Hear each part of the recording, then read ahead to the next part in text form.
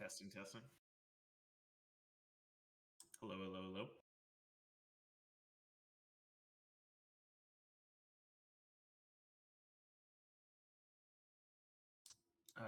Let me message him really quick. Oh, he's online. Okay, he should join.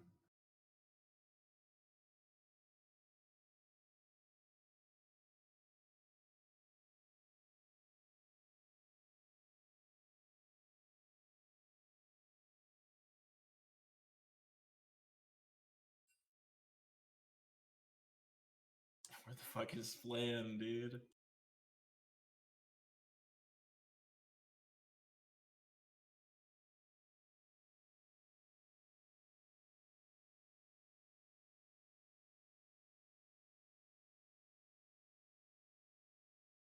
Should we give him a ring on the phone? Oh, that he joined the Discord. He should be joining in a sec.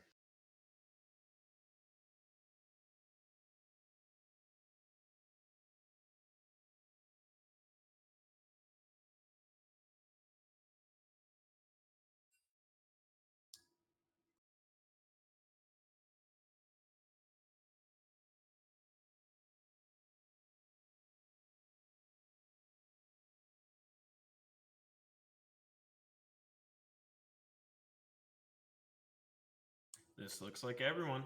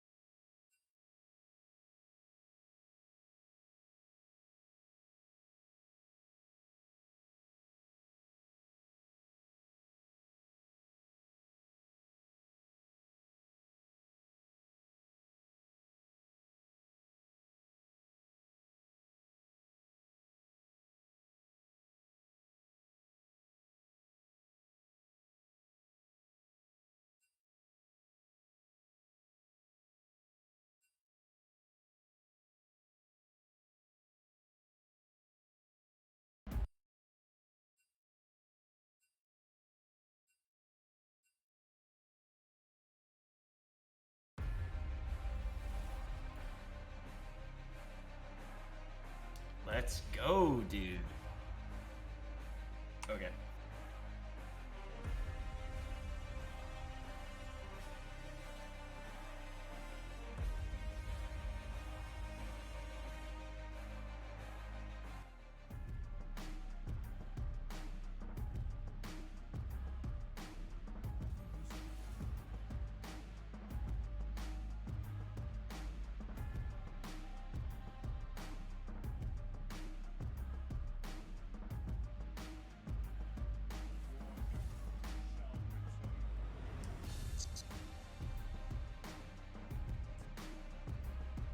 So, not to interrupt you really quick, this is interesting. Is the whole red team listed as enemy 1 through 5 for you, and then the names of the players on the left.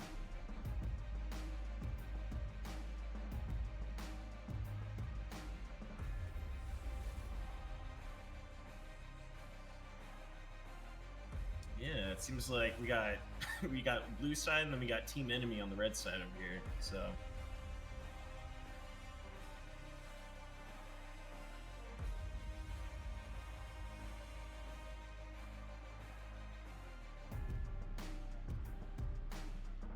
oh, was your mic muted?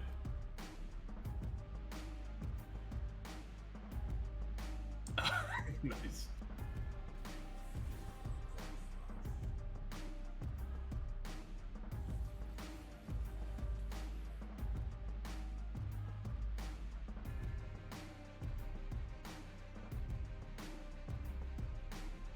Yeah, it seems like there's a couple target bans coming out, but yeah, a lot of focus on the mid lane bans here. So, blue side, they get the first pick. It'd be interesting what they go with. If I was them, probably picking something safe that goes well into blind. Okay, Vayne is not that type of champion, but can be flexed into a lot of roles.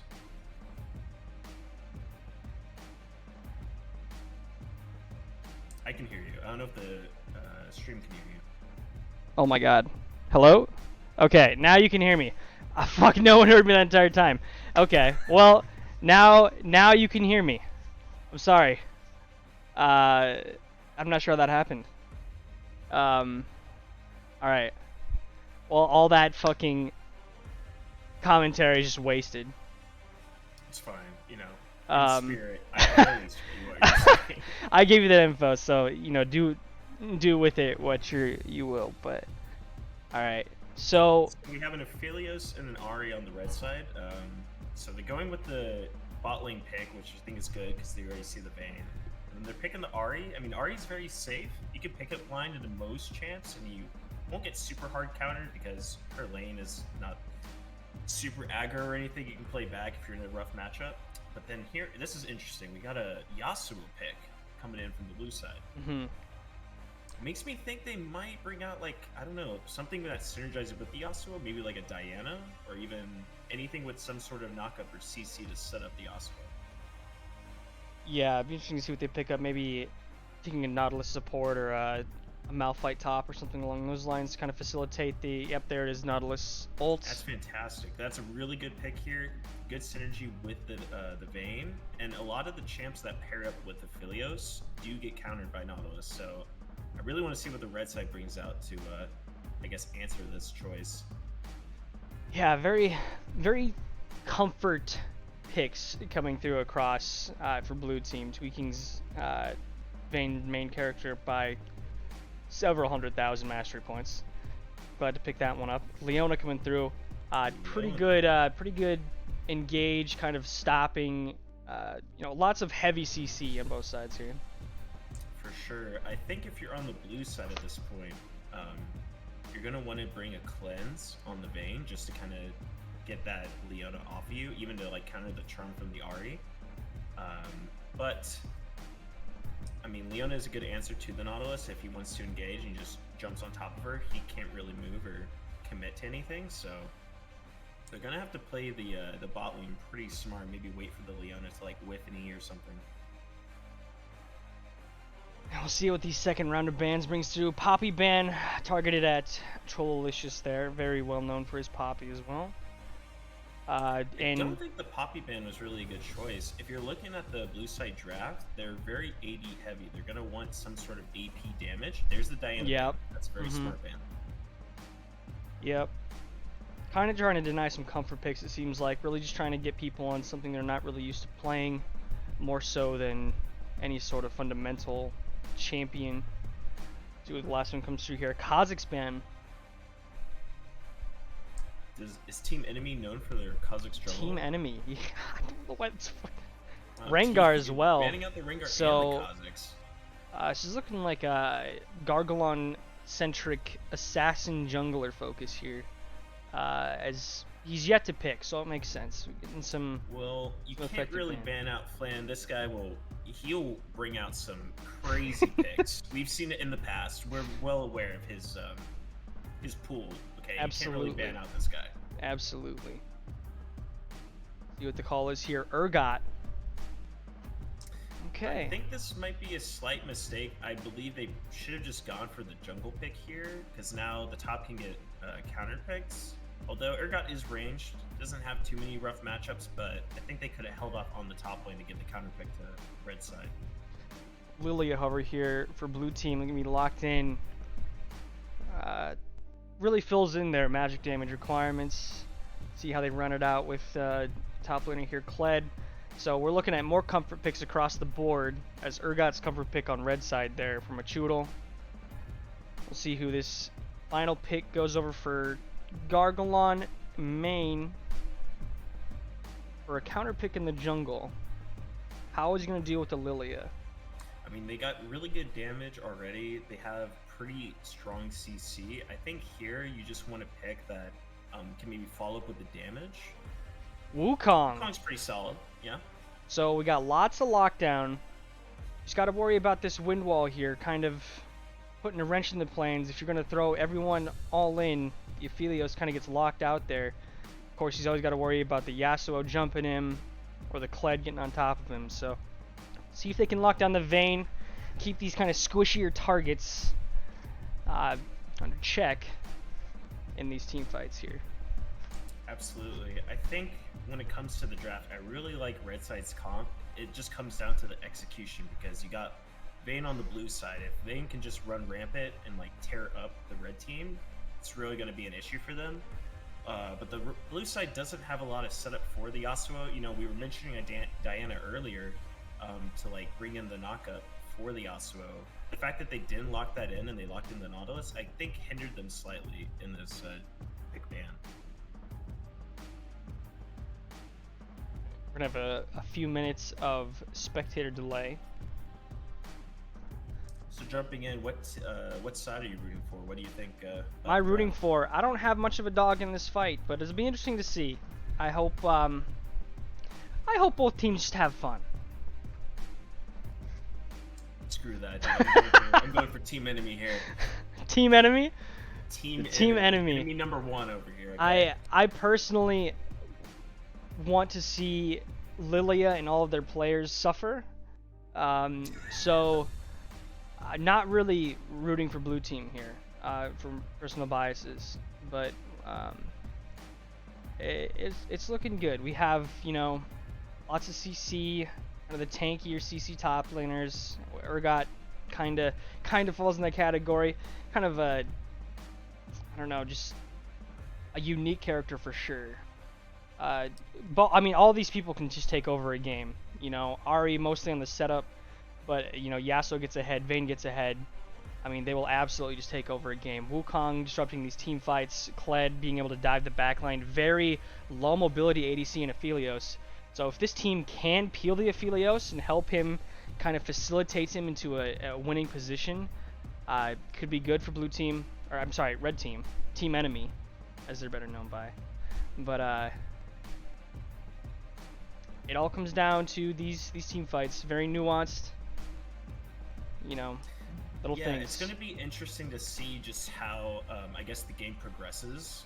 Like, in these laning phases, top lane, I think it's going to be a lot of action. I think the bot lane, too, just with how the support picks lined up, if there's any opportunity for that level 2 power spike all in, I think we'll definitely see that. Mid lane, there is a Yasuo, but I mean, Ahri is relatively safe. If the Yasuo is just running in, taking the free damage, he's going to struggle a bit, so he might need Lilia to support him, maybe give a few ganks to like relieve that pressure. But if I was on the blue side, I would be definitely looking to the top and the bot lane for the early plays. Maybe trying to get some picks there. Maybe put some pressure on the Wukong if I was the Lilia. You know, if there's any opportunity to counter jungle, this champion excels at clearing camps. So the Wukong might need to be careful with his clear. Make sure that he isn't giving away too much to the Lilia if you know, he's looking for any like early opportunities. Absolutely. You know, Leona Nautilus, very, very strong roaming engaged supports. So, you know, we could see lots of brawls really early on in the top side. Over scuttles, depends on the jungle clears. If the scuttles will be contested or not. And, you know, with the new scuttle change, they're just pretty tanky, no shield. So no easy way to just smite it and kill it instantly. Got to get through that chunkier health bar. All right, so we're finally loading in here. Hopefully no one's got toasters. Hopefully not. I think we might have a few laptop gamers, so there's potential for toaster action. But Laptop gamers. Let's go. Hashtag team enemy. Oh, can I run a poll? Hold on, /poll. Who wins this game? Blue team. Team enemy. Here you go, dude. Got 3 minutes. There's a poll. Team enemy.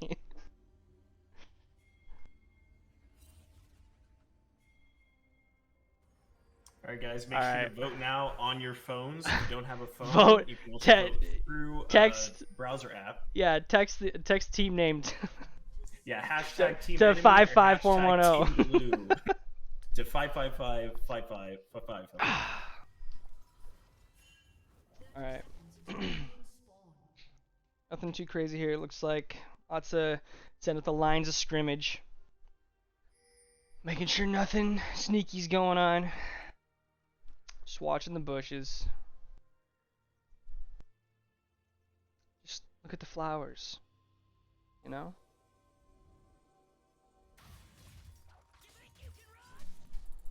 Make sure to control shift Z. Looks like we got a bit of action already breaking out in this top side.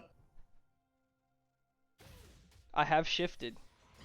A little dismount. See if they can make something happen here. I'd flash the charm misses. But completely whiffs the charm. That is unfortunate. Oh no! The timing. Oh man. Well, if they could have at least burned the Kled some, that would definitely give Urgot the advantage in this top side. This just ends up being really unfortunate for Ahri missing the flash charm. Kled just will TP back to this top lane. He doesn't lose out on much. Yeah. Pretty unfortunate. Really unlucky timing right as he's trying to Q just for the distance away. So, just missing out there. Of course, now Ahri has to start Charm level 1. Not really what you want to do. Kind of a rough start. See what happens. Online waiting in the wings here. Could be level 1 fight. Action in this bot side. Exhausted. Both Already. ADCs get exhausted. Flashes away. Low health bars now. I don't know if online not really fancying a fight much further. This isn't too bad for the red side. If Beck swaps to the red weapon, he can just easily back up. But he is committed to his green gun right now. Looks like they're just going for that early level 2. We might see an all-in here. But blue side respects it. They back off. They're just going to wait for the wave to push. Too far away. Not much you can force there. Just gonna wait for the wave to crash. Much action. We got... actually have an invade coming through. It's spotted, so he should know this is happening. What I was talking about, any opportunity for blue side to get an early invade, that's what they will want to take. And it looks like Max understands his champion very well. He's found an opportunity to take this blue, and he actually sneaks it away. Red side has no idea. It was on a ward. They should have been aware of it. I'm not sure if anyone was intention. Early gank. This is a gank. Yep.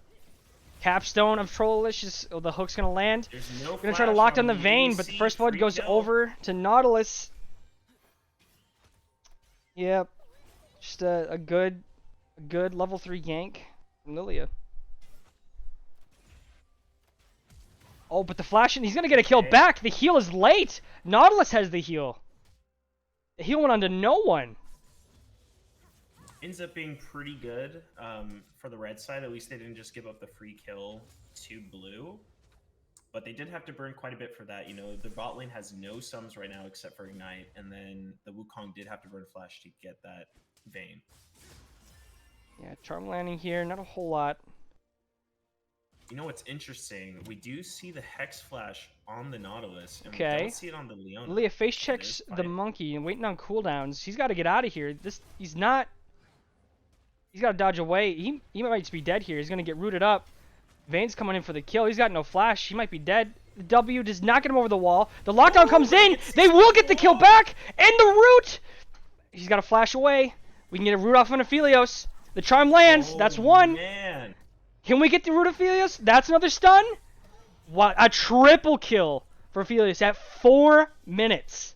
Absolute disaster for the blue side. You could see they were just going for that fight in the river, thinking that they could just catch someone out, but then Beck here with the purple gun just lines them up with the CC. They can't run away. There's no flash, no escape. So he gets 3 kills. As soon as he gets this back when they push in this wave, that's going to be a massive buy for him. An insane influx of gold. 2,200 now for Aphelios. He's up 900 gold at the 5-minute mark. Oof. Very well played from the red side. Very much accelerated this is Aphelios gameplay. Mr. 200 years. We're a little bit closer.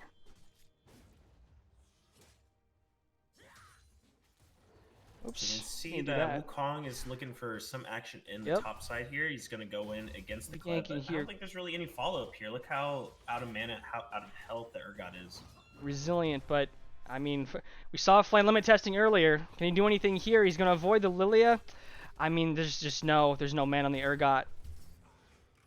Urgot's going to go down here too. He's got no flash. He's just dead.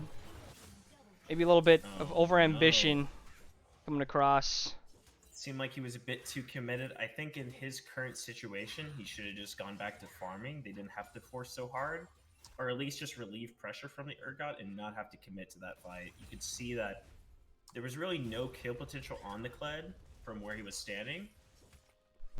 And then once the Lilia got involved, you could just see that red just, they were in a tough spot. Absolutely. I Kled one of those characters that just, you know, you think they're dead and then they just come back from the grave and they're full health again and they kill you. Kind of Aatrox-esque. Oh yeah, I didn't even think of that. It kind of does have similarities to the old Aatrox are.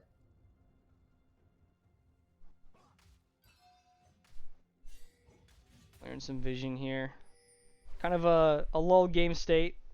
I mean, we've had a lot of action here. 8 kills in 6.5 minutes.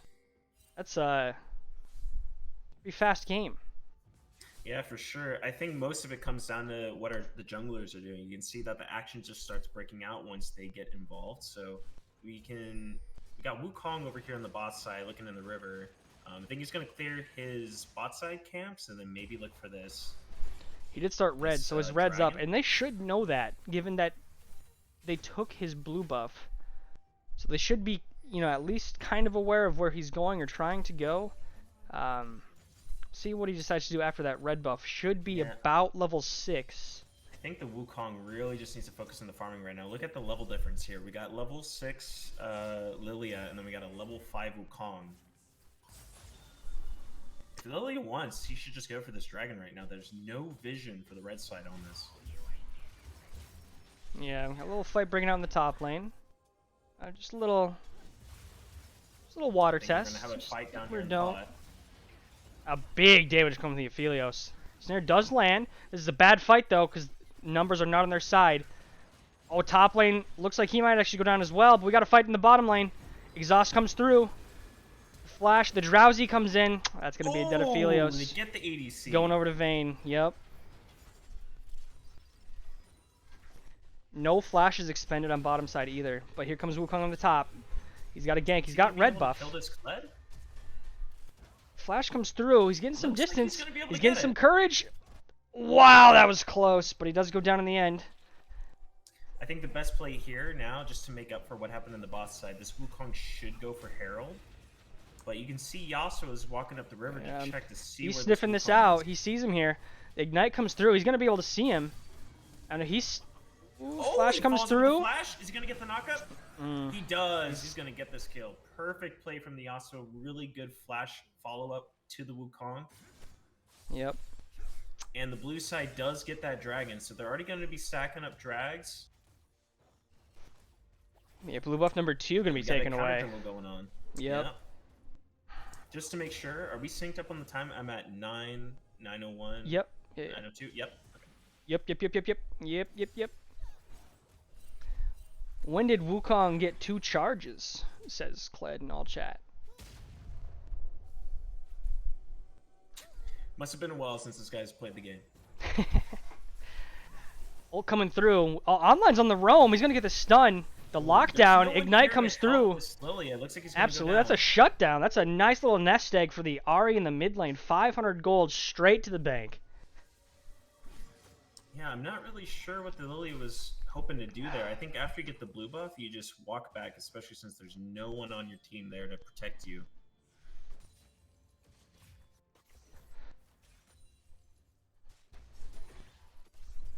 Online doing a lot of work, making his presence known. 005, almost 100% KP. Sitting on the stopwatch, got plated steel caps, lots of AD on the other team, lots of auto attacking AD on the other team. Pretty smart buy here. I just noticed, look at the CS differential in the mid. Both the mid lanes do have a kill, but there's almost like a 50 CS lead difference in that mid lane. So the Yasuo is really far ahead right now in terms of his gold value. Yep. And he's just going to be scaling up, so... Yeah. I think a good play at this point, red side... Oh, wait, hold on. Just looking like there's going to be a gank down there.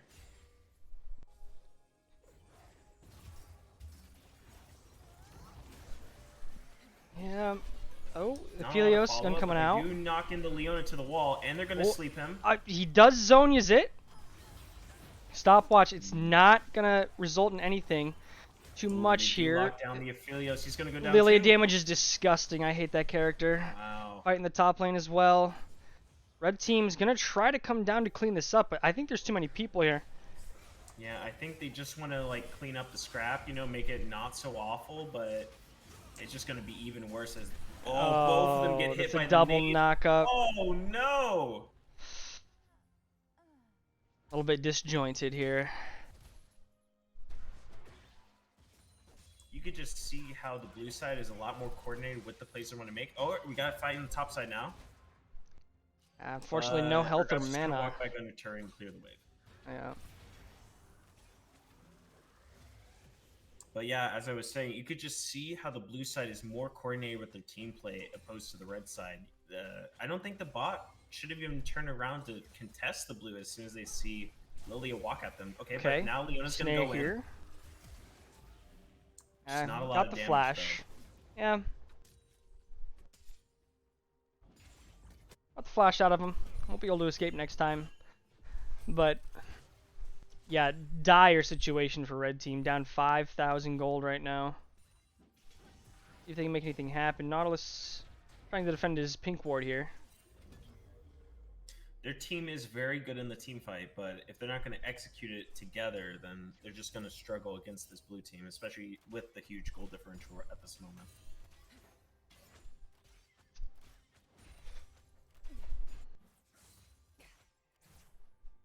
The only lane right now where they're not so far behind would be their bot side, but if Lilia keeps ganking down there and they keep getting kills like this, get those objectives, those dragons, I think when this game transitions to the midpoint, it's just going to be blue with a huge advantage and no way for red to come back.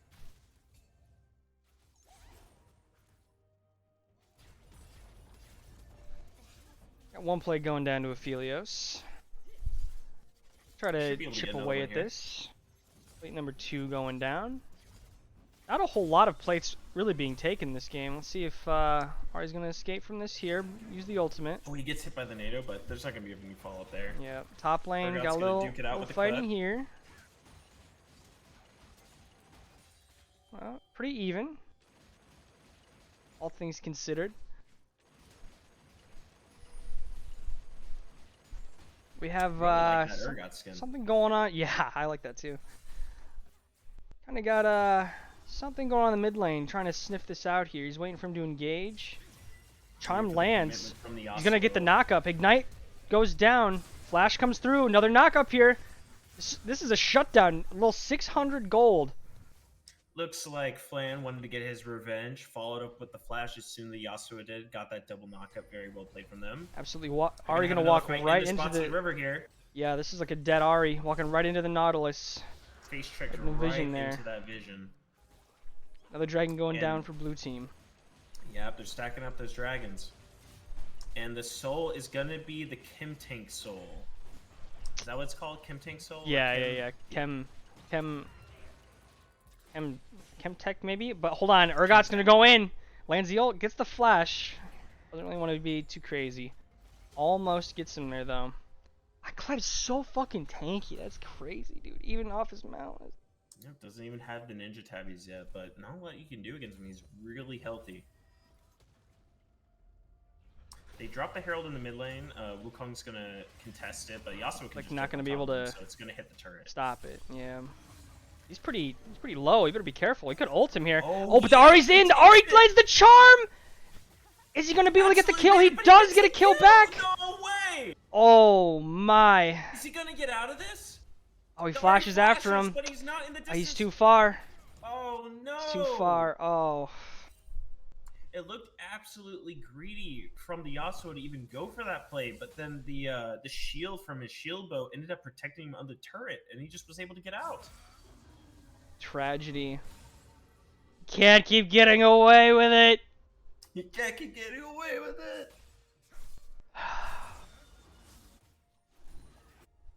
Yasuo passive, keeping him healthy enough. Shields on shields on shields for Yasuo while he dives the turret.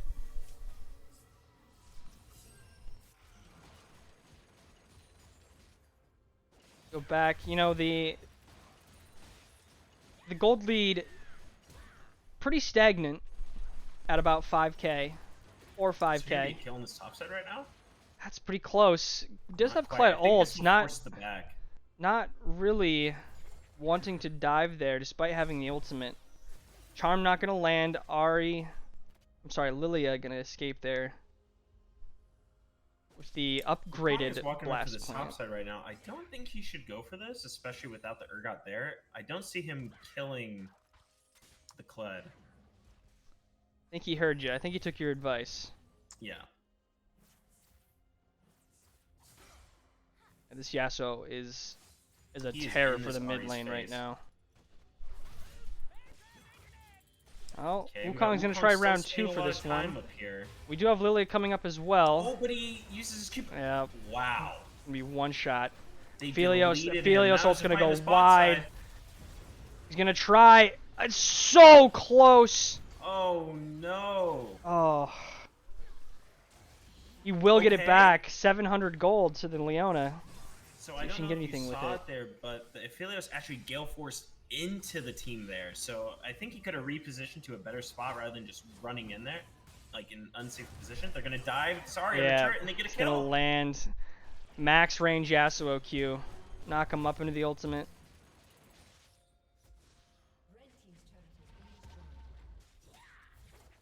This Maxi Pad guy really seems comfortable on this Yasuo. Oh, this looks like a Definitely dead defeats him. Urgot. He's asleep. He's getting run down. He's getting jumped on. Man went to sleep and had a nightmare. Yeah, this doesn't look very good for the red side. Already down so many kills. There's a massive goal lead right now in blue's favor.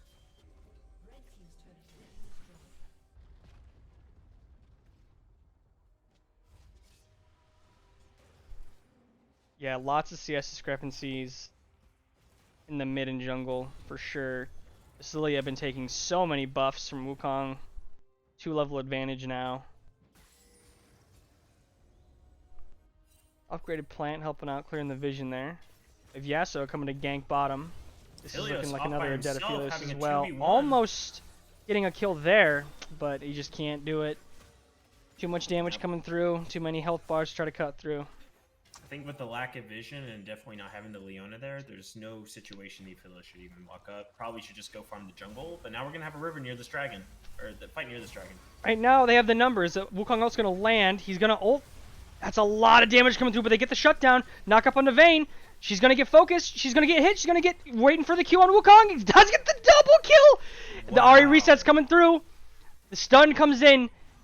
And that's going to be a triple for Wukong. Really well played from the red side. I'm surprised that Kled didn't even TP in for a flank there. There was definitely a situation he could have like assisted his team, but maybe you just assume that his team had in the bag. Charm's gonna land, but I don't think that's a person you want to charm towards you. This is gonna be a Lilia coming after you, angry. Oh! Oh! He's sick with it. You see the way that the Wukong just hopped over the wall and dodged out the Lilia? Really well played. Troll is just gonna want that one back. A flash for a W, not the best trade in the world. Looks like they don't want to give this one up. Blue's gonna go for this dragon. Was there any way that the Wukong can steal it? He jumps over the wall again. They're gonna try to kill Lilia here. They're gonna. Okay, Charm's gonna land again. That's another shutdown for Wukong. Top lane, there's a fight here. And oh, shoots it into the the Urgot ult going right into the Yasuo wind wall. Oh, but he goes back jumps. in. Oh, he gets the kill! Oh my goodness, what a crazy fight! But he's staying too long. He's staying too long. Cled's gonna come pick him up. Tosses him over the shoulder. Yeah, he's dead. He's got to know this. Gonna try to get away, but he's just buying time right now.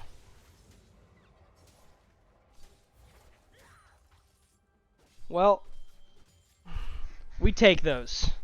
Yeah, I have to give props to the Urgot there. The way he's so far behind, but he manages just to like totally wreck this Yasuo in that 1v1. Really well played from him.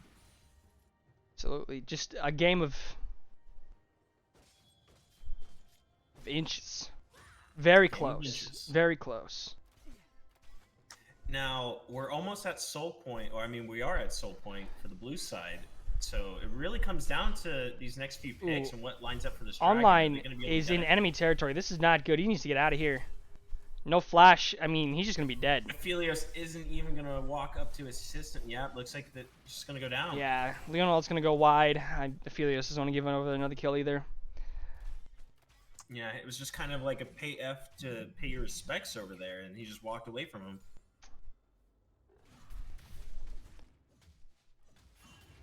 Do a little jungle cleanup here for red side. We got blue kind of converging on this mid. Okay, they put the sleep on the Ahri, but Ahri can just ult out. I don't think Ahri's there's any gonna way get they're away. Flashes flash out. away. Another. Lots Ooh, of snares him under the damage. turret. Wow, lots of tenacity or something. He just immediately got out of that route. Let's see if Wukong fancies this fight at all. Dodge away from the tornado. Wukong is sitting on R. I think he could go for this fight if his team follows up.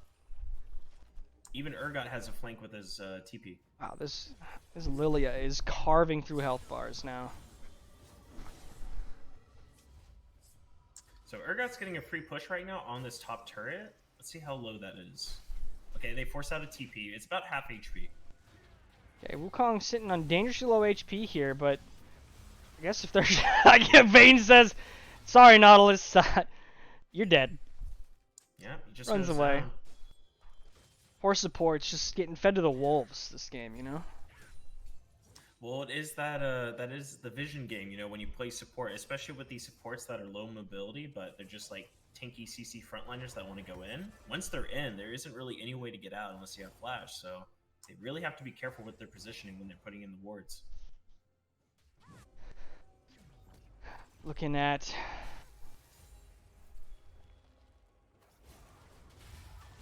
Okay, there's going to be a 1v1 with the junglers right now. Lily and Wukong are duking it out. Wukong gets the double knockup. It's just getting all this damage. Wow! Lilia. That is a huge pick. Absolutely massive. You know, if I was the red side here, I'd be just pinging out for the Baron or any sort of objective like one of the turrets. Looks like they might get the bot turret. Looks like they might get bottom turret. Walking down. Yasuo and Nautilus hot in pursuit. Leona kind of in a bad position. Let's see if they can turn something here. Looks like they're going to ult and run. Looks like Leona's just going to try to... trying to get a pick here for his team to follow up on, but See, Red we have coming down Wukong's to meet here. them. Everyone's going to be jumping on Aphelios. Aphelios instantly dead. This is just ADC in current year. Yasuo going to get some knockups. He's trying to kite away. Cled's here. Gets a Really three-man well played, knockup. and he's just fucking it. Oh, Gargoyle on main healing so much! He's healing so much! Holy He's shit. healing from everything! Can he get the heal in there? Can he live? He cannot! Yasuo lives, though. He comes back to clean up. Leona not able to help out too much here. Wow. That Ravenous with the fucking whatever that thing is healing is so much.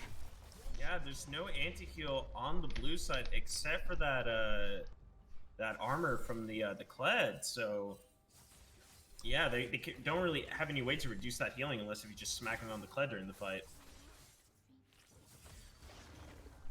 This is Dragon Soul coming up here in about 15 seconds. 2 players on red team off the map, so it looks like this is going to be a gimme for blue team. Urgot just going to get run down by the Vayne. Really bad timing to go down, but if Vayne is hanging on this top side when the dragon comes up, I mean, his team does have a number disadvantage. Yeah, they're just going to cut through this fast, thing. Though, so maybe Red's not even die gonna make instantly. It. Yeah, they end up 24 getting the dragon minute. for free. 24-minute Dragon Soul. Oh, but are we going to have them commit too hard for that one little scuttle crab? Oh, looks like someone was caught shopping. Oh, He flashed no. into the team. So that's one going down. Beck, okay, gonna get away, stay alive! Oh, trades one back, but that's a lot of Baron DPS going down, so it doesn't look like they can get anything back, despite getting 2 after that dragon. Yeah. And now they're in a really tough spot. I mean, that soul is super strong for red side. Okay, Nautilus is gonna get the little hook, but Wukong's just gonna walk out. He's gonna Trying to play some games with him.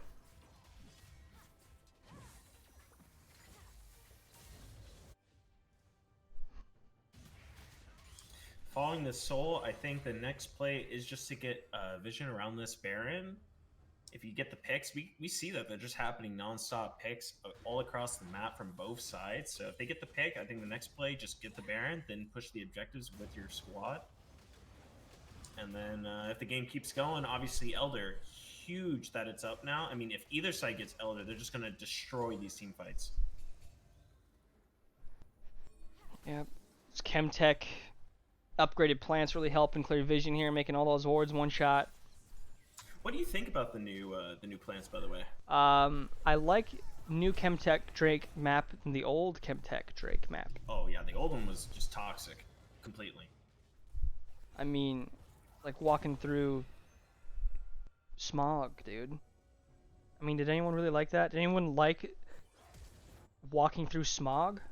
I think all the Rengar mains like the old map. Well, they changed it for like a week before they got rid of it, but here we go. I mean, Ahri's already down. Wow, this Vayne is just going just nuts. cutting through the back line. Wukong's gonna get a few knock-up, but it's just This not enough. Gosu, Everyone's look at him dead. just getting this free DPS, a Triple kill for the Vayne. He's gonna run down. And they're looking for more. They're chasing down this Leona. And the Urgot's TPing bot. He's like, fuck this. I'm going across the map. He's gonna burn too. And It's Leona not goes down. enough. Wow. Okay, Kled's They're gonna TP mash the bot. teleport here. It So looks not like they're even- gonna go for the mid push rather than go for the Baron. I think that's fine. They really should go for the Baron though. I think that would have been a much more solid play rather than just getting the free waves to the blue for this mid inhib, but totally fine. They're gonna get the turret, they're gonna opt for the turret, they're not gonna go for the inhib, and they're just gonna go straight to the Baron. I like this play. This is really smart. Yeah, it's looking like they're gonna have enough DPS to do it. Yeah, and with the Vayne, with the Lily, just getting that constant DPS, they just shred it in seconds. I don't think the Red's gonna be able to make it in time. Already down to half. I mean, Yeah, it's mere completely seconds and this theirs. thing is deleted. Now they get a reset. Let's pay attention to what they're buying. This Yasuo is probably gonna have like a full item here. What's it gonna be? Just shy of Death's Dance, it looks like. Just shy of Death's Dance. And The Vayne is going a bit with the tanky build, getting a Randuin's Omen, and with the AD that's jumping on top of him, you know, with Yeah. like the Wukong and everything, it's gonna be really hard for them to kill him. absolutely. You know, Ahri more of a facilitator for team fights, not really not really a solo carry AP type champion, more of a solid lockdown pick. Ooh, the ult, he's gonna flash to land it. Well, he commits to a Not a flash whole lot to of chase down backup the right Lily, now. but look at this movement speed from the Lily. Yep. It's just, Oh, you can but follow up. oh, they get the Vayne. The but the Vayne Vayne's spotting. bleeding. Vayne's gonna go down. So Vayne's dead. What else can they do? Lily ult's gonna come through, land on 2. That's big damage on Urgot. Looks like he's gonna burn down. Charm's gonna go wide. If there's a wind getting wall all there, this AoE it's a wind damage wall. on. They And can't look do at- they're anything. still gonna Nautilus get gonna come through. Yeah, it's too much CC, and they're just gonna go down. Wow, that wind wall completely ruining any chances. I think that's game here. They have this. They have the minion wave with the Baron buff, so they're just gonna push in and finish it up. Looks like gonna be all she wrote. Yeah, Wukong is up in 10, but I don't think he can defend this against 4 players. No, way too much damage coming through. GG called. Nexus gonna be destroyed here. So blue side is going to move on to the winner's bracket. Red side will go to the loser's bracket. They're still in it. Yeah, remember, they're not out yet. Double elimination. And of course, next will be best of 3. Yep. So, looking through here, you know, Wukong doing 24,000 damage. Tried his best, did pretty good. I mean, the Lilia just carving health bars. 32,000 damage. Yeah, there was glimmers of hope for the red side, but there was just some, I think, poor decision making when it came to the macro in those early plays. Rather than scaling up, getting their items, and looking for team fights, they kind of just went in one by one almost at points and just got wrecked by the blue side. So, a couple decisions that just escalate into the red side falling behind and the blue side getting a massive advantage. And then the Vayne, man, we saw in those team fights, her and the Lilia just completely wrecked them. Even the Yasuo had a massive advantage in the lane phase that Ahri couldn't compete with. So, well played from blue, and even well played from red. You could see they were trying their best. Yep. All right, hold on one sec here. Looks like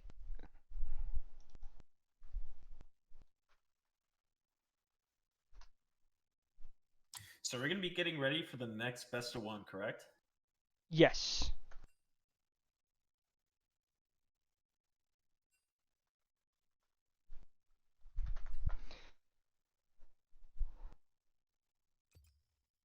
All right, let me get you in here.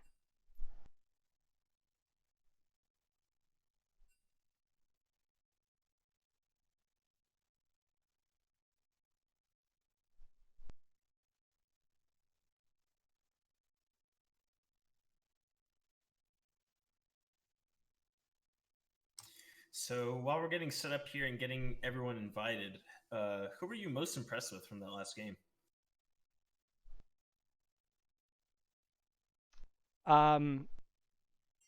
Honestly, Trollicious pretty much took over that entire game. Invading from like level 2 or 3. Give me 1 second though. For sure, for sure. Yeah, I know the Lilia definitely well played. I think Max understood his champion very well. The pick was smart. They needed some magic damage on his side, and he definitely brought the magic damage with those like AOE Qs. And the sleep obviously very very good CC for his team to like get follow up to that engage. And just taking away all those objectives from the Wukong. I think at one point there was about a 2-level advantage. Lilia being 6 and the Wukong being level 4, so makes it a lot easier for the blue side to execute plays if the enemy jungler is way behind.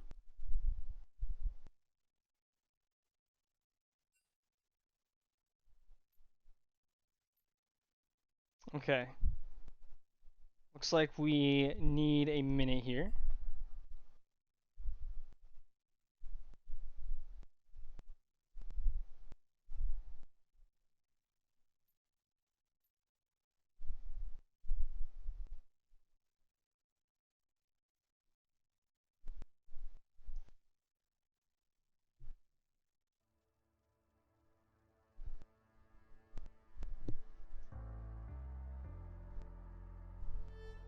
How about we let's play some music on the stream and then just like a short break Yeah, while we're yeah, yeah. getting the lobby set up.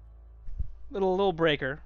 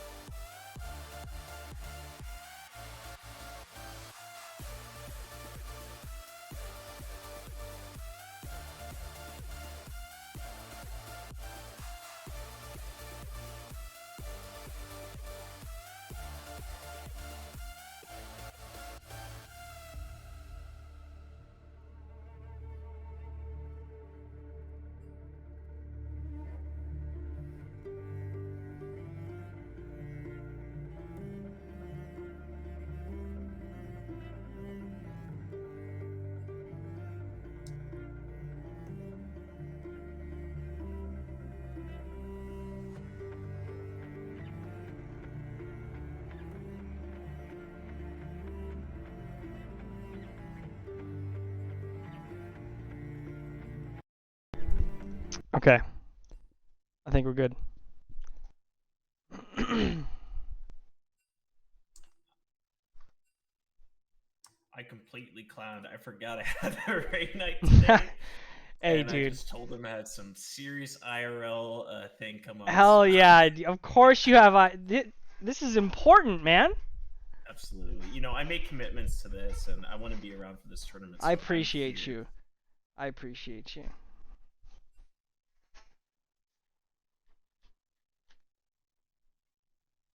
So yeah, it looks like we got both the teams set up. Team 1 and another team enemy here. Yeah, blue team and then enemy team. Exactly. I recognize some of these players, but there's a lot of new faces in. We got a little audible on Yeah. team enemy. Aussie the Great coming in. Last second substitution.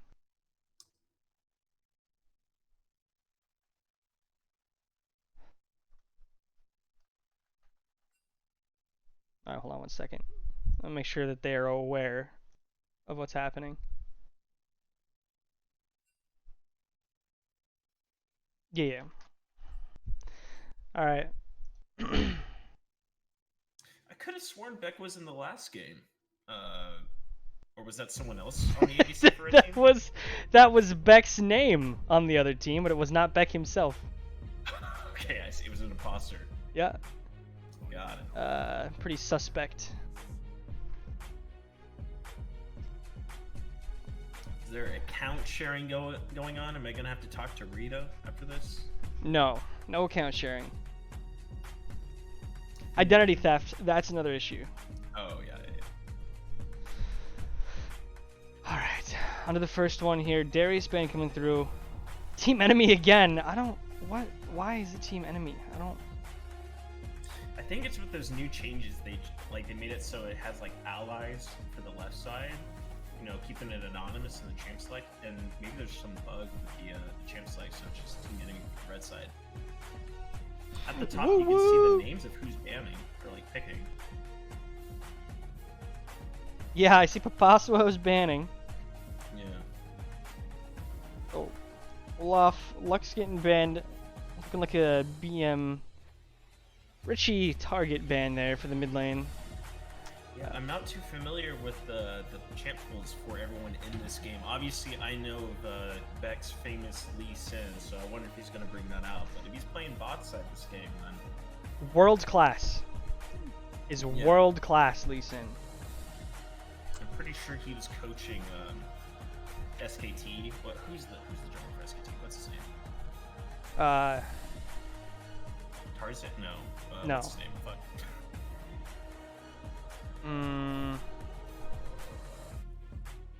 I would know it if I saw it. Chat, help us out. Who's the jungler for TSM? Or not TSM. TSM. Well, SKT. I was gonna say Beck's basically been coaching world-class players with his world-class success. So. Faker, Gumayushi. Who's their top laner? I don't even know. I'm just gonna Google it, because otherwise, SKT roster.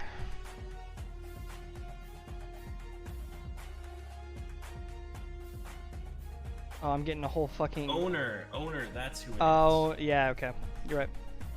Alright, anyway, Mr. sorry, Boom. back to the draft. Alright, we got Ezreal, Nico, Heimerdinger on blue team. Team enemy locking in Jin, Zed, and Mordekaiser. Oh, interesting draft. I'm guessing the Nico... I mean, you could flex that mid or top. I don't know who on that team really plays Nico. And then we have the Heimerdinger and Ezreal. I'm guessing Heimer's going to go bot with Ezreal. It's a decent combo. There isn't a lot you can do. It's a very safe bot lane. Yeah, Scott Spurn's signature pick there on the Heimerdinger. Aatrox ban. Looking like they just want to take stuff away that is kind of good in the meta right now. Yeah, well, I mean, they even showed their hand with the Mordekaiser, what they're playing in that top side, so I think they just want to ban out any, like, rough matchups. They do ban the Udyr. We'll see what the last ban is on blue side. Kind of a safer looking team comp for blue. They probably would have banned out mids, like any AP champions. We already see, well, not really necessarily AP. They could pick another like AD, but yeah. Sorry, ban out like supports or maybe the junglers. Yeah. There's a Senna ban. Senna ban. All right, so thinking it's probably Mordekaiser top. Could be jungle. I mean, you know, it is a viable flex pick. See where it ends up going here when this lock in for Avacor. You know, if I was on the red side, I would be looking for a pick like Morgana. Really pairs well with Jhin and does have like anti-CC for like wanting to walk in to the blue team here. I'm just trying to think what supports you would want to pair with the Jhin, because you don't really want hard engage into that comp. Yeah, Lilia pick again. Looking pretty popular so far. No Got way. pick the Teemo. No. Teemo jungle? It's pretty good. No. There's the Lee There's Sin. the Lee Sin lock-in. So we're gonna see SKT Kronzus on his signature pick. Let's see how they round out this comp here with Koplop. I mean, really safe, really far away hit 'em comp here for blue side. Yeah, they're very safe. I mean, they have pretty decent team fight, but they're wow. Okay, so it's gonna be a laning Heimer with the support Thresh paired up with the Ezreal. I think that's kind of a anti-synergy bot. I mean, the Thresh pick's not bad. You could definitely like disengage if someone's committed on their backline, but I don't know if you really want to pair Thresh with Ezreal in most cases. Nautilus over here for Aussie. He's gonna lock it in, so teams are decided. And yeah, lots of AP blue side. I mean, the Nautilus pick's not bad. There is CC there, and it pretty much makes it sure that the Jhin can follow up with a stun with the Nautilus lockdown. But, you know, that Nautilus is going to have to jump into a Heimer Nico, and that is definitely no fun for the Nautilus. And I mean, even the Ezreal could just like hop out of his shit, so I don't know if that was the best pick I would have gone with support. The red side, a lot of their champs are low range, want to go in, and then the blue side really wants basically the red to come into them. Alright. Final loadout seconds here. Who do you think won this draft? So honestly, I feel like it's very difficult for blue to navigate this game. It's very safe, but you know, if red gets any sort of lead where they can engage on you, you are just going to die on repeat, is really what it feels like. But you know, we'll see how it pans out. You know, pretty safe picks, pretty comfort picks, it looks like, for blue side. Scotsburn and Riffic making their first appearance on the Rift in several years. Do you have a good Ezreal build?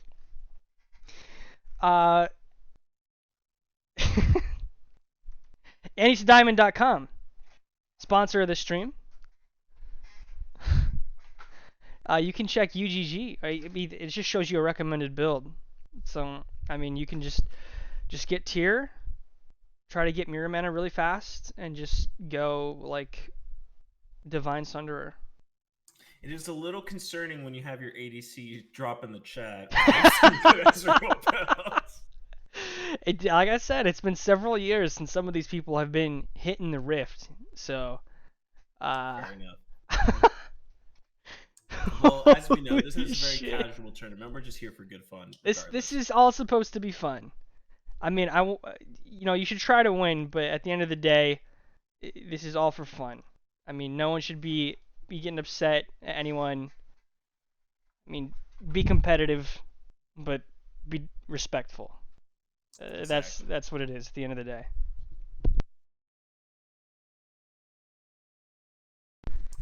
No, but to circle back to what you said earlier, I absolutely agree. I think it's a little bit harder for the blue team to navigate and probably find the win with the champs they have selected. Yes, they're kind of a disengaged comp. They want the enemy team to go into them, but they're not very high in the damage department. So, Mhm. I mean, if you look at the red side, man, they have so much CC. They have really good damage, and they have really good follow up to their CC, and their team fight is like really strong. So yeah, Blue's gonna need to make sure they don't fall behind, that they get their core items, and maybe they just play around the objective fight super well. That would be my strategy for the blue side. Yeah, absolutely.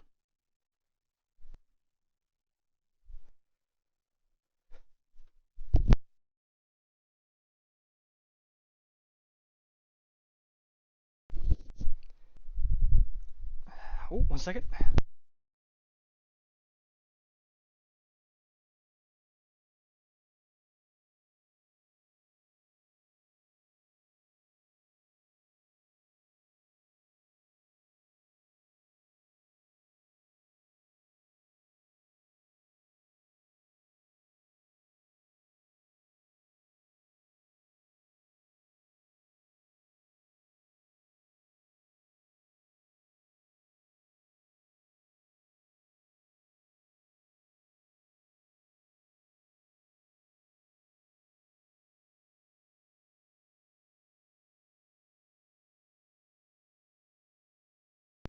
Also, that's my bad. I forgot I was not streaming and that you had to join all these games. Do you want me to stream, or are you good with what you're doing?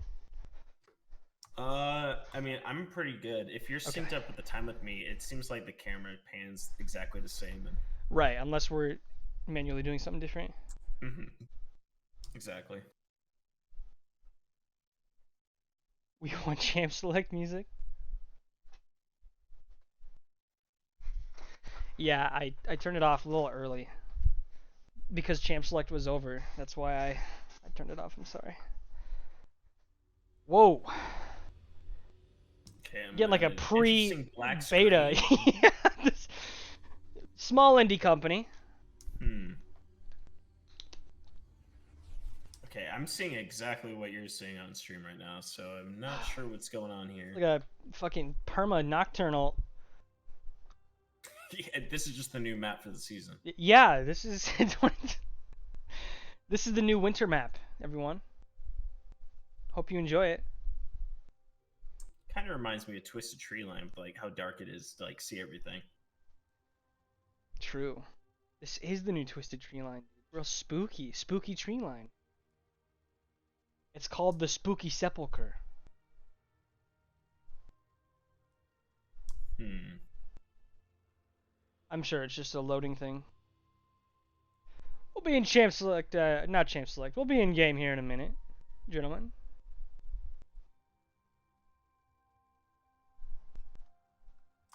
Take this time to move the people to their correct locations.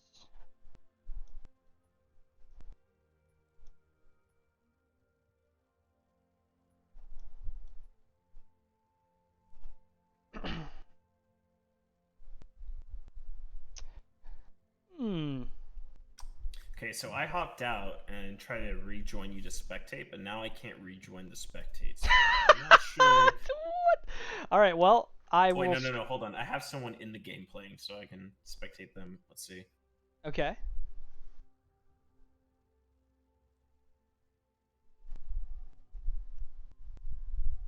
I'm hitting play. Nothing's happening. I think this is what happens when there is a long loading screen. Um, I Oh, think I'm in. Okay. I'm gonna. Do you want me to stream it? you said you We are go in. on together. Yeah, I'm in. You want me to stream it to you? Uh, I should be able to spectate someone in the game. Okay, then if you hop out, you might just need to rejoin spectate because it glitched. All right. Yeah, it looks like the first minute of the game was removed. for some What? reason. Yeah. Okay.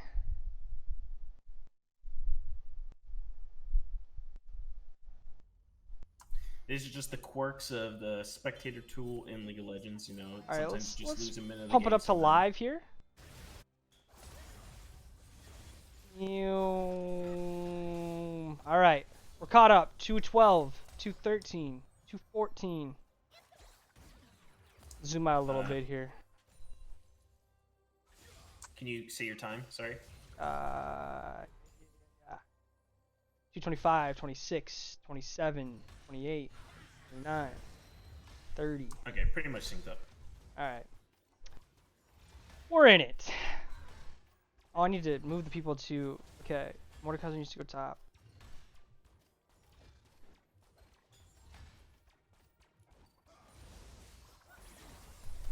All right. Oh my god, lots of trading in the mid lane. Holy shit. He has the flash. He's gonna get a solo kill at 2 minutes 53 seconds. First blood going over to Game NBM. All summoners down though, so we'll see if that's a point of contention there for the junglers.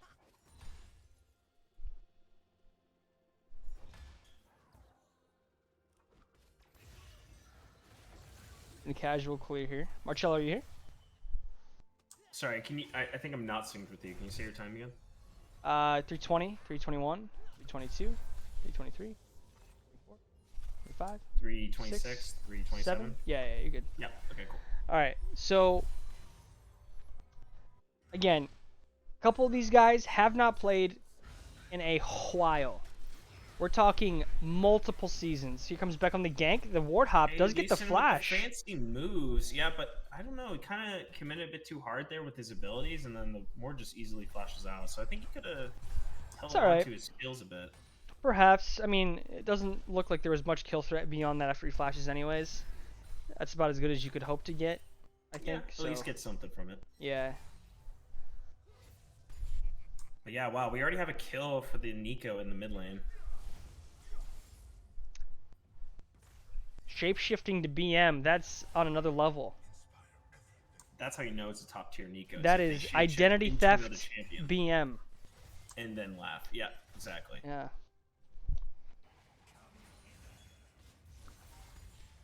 Now, I don't expect a lot from this bot lane, to be honest. I mean, Ezreal really just wants to poke from a range, get his items. Once he, gets the sheen and everything, he can start really playing up in the lane. Yeah. Like And I then said, with the Jhin Nautilus threat, I don't really think they want to fight. yeah, again, returning players. Ooh, whiffs the Q. Gonna shadow out of there. Nice, easy avoided bottom. I'm sorry, mid lane gank. Lee Sin's walking down the river. You might bump into this Lilia. Yeah, it looks like something might happen here. He's pretty Should slow. still be on cooldown. He's gonna avoid out Just some gonna of walk that. away here. Yeah, thinking better of it. Not gonna try to take that fight with the Lilia. Now, pretty smart from the Lilia here. Gonna go for this invade, and I think Lee Sin might bump into him.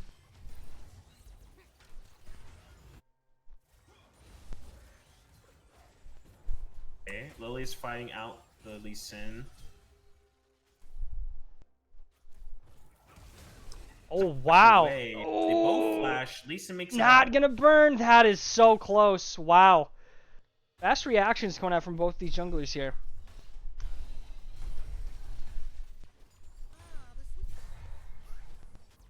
Very close.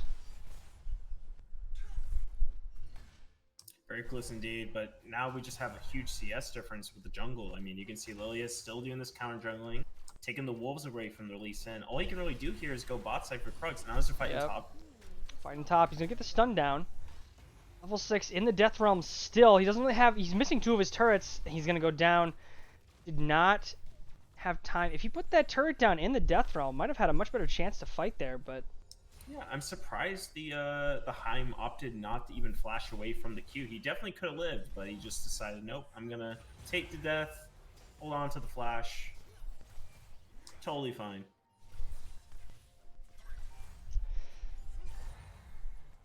Yeah, pretty resilient player. He'll be alright. He knows what he's doing.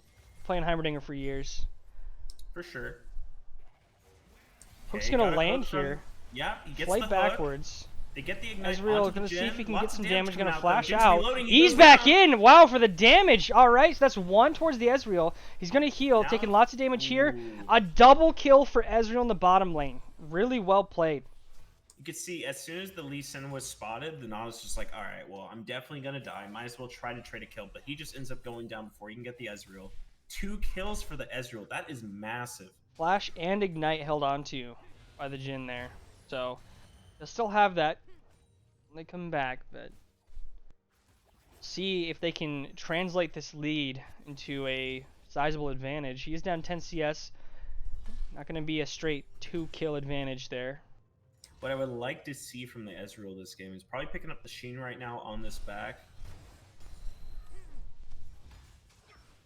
And these days, I don't really know. Do they? I'm guessing most Ezreals go Trinity Force they're building. You know, I think he's looking up the question. I'm sorry, the He's answer to looking your up the build question. as we speak. He's pulling up He the is build definitely. Fire He is. Looks like he's going for the Trinity Force. Guy. He did doesn't build buy the Hearthbound Sheen, Axe which is and a bit Kindle of a Gem. head-scratcher. Looks like he's still thinking about what to buy in We're base. still debating. We're still looking at the items. What did he settle on? Oh, he just kept it. All right, so we're walking back. We're walking back. He spent about a good minute and a half in the base, just looking at the shop, making sure everything fits in his backpack. Lots of nice items in there. He's not gonna really miss out on much too. So, not the end of the world. This wave should crash by the time he makes it. Oh, but Ooh, he's gonna get Thresh snared, getting hooked locked down. in. CC already half HP, forces Too the much Jhin damage. R. Let's see. Reload. We also have a fight in the top lane here. Don't care about that. All right, let's go back. Yeah, Top looks lop like gonna Ezreal escape. blocked the shots. The Thresh is pretty low, but not gonna go down. Moving forward, we do have a gank coming down bottom lane. Gonna walk on the trap. He's gonna be slowed. Decides not to go in. It's another trap on the way out. Little parting gift. Still a bit of a throwback from last game. I mean, Lee Sin's a bit behind this jungle. Oh, Nico Oh, ults misses. does the blind ult's not gonna land? It's gonna get locked down. He's just gonna be dead. Absolutely destroyed. Now, if you're the red side, you just go for this dragon here. That's a free kill. No way they're gonna contest it. Should be a Wait, was free that ocean Nico dragon. disguised as Lee Sin ganking? Yeah, that threw me off too. I actually thought that was the Lee Sin. Did I don't know. All right, well, he sniffs out this here. Uh-oh, Let's see if he can Lee get gonna this go for kill. this? 2,000. Beck is He's gonna be legendary drowsy. steal. He's gonna get focused down. Can he steal the? And Oh, it's so close, but no cigar. It was a valiant effort. Was not able to secure the dragon. yeah, definitely no grave cigar there. Definitely taken No. away by Riot. Grave cigar. I respect the Lee Sin, going for that play, but as soon as the Nico goes down, I mean, if you're dead in the mid, you don't really want to give up that dragon. It's okay to give up that dragon, rather. Giving up the death and the dragon, not something you want to do at this point. Yeah, Lee syndrome. Old habits die hard. Absolutely.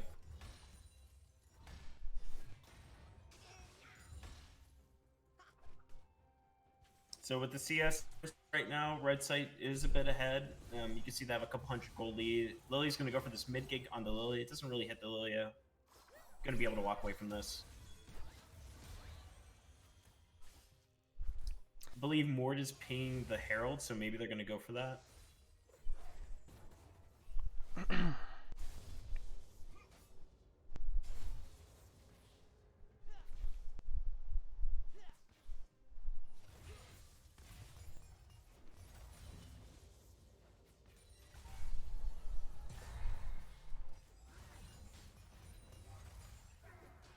Ult coming up onto Ezreal.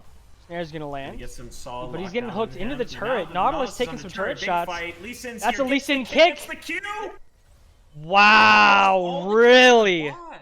really well played. Turn that on its head for blue side. And this Ezreal picking up 3 kills, 3-0 and 1.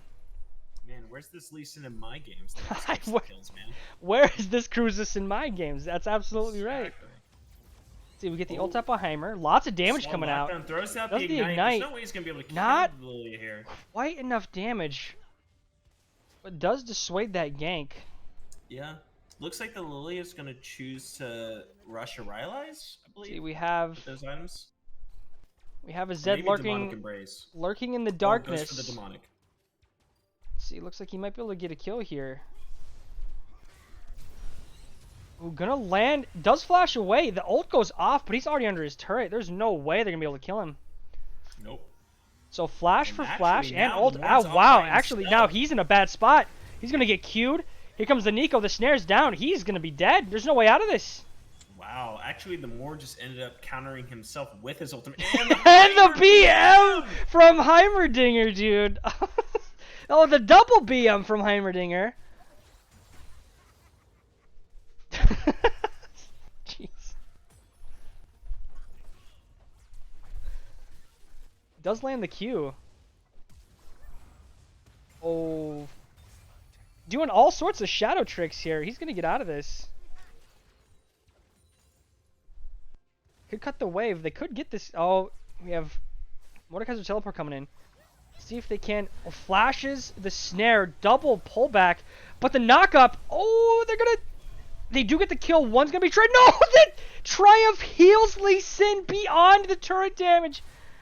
They get nothing back. Another fight in the bottom lane, but this time it's 3v2 for red side. Ult comes through doing a lot of damage. Gonna be one kill taken, but looks like it's real safe.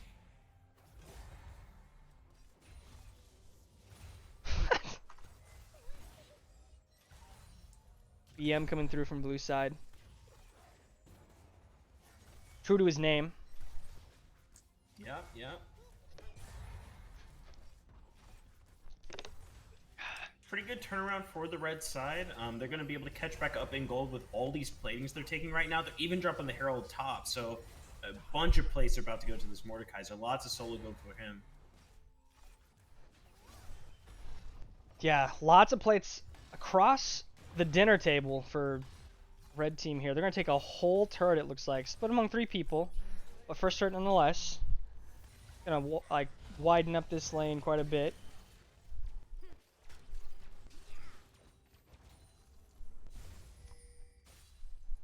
So blue side's Lee Sin is spending a lot of time assisting his team, you know, looking for plays, getting them ahead. But he is pretty far behind this Lilia, so he needs to be good about at least clearing his jungle camps here to be able to catch up. The dragon is about to spawn, so I'd be interested to see if they're going to go for like some sort of team fight around this objective. Unfortunately, Heimer doesn't have a TP. He can't really walk down to help us unless if he just moseys on down the river. But Moore doesn't have a TP either, so it'll be a fair fight, assuming everyone's there. Zed's going to go in on the Lilia, gets a bit of, or the Nico rather. Ults Nico. Nico's going to R, misses it. Gonna get the shield. Lots of damage on the Nico, but survives. Looks like she's gonna be okay. Ignite's not enough. The Heimerdinger just intends to do Heimerdinger things in the top lane. They're gonna start up next dragon. Despite not killing the Nico, they're going to be able to contest this objective now because they do have a number advantage. They get the pick into Zed with the hook, but no one's there to follow up with the Thresh. Thresh going to take a lot of damage here. The Jhin ult. Jin's going to use the ult. Lots of damage coming out. Okay, Lilia following it down. up. Gets the Lee Sin. Probably going to get the Thresh here too. Gets the double. Still chasing. Maybe overcommitting. Gets stunned by the Nico. Still fighting. And goes down from the Ignite Nico. comes Big through. shutdown. Okay, Gale Jhin Force. follow-up That's with a the Gale a Force. heated up turret though. He does he get gets the kill. executed. Wow. Completely worth. Gets a massive shutdown. They're probably going to go for the dragon here. It prevented them from taking the Drake momentarily. Task failed successfully. I think they overcommitted a bit there, but I mean, I respect the play. You know, they're just trying to push their advantage anywhere they can. They're going to go for the dragon. Lee Sin's going to go towards his top side. Okay, they actually back out of the dragon. Maybe they were worried Lee Sin was going to head straight over there.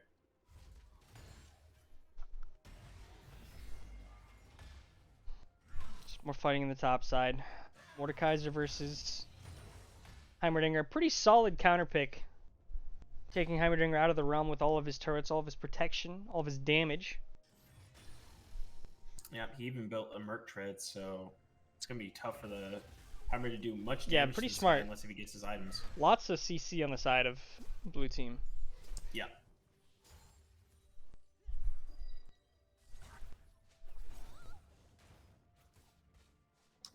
So once they get this blue here, looks like they're finally going to go for dragon. Lee Sin kind of hovering around, maybe calling for his team, hey guys, we should go for this fight. We want this dragon. But at this point, you probably should just give it. I don't see them winning it. Getting some poke onto Jhin. Does not land the stun. Flashes out of the hook. Lots of flashes being burned here. Red team secures the dragon. That is the second dragon for them, and we're gonna have a Chem Tank dragon coming up. Another Chem Tank soul. Chemtech soul. Chemtech, fuck. Man. These names just suck. Brian's friend is playing a good Lee Sin. Yeah, I know Brian's friend. Kronzus, I think his name. Yeah, Krumzus as he's known.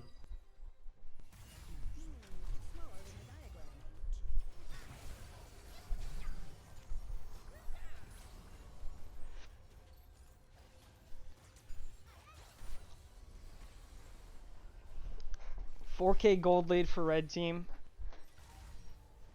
And yeah, this is kind of what we're talking about though. They get to a point where they can jump on top of you and they're just gonna kind of beat you down. Yeah, I mean, we saw that early lead for blue getting all those kills to the Ezreal, but it hasn't really translated anywhere else on the map right now. We do have a gank coming in. They're looking for a kill onto the Zed. Yeah, Zed ults Ezreal, flashes out, doing some fancy footwork, and looks like he's going to make it out, but Nico is converging down. Deep in enemy territory. Let's see if he can get out or if he can execute people trying to hunt him down. They do see him. Gonna miss on the abilities, but he is gonna go down here.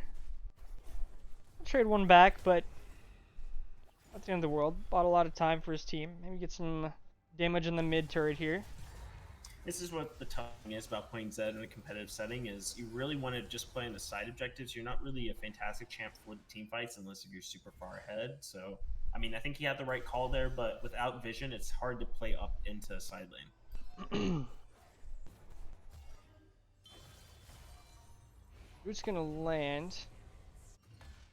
Not much. Just a little bit of poke coming out. Yeah. Waiting for those objectives to spawn. There's nothing really happening at this point in the game. They're putting some pressure in mid, but it's gonna be hard to get any damage on this turret. Ooh, nearly misses the hook there on Jhin.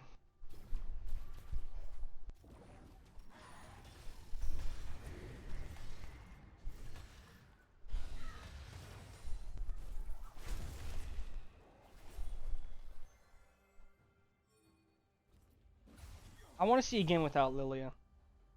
Me too. I'm a big fan of this champion. Maybe next game. Okay, Mord's up here on the top side. If someone goes in on him, honestly, you could probably just hit the R button and 1v1 them in Death Realm. Now we're going to have a big team fight coming up. Yep, Nautilus all coming through. We do have the Heimer turret down. Exhaust coming through. Already two dead. The team are down. Make it three. Three dead. We have Thresh in the Death Realm with the Mordekaiser, and he's definitely going to go down here as well. Oh, he flashes out. He does make it. He's going to get snared, though. Does stun him under the turret. Not enough to kill him, though. Not really sure what the blue team was thinking about. They don't have their Ezreal there to help them. Okay, Jin's going to go up. Gale Force does a lot of damage. Stuns up the Ezreal. Chunks him a bit, but not going to get the kill or anything. Now, I feel like this is a wasted opportunity from Red. They just scored 4 kills, and they're not even going to go for this Baron here, which is a bit of a head-scratcher. They just opt to steal some jungle camps from Blue, put the Lee Sin more behind. Yeah, it looks like they're just content to kind of just keep their stranglehold on the enemy team by just taking all their resources, taking all their jungle camps. Nothing left to take here. Maybe set a bait. They do see him though. No ult, no flash. See if they can actually make something happen. Does not look like it. Take away the scuttle, and now they have their own jungle to farm. We do have Drake coming up soon. Yep, Drake will be spawning. Maybe the red team just wants to play safe. You know, hey, we already have a big lead. We have these dragons coming up. We'll just play for the soul, and then, you know, execute at that point. We don't need to force anything wild. Blue, on the other hand, I don't know. It's really tough. They need to probably secure some vision in this bot side. Okay, they lock up the Jhin. Let's get a snare. The stun's going to land. Oh, messes up the flash kick. He's going to go down. He's not going to go down. They will get one back, but Bit of a tragedy on the insect attempt there from Cruises. They lock in the Oh, ward. The I ward hear doesn't. myself He does twice. have ult. He's gonna death realm the Thresh. He's gonna duke it out with him. They Okay. lock down to Lilia. Lilia slept. It takes a lot of damage. He has to Zonya as Lee Sin, very low Health HP. bars Goes down to just Lilia. getting Mordekaiser shredded followed up, here. takes down the Heimer. They're chasing down the Ezreal. He's super low. I think Lilia's gonna get it here. Oh yeah, Yeah. He's out for the count. Now they can just get this dragon and probably even a couple turrets while they're at it. A little banter back and forth. Red and blue. A little winky face.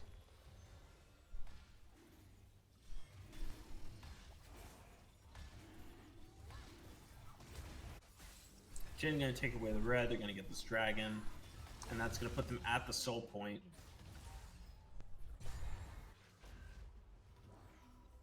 Now the champs don't utilize the this soul's power super well, but obviously if they get the soul, then it is pretty huge.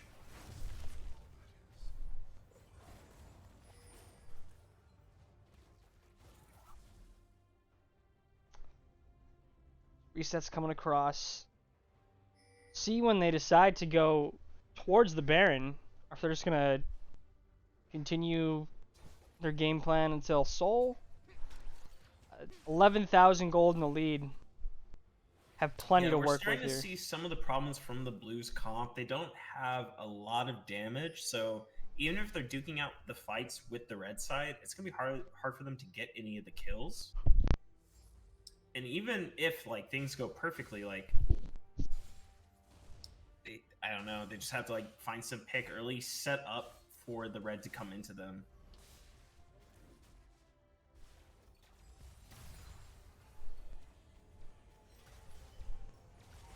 See this here? A hook is Okay, gonna they get the land. hook He is onto gonna the go Jhin. They're in. gonna follow it up. They're gonna lock him down with the Thresh walls. Okay, Lee Sin gets the Q onto not. They're just getting damage out, but it's not enough. You can see there's just no damage. Okay, he falls up. Gonna take down the Nautilus, but yeah, I mean everyone's already They're dead. all gonna go down. Everyone's dead. There's not much more you can do here. Looks like red. They're just gonna say, hey, you know, we don't even need Baron. We can just shove it in your face. We're gonna get this tier 3 turret right now. Ward has One R. minion, can't all they really walk up need. to defend this. Gonna tank it for it. Takes a lot of damage. They don't have any minion wave. Oh, he's gonna land that snare. That's a eating up turret. Okay, I think this is a bit of a misplay. Okay, Jin's behind enemy lines, but no one's there to really stop it. It's too fast. I'll land it on. Okay. Zonya's here. We do have the stun landing. Thresh flashes in. Hook's the gonna Lilia. land. Lilia Zonya has comes the out. Zonyas. He Gonna is take gonna down go the down Lilia. Probably 1,000 one gold to the king. Lee Sin. Looks like Lee Sin is looking for more, but gets slow, not able to find it, gets locked down from the Jhin. Jhin pacing back and forth, dancing in his face. Gonna get the extra gummy cummies. Is gonna land a hook. Nothing here. Just dishing out Yeah, some damage. I mean, Dead's pushing in the mid, but now Blue's all walking up here into this top side. they I got think the they wanna shutdown, fight. but I mean, at this point, unless they get a good hook from Coplop, I mean, they're just gonna slap them with their wallets. Look at this. Mordekaiser's got his passive activated. He's just gonna be killing everyone. They do get one back, but it's just a support. Like you said, no damage here. Jin's not falling for it. He's just gonna go right at him and kill him. Does get a kill back though. That's good, but Lee Sin's gonna go down, and Heimerdinger. And while this is all going on, Zed was able just to get the turret and the inhibitor, so I don't know. This isn't really good for the Blue, even with those picks. They just give up their base. Heimerdinger's not gonna be able to stop Heimer's gonna- this. Whoa, he really needs to be careful here. Takes all Yeah. this damage from the Zed, gonna get executed by the ultimate. He's gonna go down to Zed, and low death timers are still pretty early in the game. Let's see, Hook's gonna land. Not a whole lot coming through right now. He's taking the turret. Again, we're just kind of. I mean, they're just way too far ahead. Almost 13,000 now. Yeah, Blue is definitely on the back foot here. It's gonna be tough for them to come back into this game unless if the Red just has like some severe miscalculations with their plays. the next thing they do, they're probably just going to get the Soul and the Baron. I don't see a way for Blue to come ahead unless if they're getting the Vision out, set up before things happen. It looks like they don't go for the setup at all. They just all group up as a team, try to look for red and like fight, but they're not going to win the fights doing that. Best thing they can hope for here is maybe a miracle steal at the Baron. Red team's gonna go. Just red team DCing, but someone pulling the fire alarm at every residence on red team. Barring that, looking like a tall task. It looks like the blue is trying to pull red away from the dragon coming up, trying to force them around the Baron so that they don't get the dragon soul. Now Lee Sin's got no W. He's gonna be dead. I don't see any way for him to escape. He's ulted. He's just gonna go down to Mordekaiser. Yep. Yeah. Lots of damage from Heimerdinger. We have one so far. Lily ult gonna come through. Gonna land on the Double sleep. Yeah, double pull. I mean, this is just about all she wrote here. And look at their base on the minimap. Zed is literally. Zed's not even there. He's just pushing. He's gonna end the game. And this is gonna be it. Quadra kill for Mordekaiser. Just a wipe, 4v5. So, blue team will go down to the losers bracket. Red team's moving on. If you win Gart, whoa, dude.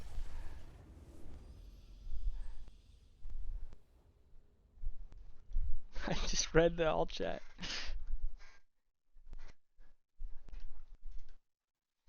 Alright, look at the post game. 21,000. Look at that. Lilia most damage. Yeah, it's like a repeat from last game. Pick of Lilia is just really showing up today. You know, this champion, if it can get its items, super strong in the team fight. Really hard to lock down with all the movement and even like the sleep CC that I can throw out. So, yeah.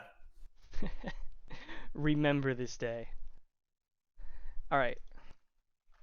So up next we will have, the Canadians will be playing back to back. So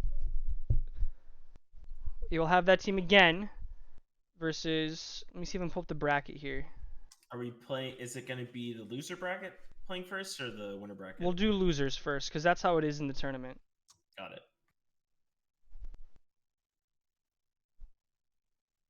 Okay, one.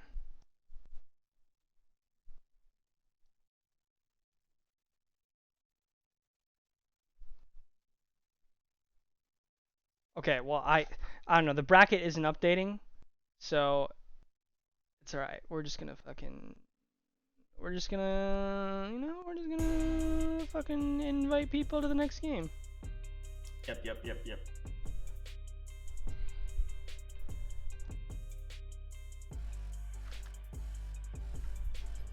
Right. So, talking about last game, how did you feel it panned out? Did it go as expected? I think we both believe the red side was a lot stronger in the draft than the blue side was.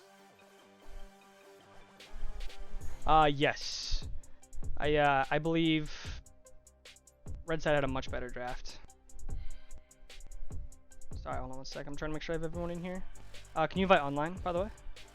I need to get an invite to the lobby. Oh. Yeah, I suppose you need that first, huh?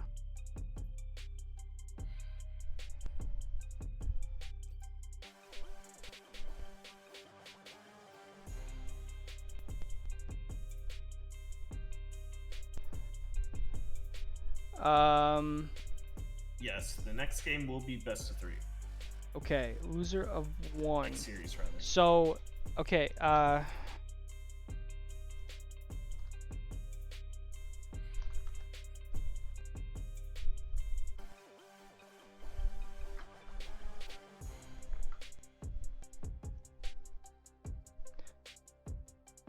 yeah, so this is best of 3 now.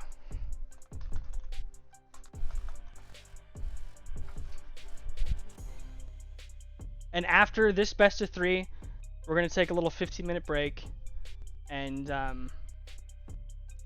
well, 10 to 15-minuter. People need to grab some snacks, use the bathroom, that sort of thing. Yep. Yeah. After this best of 3, we'll take a little break.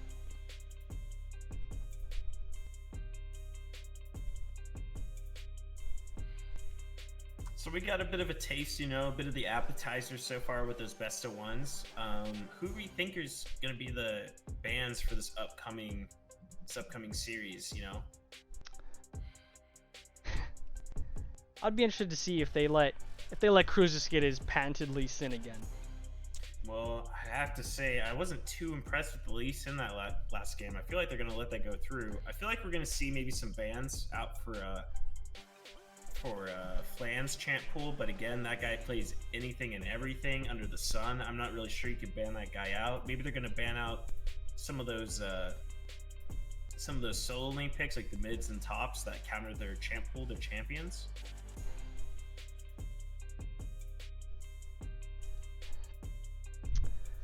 Yes, very hard to ban out Gargalon for sure. He has a champion Ocean.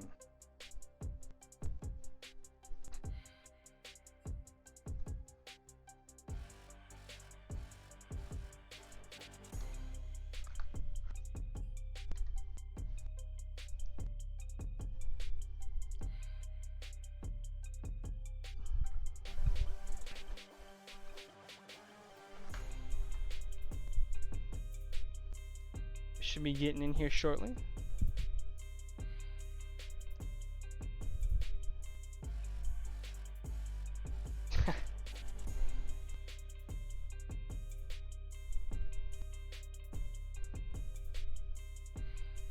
Is everyone ready?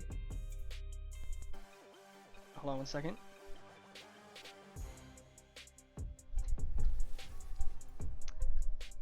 We are in. All right. So looking back, I think the mistake some of these teams made, so on red team, not really a whole lot of engage, not really solid lockdown. So we're in the pick ban here. This is the losers bracket, so we can kind of reflect on what happened before that made these teams struggle against those other two teams. I believe, it came down to just maybe the poor draft from the last game. Blue side definitely drafted champs that weren't very high in the damage department. Really hard to execute their win con against what they were up against.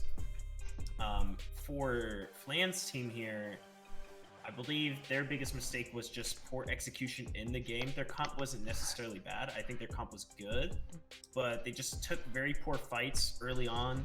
You could see that Flan fell behind early with the Lilia counter jungle and then tried to go for all these ganks back to back and might have overforced in some situations. So I like to see Flan's team maybe play, a bit smarter around their objectives, around their team comp. And I like to see the red team here draft just a team that isn't so low damage, maybe something that plays into their champ pool, their strength, while being able to execute a good win con. And I'm happy with the Lilia ban. We already had 2 games with Lilia, so I think it's pretty valid to get that out of the way. The Mordekaiser pick, really strong this patch, so I think with how safe it is, totally fine to ban Mord as well. We got the Nico ban and the Thresh ban, so 2 target bans out of the way, it seems like. Hecarim ban, I don't know if the red team plays Heck, but also really strong this patch, totally fine to ban out the Hecarim. Absolutely. Honestly, pretty heads up ban from the Thresh. Despite the loss they suffered, I think Kotbla played pretty well on that character. Landed lots of hooks, got lots of kills for his team. Yeah, it was kind of an uphill battle all game. So absolutely, I think his Thresh looked very good. It's just unfortunately his team didn't have the follow up to his hooks. And we're gonna have so he picks out the Warwick, his coveted Warwick champ, and then we got the Heimer coming out again for the red side. Another Heimerdinger lock-in. Again, this is a pretty solid comfort pick outside of Scotsburn, so expect to see that one quite often. Veigar coming in, okay. So now we have a lot more of the kind of reliable sort of CC lockdown. Just kind of put that down, have an entire safe zone that they can't walk through for a few seconds, and just kind of maybe build a sort of favorable area to fight in. Yeah, I think Vagar's a pretty solid pick. I do like this champion. I think it's very good, but I think he locked it in way too early. They're showing in these 2 APs right off the bat. They could have waited on it. They already know that the Warwick's going to be picked up for the jungle. I think they could have maybe gone with their jungler pick here. Maybe that's what they'll go with next. Or even go with the ADC, seeing how there's an Ashe locked in. But, we have seen some Ashe support. Doesn't necessarily mean this is going to go in the ADC role.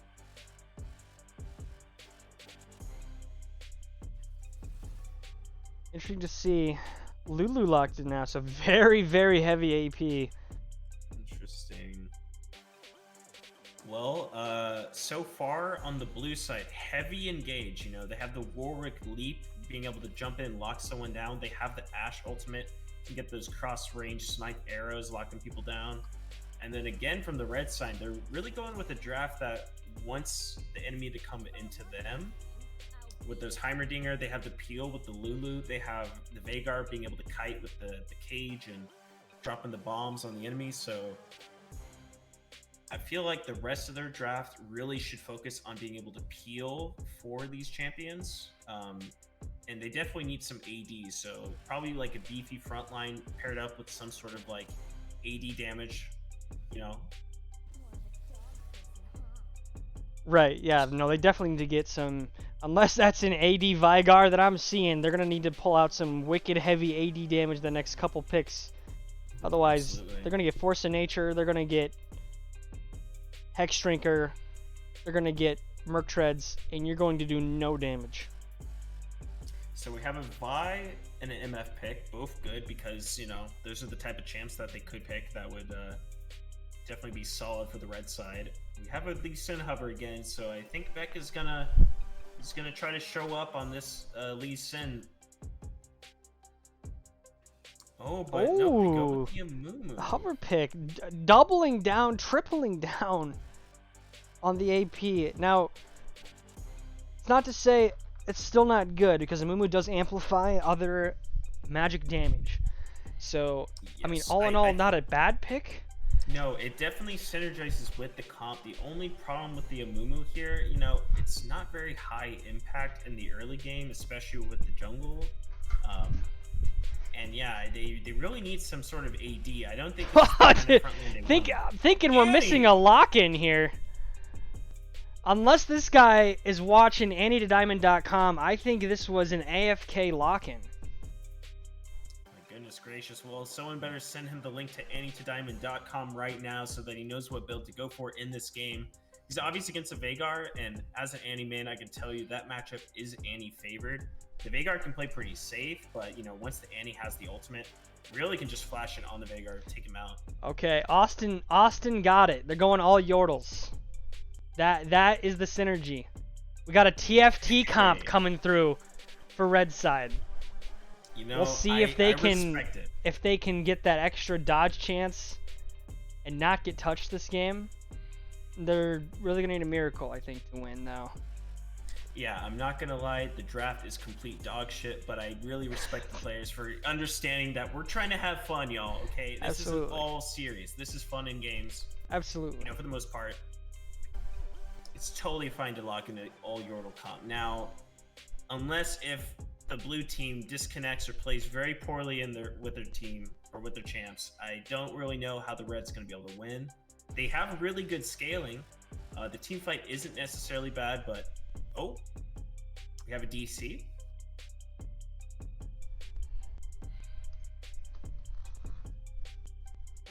Gonna dodge here. What happened? We need to redraft.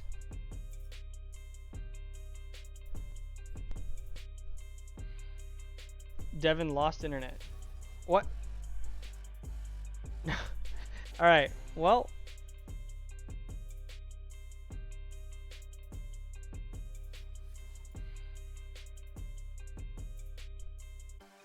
Apparently he didn't pick Annie.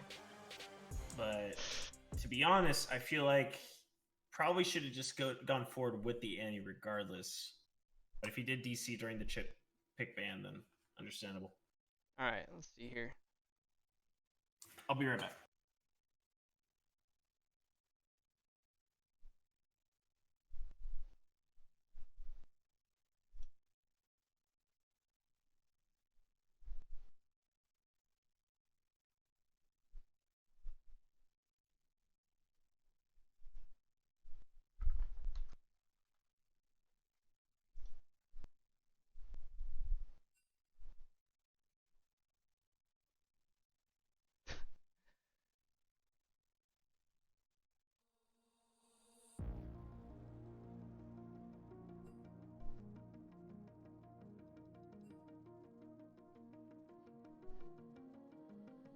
What are you willing to lose? You cover your wounds, but underneath them, a million voices in your head that whisper, stop now. Another twist of the knife, turn of the screws, it's all in your mind, and it's fighting you. Arm yourself, the storm is coming. Wow, kid, what you gonna do now? It's your reflection looking back to pull you down. So are you gonna die today or make it out alive? You gotta conquer the monster in your head and then you'll fly, fly, Phoenix fly. It's time for a new empire. Go bury your demons, then tear down the ceiling, Phoenix fly. And now you're playing with matches, come out of the ashes underneath you. A million voices in the crowd, they're screaming, stop now. Well, let them swallow the pride, you're turning the tides to true believers. Got them in the palm of your hand, you're playing God now. What you gonna do now? It's your reflection looking back to pull you down. So are you gonna die today or make it out alive? You gotta conquer the monster in your head and then you'll fly, fly, Phoenix fly. It's time for a new empire. Go bury your demons, then tear down the ceiling, Phoenix fly.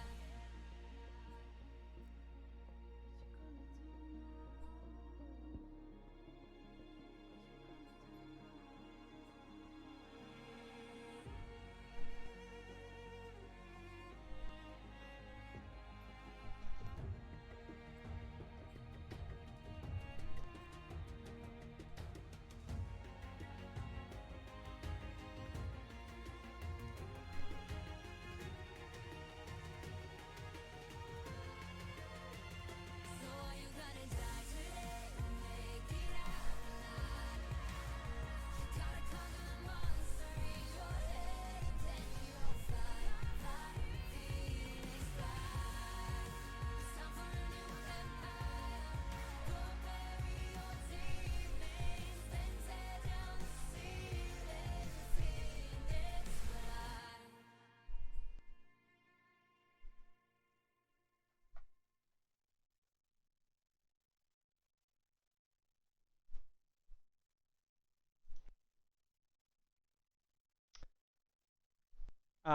Just waiting now online. I don't know what's going on. Champ Select's getting fucked.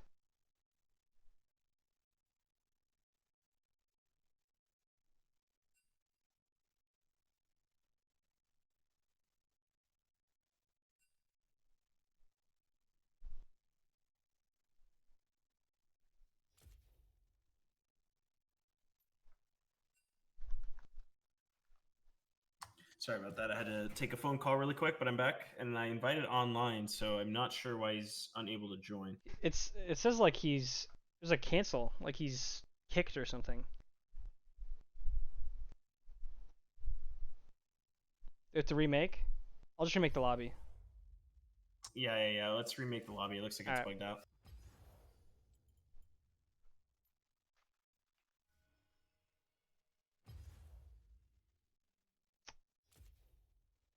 Okay.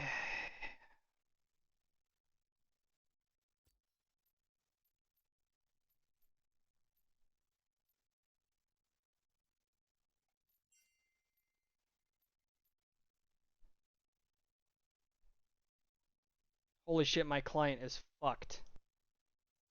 Hold on. Why? How's it fucked? It's super slow. Like, Oh.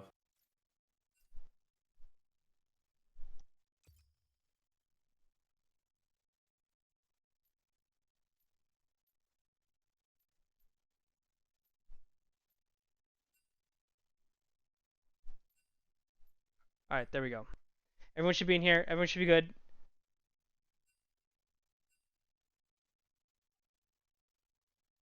Okay, we just need one guy to swap to his team, and then Online can go to his.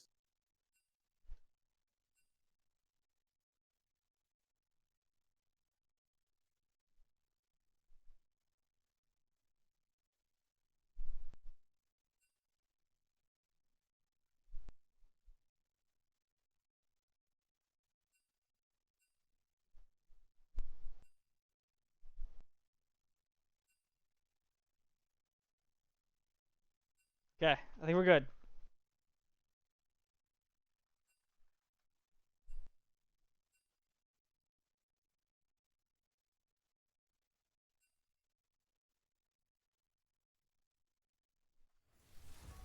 Alright. So it's going to be the same picks and bans from the last lobby. Apparently, the Annie was a misban or a mispick just because the guy DC'd during the pick. So it's actually going to be a Sejuani, I think. Yeah. Word on the street, anyways. Rumor has it that Sejuani is actually going to be substituting in for that Annie pick. So guess we'll see finally when they lock in their whole draft here.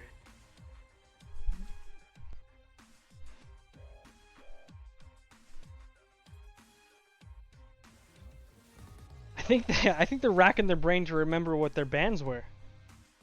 Seems like it. Because I don't remember, to be honest. I know Swain was banned. Matt was Lilia banned, Swain Lilia was banned. Nico There was was a banned. Hecarim ban. a Hecarim was Thresh banned. ban. Yep. Nico was banned. I believe Lilia was banned. And Mordekaiser. I mean, as long as they don't ban characters that they were picking, it doesn't, I don't think, like that much of a difference. Yeah, fair enough. They could ban out Teemo, it wouldn't make a difference.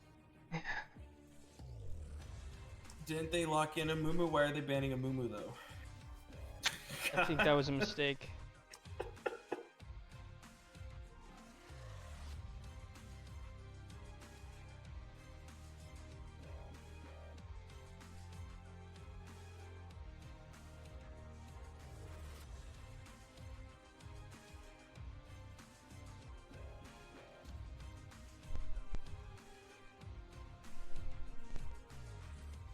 Alright, while we're waiting for them to get locked in, I'm gonna go bring in a Christmas tree just right.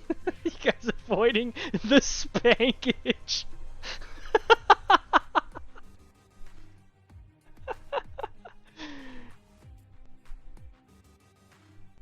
Dude, just...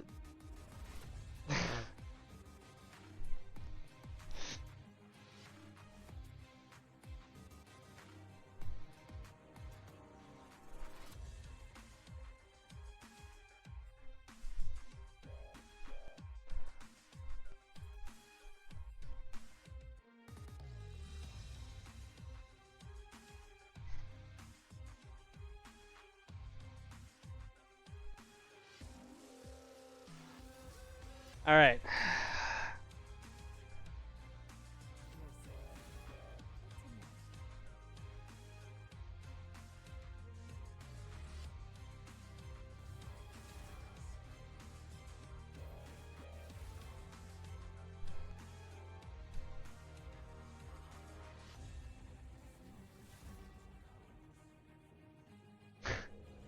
Jesus Christ.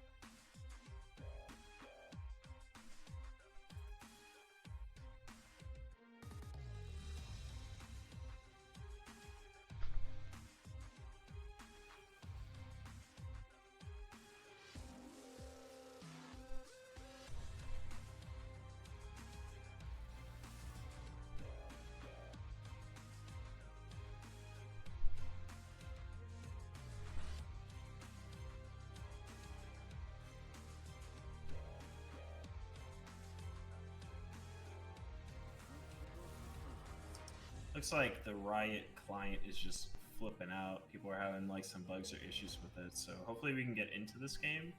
And then if anyone DCs or something, we just pause. Yeah.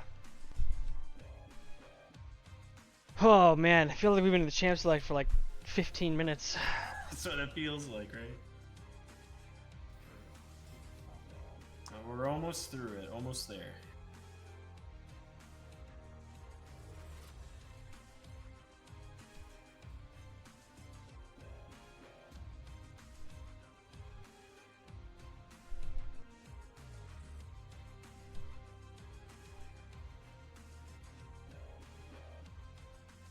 You're telling me I'm gonna unalive myself?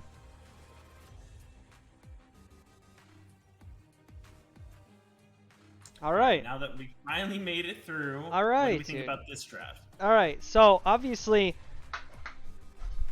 Synergy, team enemy. I mean, they've already got 5 Yordles. It's not even 1-1 yet. Insane. Insane start. I don't know how they got 5 Yordles off the carousel. Insane Synergy.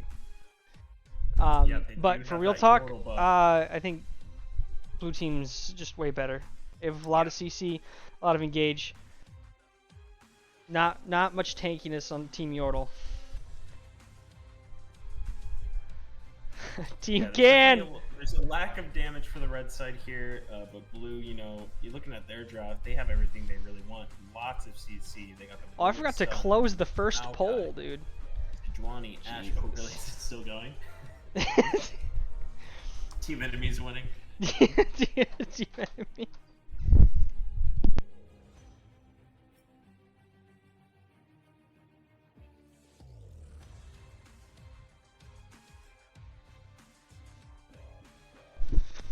How about we make it fun? How about we have a vote for who's gonna get first blood this game? Who's gonna get first blood? Yes, who's gonna get first blood this game? It's gonna be Okay. blue side or red side. Hold on 1 sec. I will do a poll for who's going to get first blood this game. I gotta close the last one though. Hey! Slash.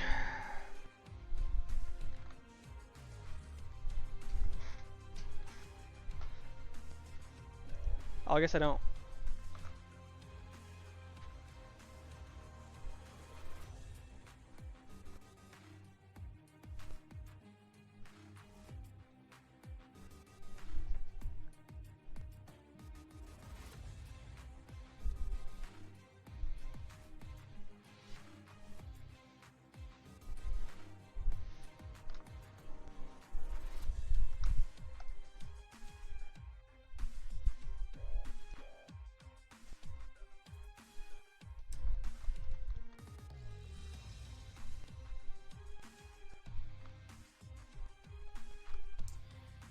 So I want to give it to a blue team here for the first blood, but you know what? I'm gonna vote Team Yordle. I have faith in them. They're gonna get that first blood. They're gonna find the lockdown somewhere on the map.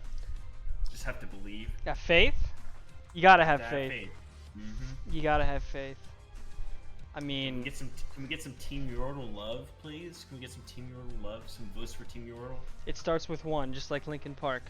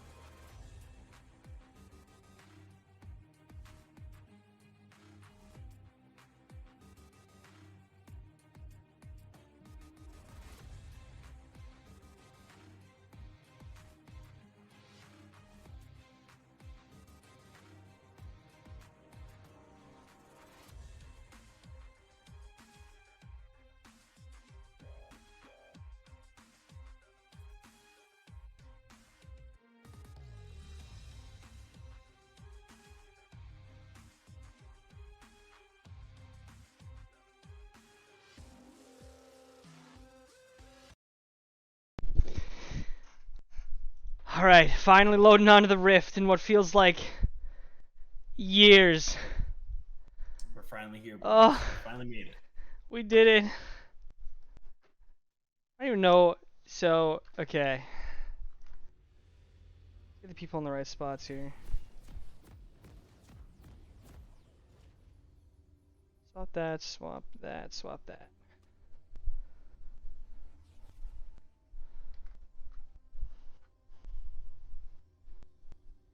So welcome everyone to our first best of 3 in the losers bracket. We got Team Yes. Ural here, and then wait, actually, what is it? Is Canada on the left or the right side? Canada's on the right side. Scotsburn and crew, and Machoodle, Team Southeast Coast, SEC. Okay, Team Second, Team Can going at it right now. Second Team Can. Got some early vision coming down the river. Looks like Maokai also might drop a ward into the lane. Oh no, never mind. He used it for the one up the river. Heimer setting up those turrets in the top. Now, I've been playing a lot of Sejuani top as of late. It's a very safe pick, and with Heimerdinger, I mean, it's going to be tough for the Sejuani to get a kill, but hard to be killed as well, as long as he doesn't play up into the turrets too much. Mid lane might be a struggle bus for the Veigar. Echo can just, blink on top of him with the E. Lots of damage from Echo, very bursty champ. Can ult out if in this tough situation. And the bot, Triss is a powerhouse with the right support, but against an Ashe and a Maokai, I don't know. I don't think you want to be jumping into that. Absolutely. I would say very much a tall task for Team Yordle here. But we'll see how it goes. First blood Yep. still yet to be attained. Absolutely. They really want to scale up, get those mid-game items. Got an early level 2 Yep, power level spike from the 2. Echo. Going Lots of right burst in. onto the What Veigar. huge trade. Veigar there.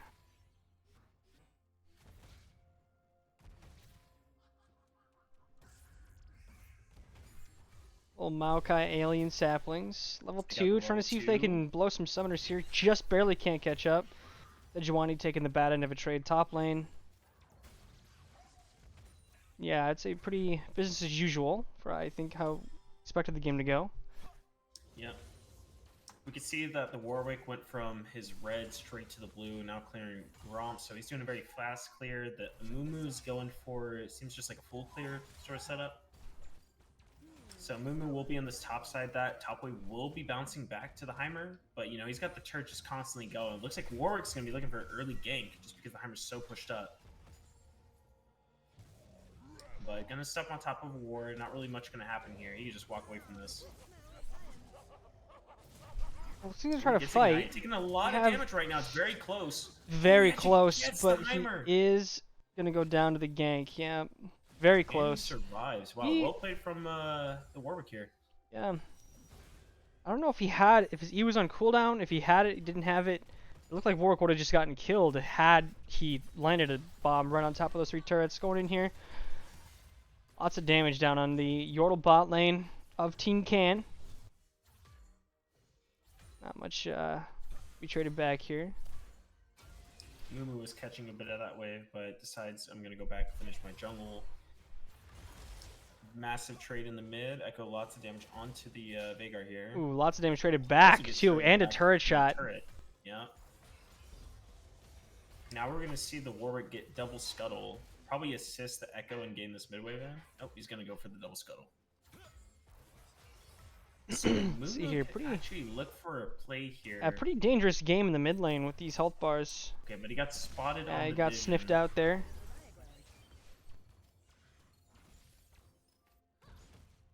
They know he's around. He's gonna be smart and back here.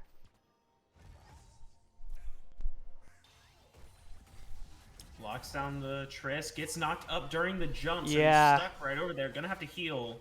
Saves his flash though. But that is a crucial summoner spell down.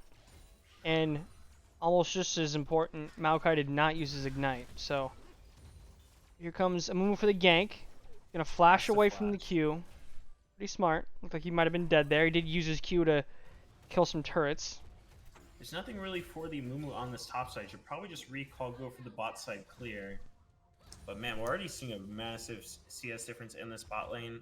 Over 10 CS difference with the Ashe compared to the Tristana. Mid's relatively even. And then top, I'm actually surprised to see that the Sejuani's doing so well, but he did get that game from the Warwick, which helped out. Oh, right, I have to end this poll.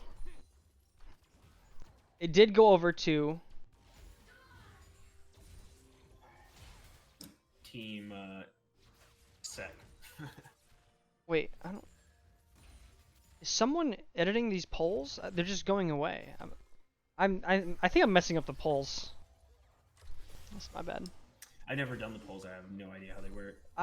I've done the polls and I don't know how they work.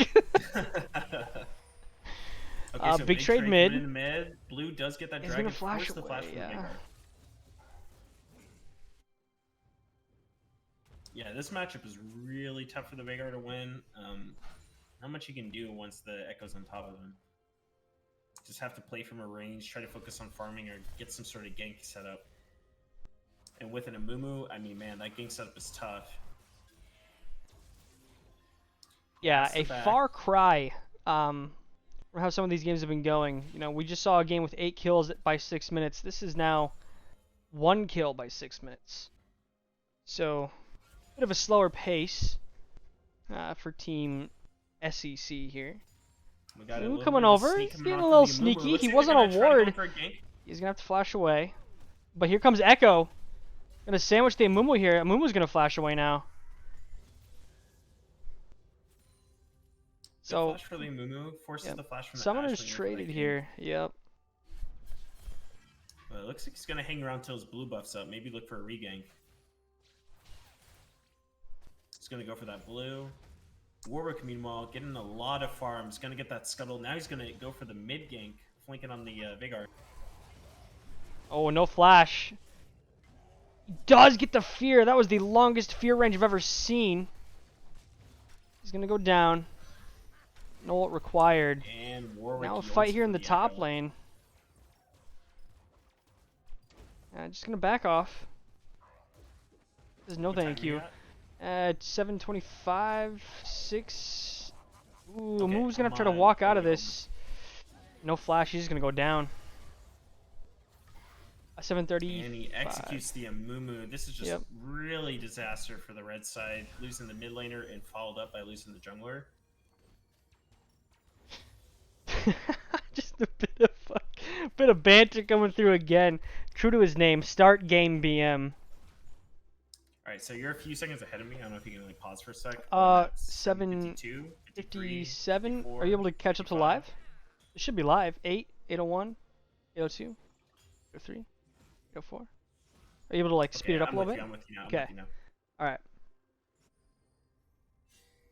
Reset coming through for the bot lane with a healthy 25 CS lead.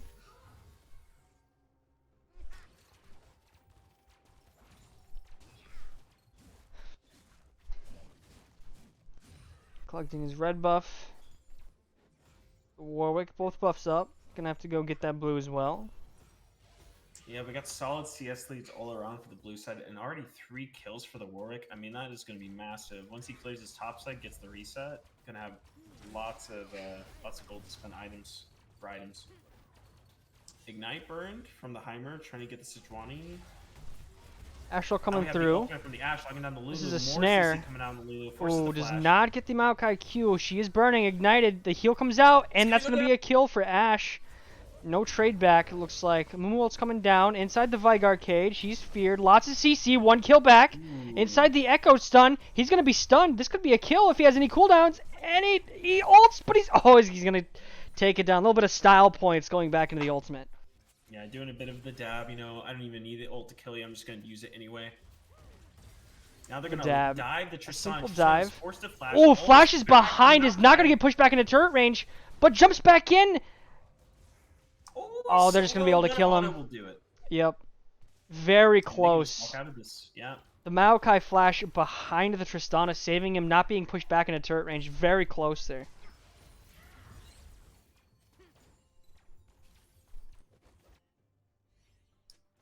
what do you do if you're the Yordles in this situation? Well, you just have to sell for your items, but I mean, I think we're just seeing how important draft is when you lock in champions like this who don't have like a very clear win condition, or their win condition just isn't on the same level as the enemy team. Then it's gonna be very tough to win the game.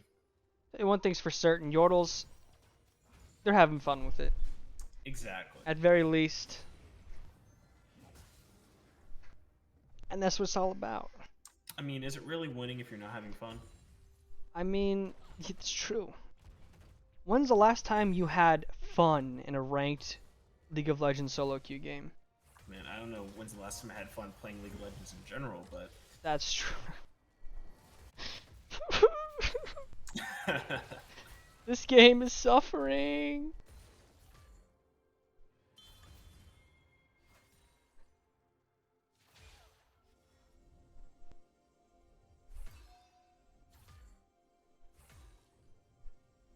Got some wards. Maybe fancying a little bot lane shenanigans. They're gonna run into each other there. Echo and Yeah. Amumu.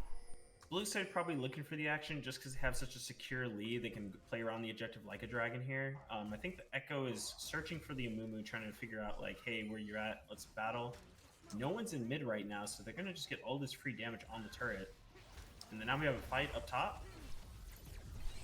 Yeah, Heimerdinger fighting in his turrets. It's very close. I mean, lots of damage comes through. It's insane. All at once, Heimerdinger, just all of his damage comes through. Gonna land the Q. Level 10, I'm sorry, level 8 versus level 6.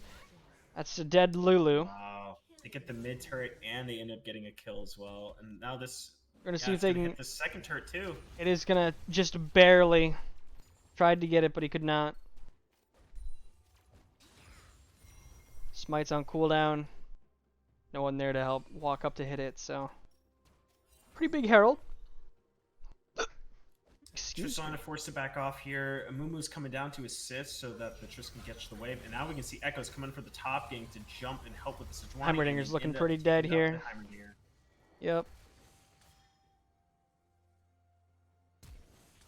Okay, flash. Oh, burn, okay. He takes him out. Say- Outskilled. That's the outskill button. Amumu. Amumu No one kind of just better. running around, not really sure what he's doing at the moment. Probably needs to go back in his jungle, just focus on clearing camps, but ends up deciding he's gonna. Nope, he is gonna go back clear his camps right now. Yep, getting a little caster insight on his jungle pathing. Got him dialed in here. I'm surprised the first dragon hasn't been taken yet. I would have thought that blue would, try to secure the objective by now. It seems like they might be calling for it. Echo's running bot. Oh, the ulti Maokai on, gonna Tristana- go with. Tristana gets jumped on. But here comes Amumu. Turning the tide a little bit. Missed Now the Q. He has 2v3. the second Q to use on this Maokai if he wants to go in. He does. He He's gonna flashes land Qs it. in. Ult comes down. Should be a dead Maokai, but here comes Echo. Maokai not dead yet, and he's immediately killed one. He's gonna kill two. They're gonna get three. And that's certainly the dragon now. Team Yordle is doing their best, but right now only the Veigar has the kills, and he's not even winning his lane. It's just, they cannot match this heavy CC high damage from the blue team, and now Heimer's gonna go down as well. Yeah. Everything just kind of falling apart here. Team Yordle. As long as they keep up the banter, I think it's worth it. Yeah, if they can win in the banter department, that's the real win this game. So another dragon go into the blue side. Warwick's gonna try to take the blue. They're gonna fight. He's gonna fight with the Amumu. No one's really here to support him, so if he Does have a bot lane coming. he's in a tough spot. Gonna ult away. Loses the dragon, has to ult out. Or loses the blue rather. Says thank you for leash and ult out of here, you stupid dog. Takes his blue buff. At the end of the day, it's still pretty bad. It's horrible. Down horrendous is red team in the gold department. But Well, they do have an amazing team fight. If the blue team decides they're going to go in a conga line one by one, there is a chance for, red team to execute on that. I just have a feeling that it's not going to go down the way they want it. Sejuani wanting to Alright, fight so top. Giovanni's gonna try to fight out the Veigar right now, doing a bit of damage to him. Now there's another battle in the Tanky. mid lane. Heavy CC lockdown on the Yeah. Heimerdinger. He's gonna get ignited and probably go down right here. Yep. Just gonna watch him burn as he walks away. Meanwhile, everyone's just trying to farm up elsewhere where they can. Red just needs to avoid fighting. No matter what they do, if they walk up in a wrong spot, they're just gonna get locked down. Mid damage going onto this turret here. Amumu's hovering around, but can't really defend it. No one's there with him. And now it looks like the Warwick is on the hunt for this Veigar, who's recon.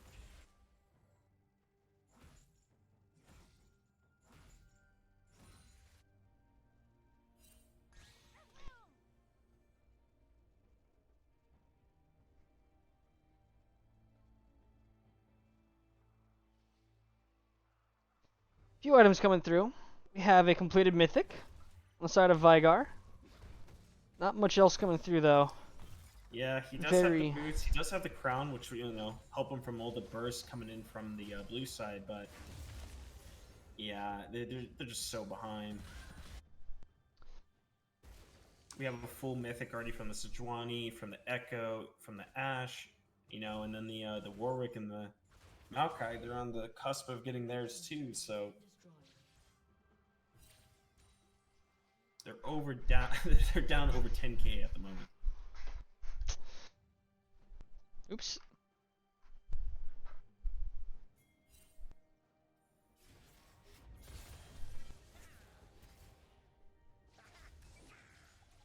Heimer doing a bit of dabbing, a little bit of baiting to end up CCing the Ashe. That's Ashe getting all one the damage shot onto him. Ashe. Yep. Veigar executes with the ultimate. Very well played. That's Gives the them- conga line I'm talking about, where they just go in by themselves. Yeah. Unfortunately, there's not really much they can get from that. It's just like the scene from A Bug's Life. Or the grasshoppers showing the other grasshoppers like where one rock does not hurt, but then he opens up the whole container and all the rocks fall on top of him. And a couple of them just get completely, I don't know, killed by the rocks. Man, I Definitely get haven't seen that knocked movie in out. So long. That is That a is this throwback. Yordle comp, Yeah, essentially One it Yordle is, yeah. alone, not a problem. All Yordles together, they will kill you. In game. In game. In game.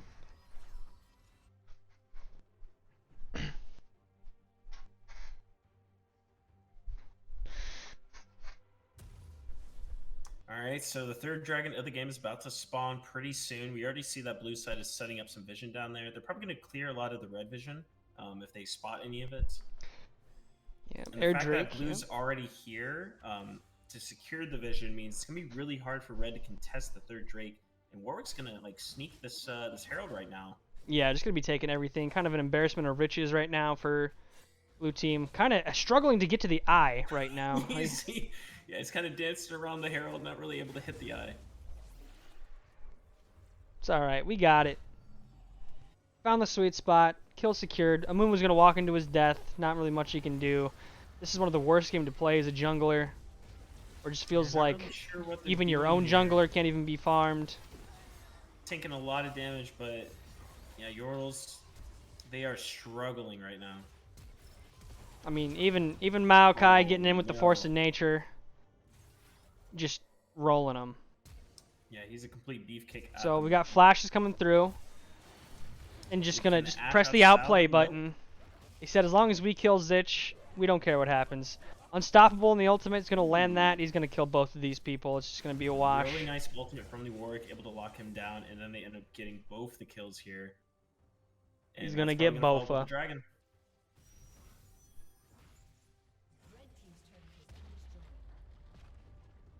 Machoodle just content with tending to his honest farm top lane. Just misses the bandage toss. Now he lands on the Maokai. Triss goes in to clear the way. Oh Gets my ulted. Oh, no! god! You hate to see it. Oh no. Completely executed from the Echo ultimate. He hops in, and that guy's like, no, I'm hopping on you. That's, yeah, tragedy.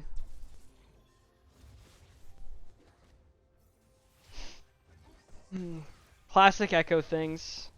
Not quite gonna land the cage.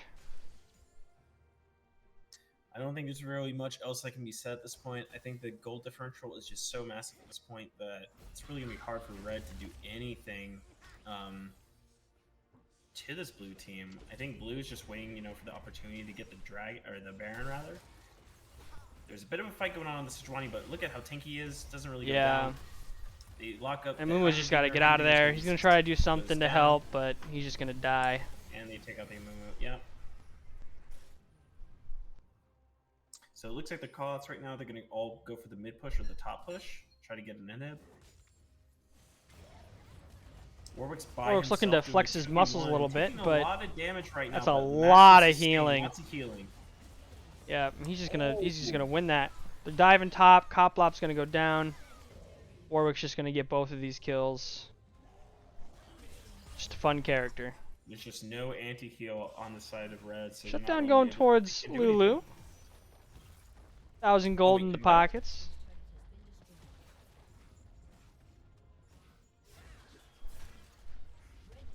Surrender vote coming through. It is a GG. Be understandable. That was a pretty dire game. Quick rematch. Quick rematch.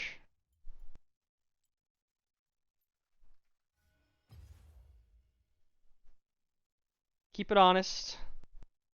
Go best of 3. Make it a quick game.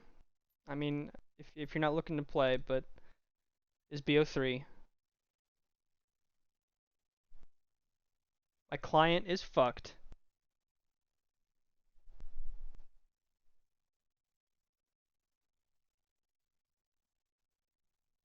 Can you hear me? Yes. Did I invite you? Yeah, I'm in the spectators right now. Can you invite everyone? How many people are in here for you? How about I'll make the lobby and then you just join it. Sure. And then maybe you'll be able to find everyone because I don't have everyone. Dude, this is so fucked.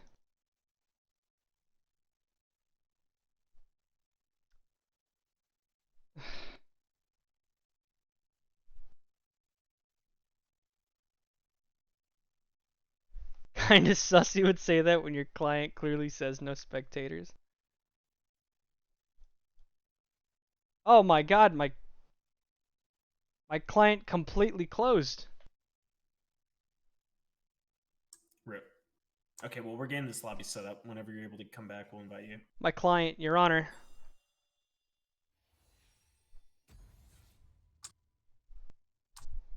Oh, season 22 has ended. Oh, is that why it's bugging out like crazy? I don't know. Alright.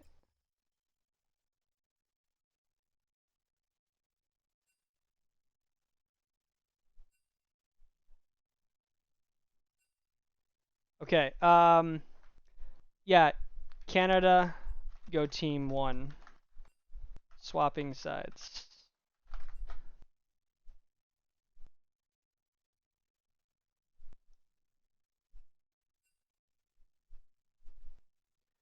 And if Indiana boys and Max and crew, Bill, Vadim are listening, you guys will, I mean, unless this goes to game 3, you guys will be playing after this.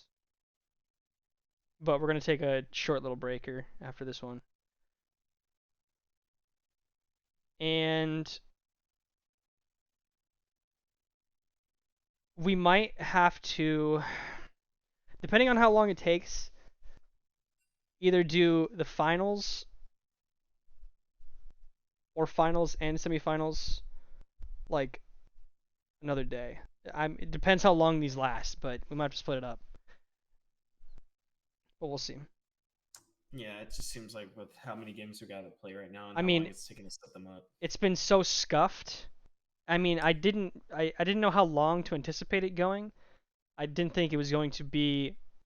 I mean, I guess it's like all right so far, but we'll see how much time we have afterwards if people are still able to stick around for a best of 5 or whatever.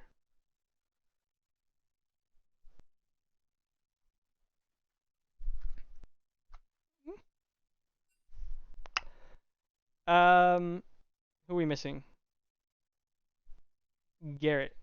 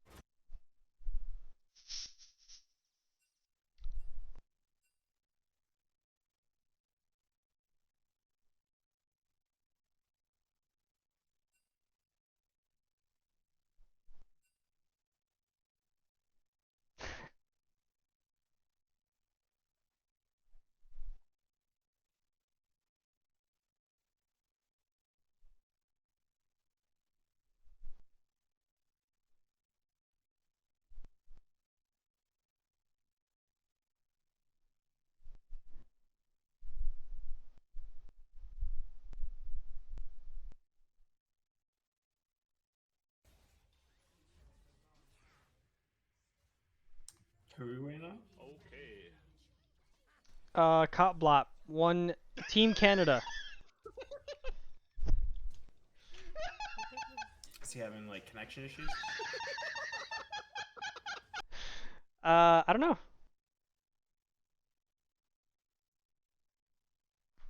Where, Gert? He's making bread? At this hour?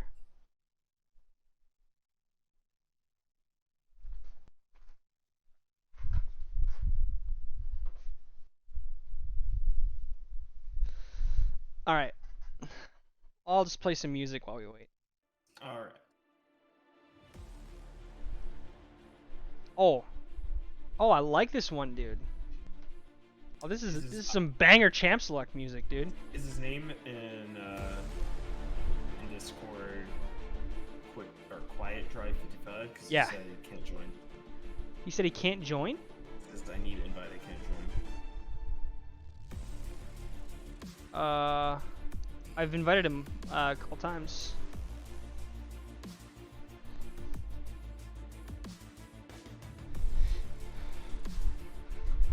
We might have to remake it again. No. Not again.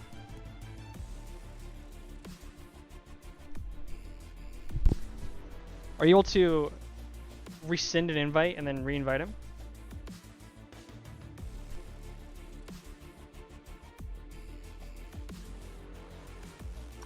I just did that.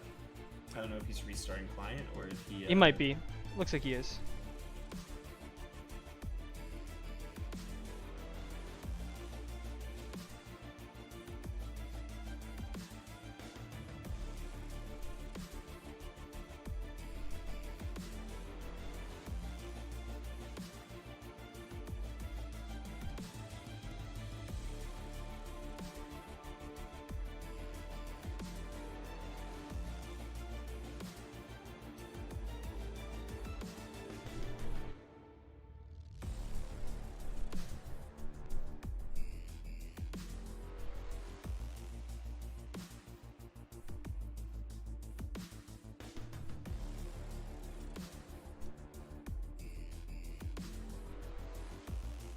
Invite? I'm inviting him, but I don't think it's working. Oh, I just said that out loud when I invited him. Are you getting my invite?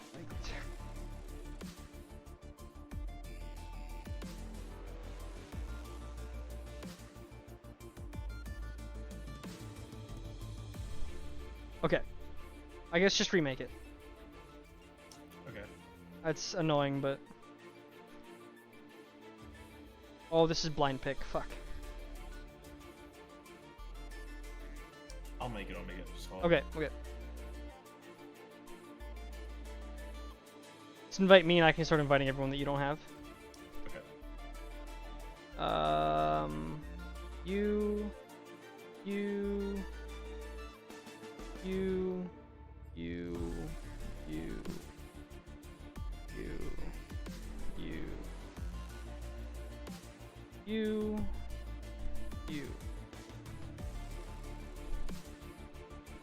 I think someone declined an invite. Richard?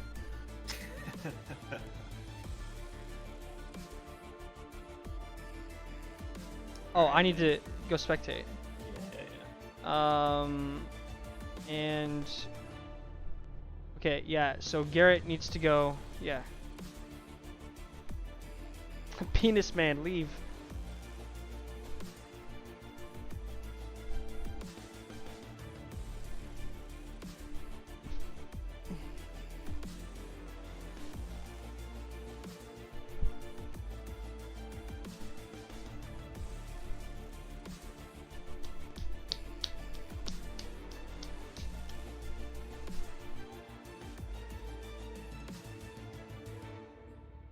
Alright, I believe we're ready. Or is someone checking their bread right now?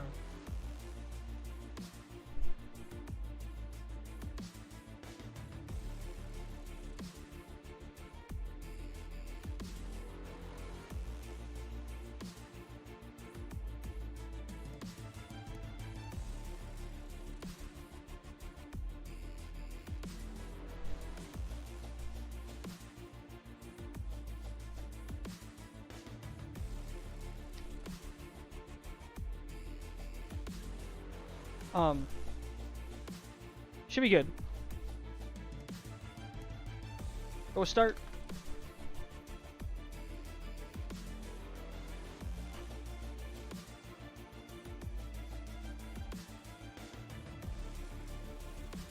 All right, we're in it.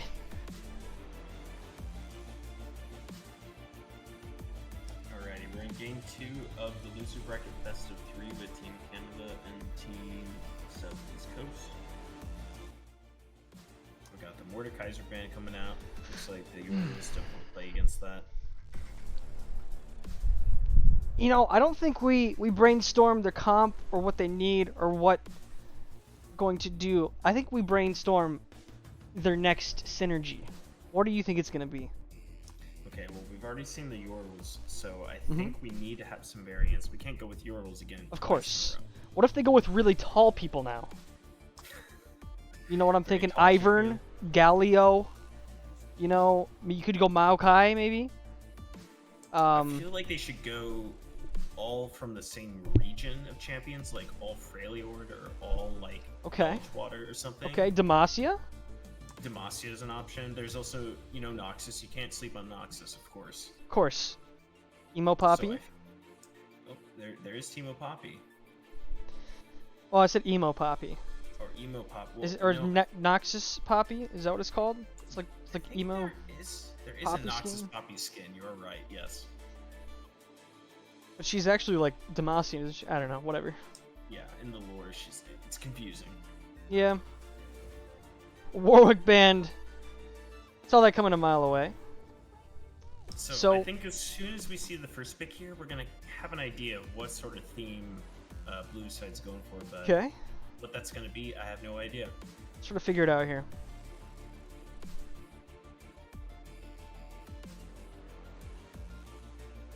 What I would like to see is them pick like some sort of champions that, you know, will get very involved in the early game. Not something so like Resident Sleeper is the last game. Okay, we got a spoopy Okay. champion first. Okay. Maybe jump scare champions. Hmm. Or maybe just like No, I don't think there's a theme here. I think they're just picking. I think they're looking to maybe go out with some grace and pick some characters that they want to play, that they have played before. That is a possibility. Um, Because I can't really think of what Fiddlesticks would fall under in terms of like mean, theme. maybe they're going big AoE ults. Maybe they're going big team fight, big synergy. be. You know, Could be the Wombo combo comp. Israel Yasuo locked in. Not a whole lot to show. Orc Band. We'll see what Gargalon decides to pick here. Go back to the Wukong or just, open up a third pick. Probably just some comfort picks at the moment, at least from the red side. I'm not too familiar with who plays these champs on the blue. Okay, we have some. Is it Vastaya champions? Yeah. Fiddlesticks is Vastaya. I think in the lore. Is he? Or he killed someone Vastayan and absorbed their soul? One of the two. You know what? Probably know more than I do. I don't really. Know anything about I have no this, idea. This is completely off the wall, dude. I don't think Fiddlesticks is just like a demon. I So knew I think that. Rakan's a good ban. I was gonna say if as soon as you see the Zai, you probably want to ban out the Rakan. Yeah. But yeah, I think it's just gonna be like a lose with grace kind of thing. Just do the best you can. With some comfort picks. And because I mean honestly, I don't. Unless there's a drastic change from last game, I don't think blue team's gonna be able to pull this one out. Probably not. So finishing up this draft, I think red side needs to pick something that synergizes with Yasuo. I like this this hover here. Mm-hmm. Yeah, we got the Could be a Malphite flex pick. knockup. Could be a support angle. Malphite Ezreal bot lane, lots of poke. Pretty annoying to deal with. I think we're gonna see it go in the top lane. It's not a bad matchup against the set, especially since he's an AD champion. You know, Malphite really wants to fight against the ADs. Mm-hmm. And wow, I do not think they should lock in this. This would be a, bit of Mm. a draft blunder. Okay, Akali. Akali. Okay. Not a bad pick. This is going to be matched up against the Yasuo, unless if they do some like weird flex with set mid, Akali top, but I really doubt that. Now, this game probably not a very fun Akali game. You're gonna get CC'd for days with the the Malphite knockup. You got Elise in your face who can just easily like bind you if you want to go in. Nami coming through, so and Pike locked in. Yo, It's like okay, for online. he does play a good Pike, so I feel like we're gonna see a lot of action, lots of roams from this Pike around the map. Ezreal Pike bot, not too much synergy there. I mean, you can get some good damage with the Ezreal, but normally when you pick a Pike, you want to be duo up with an ADC that can follow up with your engage, with your hooks. So my guess is this Pike, it's going to be good into this lane, but he's probably going to want to start roaming around the map, look for some kills elsewhere with the Elise. Yeah, lots of possibility. Of course, the very simple combo, Malphite ult into Yasuo ult, Pike Q into Yasuo ult. Basically anything into Yasuo ult. Elise, very strong early game jungler, so to facilitate this relatively weak early game from the Malphite and Ezreal, very strong jungle presence. See if they can take advantage of maybe their grouping on the side of Team Canada with some Fiddlesticks ult, Set ult, Kali ult, see if they can just cause some disruption and get around there and kill the squishy targets. Well, you saw from last game too, like Warwick was looking for that early gank on the top side of the map, going for that fast clear into a gank, and Elise is one of those fantastic champions where you get that level 3, then you're looking for those kills around the map because of your early game power spike at that level 3. So I think we're going to see probably a fast clear again from Flam. It's probably going to look for some pick onto his side lane, maybe even mid if the Akali's way too far up. But yeah, it's going to be interesting to see what he does in the early game because I think it just comes down to the Elise looking for those plays. For the blue side, I mean, they just want to scale up, probably get their items again. Akali, not very good in the early game. Fiddlesticks, he's decent, very good with the ganks, but he wants those items before he starts looking for those kills. It's really Right. good at denying vision in the river, make it really dark on the map, so Red's like afraid to do anything. But even this bot lane too, Xayah Nami, not the most aggressive bot lane. Really just want to farms up, play safe, disengage if possible. I feel like we're going to see action from the top side of the map against this set Malphite. What's going to happen in the top lane? Absolutely. Natural jungle pathing will lead them to the top side of the map unless they do some weird stuff starting level 1. So we'll see if we get a little 2v2 brawl on the top side. Of course, Set a little bit stronger than Malphite first few levels. So Yeah, just from the draft here, I have to say, again, I'm looking at the red team here. I think they might have outdrafted blue team quite a bit. But, you know, there is a lot of damage from the blue side. They have a lot of mixed damage too with AD and AP, so don't count them out completely. They can definitely, you know, look for kills, look for good picks, especially if they get a sick Fiddlesticks ultimate. I just feel like as soon as they go in for a play, Red is just going to completely, you know, out CC them, out damage them. It's going to be really hard for them to get any of the kills in those team fights.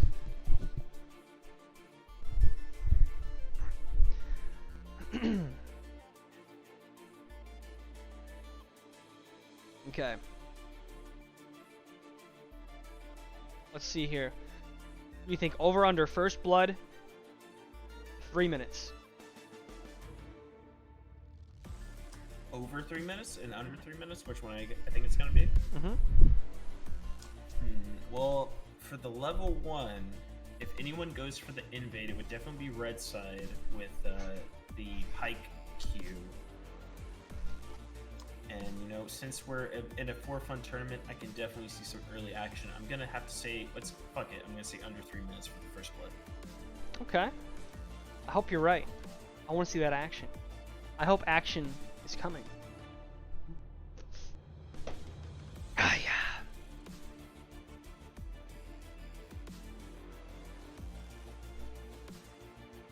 Gotta turn this off. Extended champ select music. Pretty good though. I like it.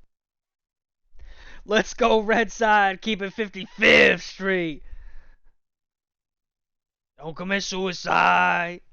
Everything's gonna see alright. Hell yeah. Alright. You at 8 seconds? 9? 10? I am synced up. Alright. We're good. All right, so we're getting into game 2 of the best of 3 losers bracket. Red team and blue team coming into the rift here. Now, if we see any early action, I'm expecting red side to go for an early invade.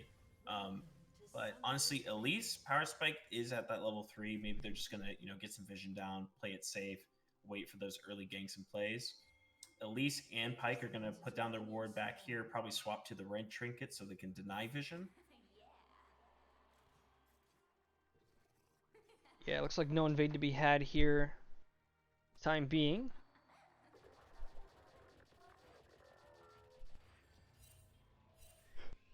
The set harem. That is the theme this game. Is that what they were going for? Mm-hmm. But no Rakan, so I don't think it's actually. Yeah, and you know, I don't think Fiddlesticks would fall under the harem. I would be a little bit concerned if that was the lore, if he was in the harem there, but Zich v jungle cruises. He cruises jungle. early trade in the mid, Akali 1v1ing the Yasuo, taking way too much damage. Might actually go down if he gets hit with the Snaka. Ooh, he probably got a flash Q ignited, maybe gotten that kill, but it's alright. Decides to play it safe, no need to burn the summon. Yeah, no need. You got a good lead. Just play with that. No need to go crazy.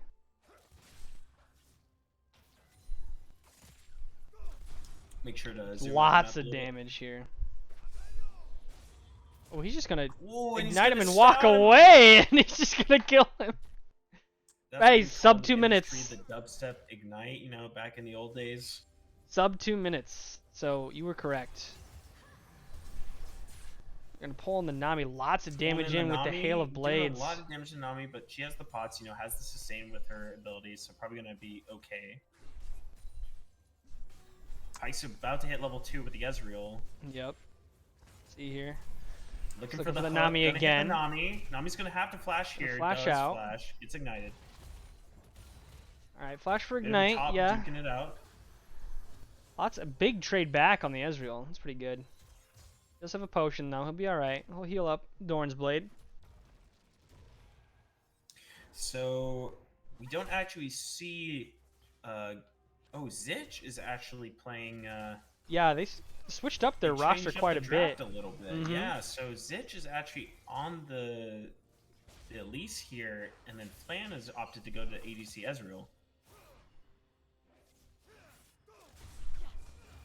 Lots of good trading coming through from Yasuo.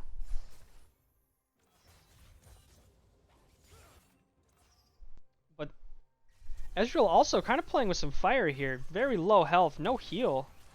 Ooh, they knocked the Nami. Okay, Oh, he's 1 HP, but he gets out. Forces the flash. Has to Is gonna get it, kill. but Pyke with the minions especially could Oh, yeah, easily he's get this way kill back. Gotta overextended. make it to I the don't see minions so you don't anybody get gets hooked. out.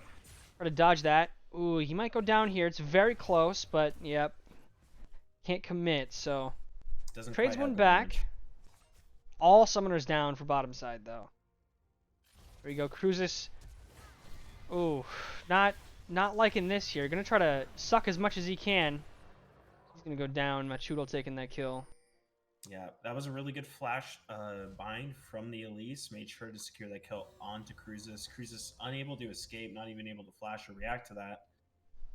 So he is going to go down here. Elise securing a bit of a lead for herself, but the kill goes to the Malphite. So I think it would have been much better if Elise got that kill, so I can just keep, taking that lead elsewhere on the map, have a bigger impact than the Malphite. Double buffs going to set. Autoing minion twice takes a very bad trade against the set.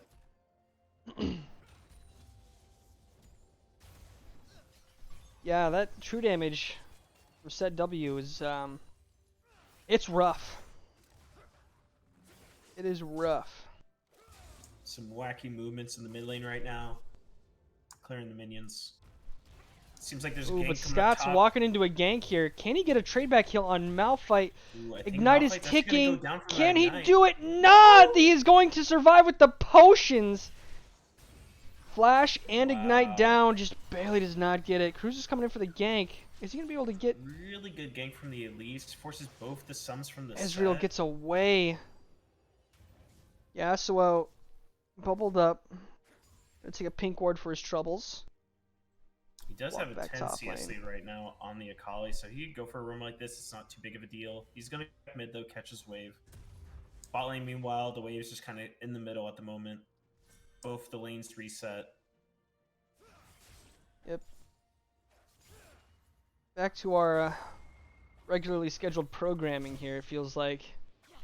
Not much change. The champ select is different. The game is kind of gone the way that you'd expect. We have a 1v1 Right here in duel the through mid. Mid lane. Ignite Ignite popped goes out down. onto the Yasuo. Oh, He he flashes, misses the the Q, but he finishes him off with the no Yasuo. cooldowns for Akali. Once again, getting a solo kill mid lane. That's what I'm saying earlier. Akali is not a lane phase champion. It really comes down to the matchups in the mid. And against Yasuo, I mean, you're definitely not going to win in those auto trades with them. You just want to go for the quick poke, the quick fights with your Qs. Focus on farming up until you get level 6. When you get your first item, then you can probably fight the Yasuo. But man, that was definitely not it there. See here, Malphite and Set going at it. Unstoppable force meets an immovable object.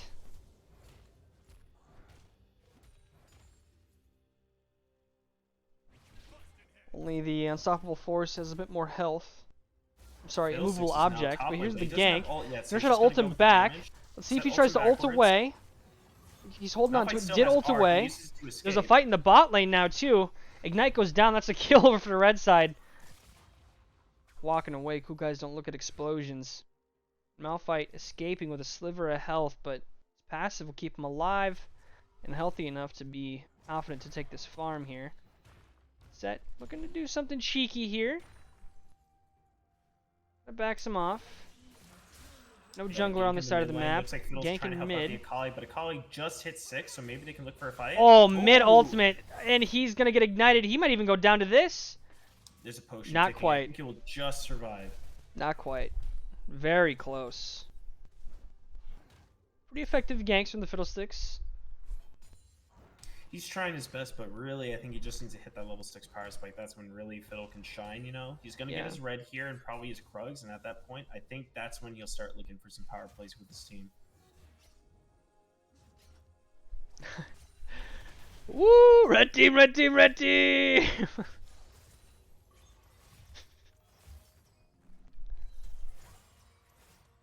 Pyke denying some vision, looking to push this wave in here with the Ezreal. He's trying to get a hook, misses just on the Xayah.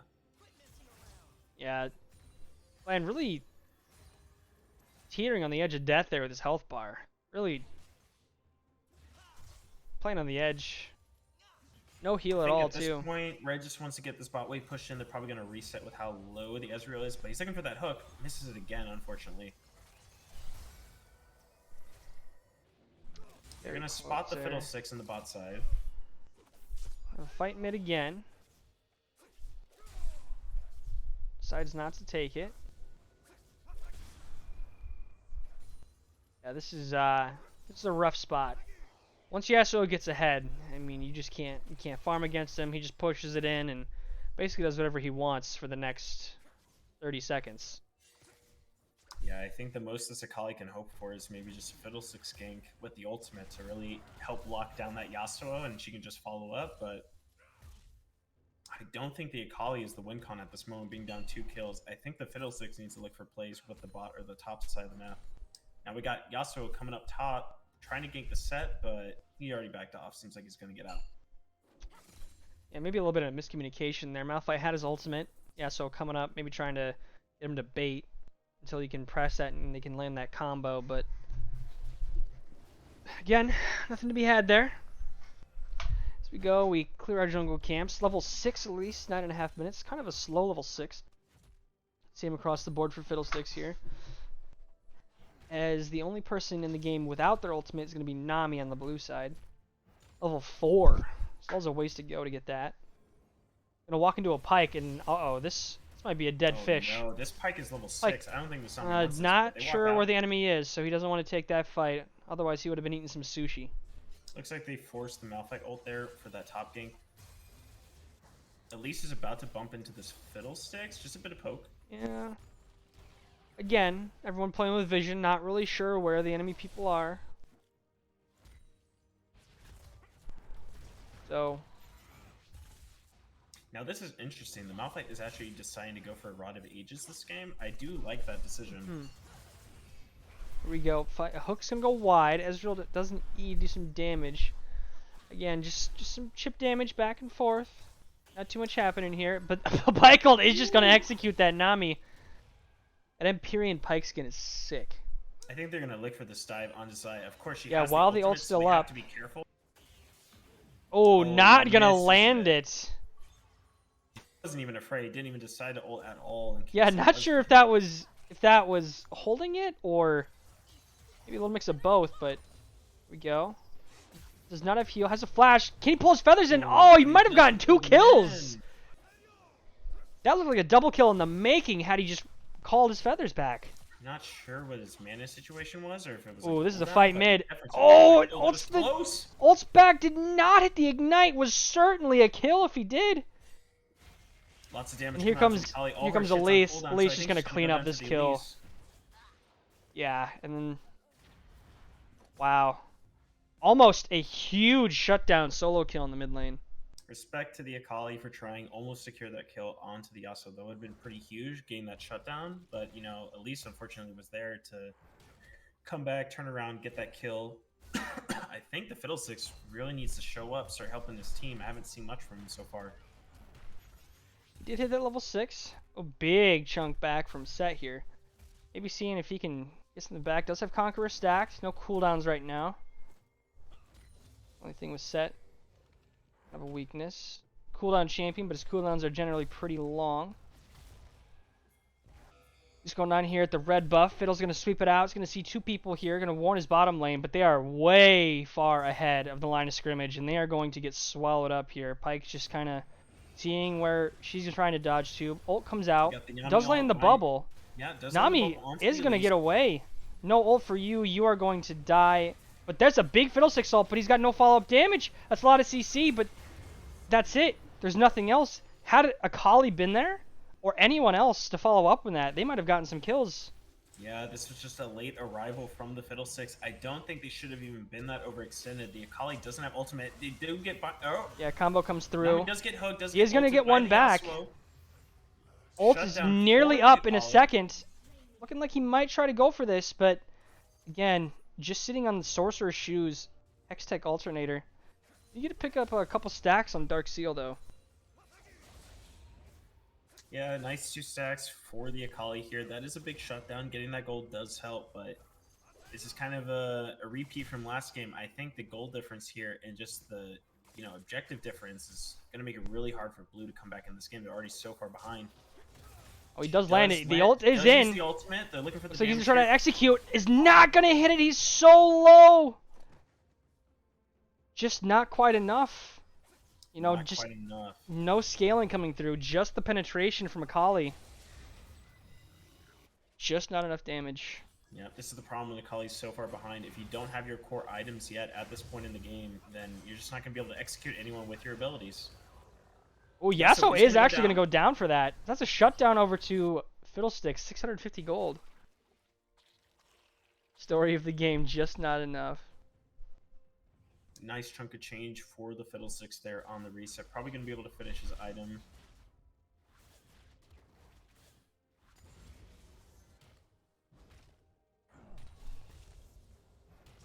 Not quite.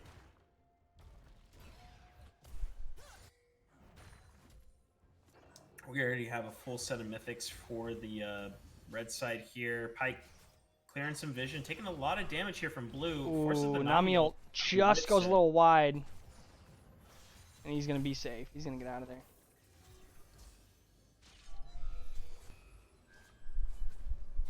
Doing a little bit of pokage here.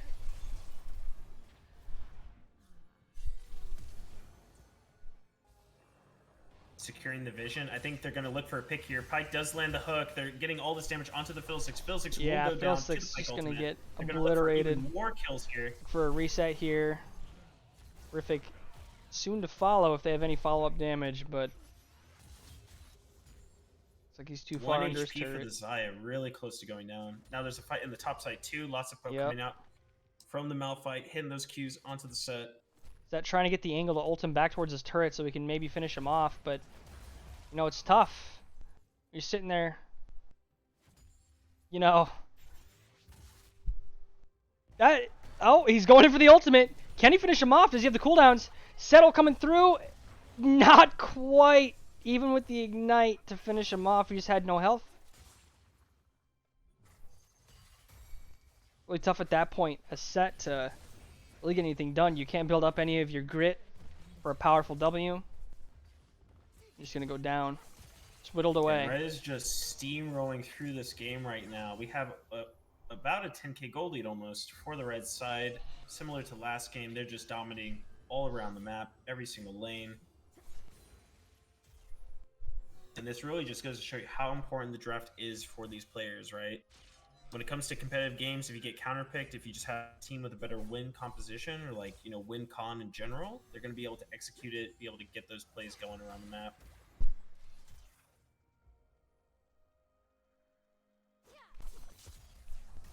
Akali going in. Here from the Akali, lots of damage coming out. Oh, It's guessed there. wrong. Misses Can he the still finish it ult. off? Gets Ignite. the ignite, He is going to get finishes it. him off. Is going to go down in return. Unfortunate.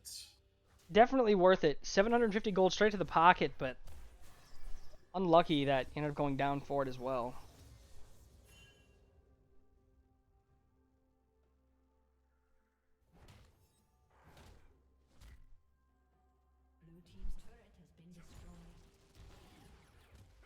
And through here, yeah. Third drink of the game will be spawning soon. This is what dragon are we on? What dragon is this? Dragon number 3 be spawning here in 45 seconds. What type of soul is this? Is this a water drake? It is. Yes.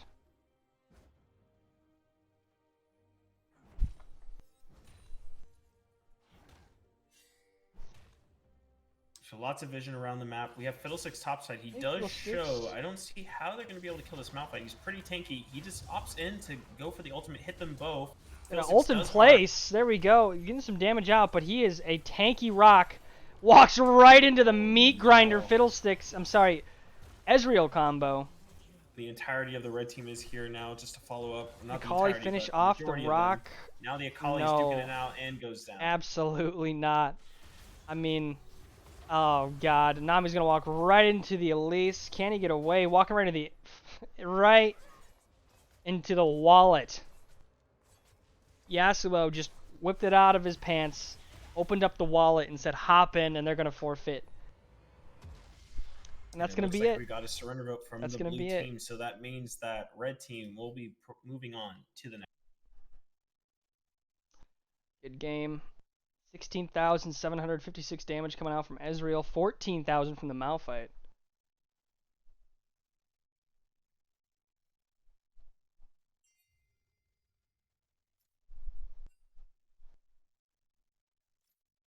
Okay.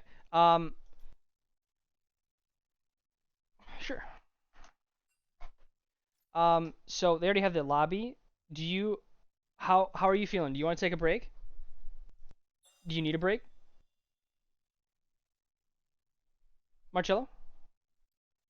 Oh no, I'm good. Let's keep going. Let's crank Alright. this one out. Sure. Yeah. Yeah. All right. There's already a lobby here, so all right.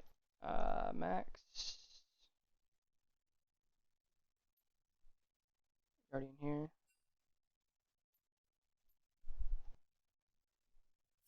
Okay.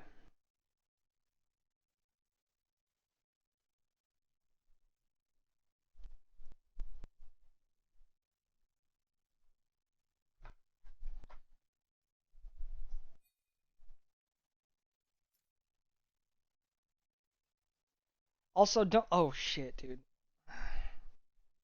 Alright, I need to hide my stream. Sorry.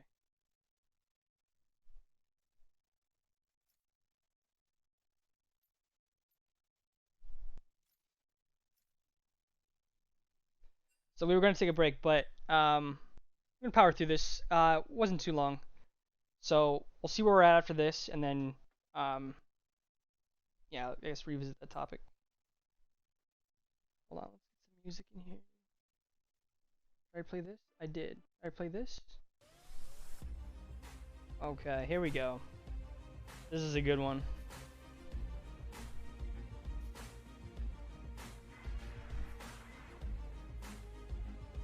Are they missing Astrolad, Can you throw me an invite? the Zapper? Oh yeah, sorry. Cuddy Muddy, there you are.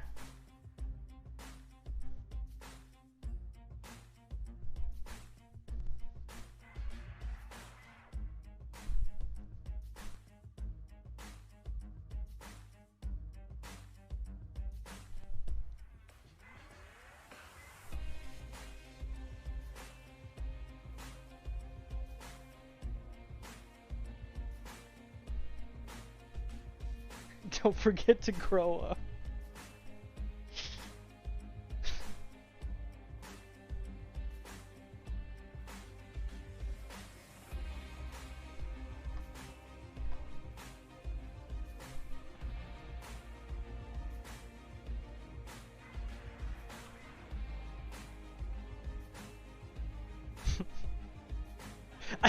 That's a pretty good emote, right?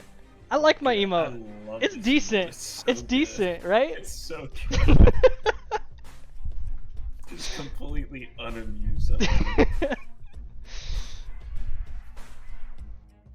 I'm glad people use it.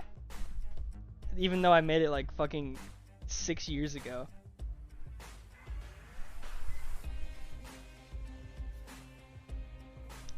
Missing a few people. my Oh, God, shit, 5 dude. Gifted subs. 5 gifties, dude?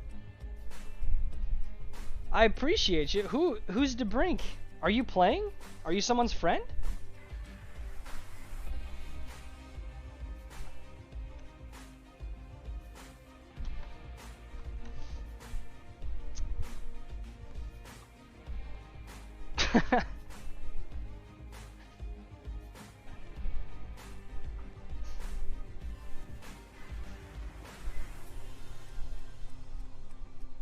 Very cool.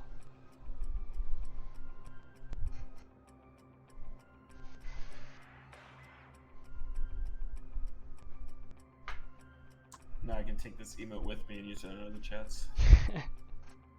2023 Valorant tourney. Dude, I would not be able to cast that. I don't even know. Yeah, I'd be so Valorant is. stupid. I'd be like, big tough guy using his gun. He shot him and he killed him. He did it. He did the shoot thing. Nah, I mean, I'd be better than that, but I certainly can't play in one. No, I'm awful at Valorant. Now can you hit us with the, oh god?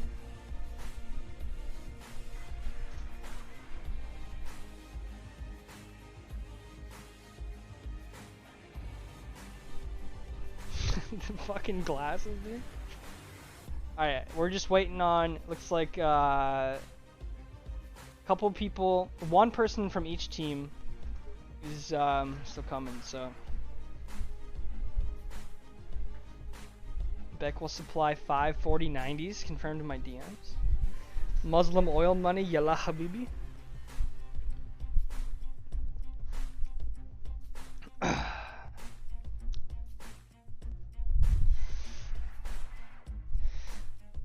Alright.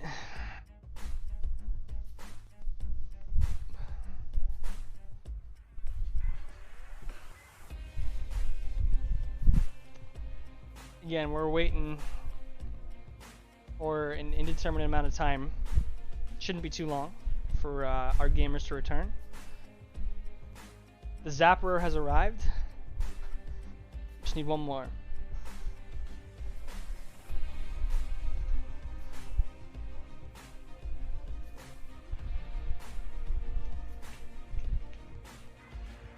Tweak taking a dookie. Dookie blasting, boys. In here. Oh, you know what we didn't do that we could do while we're waiting is interview someone from the last game. Oh, true. Yeah. Hold on, let me. Alright. Who should we pull in here that you think was really the shining star Alright, on the let's. series? Oh, fuck. I don't even have last stats. We can't even look, can we?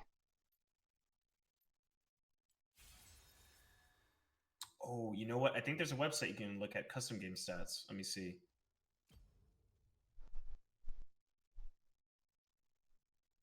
You know what? I think we should pull Gargle on main, and he did a lot of damage. He did most damage on his team. Pull him in here. See if he's available here. One sec. That's true. He did have quite an impact. He even did really well on that Ezreal. So, yeah, let's see if we can get him in here for a quick chat, quick interview.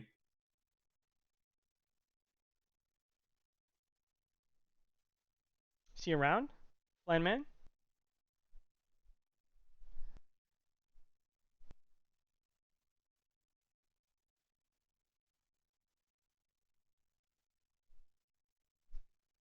Yalla Habibi, Flan. Verizon post game interview.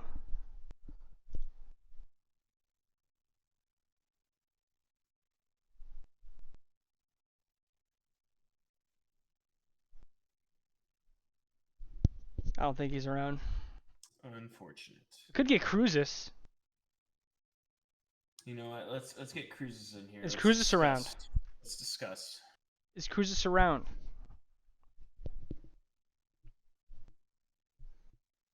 He can give his team the proper send off. You know, maybe tell us like. What Yeah, was maybe going on. tell us what the mindset was during the draft. Exactly. Yo, come in. Oh, hold on. No, Flan. I think Flan accepted the interview position. Okay. Flan's gonna do the interview. All right, Got him. here. We'll do these here. How about a double interview? How about that, gentlemen? You guys just got done completing a best of 3 in the losers bracket. Unfortunately, Cruises, you're going home, and Flanman, you're moving on.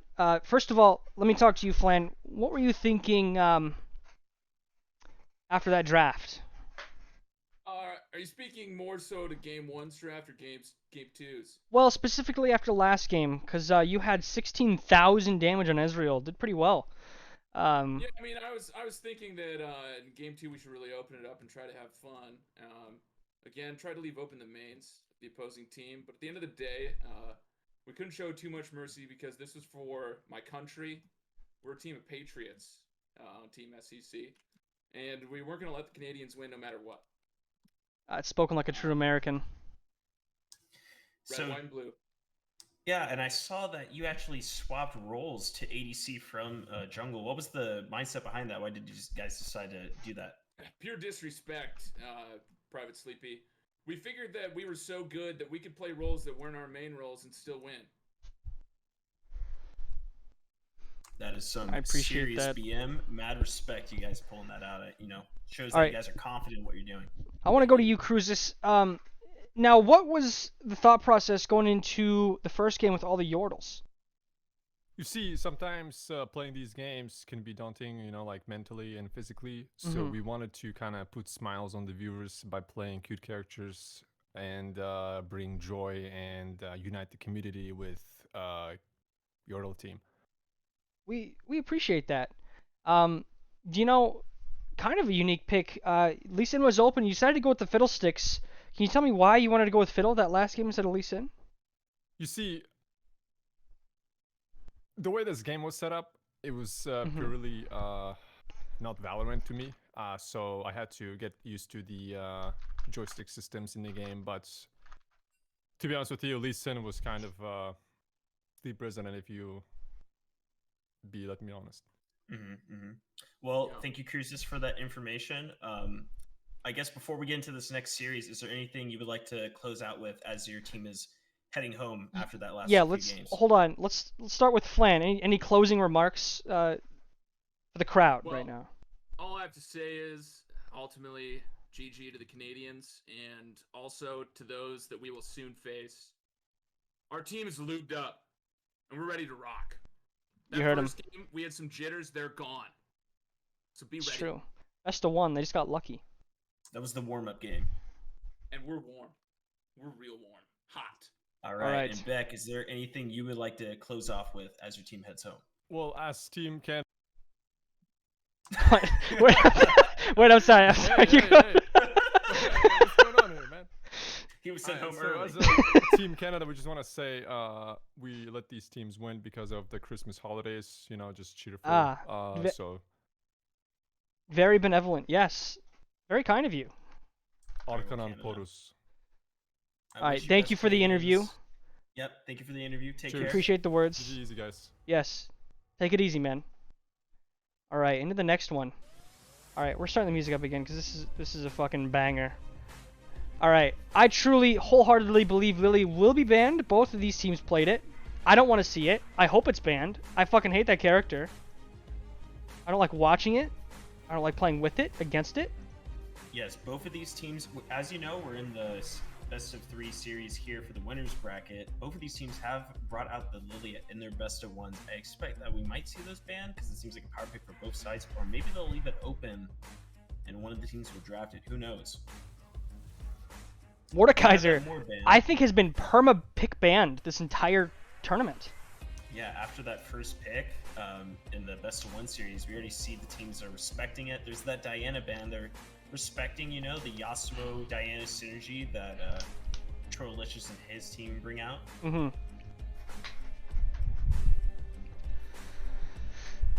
This is looking to be a pretty monumental matchup. I think the most aggregate solo queue rating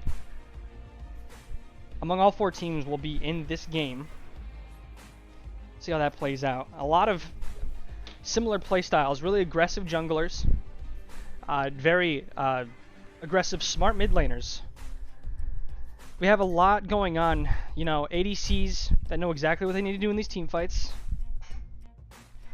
Yes, it seems like their drafts usually center around, good team fight compositions. We already see that Yasuo first pick for the blue side, so they're definitely going to want some synergy with that Yasuo, any sort of knockups, any sort of CC to, make it easier for him to get those plays going in the team fights. Now, what is Red Team going to respond with? Yasuo insta-lock, people really, at least in this game, not respecting the Yasuo of Papasuo. Was this a... Was that a deliberate pick? I'm not sure. I guess we'll find out in a moment. I guess until I receive a message, I guess we'll just say that was a pick. I don't know. It did go down to the wire there, so we don't know if that was like a panic Lux pick, if they were deciding they wanted Lux at the last minute, or if that was just like an auto lock. I mean, I guess we'll find out momentarily. Yeah, if I don't hear anything, But, we'll just go with it. In fact, we do see the Lux paired up with the Azir. If that was intentional, that means this Lux will most likely be going into the support role with Azir mid into the Yasuo. Ah. Now, Azir will be getting lots of poke into the Yasuo. It's really hard for melees to walk up into that champion, but man, we already see Draven, which is a powerhouse of a bot lane, paired up with the Lilia, which we were just talking about. You know, Lilia in this tournament has shown the results, and we'll see if that can come out in this game as well. Yeah. Yeah. Almost feel like going back to last week and vomiting and shitting myself seeing all this Lilia being played. Mumu locked in, lots of lockdown on the red side. Lux, snares, Azir, stuns, knockbacks, or just knockbacks, I guess. Slows, Mumu stuns. That's a plethora of CC for the very, very... Okay. Yeah, I'm thinking that was an accidental lock-in.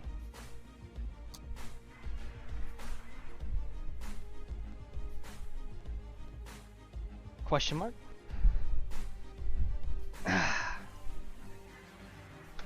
One of these days, we'll get a champ select that goes through perfectly fine. Today is not that day.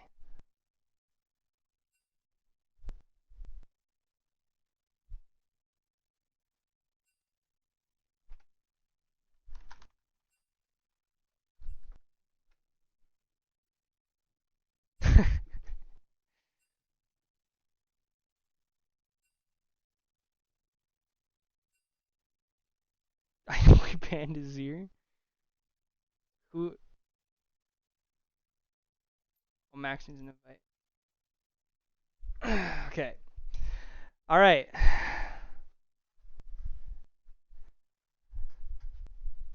If we could just have one. I mean, is it the client? Is that what's going on?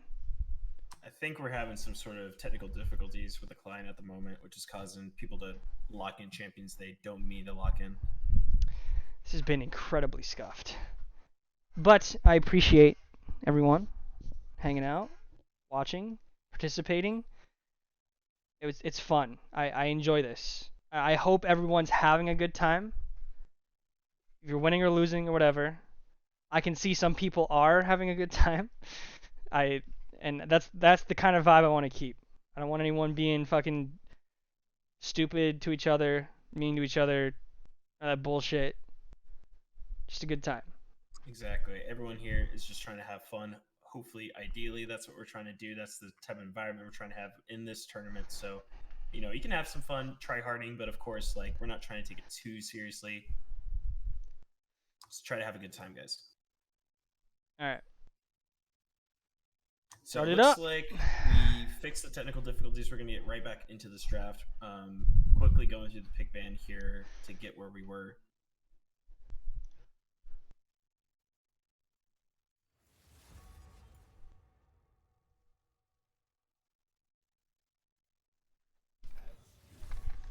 Oh, this is interesting. I can already see some of the picks.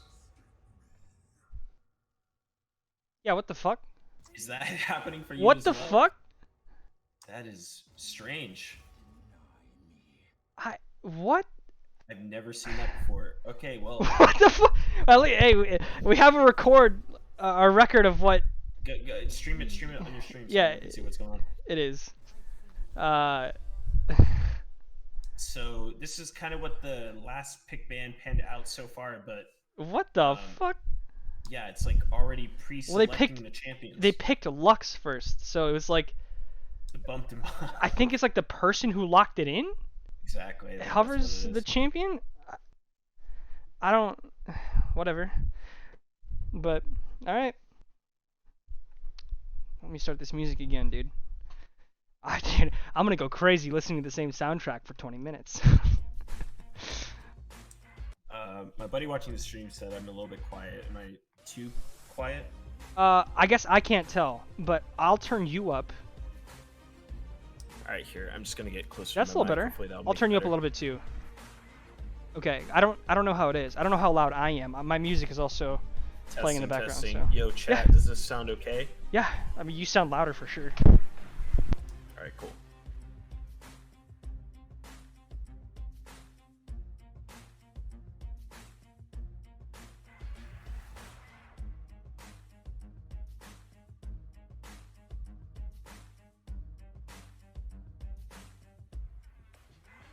All right, so we have the Kled top lane. I think we saw that previously in one of the games, and we have the Nautilus pick. Yeah, definitely a Holy Donuts pick there on the Kled. Oh, of course, they didn't actually mean to pick Lux. That's what it was. Yeah. I forgot. Okay. So this draft is a lot different than it was last time. So let's think about this. We got the Azir and the Yasuo pairing up against each other. Nautilus is locked in along with the Kled, and then blue side has the Lilia with the Lucian.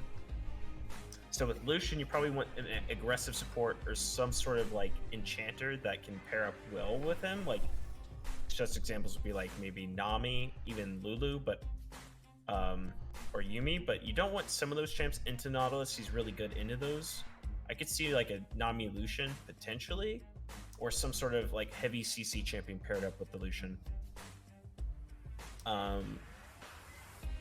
But we still have the jungle open, and we still have the ADCs open for the red side. So those are probably the target bans for blue. Yeah, we can already see the Triss ban.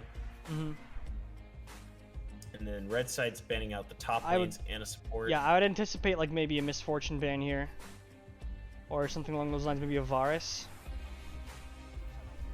Caitlyn. Okay, Caitlyn well ban. that's a good anti-lane pick, I suppose. If you're Yeah, playing Lucian, you want anti-lane. someone that you can jump on top of. I think they want to ban out the ranged ADCs that like can space out the Lucian pretty well. Right. Someone that you can actually okay, jump on top Mila. of and take advantage of. Interesting.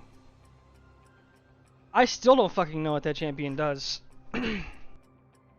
So she's pseudo melee, but when she hits her Q on minions or champions, it becomes like her autos basically turn into range attacks.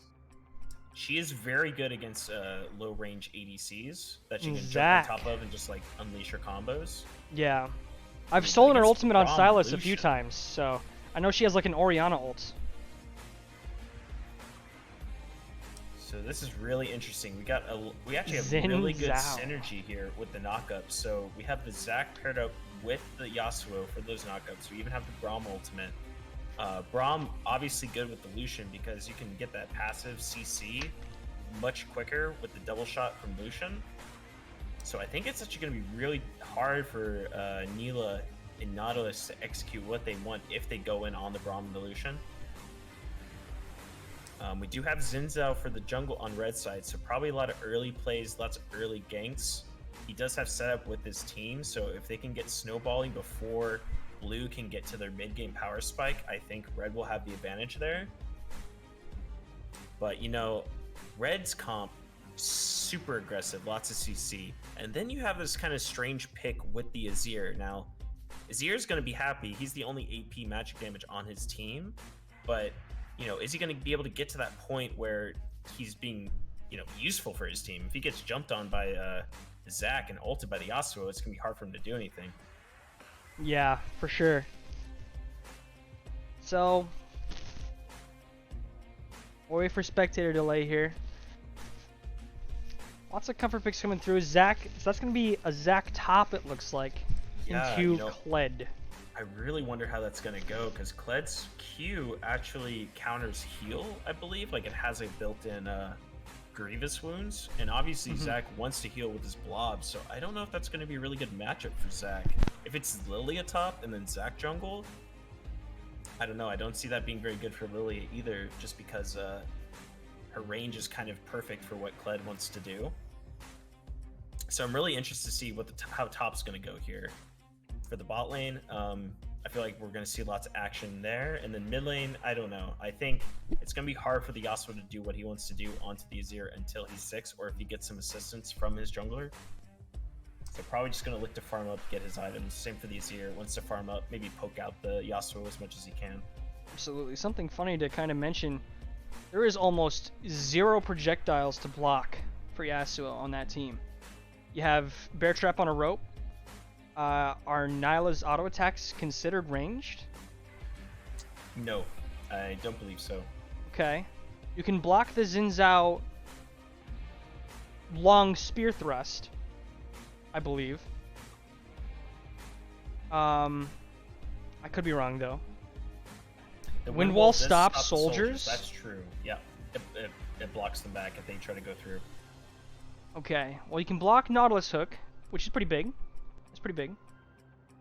Yeah, that's interesting. I think that's the worry from first pick in the Yasuo. Of course, like his name is Papasuo, so clearly it's a comfort. Hold pick on, I'm for gonna this correct you first really quick. Papasuo. Papasuo. It's gotta sound like Yasuo. Okay, Papasuo. Mm-hmm. So obviously it's a comfort pick for this individual, but Mm-hmm. that's the problem with locking it in first. You don't really know what you're drafting into. So are you going to get into like a counter matchup? Is your team obviously once you pick the Yasuo, you're kind of pigeonholed to get champions that synergize around that pick. Otherwise, it's going to be suboptimal. So that's why we're seeing champs like the Zac, probably champs like the Braum here. So anything that can work well with that champion.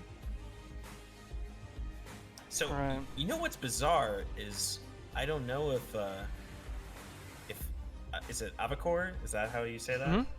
I don't know if he's comfortable on the Diana, but it's kind of a head scratcher why they would pick Yasuo first and then just had ban Diana in the early draft, considering they had first pick. I think that's a bit of a Yeah, kind of the name of the game. Besides a few picks that have kind of been tossed around through everyone, I think comfort picks definitely the name of the game so far. But there are some picks that are, I think, generally kind of universal for everyone. Mordekaiser being one of them. I guess Lilia is one of them. But I mean, definitely like Kled, comfort pick. I know Lucian is, Azir is. Not necessarily the best synergy per se, but definitely comfort picks that people think that they probably have a better time being effective with. For sure. When it comes to amateur and like pro scene League of Legends, I mean, when you're watching drafts, a lot of it does come to those counter picks, and something you'll usually see that is super high prio is flex picks. If you're picking early in the draft, you want to get those flex picks. So, if they go into a bad matchup in one lane, you could always swap into like another lane. So, for example, in the past, Karma has been a champion that's been flexed into many roles. We even see like Lucian in the past being able to be flexed mid, top, sometimes bot lane, doesn't really matter. But in this tournament, we really haven't seen stuff like that. We've only seen people prioritizing their comfort picks or champions that synergize well in a team fight together. So, Yep. And if that's what works, that's what works.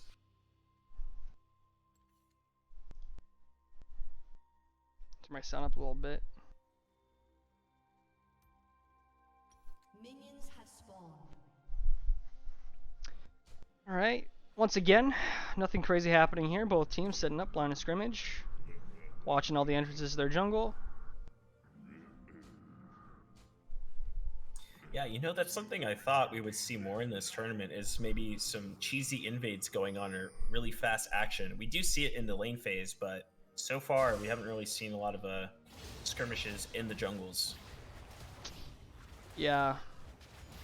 I know, especially with picks like Thresh and Nautilus coming through all the time and a Mumu. Exactly. But and wow, long walk around to avoid trading with the Yasuo. Pretty smart. Yeah, gonna miss out on some I think XP he there. pushed him away from the EXP, so that Yeah. might be really bad for the Azir.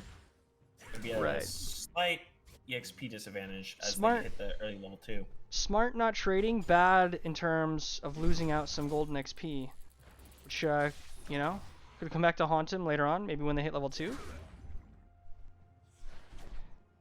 Kled doing some of that patented Q Grievous Wounds trading with the Zac. Yeah, pretty rough trade so for the Kled. Obviously, the Zac started with a Dorn shield, so any small poke that the Kled puts out isn't really going to do much to the Zac. It's just going to sustain it back. But once they get the levels, I think the Kled is going to have the advantage just with the built-in Grievous Wounds passive. Alright, we got everyone on the right spot.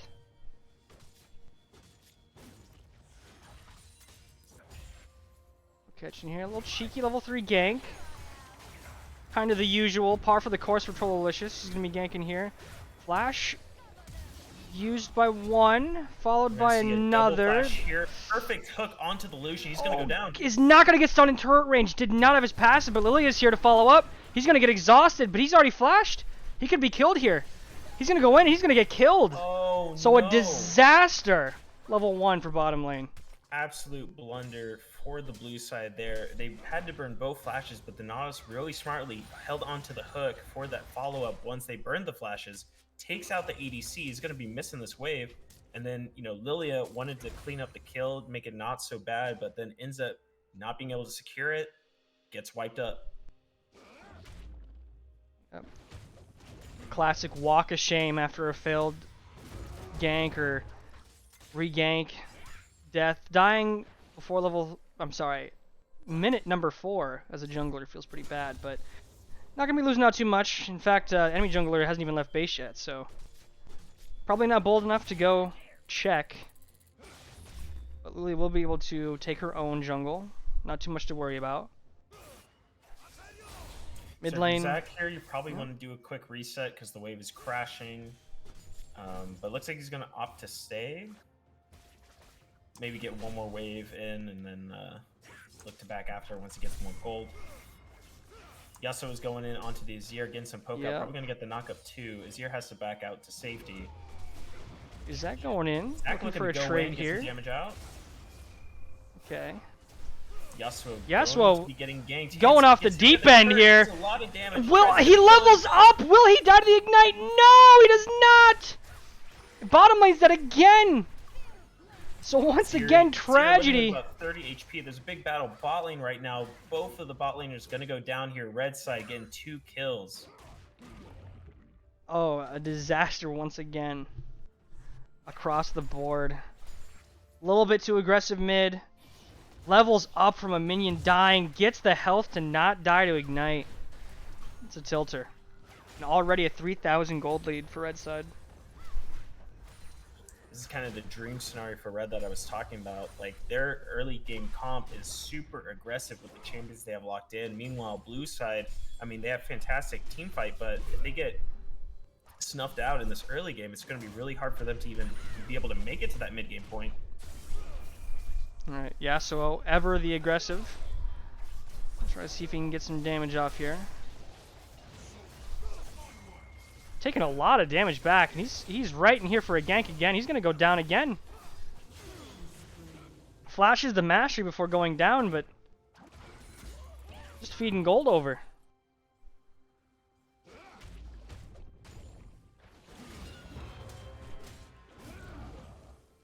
Ult from Zac. Oh, he might be able to take this Kled. Oh, but the remount! Walnut gets The the remount at 36 hit points. Wow. That is the sneaky part of playing Kled, man. That passive coming in clutch for Holy Donuts there, being able to wipe out the Zac as he goes in. Really unfortunate for the Zac. Yeah, I was mistaken. I thought that Xin Zhao was on Zac's team. I thought Kled was just dead. This was a little remount action. That's pretty funny. Gonna have to wait for this to bounce back here. Lots of minions. Avacor trying to see if he can do something sneaky here. Gonna walk over a ward again though. With a 4K gold lead right now in Red's favor, I think all they want to do is fight. So they should be looking towards this objective right now at the Dragon. Blue is going at this invade. They will get spotted on that pink ward as they're going into the jungle, going for the blue. Lots of pings going to this. Looks like and they're I about think to get they're- collapsed on. They're getting warned that, hey, Where? you guys are on vision. You got to back out. Yeah, sniffing it out, but Azir getting Azir's some not in the poke, best but he might spot. get collapsed on. Jumps out. It's out of there really quick. Nyla's gonna continue farming. Alright. Put this back on.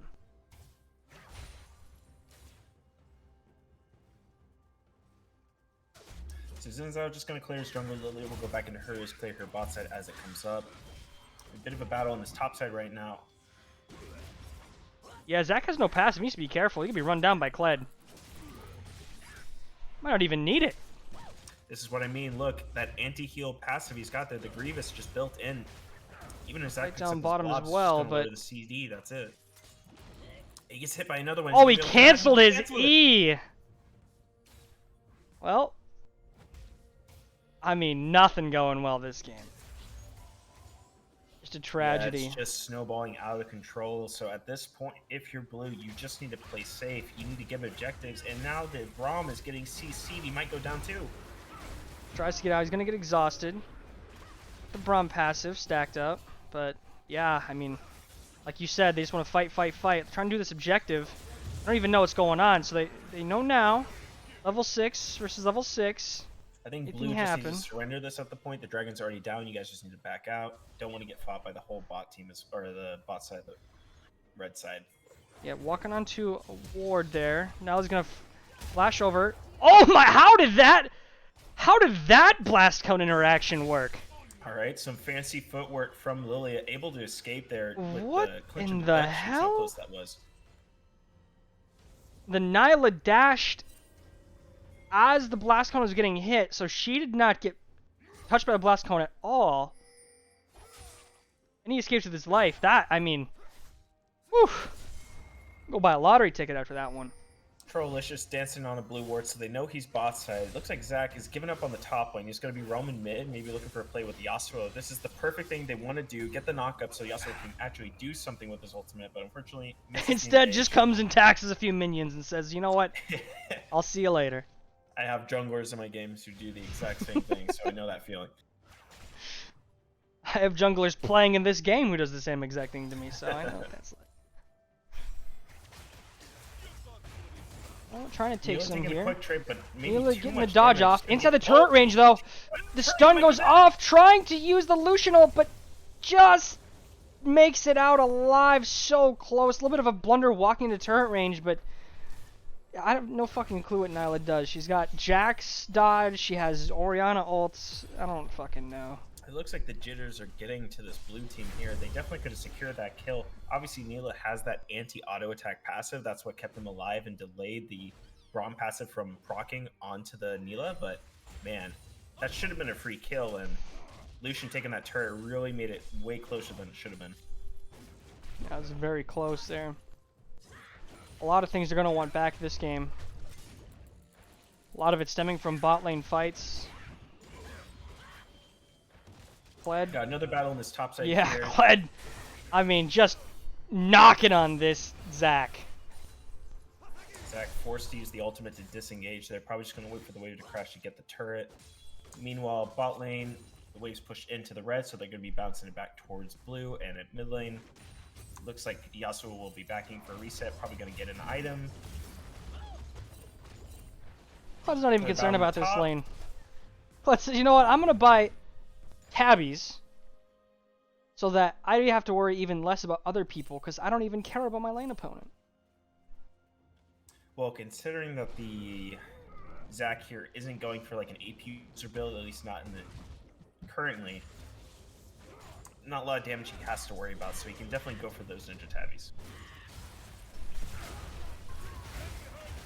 That's pretty true. You're right. Another kill. Passive is going to go out. Is going to get drowsy. But the counter gank is here, and now we might just see another dead deer. Oh, but the hook in the turret. This is a lot of damage going through. One goes down, two goes down, so that is a huge shutdown for Lilia. A swing of nearly 800 gold.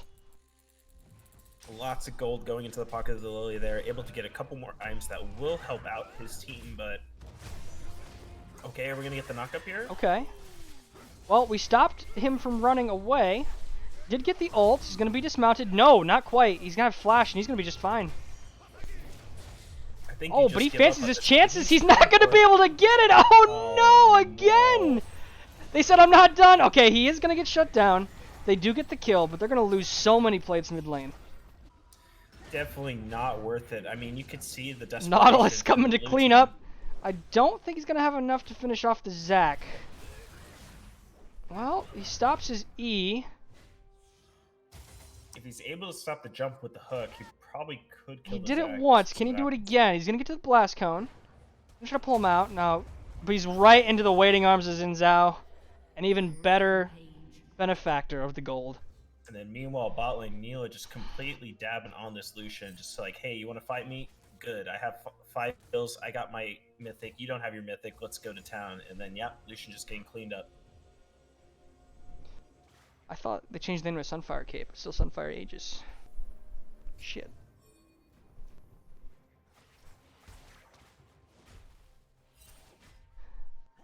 Yes.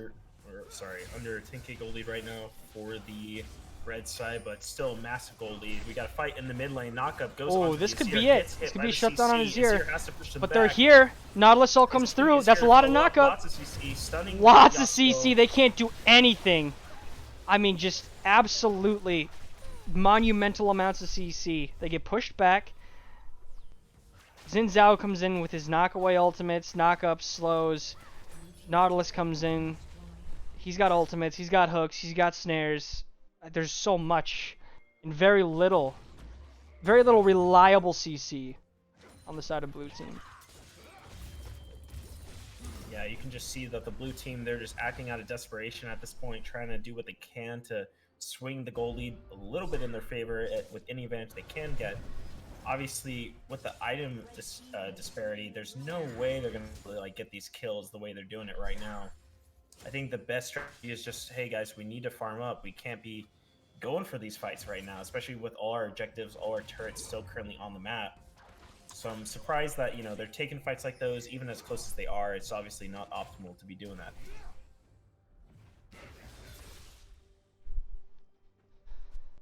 Setting the bottom lane mid lane bottom. Classic mid-game stuff. He's gonna farm up. Looks like he's in a bad spot to get kind of caught though, but he's gonna have a soldier. He's gonna be able to get out just fine. Yeah, Azir There's can some be vision pretty here. safe as long as he has his jump to his warriors, or his soldiers rather. I think we might see a dive top lane, assuming there's a bit more poke onto the Zac. We do have Xin Zhao doing a counter jungle here on the top side. Neela also roaming up towards top, so there's potential for a gank or a dive at the top lane. Meanwhile, blue seems a little scatterbrained on what they want to do strategy-wise. Their bot lane is going to go make sure that they stop the push at the bot. Lilia clearing her jungle. Yasuo taking the blast cone over, going to be walking Right into his death. The Xin Zhao and the Neela. He There's is no way he's dead. going to survive this. Does get the Did knockup. burn the fall flash. You know, take some comfort in knowing that a 5-minute cooldown was used there, so I mean, silver lining of an otherwise very terrible game so far. Zac gonna be backing, gonna TP back to top side. Meanwhile, bot lane, Azir uses the passive, puts down the turret. Braum is caught out in a bad position, has to walk up out of the turret range. Meanwhile, Lilia coming around on the flank. Maybe gonna look to sleep these guys. He's gonna be Does want to slept. sleep onto the Azir. There's a Are turret they gonna there be though. able They to have to win on dive a this? turret. No, they are gonna dive the turret, and Lucian's gonna go down to that turret. No, probably. he's not gonna go down, not quite. But this turret is doing work. One of the very few times you might see an Azir turret. Neela flashes over the wall, It does is- get the Lucian. Oh man, Azir it- does secure the Lilia, and then it that just will be goes another from kill for bad Neela. to worse. Alright, at this point, you know, if you're blue side, I don't want to give up, but I think you just say, hey, GG guys, let's go to the next, keep the clear mind. Hopefully, they won't tilt too much from this game, be able to understand, like, hey, maybe we did a bit of a poor draft, and recognize some of the power picks from this game that they can ban out for the next series, or the next game, rather. Absolutely, it's why it's a best of 3.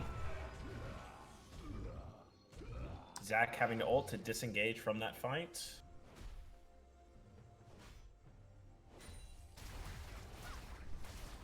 Stay alive, Got a but mid push going on here, a lot of damage onto that mid turret, but Azir and Neela should be able to back off now. Probably will head to the bank, buy a couple items.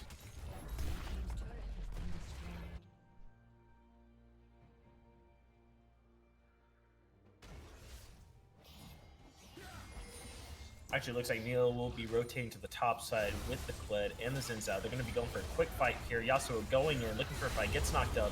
Is Oh, able to double get the ultimate knockup. off. Okay, that's a shutdown. Another knockup. The Hold on knockup, one Kled's second. Disengaging. Mom's calling. Neela does get CC. She's going to get perma CC. Oh, but all that shutdown goes to the Braum. Lilia will flash after the Kled. Does get CC'd. Down the Kled. Now the... Okay, the Azir follows up with the Nautilus. Azir able to secure that kill as the Nautilus locks it down for him. They'll be chasing the Zac, but I think Zac's out. Meanwhile, Lucian's cross map. You'd think he would be going for the turret, but he decides he's going to back after pushing in that wave. And Dragon will be spawning in less than 50 seconds.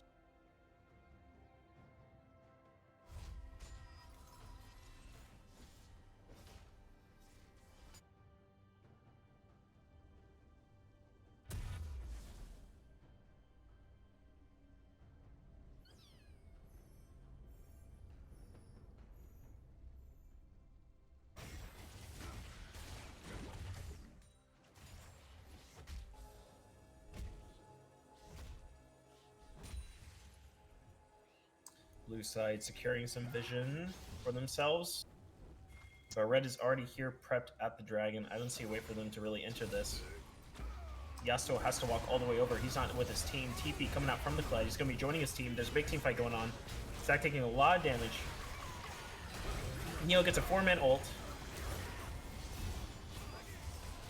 Lilia will be going down. Big knockup coming in from Yasuo, but it's not enough. Whole blue team getting wiped right now. They only get 1 kill on the Neil. The rest of the team does go down. This dragon will be going to the red side.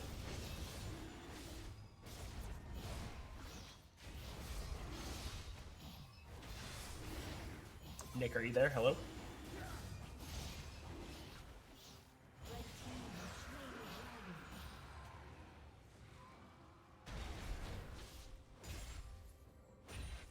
Blue team's turret has been destroyed.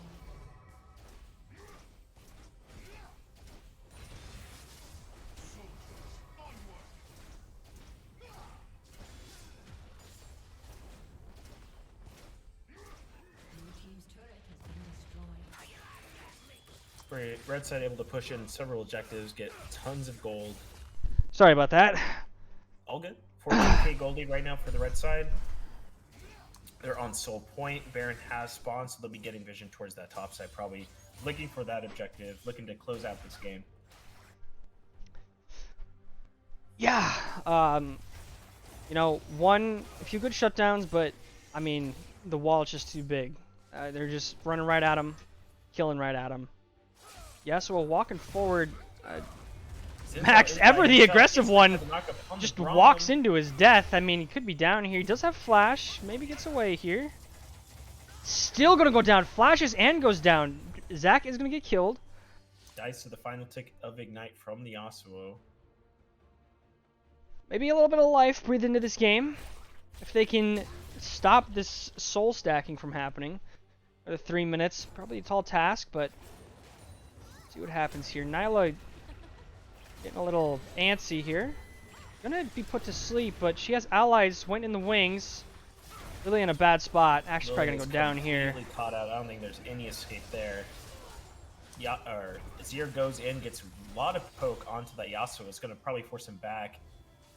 And you know, with Braum Lucian, I don't know if they can hold the wave, but I think Red's like, hey guys, you know, we got the pick here. We killed the jungler. We can just go for this Baron. Yeah, and this Baron will die very fast. The percent health damage from Azir. Zinzao's coming in to secure. Looking like it's probably going to be theirs.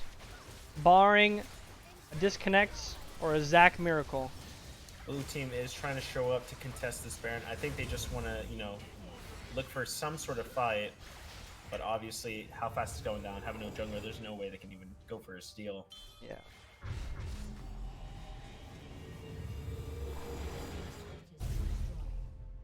Resets coming through. Gonna spend their Baron gold. Or their Baron buff straight down the mid lane. And probably wrap this game up. 16,000 gold in the lead. Yeah, this game's looking pretty dunzo at the moment. We're talking about the power from Lilia, but man, this game just hasn't really shown us much. Zen was able to secure those like that early bot side gank, get that double kill, you know, one from the Lilia, one from the Lucian, and after that just kept snowballing and snowballing and snowballing. Flash Flash hook. coming out from the And no Nautilus passive on gets Zac. the He's gonna go Zac, down here. Yep. and Zac goes down.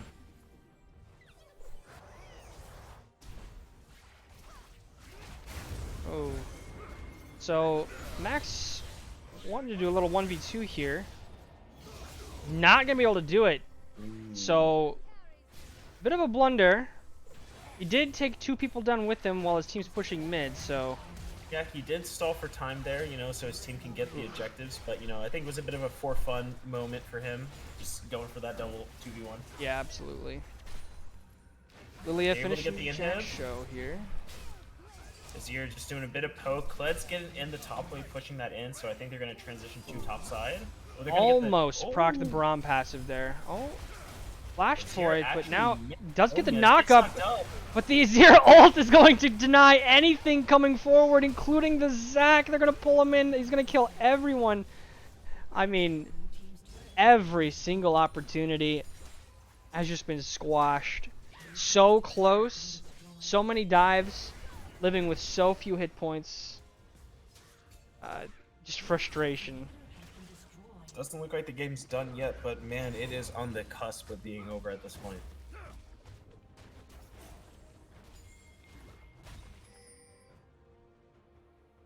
This is the Soul Point Dragon. The 4th dragon of the game will be spawning very soon. This is an Ocean Soul, so you know if Red Team secures this, I think the game is in the bag completely. And even if they miss it, I don't really see any way for Blue to come back into this game. They just have to, you know, bide their time, clear the waves, and hope that Red misplays somewhere around their base.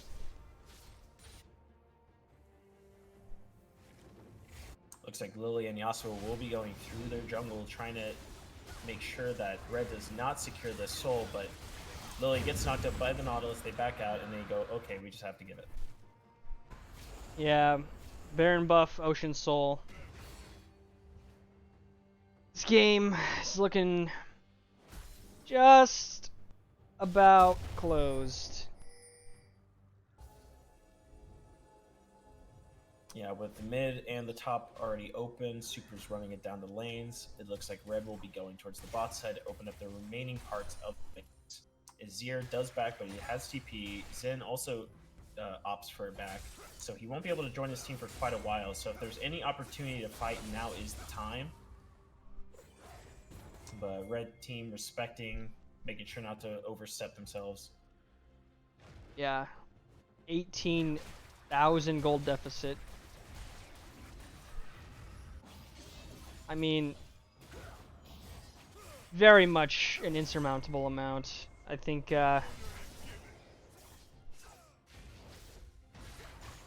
not much of a hope here. Maybe just you know, learn from I the think early you take game what here. you learn from this game, Exactly. and you just take it to the next game. You know, Yep. Or just, you know, Probably all take you can do at this point. take some of the early game back. You know, a lot of it came down to a lot of individual mistakes level 1, a lot of individual, you know, just very close fights. Not even necessarily mistakes, but very, very close skirmishes. And all those snowballed into a game that was unplayable. Exactly, and here we go. This is probably the last team fight of the game. Blue getting completely demolished, and Red will be closing this game out. GG called. Nexus gonna go down. I think I heard an invite earlier. I did. So we'll hop right into it. Look at the damage though. 34,000 damage from Nyla. Doubling Azir's damage. Xin Zhao second most at 20k. Yeah, with the low range from the blue side, that is Neela's ideal comp to be playing against. She wants to fight champions that do not outrange her, and she wants to be duking it out in that close quarters combat. So that was a perfect game for Neela. Her getting that early lead too definitely secured her place and being able to hit that early power spike and press her advantage. So I'm going to be joining the spectator really quick, but I have to go to the bathroom super You good? bad. All right. I think I have everyone. Wait. Everyone on my friends list is here. You have to invite the rest.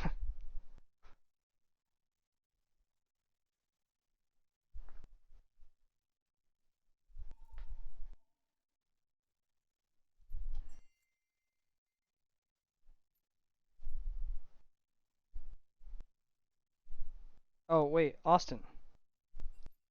Forgot about Austin. I'm sorry. Then you have to invite Goina. Or I might be able to. Oh, he's in here.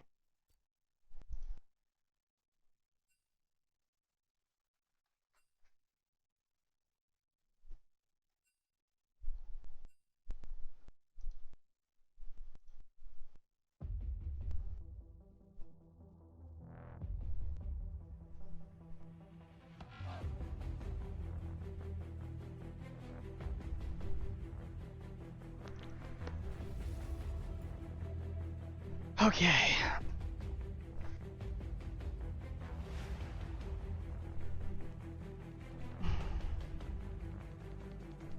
No Lilia gameplay, maybe?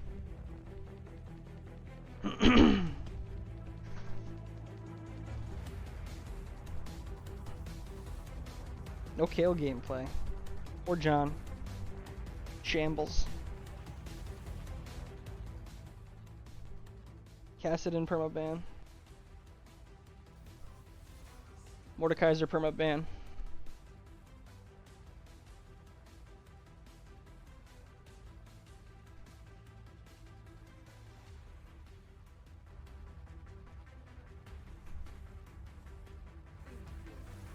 Vayne permaban. I thought there was gonna be some changes. Dead ban.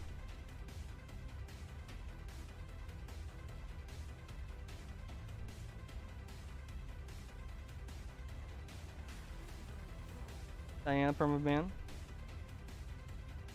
Swallowed.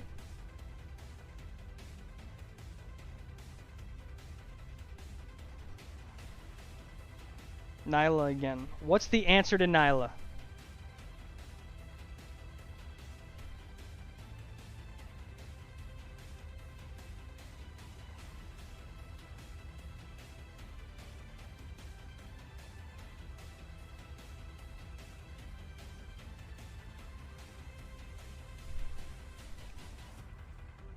Kha'Zix. And run it back Yasuo. Okay.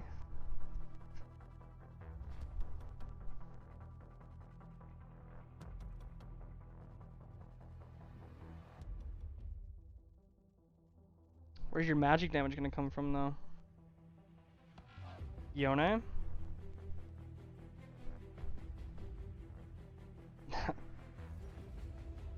Okay, Lilia pick.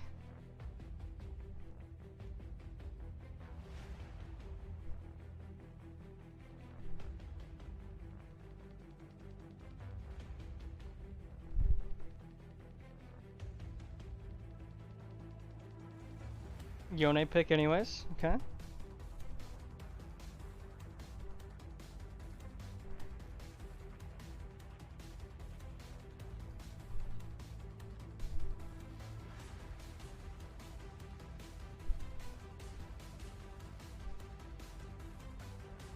Oh, Ornn. I like that. Alright, Okay. I am back. Welcome back. Alright, so we're getting into the game 2 of the best of 3 winners bracket.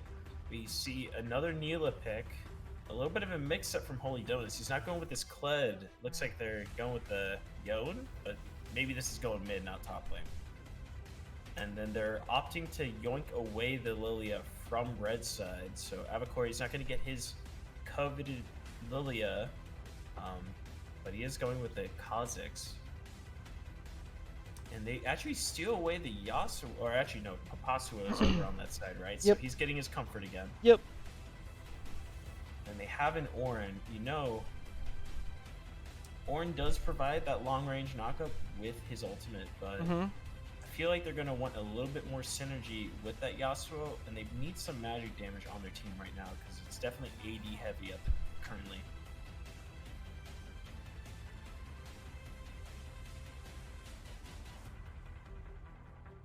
Yeah, gonna need some more supplemental magic damage on this team. I like the Kha'Zix. If you can get ahead, you can really shut down this Lilia. Gotta make her life live in hell. Kha'Zix can very much jump on people, kill them, keep them slowed. Lilia just really likes hitting jungle camps and then going where the fuck she wants, so hopefully this is like a negating factor in Lilia. Kind of a duo double-edged pick there with Lilia, kind of taking it away from Avacor and also picking it because it is one that Max does play. They do get the Caitlyn this time against the Nilah, which I think is a much better matchup for the red side in the bot lane. Anything that outranges the Nilah, is it up close and personal, is definitely what they want to go for. They do pair Renata Glass with Nilah, so that's really interesting. Obviously, Renata with her bring back from the dead sort of W is super good with the champions on her team. And then they get a Gnar. The Gnar to round it out, and Brand. So there's the magic damage. That with Ornn Brittle is quite a bit of percent health damage, and no super tanks on blue team. So comp's fine. Yeah, there's not really a lot of heavy front line over on the blue side. I mean, obviously you have the Gnar, but he really doesn't get to be a chunky beast until he gets into his rage form. And they're going to be having to play around that. Whereas, Yone and Nilah, they kind of want to go, go, go. Gnar has to play around the passive. And then you have Lilia, who really wants to set up with the sleep. So I don't know. I kind of like the red side draft a bit more this game. I think the only weakness with the red side is they're very AD heavy. They do have the magic damage with the Brand, which is super good because he gets free damage basically with his passive going off, his ultimate just bouncing around everywhere. But a lot of those champions are close-ish range, and if Nilah can do what she wants to do, just unload that damage onto them, then I mean, we saw last game she's just gonna tear open a hole in this game that Red's not gonna be able to recover from. Right. I don't know. How are you feeling about this draft? Yeah. I think it's pretty good. I think big facilitator of this game is going to be Ornn. Obviously, Kha'Zix is going to need to get ahead. Kha'Zix can do his own thing in these team fights, trying to kill people. The only thing is it's going to be really scrappy in melee. It's going to be hard to isolate people that you can one-shot. Traditional Lilia builds are going to be pretty tanky. Yone is very hard to lock down. Nilah will just get in your face, right? So, in terms of characters you're really trying to assassinate, I mean, it's going to be Renata, a out of rage form Gnar, and then, I mean, hopefully the rest, but we'll see how it goes. If he gets super fed, I mean, everyone's just gonna die. So, if Ornn has a good laning phase, he's able to, stand and tank these people in these team fights. Red team's just gonna have, I think, a very easy time converting this game. Absolutely, and I think the eyes are on the Kha'Zix to see what he does this game. If that champion snowballs out of control, then it's going to really translate to the rest of his team being able to come in and reach their power spikes. I mean, with Yasuo and Ornn, they're not really going to come in until the mid-late game because you want those Ornn items. If blue team isn't able to get some early advantage or some mid-game advantage into red, I mean, they're a bit on a timer. I think red's just going to be able to win out later on. And if Kha'Zix is able to win out early, then I don't really see a way for blue to do anything. But you never know what's going to happen. Blue played super well last game against the red team, so maybe they're on more comfort picks than the red team is. Maybe they'll be able to play better around the team fights, better around the objectives. We'll just have to see how they play out this game.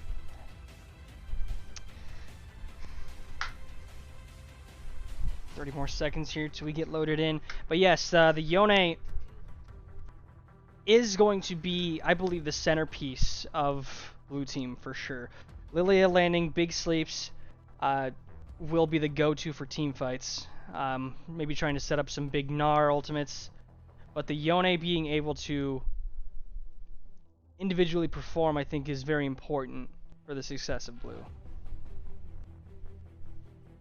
Definitely. I think just looking at every lane by lane, when it comes to bot lane, I think the red side has a better bot. They have a lot more poke. Neela and Renata really need to be up close and personal to do and dish out their damage. So if they get outspaced by the red team, it's going to be hard for them to do what they want. Meanwhile, in the mid, we have the matchup of Yone versus Yasuo, the dynamic duo brothers there. And I mean, that's a bit more of a skill matchup, just from my experience. I think it could go either way. So if they get some jungles, and then looking up at top, we have Warren. He just wants to scale for his items, but he definitely can fight it out with the Gnar if the Gnar is just mispositioned. But both of those champions are pretty safe in the top. I don't really see a lot of action coming out, unless if the Gnar gets a lot of poke on the Orin, or if the Orin's able to get a good amount of CC on the Gnar from misplaying.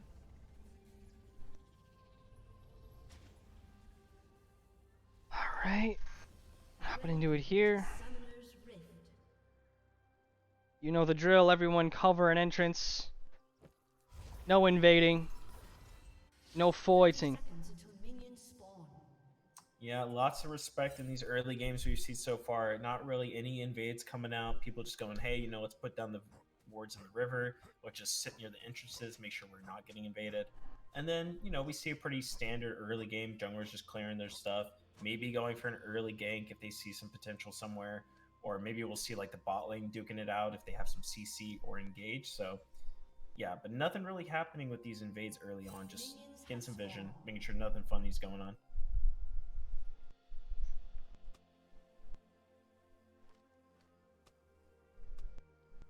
And this is new, a little bit of respect, a little bit of good luck, have funs in the all chat. We like that. We love having fun. And good luck. Smile. Smile. Colon C. C colon.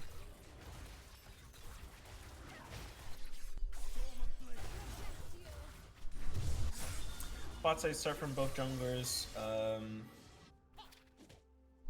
Probably just going to be looking to do their full clears. Lilia obviously wants to come up. We're already having a bit of a battle in the mid lane, just small trades. Getting that CS.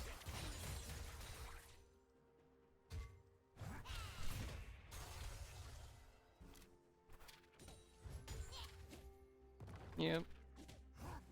Business as usual, nothing too crazy. Nothing too crazy. As we were saying in the pick ban, eyes are on this Kha'Zix to see what he does in the early game. Is he going to be looking for some plays around the map? Is he going to be able to get some potential ganks, get snowballing? He also would take a bit of a heavy trade there in the mid. Has to back off. And chug a potion. Really, actually walking over from the bot side. Maybe they're going to get a gank? Another early gank. Wow, lots of damage coming onto the Yasuo. Might have to burn a flash. Ooh, does burn if he does live. But does have to burn his flash. Another level 3 gank from Max. Classic. Now we have Kha'Zix hovering around the mid lane, but I don't really see him. He's not going to be able to do anything over there, especially since Lily wants to go to the top side. Maybe he's looking to help out. Oh! He is taking turret damage, though, so it's going to be traded back. So that's double summoners down. Kha'Zix will be able to eat that wave, so despite the kill going over to Yone, Kha'Zix is able to absorb all of the benefits. Yeah, a little bit of a bait, I would say, for the Kha'Zix. Obviously, if the Kha'Zix gets the kills, that's what they want for this team, because he's going to be the primary source of action for his team. So him getting a lead is good, but I think he should have shown up a bit earlier, baited out the Yasuo and got him killed, and Yasuo losing that wave does really suck for him, so... See, he's got a large wave with him, trying to fight with it here. Lots more fighting going on in this mid lane. Yep. Pretty He does even have so the far. ignite. He does have a summoner spell advantage right now. See if he can fight something back. He's gonna try to. Oh my god. Oh no. He hits level 4 off of that too. That's what I'm saying. This really is a skill matchup in the mid lane, and any side that gets an advantage, But Kha'Zix is right there to collect. and So it's a shutdown. So there it is. That's a 300 plus shutdown? another A 150 in the 1-kill pocket. shutdown? Yeah, got a 1-kill shutdown. What the fuck?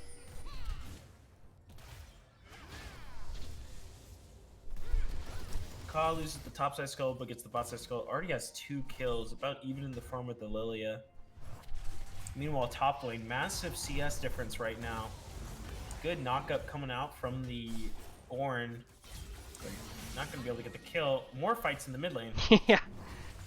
It's just non-stop there. They're not going to let either of these guys scale up.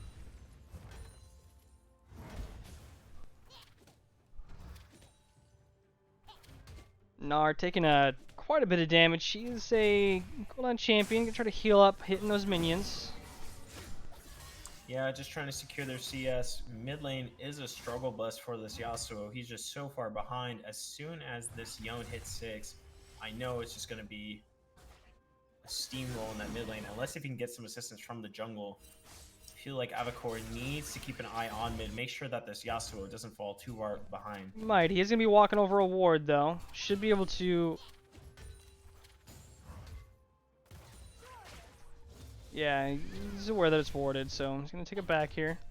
Blue side well aware that Kha'Zix is on the bot side of the map. Lilia will be backing, doing a reset, getting a lot of items. So will the Kha'Zix. Let's see what they buy.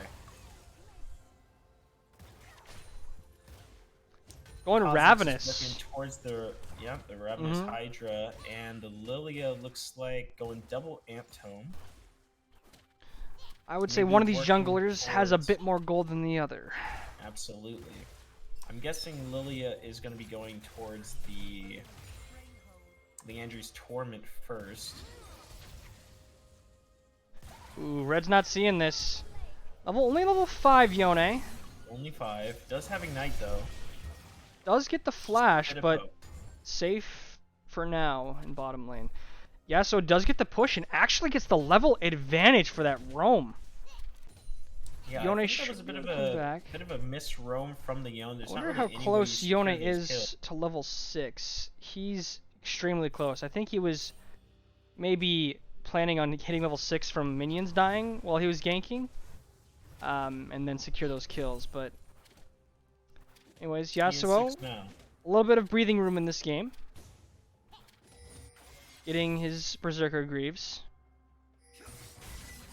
And Kaz on the top side, looking for a top side gank as the Ornn TP's in, and the Ornn has ultimate. Are they going to be able to get this kill? This is gonna look like a dead Gnar here. I'm gonna try to flash. Might be able to get out. Just has enough. So, oops. Able to jump and flash out. Doesn't even have to burn the ultimate to escape. So he's going to reset here, probably TP back.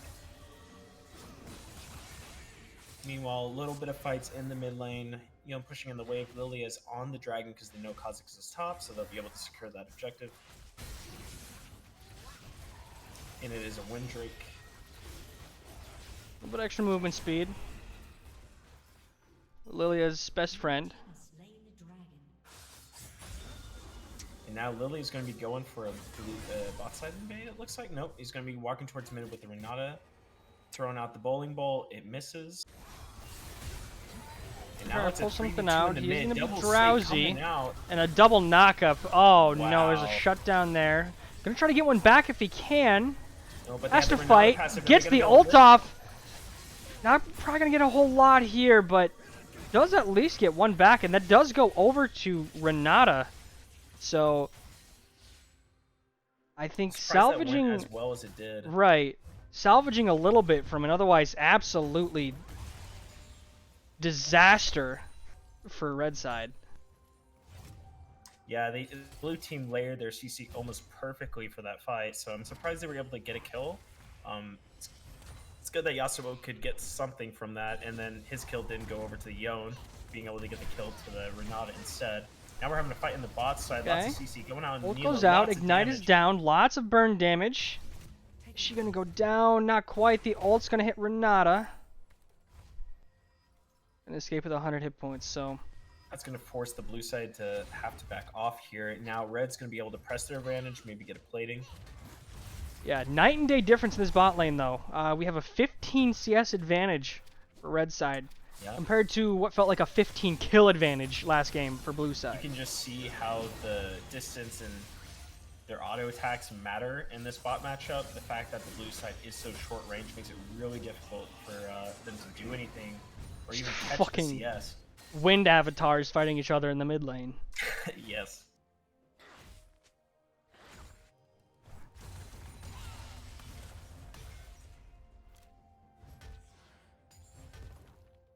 Kha'Zix will be back in here, probably getting his Ravenous Hydra.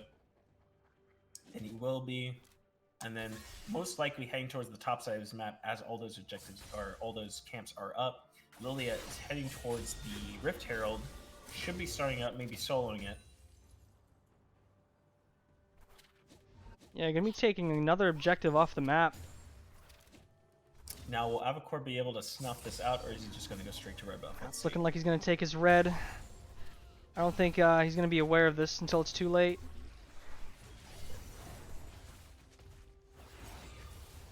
Looks like blue side's bot lane is heading up as they pushed in the wave, so now they're hovering mid, just making sure that the Yone is safe, or maybe looking for a kill. Herald will be going over to blue. Okay, Fight Sleep going goes down, onto Drowsy Kha'Zix. I comes think they're out. Looking for a fight here. Okay, Flash comes out. Yasuo looking to get Q3 going. Gonna miss all this. Tweaking's coming in. He's gonna get one shot almost, but no, he gets the dodge, the pullback, and he's gonna live! No. He's going to live, so the bot lane roams all the way up. Bottom lane for red side is gonna be taking some turrets, but they're gonna get so much here mid lane. They're gonna need Really to defend good tier Mila 3. ultimate and that W passive, just making sure that, you know, champions like Yasuo and Kha'Zix can't really burst her down in time. They should be able to get the mid turret, first turret goal before red can get anything on the bot side. Obviously, lots of plays are going over to the red down there, but that's a big win for blue. Yeah, these guys are about to get 2 turrets.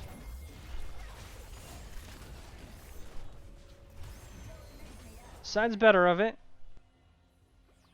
Caitlyn is getting a lot of solo gold right now. Just gotta be a little bit careful. There's enemies walking in her direction. Looks like she might be able to finish this off though. Yeah, looks like the blue turret's super low, so they should be able to get at least a trade of turrets. About a 1k gold difference at the moment in blue's favor.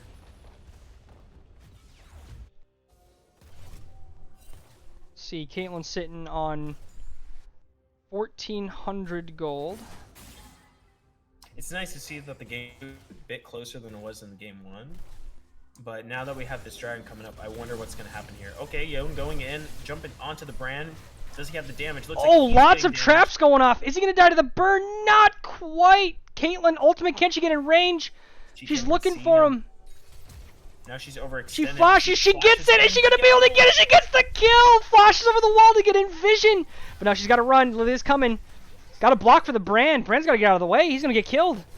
Heal comes through. Avoids the trap. Gonna sleepy. This is looking like a dead Caitlyn. Brand's gotta get away, otherwise he's gonna die too. He gets hit by the ball. He's gonna die as Oh, he's well. out. So 2 kills picked up for... I mean, there's really nothing. Now I have a feeling that this Yasuo and this Kha'Zix are going to try to contest the dragon here, assuming the Yasuo starts to walk down. Yep, looks like they're going for it. But He's they're half walking health over though. He's vision. gotta be really careful. They know they're not on the dragon. They're kind of dancing around mid now. looking Little for a bait fight. here. There's no ult from Lilia. Ooh, really That's a bad knowledge really from long both handshake. of them. You need to And get they're in here. Isolation damage right now. Yone's here. Right into the... Okay. Yasuo does have flash. Oh, but he's gonna get killed because of the jump over the wall. Oh my Wow. god. This Yone styling on them. Really good flash over the wall to make sure he secures both of those kills. Really big punish. Blue now able to transition to the dragon. Probably going to secure that objective for free. And meanwhile, Neela is pushing down mid and no one's going to be there. So they're going to get a turret.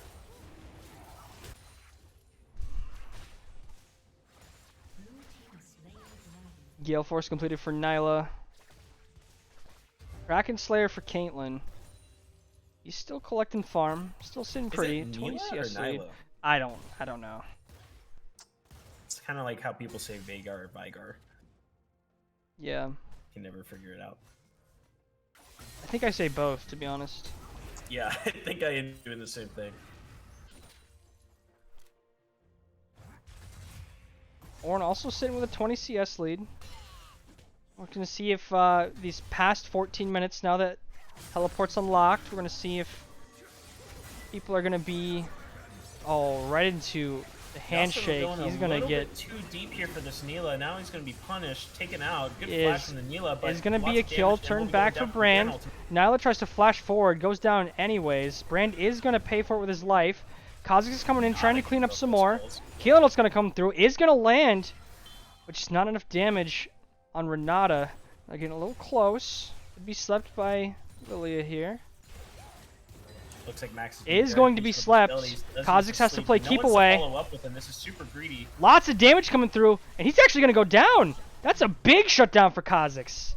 Really big blunder there from Max. He thought he could secure the kill onto the Caitlyn and maybe get a trade, but ends up going down for free. Now top lane. A going down as solo well. kill from the Ornn. Solo bolo. A solo bolo. So things on the up and up for Red Team. They are still down 1,000 gold, but find themselves in a much more manageable position than last game.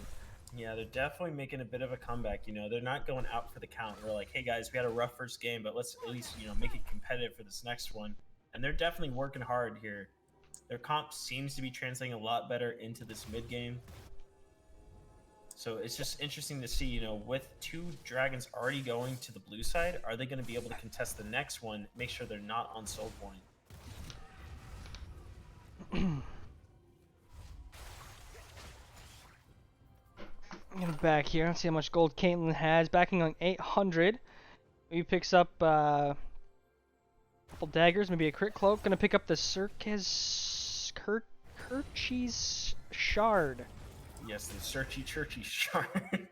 Kerchies. Gonna pick up that attack speed item. Looking like a rapid fire cannon second item on Caitlyn to extend her already long range. Max here on spawn for Rift. This map is so dark. I mean, besides around Dragon, which is not up for 2 minutes yet. So Kha'Zix's not going to be able to contest this. Second Rift Herald going here to blue. They'll be securing that for free.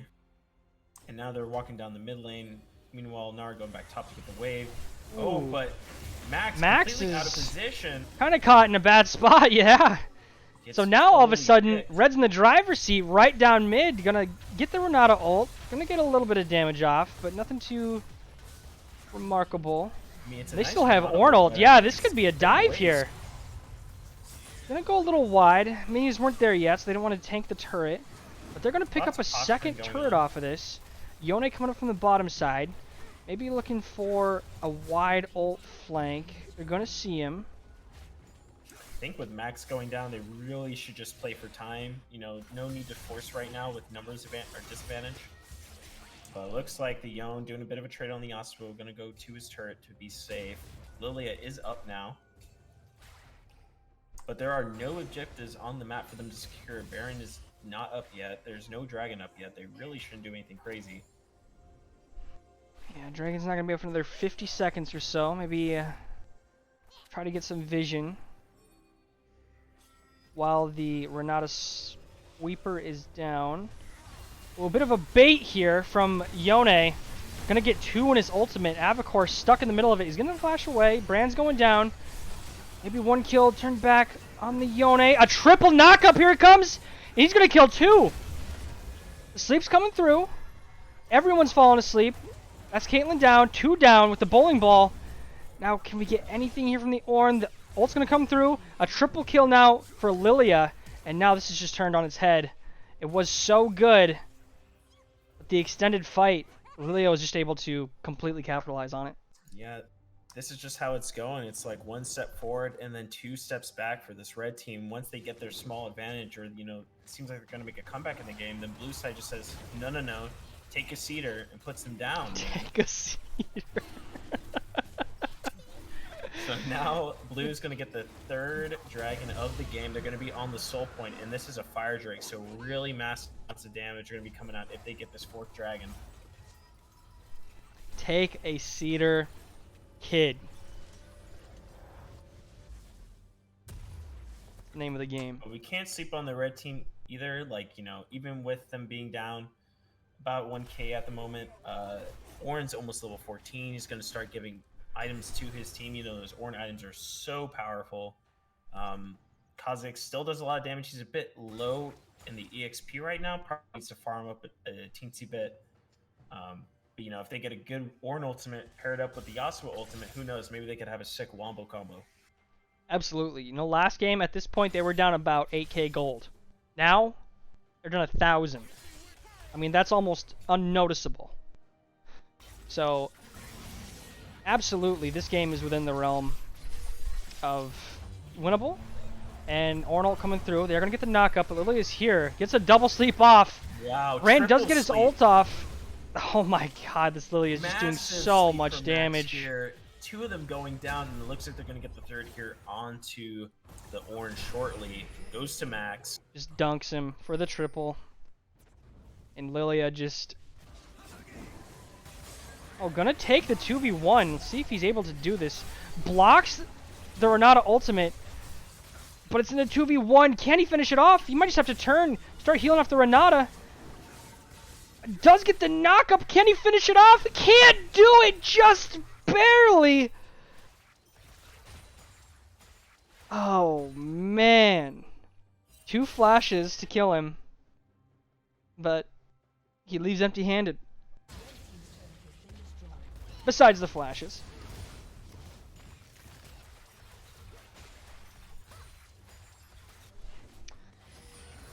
Oh, a bit of a blunder at a random Zhonya's usage. Hopefully that doesn't play a critical role in this team fight in the next 120 seconds. Let's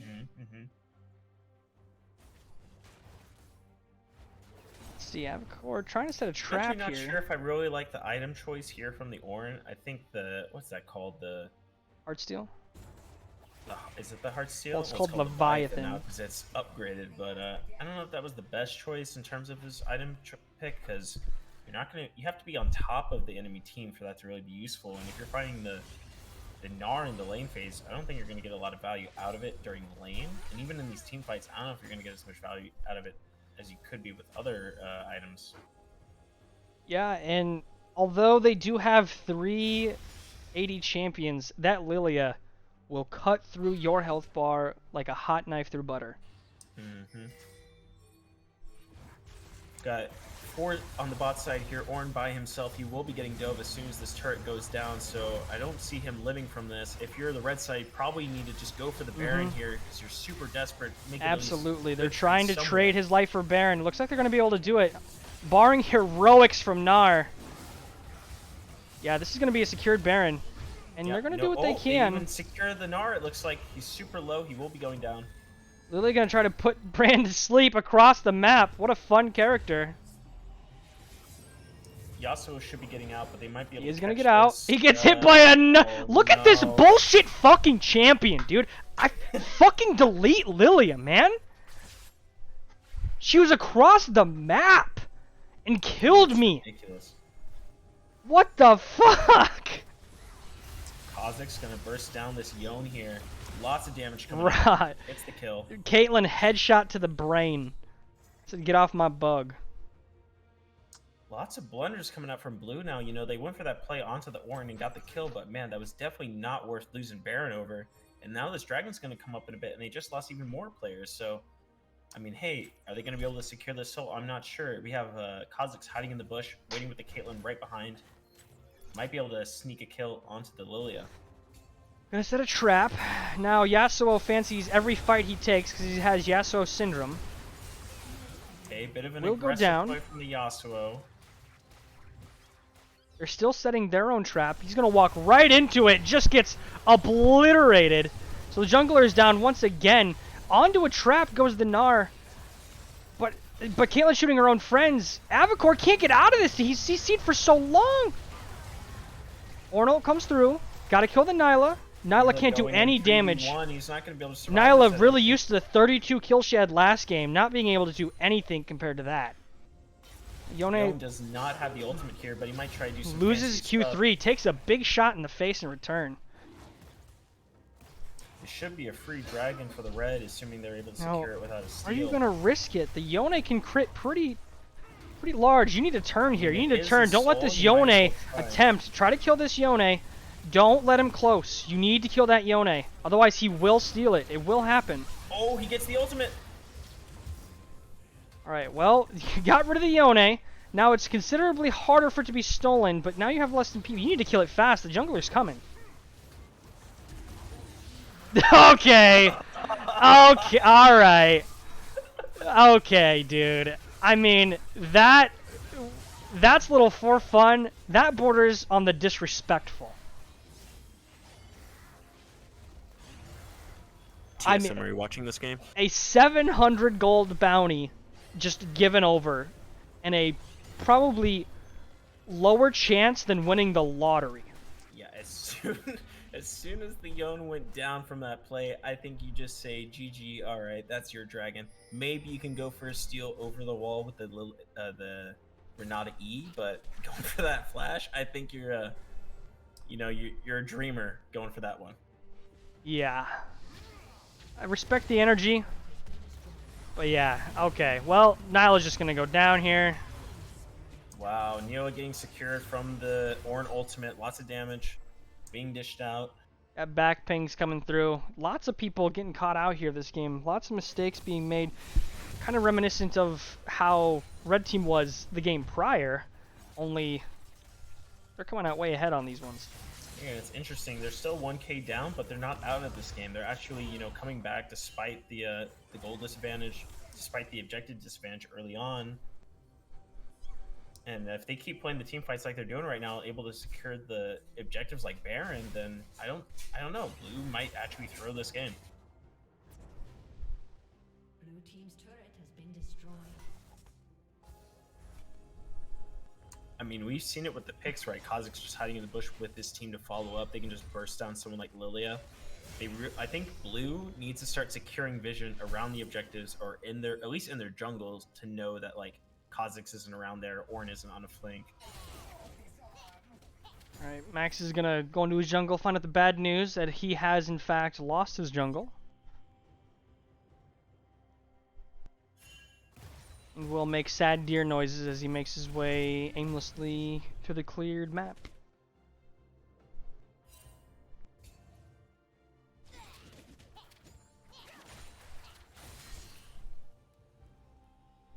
A little bit of posturing here until we wait for the next objective, which is going to be that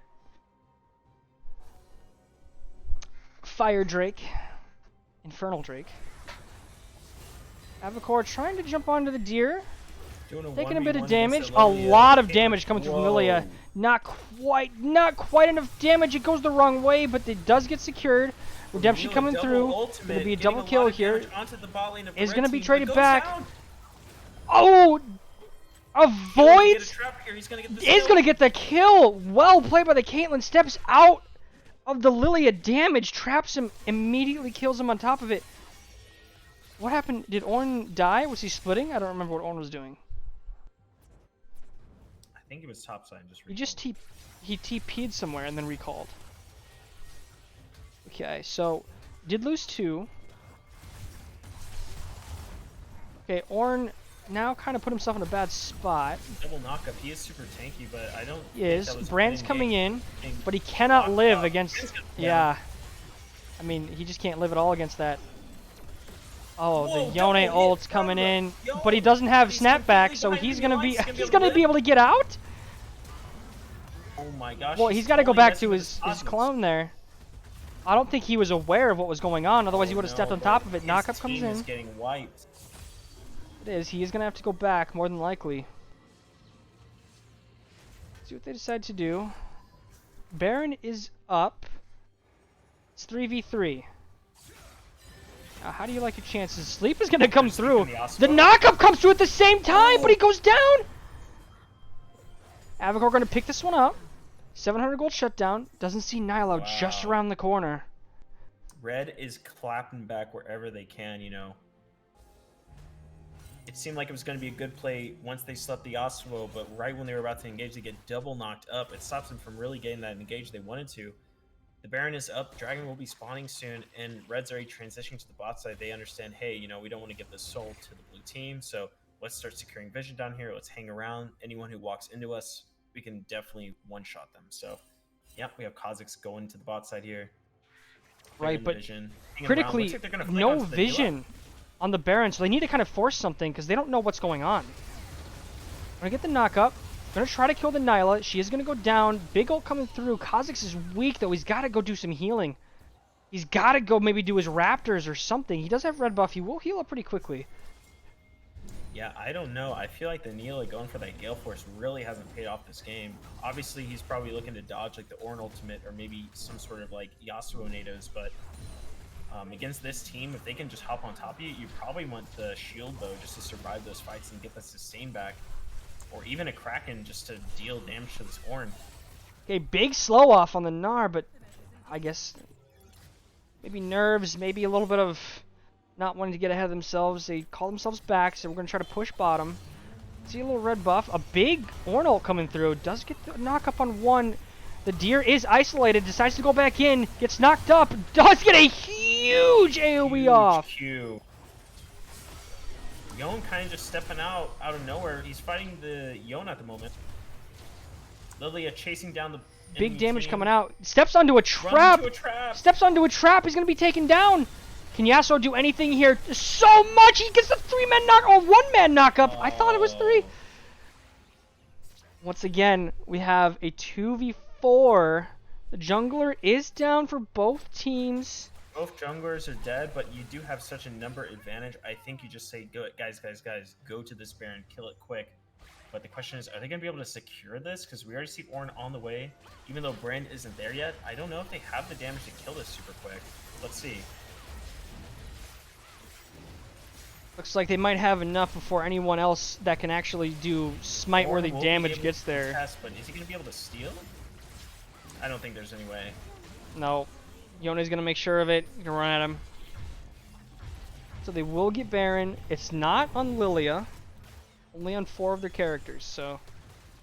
I think it's smart that the Ornn opted not to go in for that. You know, we did see Renata go over the wall for that one dragon and how that paid off for her. So I see that he is a little bit more conservative, understands like, you know, we don't need this Baron to win the game. We can just play around, you know, our team fight. We're definitely getting some good fights there. So,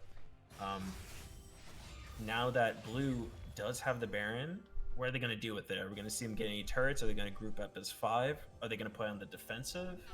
It'll be interesting to see. Or are they going to face check more Kha'Zixes while wearing the purple buff? Ideally not, but that is a possibility. Guardian Angel on Yone now. This is feeling pretty difficult for Red Team. We do have a stopwatch on the Yasuo, so if they get baited to go onto him, it might be able to stall time for his team. But he is splitting right now, and no one is there to really support him. Seems like he's just going to get the wave pushed in and then roam back to his team. Yone's going to go bot. Pretty smart. Get that wave push. You don't want someone else to go there on the other team. Push that before you can, and you have a lot of pressure on another wave. Blue is smart. They're backing off as soon as the Yone heads Oh, bot. this is They're a big gonna hide in face the check bush. here. Stopwatch coming through. But it doesn't look like it's going to be enough. Big Brand ult! Big Brand damage here. my But the Yone God. ult is just as big. Nyla's going to get one. Another big Massive flash. swing from Really good Lilia. from Max. And Lilia's just going to clean Is everything it gonna up. be a Penta? Wait, no. Quadra.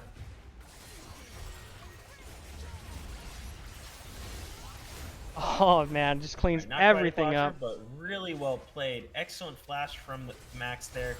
Really played well in the Lilia, and really good ultimate from the Yone, being able to secure all that damage onto the team and set that up for the Lilia as he flashed in. And you can see there, like, how I said earlier, they should at least have vision set up on their side of the jungle to make sure, like, Kha'Zix to them aren't being sneaky. That's exactly what they did. They just hung on the side in their vision, made sure to play on their side, not walk into the enemy team, and they won that fight. Alright. Wow. Deciding to back off. So, it looks like Red's going to have one more chance. in this That's game. interesting. I'm surprised they didn't at least go for a top objective. Maybe they thought they could have won the game there, and then they just decided last second, hey, I don't think we have enough time. So they're going to be backing off here. They see that dragon spawning soon. Now that all 5 of them are up, hopefully no one gets picked, and they'll be able to secure the soul, or at least have a good team fight and win the game off of that. 50 seconds here.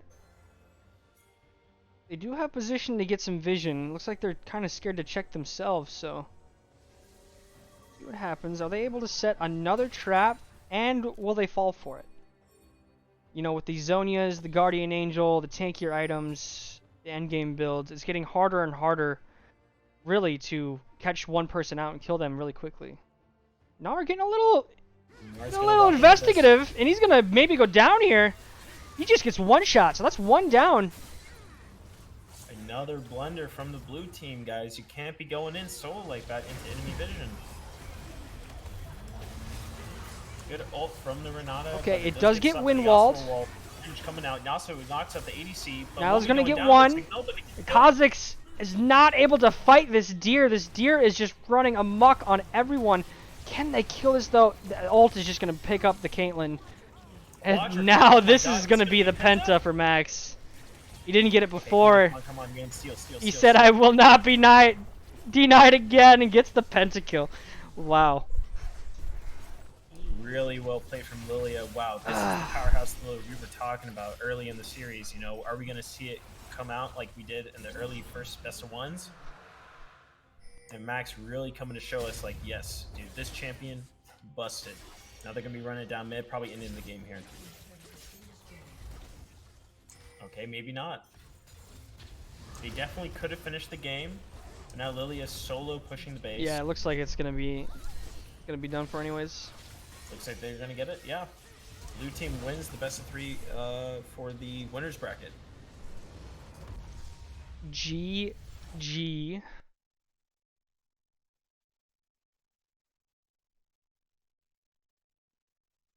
Okay. Hold on 1 second here. So let me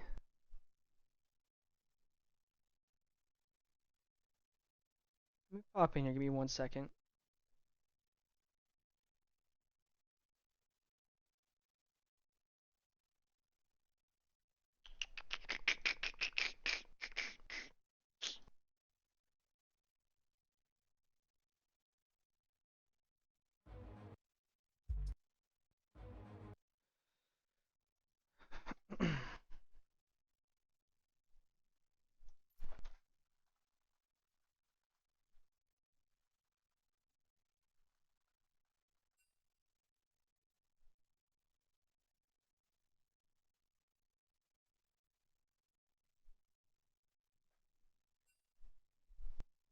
Okay. All right.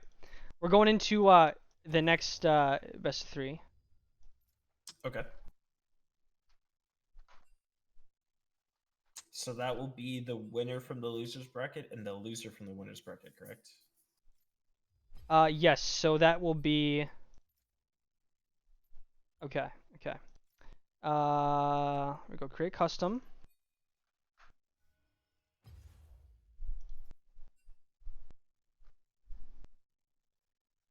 Yeah, it sounds like we have a few people taking bathroom breaks, so I'll just start the invites for everyone. If you want to just take a short little breaker.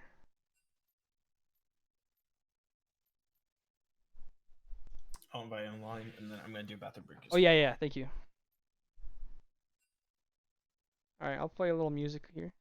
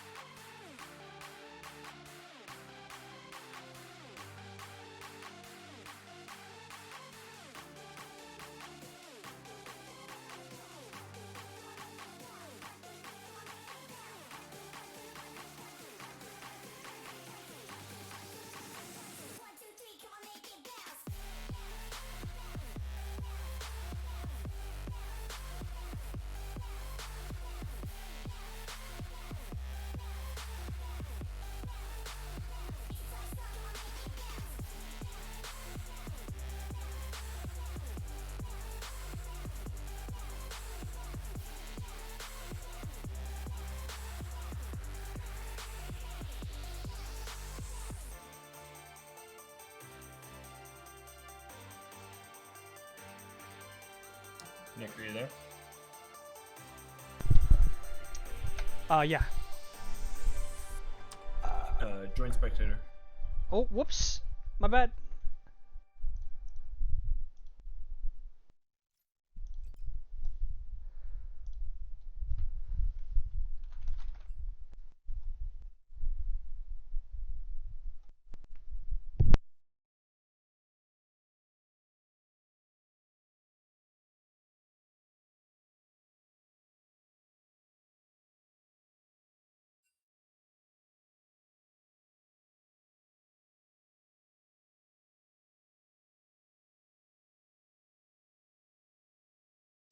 How long are we breaking for? Like another 5-10 minutes, or how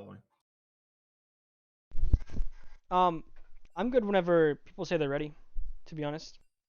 If you have something that you want to do, I mean, I can tell them to wait a few minutes. No. I'm ready when everyone else is. Okay. Yeah, I'm just chilling. I'm waiting until they said they're ready. I'm ready. You ready? They're ready. Are you ready? Yeah.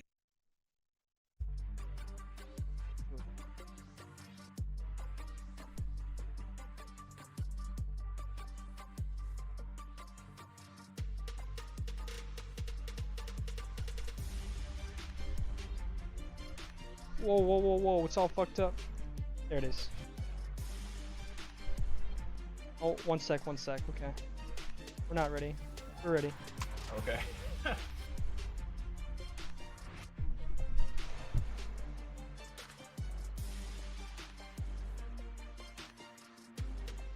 Well, hopefully everyone is here and ready to go. We are getting into the semifinals of the tournament. Best of 3 between what are these teams? Yes. Southeast Coast versus- Southeast Coast versus Indiana. Indiana boys.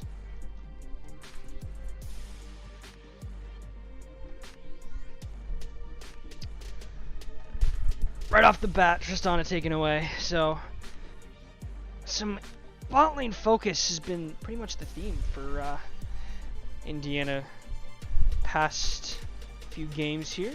Oh, I gotta turn this down a little bit. Holy shit.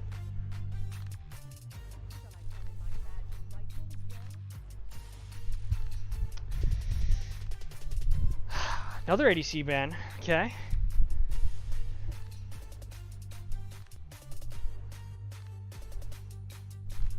So from last game, we did see the Indie Boys bring out their Yone, and we just saw how powerful that was and how good it was for their comp. So I wonder if they're going to try to bring out the Yone again against Southeast Coast.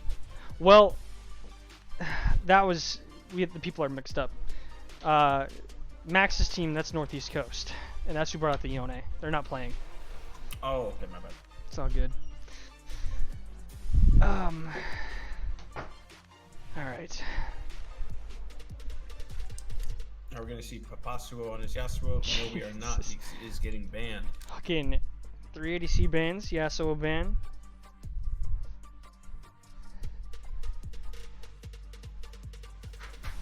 Okay. Olaf ban. Now, there is a glaring champion that I see open right now that I know both junglers enjoy. And his name This is the one who just got banned. is Bildor. Oh, Bildor the champion. You ever heard of him? no, is this a new champion? There it is, Bildor I meant to say Warwick. Sorry. Yeah, Warwick, also known as Bildor. Would you say you're speechless? Yes. Classic. Bildor locked in for Southeast Coast. Volibear hovered. We're getting real furry. We're getting real Volibear furry. could be a good flex pick, but we already see the Warwick, which could also be a flex pick. We don't know if those are going to be top or jungle yet. My True. guess is the Warwick is the jungle. The Volley's most likely the top.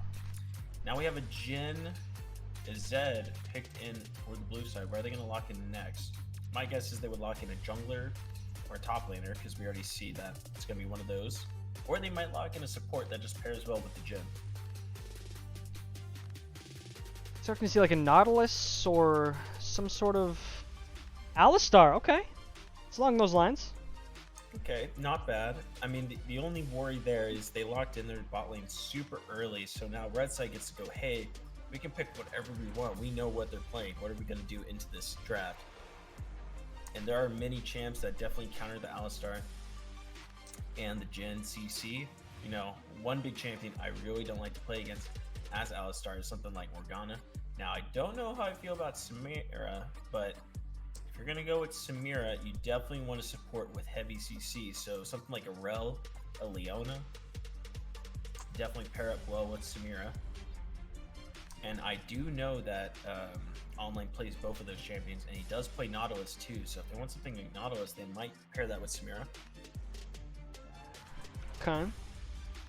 So if I was on the blue side, I would definitely be banning out Online's champ pool. Definitely get rid of those heavy CC support champions. Bro, this is nuts. Mordekaiser's literally 100% pick banned. I didn't know that anyone even plays that character. Okay, I think the Yuumi pick is a bit of a goof.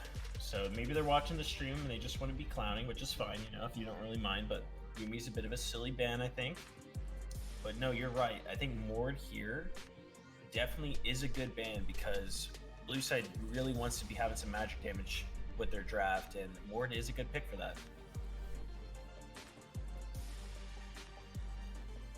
Silas ban coming through. Echo immediately locked in, supplementing that magic damage we were talking about. So they're pretty good on their side. You know, Warwick and Volibear are also very hybrid damage dealers.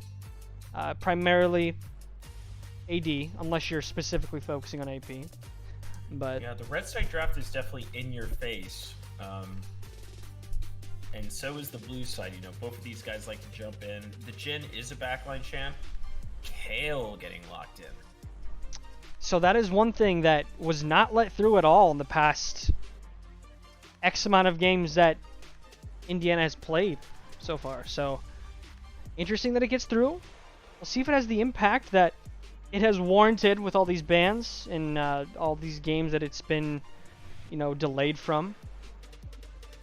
I know Avacor does play Kayle in the past. I've seen him in my games. He does pop off with that. So I wonder if he's going to be going into a solo lane and someone else is going to be jungling this game. And there's the Nautilus I was talking about. So, yep, Online getting onto his comfort picks with the CC support champions does pair well with the Samira. I don't know if that's something I would have liked to lock in against Jhin Alistar, but, you know, I think it's if you're on comfort and that works for you, it works. So I do like the red side draft. I think they can duke it out in the fights. When it comes to the blue side, I think their draft's a little disjointed with how they've you know, locked in these champions. I think Jhin Ali is an okay combo, but they shouldn't have revealed that so early in the draft. Sejuani, if they were going to lock that in, I think they should have locked that in maybe even 1 or 2, because that can flex into top, it can flex into jungle. So you don't really mind showing that too early, especially with red side showing their jungle and their top pick so early.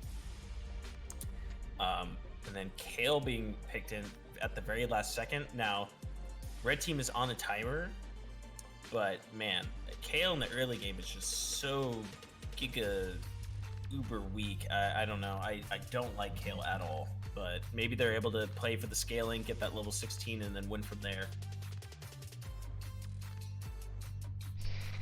Yeah, we'll see if sorry,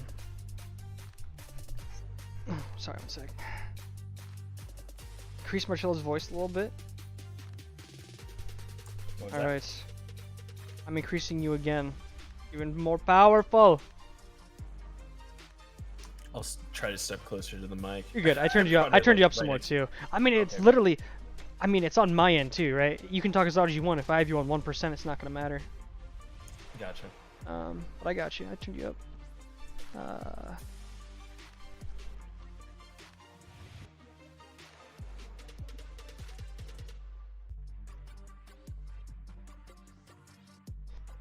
How you feeling about the draft this week? Ba-bum, ba-bum, bum, ba-bum, bum.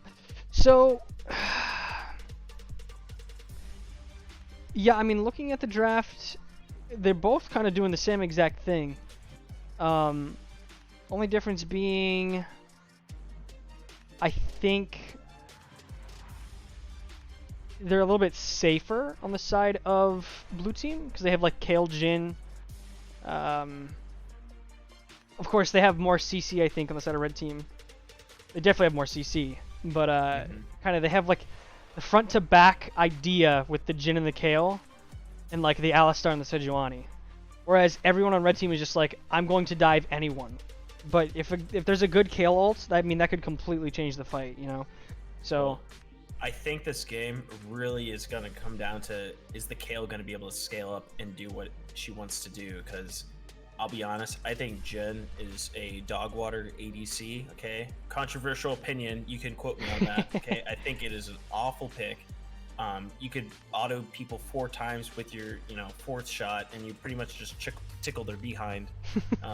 So I don't, when this game gets into the mid-late game, I don't think that Jin is going to be useful at all. Maybe he's going to be able to set up CC with his Alistar, with the Sejuani, and that's the most help he is going to do. But really, it's going to come down to, is Kale going to hit that 16 power spike? Will she be able to unleash all that damage onto the front line of the red team? Because, there's no way the Kale's going to be able to get to the back line. I think it has to work front to back with how many frontline champions are on the red side. Zed, bit of a strange pick here. I think he could be useful. He gets a lot of kills, can probably get rid of the Samira, maybe force the Echo ultimate. But it's going to be hard for the Zed to play with how much CC is on the red side. Right, yeah.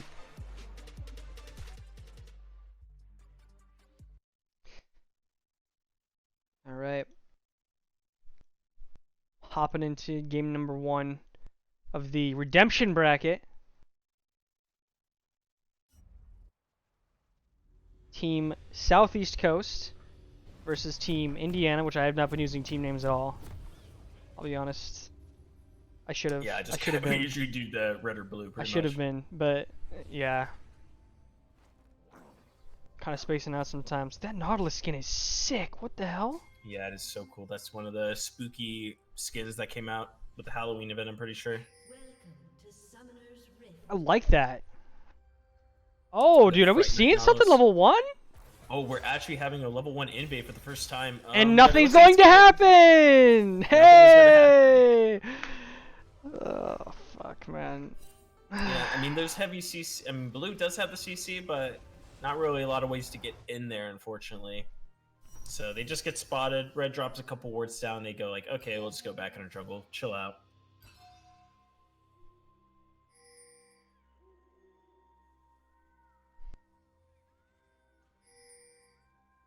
Lots of wards put down by red side, right in the river there. Yeah, I just want to make sure that blue isn't sticking around. Gonna go for some sort of late cheesy invade. They dropped wards all on that bot side river there. Yeah. Only perfection.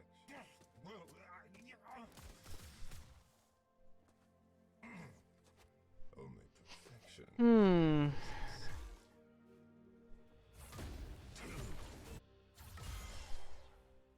Alright. Getting into it. So Matchups. game 1 of the semifinals is kicking off right now. We got both the junglers starting on the bot side here. And it looks like we're going to go for the full clear. Warwick isn't going to go for that fast gank to top lane. I mean, it's a Kale lane, so you're probably not going to see a lot of action up there. It's going to be a lot of playing safe. Mid lane, now this is a bit of a skill matchup when it comes to Echo and Zed. Both champions are melee. Level 2 early for the Echo, getting a quick trade onto that Zed. Big damage.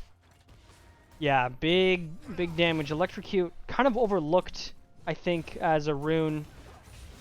People, maybe the characters that use them aren't used very often, but hold on, engage bot lane. Yep, engage bot lane, but I don't think the Samira should have jumped through.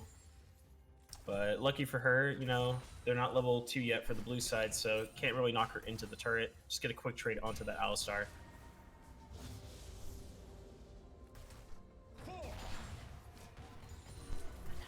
Be farming up here. Gonna try to scale into the American Sniper version of Jin. Another fast trade onto the mid, a really bad trade for the Zed, man. That's the second time Electrocute procced on him, and Echo just bursting him down. And even if Zed is taking these trades with the Echo, I mean, he started with the potion first, so the Corrupting Pot is just going to be able to sustain him back up through all these fights, and Zed's already burned through both of his pots. Yeah, only one left on the Echo, so but he's still Warwick full is, health. Running through mid, he's going to get spotted Ooh, by the set up Sejuani. for the Sejuani's counter taking a gank, quick but fight with him. She is gonna walk right back into the stun after the Oh, fear. Gets feared into the stun. A tragedy. I don't know if Zed has passive up. He could have killed that Warwick with Ignite. Looks like he's thinking about it. Warwick trying to bait him in so he can get a Q heal.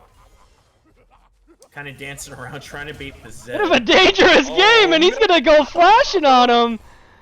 And now that's double buffs for Zed. A tragedy from Warwick. Just kind of just an ego play here. You know, if Flan pulled that off, it definitely would have been a highlight of the tournament, but I think he went a little overboard there. Now it's really bad for the mid lane. Double buffs given to Zed. It's going to push this Echo out of the lane. It's going to force him back, probably. Looks like Echo wants to stick around, try to catch that massive wave that's building up. Warwick is going to run towards mid, try to get those double buffs back. Maybe relieve the pressure from the Echo. We'll just see. If he uses his shadow, he's dead. He's walking towards mid right now. He's going to try to catch up the Zed. So he's smart. He's not using his shadow. Might try to get a kill. Yeah, he's trying to see what he can do with it, but he knows what to do. Goes back to his shadow, that extended shadow go back range. It used to be not super much. fucking low, and it made Zed terrible, to be honest. Oh yeah, I definitely glad they made those buffs soon. Okay, fast engage onto Yep. the Nautilus. Nautilus completely caught out of position. He's gonna have to flash here. Oh, but he's gonna get CC'd. Are they gonna have the damage to kill him? They do, just barely. He's gonna go down here, so another kill over to blue side, into the pocket of Sejuani. Looks like she also will be building that Heartsteel. Heartsteel is super good on Sejuani though, so I think it's a good choice. Now they're gonna go in on the Samir. Samir's by herself. She has to flash as well. Warwick, Quick fight between the junglers. yeah, getting a little antsy here, trying to... Oh, she cannot get away from him. That is gonna be a Oh, but kill her back teacher to over, and follow he's up, gonna they be completely healing. blunder and- Oh, it goes over. So, one kill for Warwick. These scrappy fights. We'll just keep taking them, so... That is going over to Alistar too, so no gold in the pockets of Jin despite being a part of two of them. Yeah, I'd say that was definitely a more positive trade in Red's favor. I mean, I definitely think Warwick needs to start farming up his jungle. I don't want to fall behind this Sejuani who's already gotten a couple more camps up on him. But getting that kill definitely helps, you know. Doesn't make him completely awful, and his gold mostly just goes to the Alistar there, so definitely Red's favor in that situation. Another fast trade in the mid lane. Doesn't get the Croc, though, on the Zed.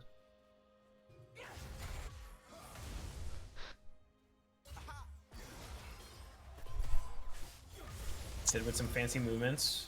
Be a little careful. Looks He like does have his Echo is ultimate. holding on to his point for the ultimate, so he doesn't show Zed, but he puts a point in the ultimate now. Uses it a bit preemptively. Going in on the Sejuani. Sejuani completely caught out. Doesn't have flash Another here. It's gonna go kill. down. Yeah. It's crazy. Sejuani having a rough game right now. Yeah, this is the problem with Sedge. I mean, the champion's really good, but you don't have a lot of solo kill potential. You definitely rely on your team to follow up to help build that passive. Now we have a fight in the bot lane. Blue really overextended here. Warwick's coming in for the gank. Gonna be able to get this fear off, I believe. Onto one target. Alistar able to walk out. They get the hook onto him. Samir's under the turret. Gets Double kill for Samira. Wow, that is not what you want if you're on blue side. More kills of Samira is really bad. This champion spikes hard with items. Through a 1,000 gold lead already for red team. Lots of kills. Oh, he goes back in. The ignite goes out. The ult's coming through.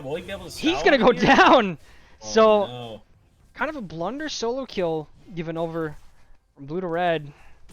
I think he believes since the Echo didn't have ultimate, pretty low mana, he could go for that play, maybe be able to squeak out one kill and go down for it, if anything, but nope, just dies for free and doesn't really get anything out of it. Ooh, back stopped, but anything else is gonna happen here. So we're just gonna walk away.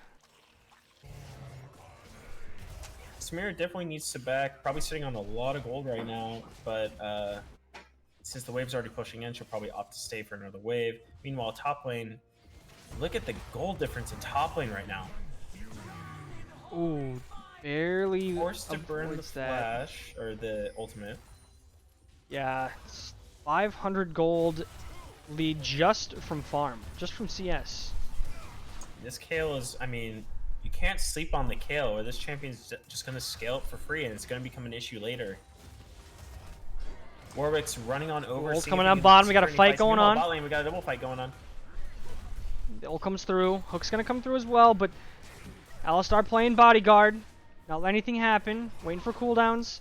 But there's a lot of damage coming back from Jhin. Meanwhile, mid lane, looks like Zed and Kayle were getting pretty low while there was a bit of a scrap going up in the topside jungle. They managed to get out. They're going to recall here. Okay, looking to push this wave in. Uses a minion dematerializer on that cannon. He'll be safe. Wave is in an awkward spot, but Jhin pushing up by himself is a little risky. Looks like they're just going to keep the wave there. Now, if you're on blue side and you're in this situation, you really should be freezing that wave because it's on your side. But since they're expecting, okay, red's definitely going to back, we can just shove this in and make them lose the wave. And Samir needs to recall. This guy's sitting on so much gold right now.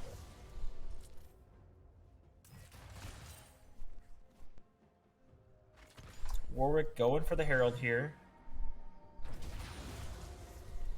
Blue team has no idea. Kayle should be warding the river. Maybe he's going to walk down and see. Nope, he's just going to ward the Fight river. breaking out bottom again. Alistar has the ultimate, taking no damage right now. Zed's coming in too to clean up. But Samira does have her ultimate. Gonna be doing so much damage. Can we get the reset? Gets the takedown, but it's gonna be too late. He's gonna go down. We're gonna get this kill onto Nautilus as well. And that's gonna, looks like it's going over to Zed for a double kill. So little nest egg there. No flash on Kayle. This should be a dead top laner. Yeah, Kayle will definitely be going down here. A bit overextended, and I mean, even though he had the vision, could not get away from the Warwick. Now, when it comes to those kills on the bot side, I mean, Zed getting both of them is definitely the champion you want to be getting those kills, so he can snowball, get his power spike much earlier. Alistar and Sejuani don't really need items, they just need to be beefcakes for their team. Absolutely. Now, Herald's going to be dropped mid, which means a big chunk of change for this Warwick and this Echo.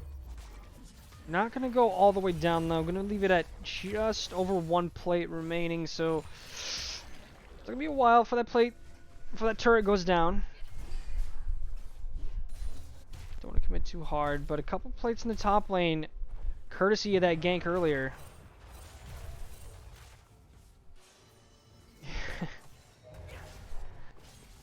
Now, Kayle might be able to chase him down. Just poking him Against out, it. saying like, hey, get away from my turret. Got a recall, buddy. So Warwick Nope, he's also going to stick around. 31. Now, Sejuani is covering on this top side, and we have a Nautilus roaming from bot all the way to mid. Looks like he's holding the wave.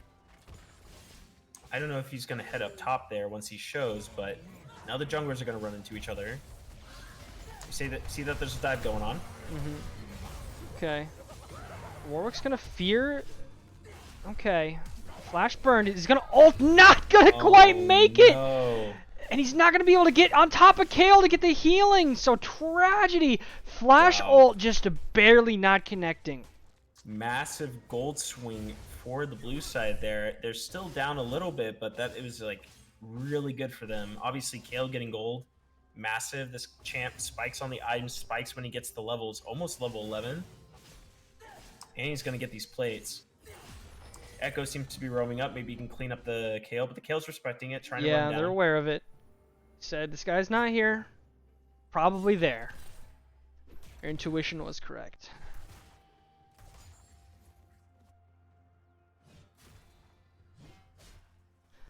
Looks like, like getting a Zed is little going to converge sneaky. with his team towards the bot side of the map. Looks like red is a bit overextended. They need to start Need to walking back up. away, but Yeah. yeah, no, Samira they're might be way caught off overpushed. here. Oh, did She's not. gonna get CC'd. Yeah, this is looking like a dead Samira for now. Flash is way Zed too is gonna late. get caught up, but yeah, I'm just a little unfortunate there. Getting caught by the Jhin W. No flash, no projectile crush.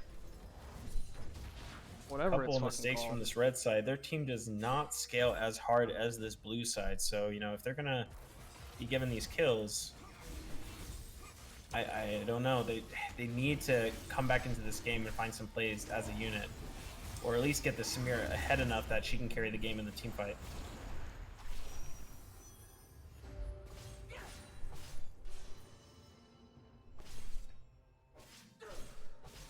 Blue team's turret has been destroyed.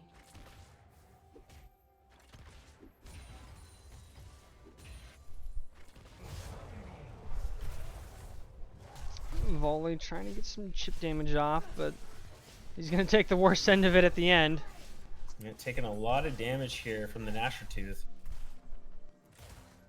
Now, Echo seems he got the midway pushed in. He's going to start roaming towards top side. He's going to be able to help out this Volibear. There's no vision for the Kale, so Kale really should be backing off on this wave, especially since they don't know where Echo is, don't know where Warwick is. Bottom Having lane. a bot in the bot fight right now. Yep, getting okay. Sejuani ult getting deleted. Samira does get her ult off, but it's not quite enough, and they're just gonna go down here. Not quite enough damage. Just getting perma CC'd from this Alistar, Jhin, and Sejuani. They really need the team there with them. They can't be taking these fights in like the 3v2 or the 4v2. They need the team with them. Looks like they're trying to set something up on the top lane. Looks like Avacor might be kind of sniffing it out. Might think something's up, trying to cut the wave, but yep, they're just gonna jump him. Well, they got the Ult's gonna Volibear come ult through, to stall the turret damage. and he is gonna get one back. So not the end of the world. They're gonna get a turret bottom lane. In I mean, these are the return, plays you need to go for if you're against a Kale. Kind of force the Kale into really awkward positions like that and get the kills, you know, lose the waves. But, I mean, if she gets the trade there and they're going to get the bot turret trade anyway, that's not really bad for them. Zed getting collapsed on right now. wow, Down that super Zed. He's close. Gonna be going down, it He looks is like. gonna flash, Oh, he does flash. but the Warwick passive is gonna speed him up. Alistar's on the Looks way. like to help him Alistar out. might try to sacrifice his life for Zed's if it comes to that. He's going to shadow him. Oh, make sure that he's gets oh, through. He goes through! Look at the knock. Look at the stun. Is he gonna kill him? Oh, it's so close. Will he be able to finish him off? He does. The Alistar comes through with triumph. Oh, no, he missed the kill. With triumph, but he does go down in the end. Zed's probably gonna get away. It looks like. I'm not sure if he knows what's warded. Looks like he's trying to avoid any common ward areas so he doesn't get killed. But Seems like a worthy sacrifice, you know, going for that trade. I'm amazed they were able to get that in the end, but, you know. 1 for 1, not too bad. Nautilus doing a little pushing of the mid lane. Looking like he's probably gonna go down for this. And flashes at the end too. Really unfortunate.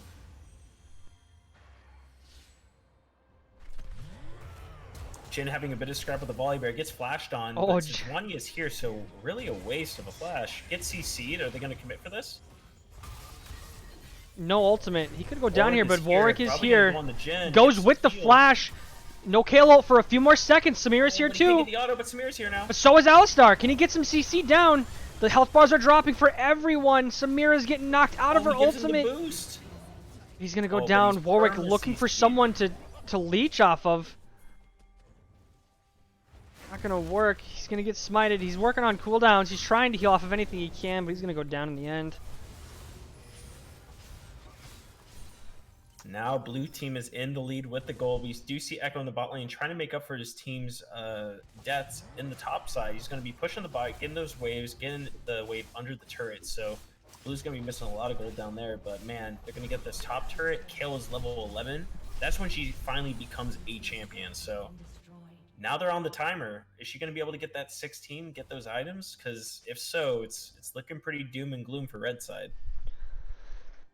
Yeah, gold swung a little bit back into blue's favor. They're about a 1.3k gold lead. Echo have been a little bit quiet so far. I say that he comes down here to just immediately kill the ADC. And that is ADC in current year. Echo is a very strong champion in the side lane. Obviously Zed too. So I'm wondering if later on in these games is Echo going to start playing around his team, because obviously Samira, Sejuani, Volibear, and even Warwick, you know, these guys want to fight with the team, not by themselves. So is he going to join up the team? Is he going to keep splitting, try to force the enemy team into the side lane? We'll just have to see. Let's regroup in a mid lane. Looks like they're getting the push. Maybe try to go up to Herald. Get some vision down. They know Ooh, that looks they're like here. They know they're in there. Yep, so they're going to get the stun off. The tankiest member on the team, though, not the best target. Going to lock down the KO. Can they kill her, though? She gets the ult off. Lots of damage coming through. Warwick's going to go down. Samira soon to follow. Gets the ult off, though. Lots of AoE damage. Big AoE damage come through. This fight is fucking insane. What is happening? Big, beefy Volibear standing in the front lines. We get 1 back, but 2 for the Kale. 3 for the Kale. And that's going to be Unleashed. a... Yeah. Non-stop damage from this kill. You know, you could see they were trying to lock her down early on in the fight, but man, with that ultimate, they just can't assassinate her in time. So she just gets all that free damage with the autos and how much CC her team has to set up for her. If they can't kill her, man, she's just going to completely destroy them. So I wouldn't be surprised at the end of this game, we're going to see Kale top of the damage meter. These fights are on a knife's edge. Warwick, seeing if he can maybe get a little cheeky kill on this here Zed. He's just going to pick up some farm and be content with that.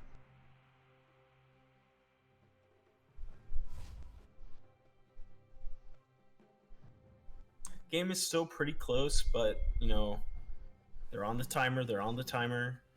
Mm-hmm. Red side does not have, you know, soul point going. They only have 1 dragon, and that is a bit worrisome. If they were on soul point, that could be a win con for them, but the fact they only have 1 dragon, blue side has 2, I mean, the longer this game goes, the harder it becomes for them to win.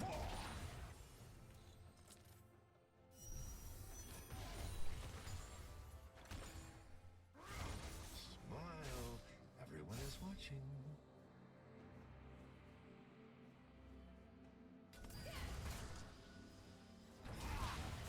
Well, Yumi's activation. Let's see if they can sneak something out here. This turret's just gonna go down. Not really much to defend here, so 1 shot from Jhin is the trick. Nautilus gonna get slowed up. Not too much happening here. No one really committing to anything. Trying to get chip damage off. Putting a lot of pressure in the mid part of the map, doing a bit of A-ramming at the moment. I think the best thing to do really is just to send Kale to the side lane, let her get the levels and the XP. But they do have a bit of a lead at the moment, so maybe they're just trying to force a fight, make it really awkward for Red. Gonna be going for the tier 2 turret. Red will be doing a bit of light defending, but since they're all super short-range champions, it's super hard for them to clear these waves. Snare onto Samira, but we got big beefy boys in the front. They're gonna take no damage from this Jhin ult. Jhin really needs And to the back volley off. barrel Okay, goes volley in. They're barrel's gonna try to go in. engage. Oh, they got onto the Kale with the Warwick ult. In the back line. Oh, a big Samira ult's gonna get 1, gonna get 2. Trying to get 3, but no, Kale's in the back, Oh, look at the untouched. Kale! Kale's untouched. She's gonna kill everyone. Is it gonna be Quadra? They're trying to go on to Kale. They're trying to kill her. It's gonna be a pentakill for Kale. Second pentakill of the tournament. Kale just completely going to town on the enemy team. Still trying to be locked down by the Warwick, but they just can't do anything to her. She has the ultimate. She has the autos. Every time. She has the damage. Every time they get the Warwick ultimate onto the Kale, she survives the initial bit of burst damage and then presses the ultimate and she lives. She heals up with her own little bit of healing. She's got Riftmaker, all that just little bits of healing adds up and you just can't kill her. And she's not even at the level 16 yet, and it just looks like there's nothing they can do to stop her.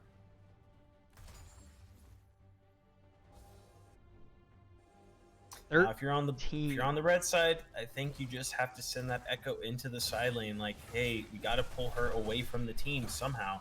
You can do a 1-3-1. You probably won't be able to win those fights, but at least you can get her away from her team.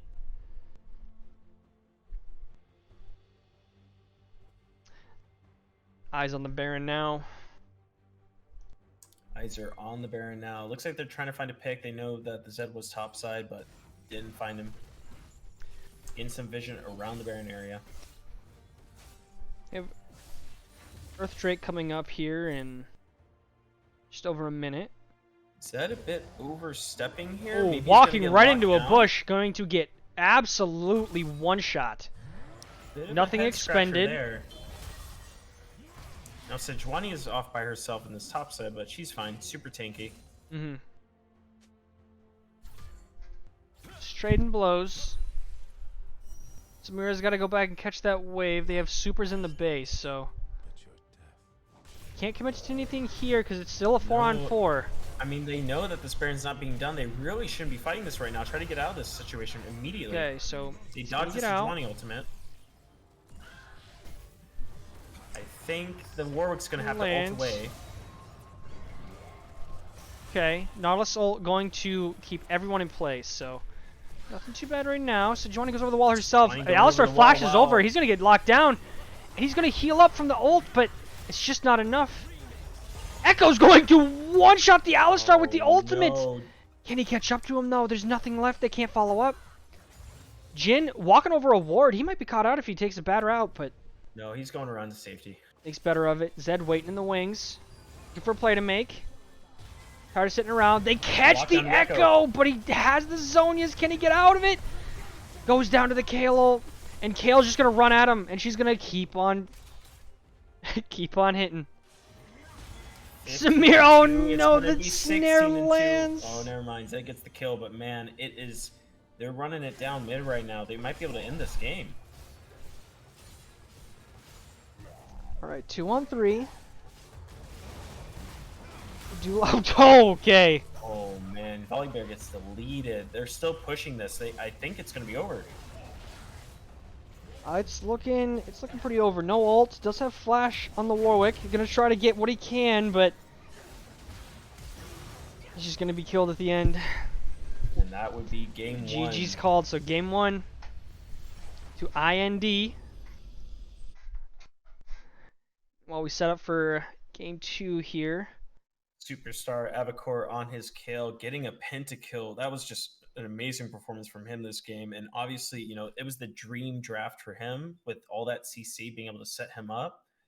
I stand by what I said earlier. Jin's a Dogwater champion, so he was kind of getting useless, but at least he was there to set up with the, all that CC going in.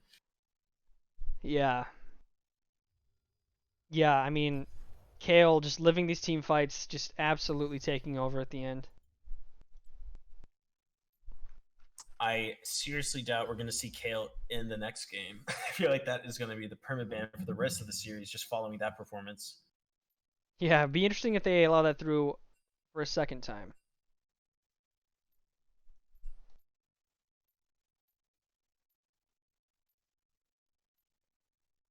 Stitch, and you're gonna have to invite online, yeah. Yep. I'm expecting we'll see probably a Kayle ban come out. We'll have the usual Yasuo ban. Maybe a Mordekaiser ban.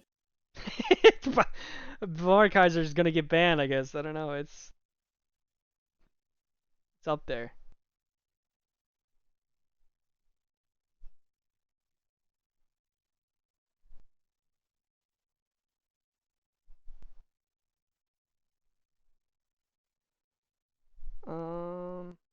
Most people are in here. We just need a couple of the Indiana boys.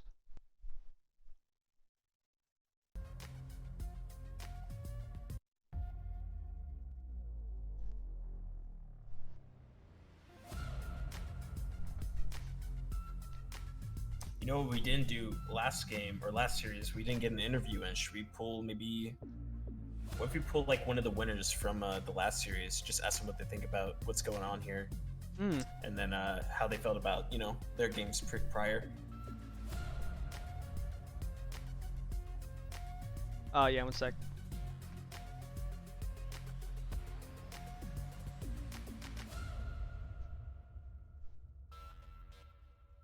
Max, do you want to be? Should we interview Max? Max, do you want to be in here with your superstar Lilia? All right, let's pull Max in. Max, join a room.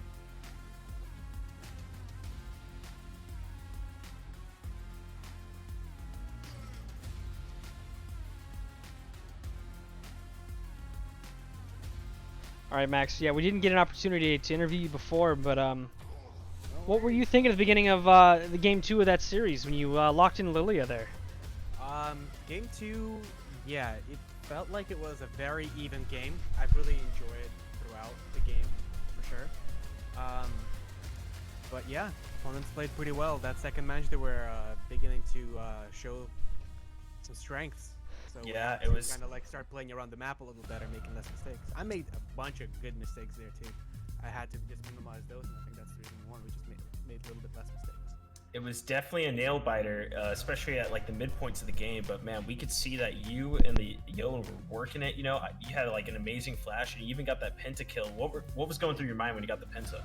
Oh, pentakill! I was screaming at William, "Don't steal! Don't steal! Don't steal!" that was basically it. It's like one of those moments from One Punch Man when the guy's trying to kill the mosquito and he can't. It's like one of those moments as as I begin to sweat because I like everything's on cooldown. Ornn is super low. Oh shoot, I might have my kill tick, and then that's it. He was kind enough to make me look good. Oh, that's awesome. It wasn't as natural as that Kale. So, well, yeah, that's what I want to get into next. So, you obviously watched the game that was just played.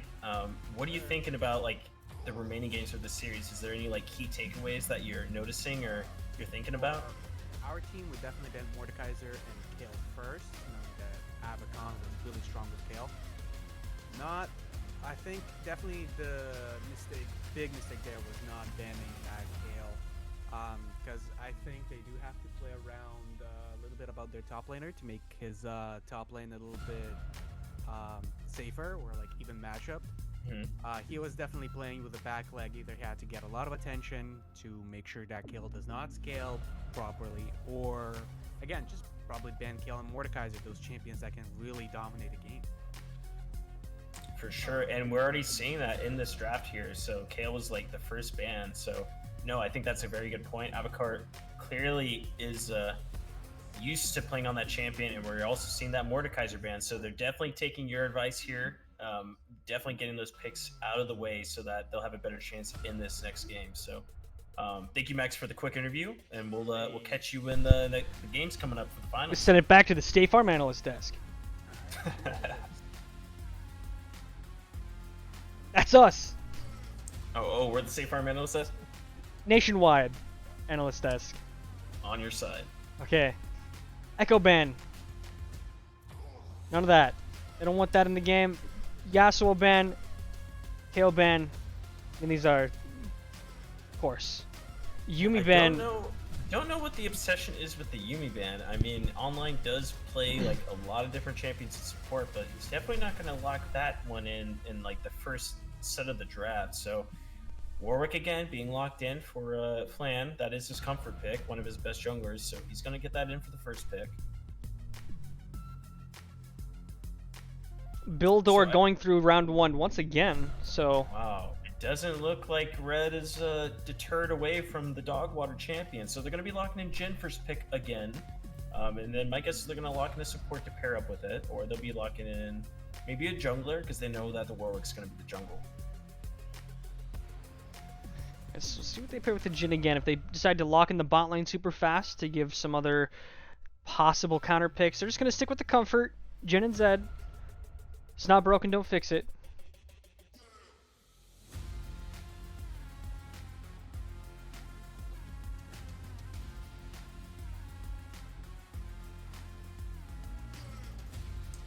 Alright, so it looks like Red Team so far, they're going very much of a similar draft that they had in the last game. So again, an early Zed, an early Jhin, and a little bit of a switch up here for the blue side. They're going to go with the Victor. So they know that's going to be into the Zed, and to be honest, I don't think Victor has a lot of fun fighting Zed. So I'll be interested to see how that goes for them.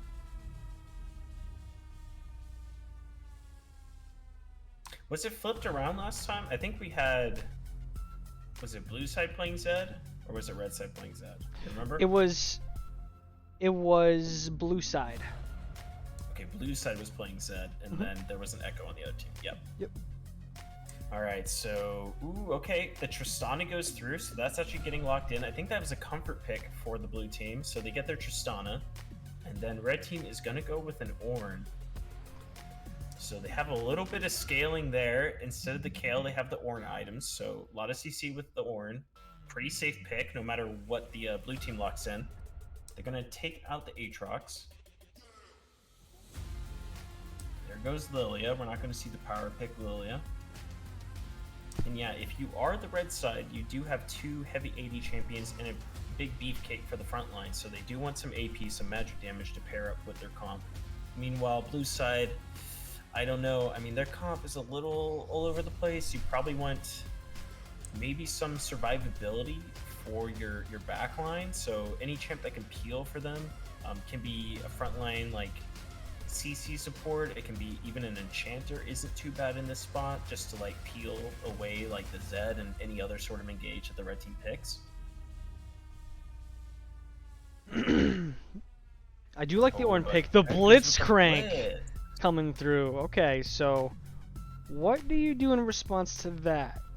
So if they're gonna lock in this, you definitely don't want to go with the enchanter, because I mean, if they're gonna get hooked, there's not really anything you can do to keep them alive. So you need to have some sort of front line to make sure that this Victor is okay and that this Tristana can do what she wants to do. You do have the beefy front line in Malphite.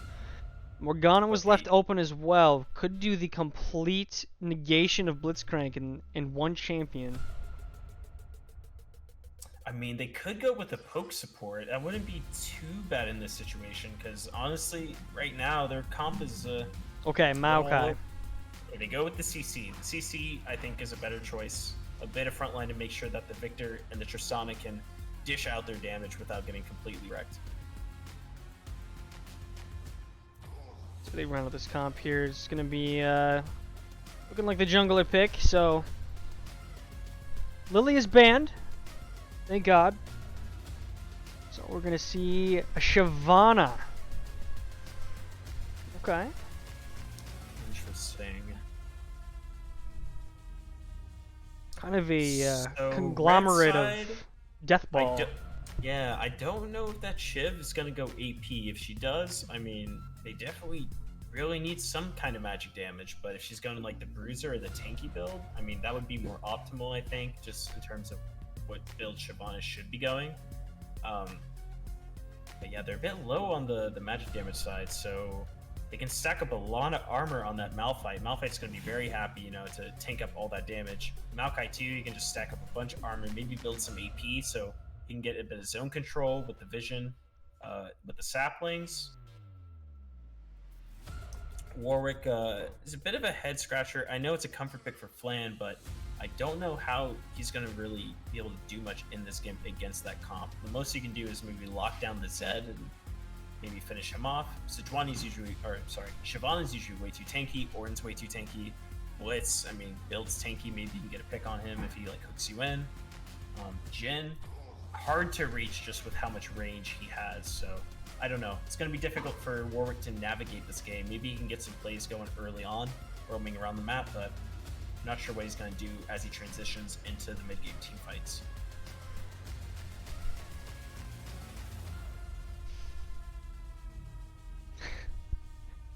Hold on one second here.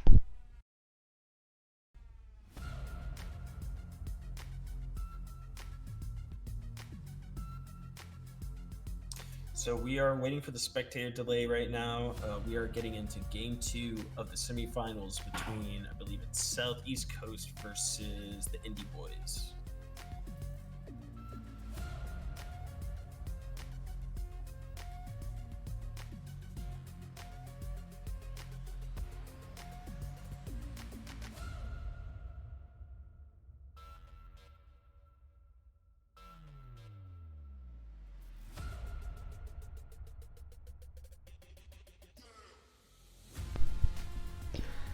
See if Southeast Coast can stay in it, or if Indiana is going to move on to the finals rematch with Northeast Coast.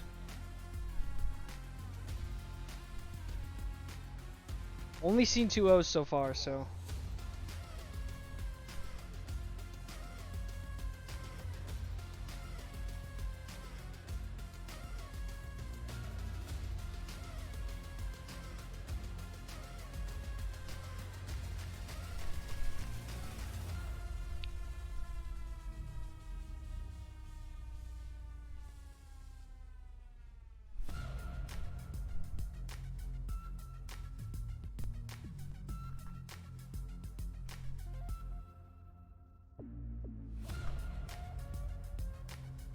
So we're about to get into this game. How are you feeling about the two drafts here between these competitors?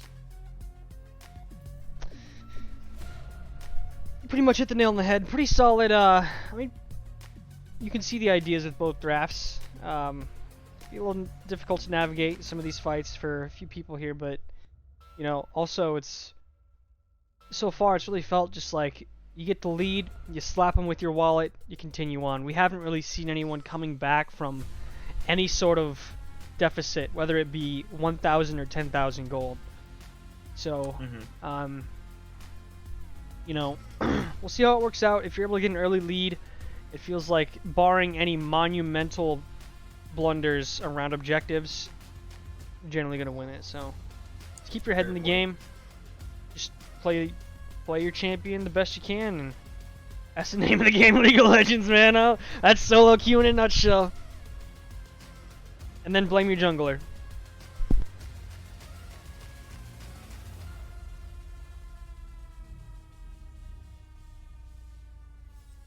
PC freaked out for a moment.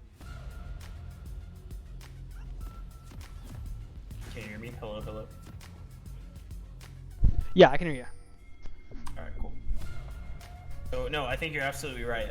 I mean, even last game, there was a bit of a goal difference where blue side was behind at one point, but I think it came with the caveat that they weren't too far behind, and they had champions that could scale well and come back into the game like the Kale. So even with the goal difference, it wasn't really that big of a goal difference. We're actually seeing some level 1 now. They're going to have this ward. They're going to be able to set a trap. They're going to see this coming.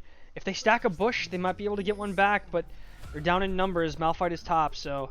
And they're going to see that they're spotted. They dropped a ward in the try, so they know that this invade's coming. So they're just going to leave it be.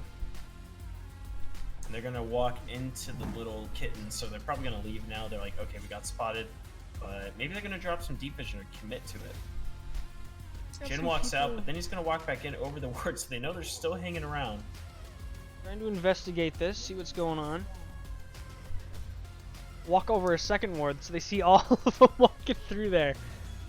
Oh, I forgot I have the music on still. Turn this off. Okay, so they walk over the wards. They know that the enemy team is leaving their jungle. They're not sticking around to contest the objective.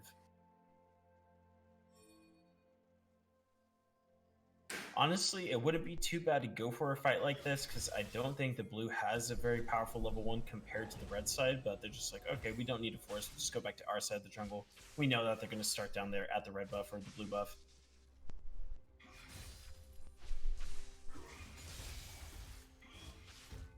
Different kind of mid lane fight. Because of that sweeper that online just used to clear that ward, it might be a little hard for the red side to know exactly where the ward started. That's a good point, yeah. Swap these people. There we go. So, back at it again. Jin Blitzcrank lane.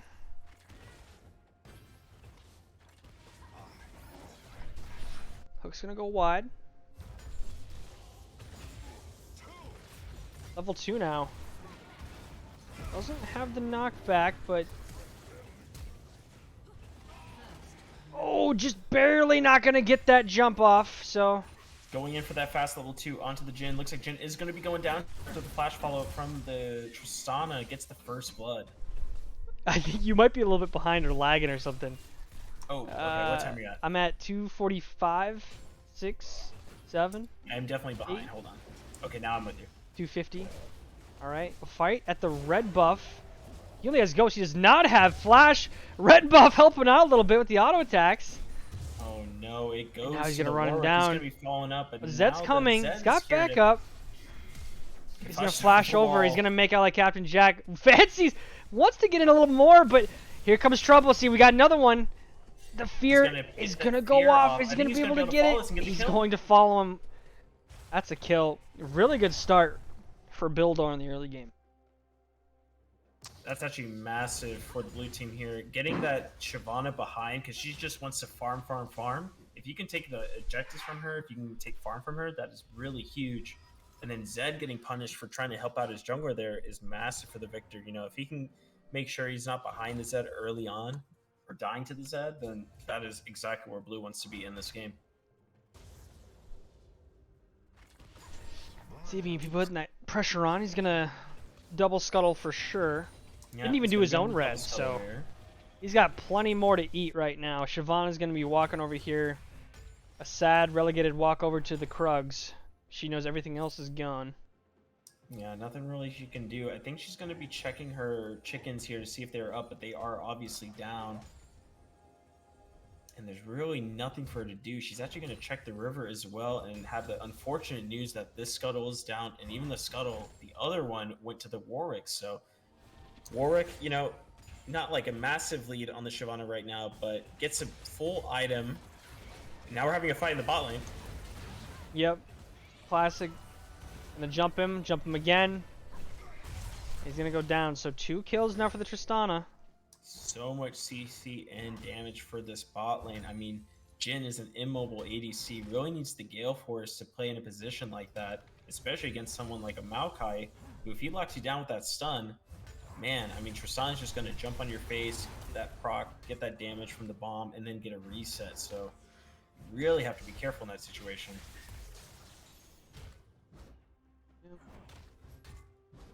And as it's been for most of the series, just 2 big dudes in the top lane hitting each other, looking like a heavyweight boxing match. Not nearly as fun to watch. Pretty much. That's what it's been for most of the series. Not a lot of crazy solo bolo action. Maybe every once in a while we see a one-on-one kill up there, but no, just a lot of farming out, especially against these 2 beefcakes. Okay, a little bit of a scrap, but that's about it. Yep.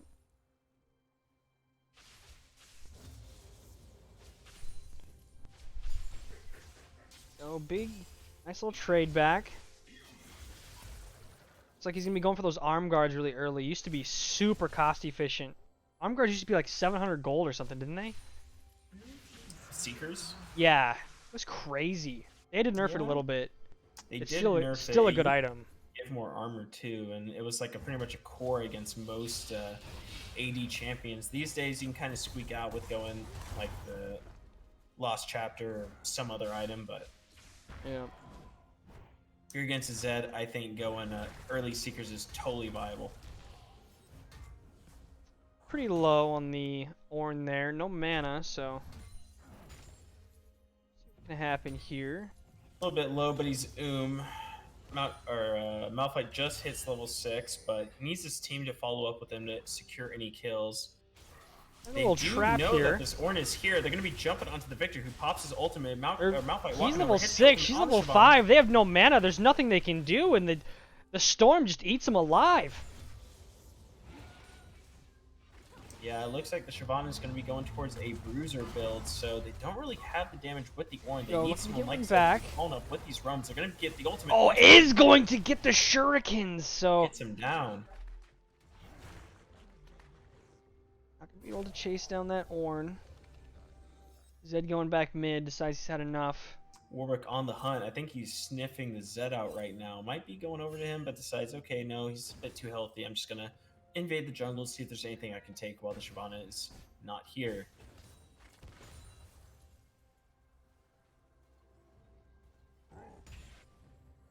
Speaking of objectives, you know, First Dragon went to blue side, which, I mean, if you're playing Shyvana, that's one of the big reasons you pick her, is to be able to secure those objectives and your camp so quickly that you just outpace the enemy jungle. But, you know, blue team is doing a really good job at staying ahead or even with this red side, making sure not to fall behind early on.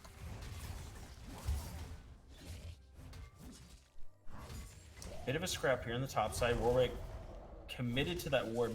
Yeah, committed to Agreed. taking that ward down.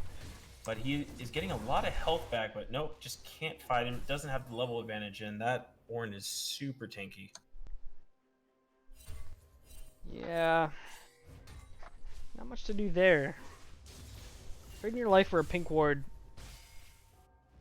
Not think, quite uh, a valuable trade, but you know, I respect it. He wants the gold, and he's like, "Fuck you! I'm just gonna get it anyway." Yeah. Shyvana What- invading. Gonna take those raptors away for sure. Also, kind of has an angle on this Victor. Looking to do something, but it looks like Yeah, she's... if there's any opportunity to gank, now is the time, and I think that's No what we're flash. gonna see. Gonna pull him in. Trying to get into the stun zone. It's already going away. Looks like he's gonna go down. close. Almost gets the kill back onto Zed, but not quite. Level 6. Is he gonna be able to do this?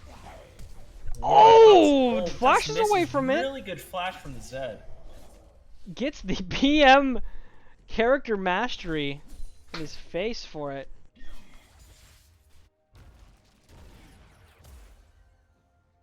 Really unfortunate for the Warwick. I think, you know, if you're gonna do some crazy stuff like that, you need to like make sure you're gonna land it. Maybe even do a flash first, so you get a higher chance of landing that ultimate. Very, you know.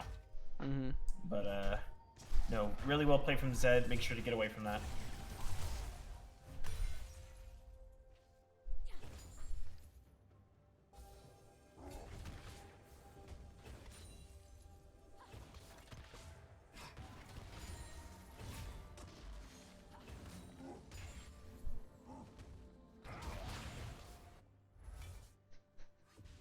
Alright, big beefy boys doing big beefy boy stuff in the top lane.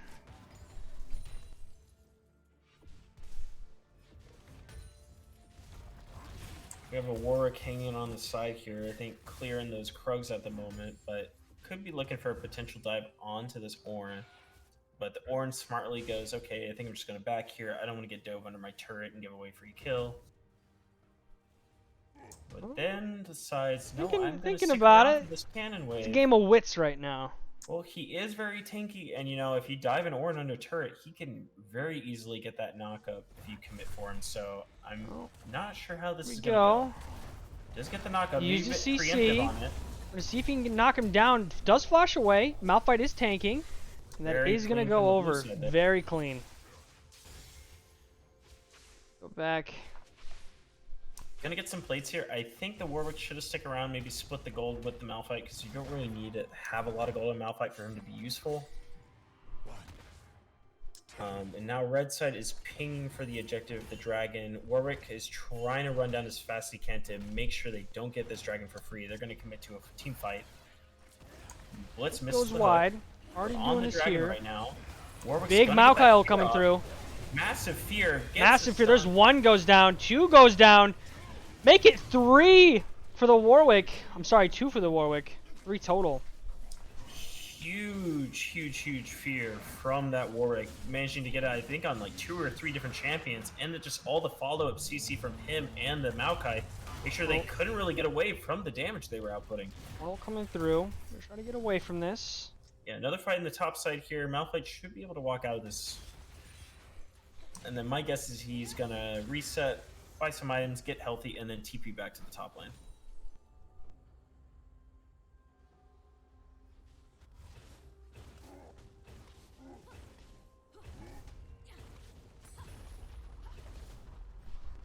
One plate's going down for blue team on the bottom side. 0-3-0 to 2-0-1. Gold lead of about 800.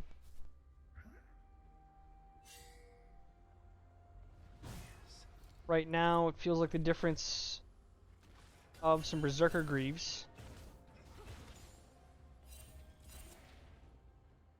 Jhin, pretty interesting. Normally wanting to go right for those boots, but he's opting instead to just completely rush the Gale Force. So Yeah, going straight to the Gale Force. I think he just wants to be able to dodge the Warwick and the Malphite ultimate as fast as possible if those team fights are breaking out. But yeah, I think early on, going for the boots is a bit better than rushing the Gale Force.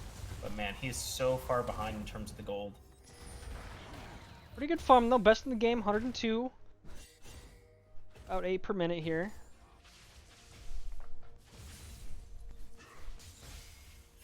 Pretty Definitely even making CS do. in the mid lane. Obviously, Zed does have a kill up, and there's a lot of plating goal. There's for the blue side, but not doing too bad there. Top lane, Ornn, massive CS lead at the moment. But the difference in the fight jungle breaking is out in the bottom huge. side.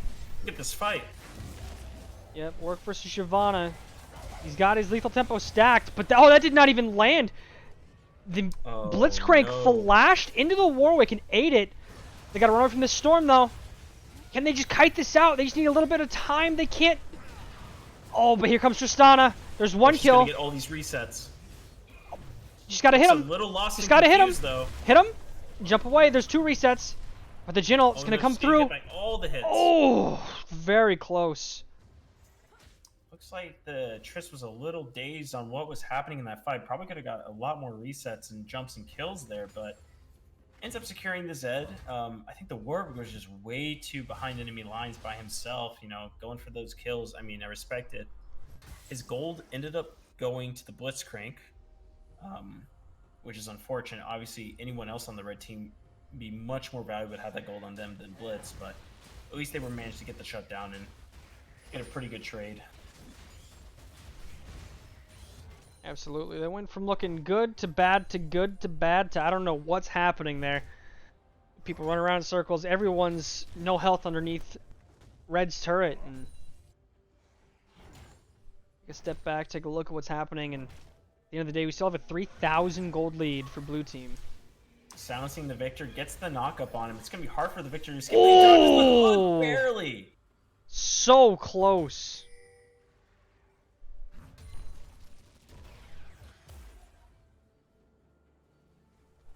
Really unfortunate. He missed the hook. That would have been a definite kill. Now the Warwick's going to the top side to gank this Ornn. Wow, manages to fall him, get the fear, and there's the Malphite ultimate. And they get and the ultimate follow-up. That was as well as they could have played that. And honestly, as well as Ornn could have played that. He immune to the fear.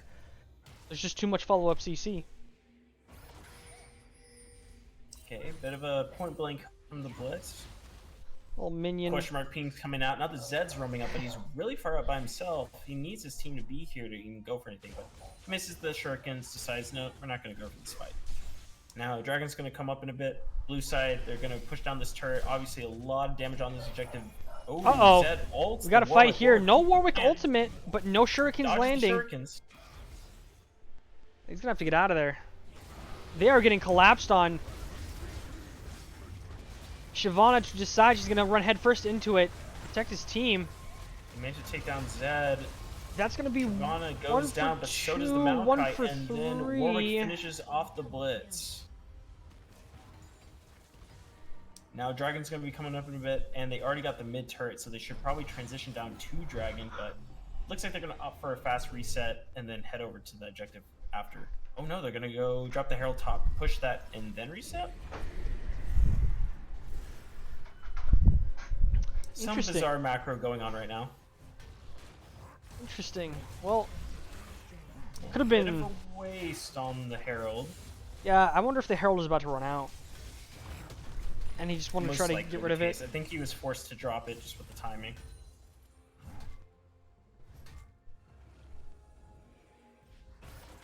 Tristan's going to run to the Blitz, jumps out. Nothing really happens there. But now Blitz is going to be able to secure... Oh! Jin's both ADCs running right into the heavy CC supports in the Fog of War. And he has flash and heal, but he just holds on to it the whole time. A huge triple knockup from the Malphite. That's a team wipe. Man, 18-7. Massive goal difference right now for the blue team. Looks like we have a series on our hands. Yeah, really coming to life in the second game. 3 dragons, 8,000 gold lead. See if you can dodge out of this Ornn ult. Heartsteel, fucking disgusting item. But he flashes away. Just barely, he's not going to have enough to kill him back, but... Trade flash for flash.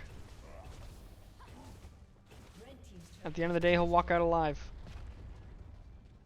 Probably lots of gold to spend on that Victor, too. Yeah, 1,300. Not quite enough to finish that Zhonya's, but... is massive right now. He's working towards the Mythic at the moment, but just the items that the Warwick has, along with how far Tristana is, man, they're just going to be shredding the front line on this red side team. And then even if they're stacking armor against these champions, you know, you have Victor who can just dish out so much magic damage with the ultimate, with the E-poke. Shyvana gonna be scrapping it out right now. Dead ults the Warwick, but the Warwick goes down. Tons of damage. A hook onto Malphite now. Now he's in enemy territory. He's gonna have to get out of there. Zed heading to the bot side, just gonna go this way, probably reset after. Now the rest of the red team, they're just gonna go back to farming. They got the picks, but there's nothing really on the map to do. blue team at this point probably just going to play for the soul win objective.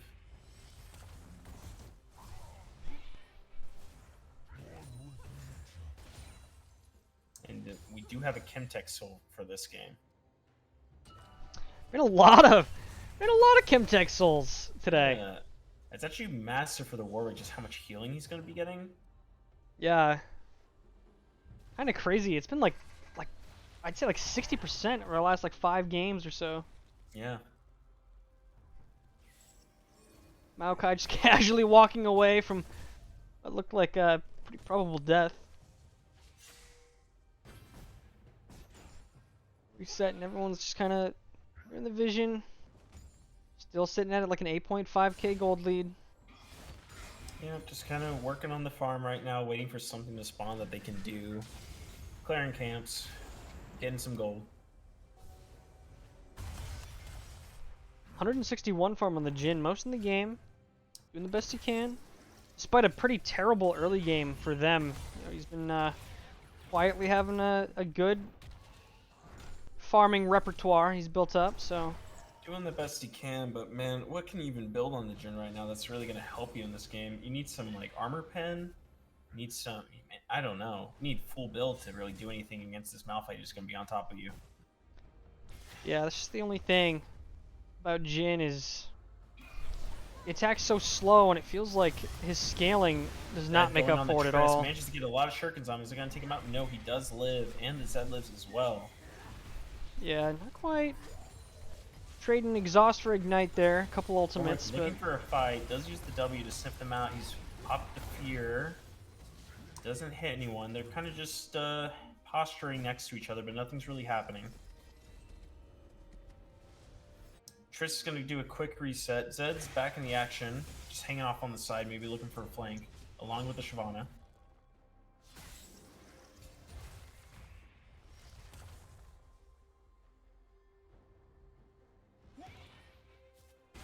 playing little vision games. Maokai here.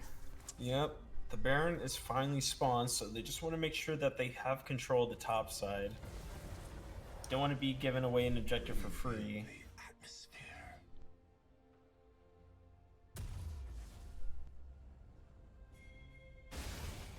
Now we do have that. Oh, okay. It looks like they're going to be trying to sneak this Baron when all red team reset. The dragon is spawning, so red's trying to converge there fast before the blue team is up. They're like, hey, you know, this is the soul. We got to make sure they don't get soul. But man, they're just going to give away the Baron. Yeah. Immediately. And they're even going to be able to make it down there in time for soul. 30 seconds. Well, you know, this is probably the best case scenario for red. Is blue going trying to get one caught out, and he's going to face check here. It looks like they are going to get one back, which is good. That means gives him a chance here, but even now, you're still facing down almost a 9,000 gold lead. Bit of a mistake there from online face checking the enemy team. I mean, you could just, you know, face check with your saplings. You didn't have to walk up like that. Also, we know that the dragon's not up, so it's not really a reason to walk in there without your team. But, you know, he just wanted to get that vision out to make sure that enemy team wasn't there. But obviously, just unfortunate timing, him walking up and the whole enemy team just being in that bush. Yeah, so they will get that back. Looks like they're going to get quite a push in the mid lane as well, so... Ornal coming Ornn's through. getting a flank with this ultimate, gets 2 knockups. Blue team a bit Pretty big knockup overcommitted there, for this but turret, but they're getting Ornn a lot is of damage no from Ornn. backup right now, so Shyvana goes in. Shyvana She's going to get by ulted, herself, locked down, getting she's absolutely shredded. obliterated by the Warwick Victor there. one-shotting the... Victor not quite going to go down. He's going to go down from Zed. He does get out using the shadow. Zed does pick up a couple kills, so he will make out. And honestly, that's a pretty good trade for red team. They get out with 2 kills. That's a And- very good trade for red team. No, maybe even more if something happens here. That Warwick healing is insane. Lots of healing and so much damage. Oh my god. Malphite ult, and they kill both of them. Well, Yeah. that went from looking okay to now maybe the game's just over. Well, no, I think they need to back off here. Maybe a bit overstaying because now, yeah, forcing the flash from the Malphite. They're trying to walk away from this. Of course, very hard to siege with only melee characters. Yeah, if they had the Tristana up, they definitely could go for the win, just with how much damage she does to the turrets. But with her down, back at the base, and then Victor dying, I think they just have to back off here, wait till, you know, the next set of objectives spawn, or maybe force topside, because there is that tier 2 turret still up over there. They could have Malphite split in the bot lane, and then the rest of the team just go up top.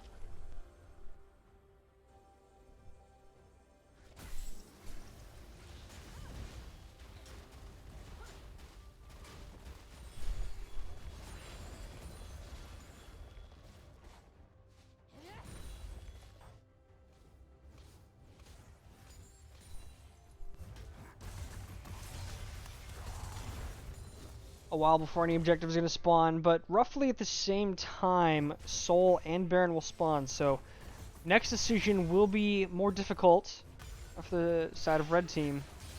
Oh, Tristana getting caught attacking a ward, hooked over the wall, and he goes Really down. Good hook from the Blitz there, catching out the Tristan, and now the red team's going on the offensive. They see that we got the pick, we need to go in, go, go, go. Jin ults. Another hook. Malphite. Malphite does have the ultimate, but a knock-up on the backline and a huge AoE fear.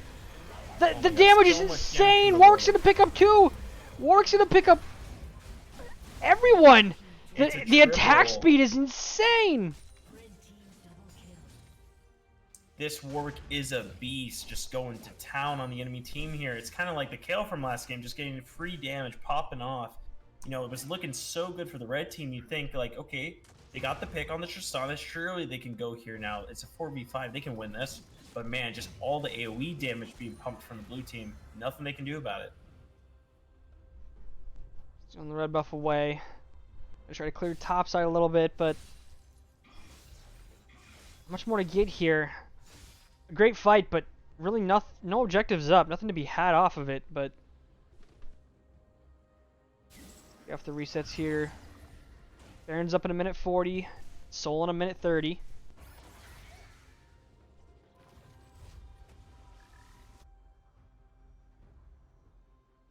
People just putting the finishing touches on their gear, maybe picking up one last item for honestly what feels like could be the last team fight of the game coming up.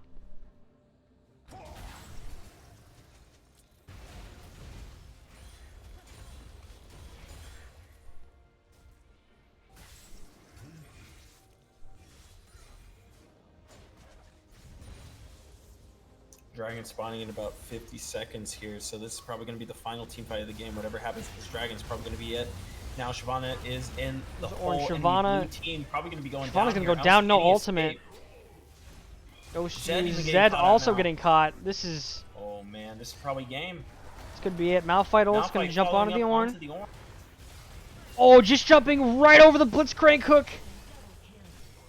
And this is this this is is gonna be all probably she gonna wrote. be There's no game way two. they can defend this. Yeah, no, I think this is it. They have a lot of damage for these turrets. There's only 2 alive, and there's so much frontline that I don't think they can win against these 5 champions. Jin's gonna try to ult. Blitz is gonna try to hook, but that's all they can do. And just watch the Nexus go down. And that will be game 2 going off to, is it Southeast Coast? Southeast Coast. Yes, sir. So now we're going to go to game 3. Game 3. 20. Victor just barely eking out most damage in the game, but Warwick with the elite score. I mean, we got to check the damage taken from that Warwick. Surely he just, like, sustained it all back, took the most damage of the team. Maybe the Malphite did, I'm not sure, but... Unfortunately, okay, there we go. Let's see. Actually, I think we have to jump into the next game, so let's do that. Jump into the next game. Sure. Mm. Well, here, I'm taking a look really fast. Damage taken was 33k from the Warwick. So, yeah, he was definitely the beefcake for the team. Huge. Huge. Huge beefcake. Silver scrapes. Not for champ select. You don't play silver scrapes for champ select, dude. Yeah, guys, no spoilers for the results, please. No spoilers, dude. Yeah, we're still on season 1 of this tournament, so we gotta simmer down there with the spoilers. Oops, I need to spectate. So this is going to be game 3 of the best of 5, or sorry, best of 3 for semifinals. Whoever wins this final match is going to be moving on to the finals against Northeast Coast.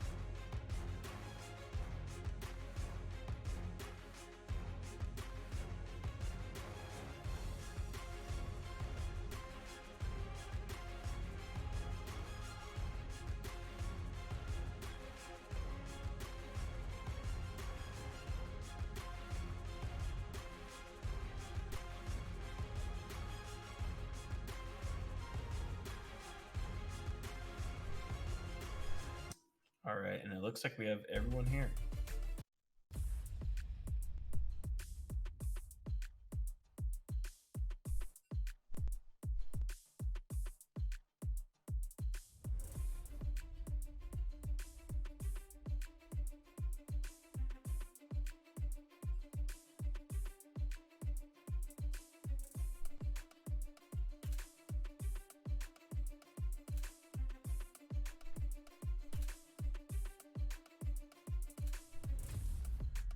All right, I'm gonna swing to the bathroom really fast before this final game. Okay.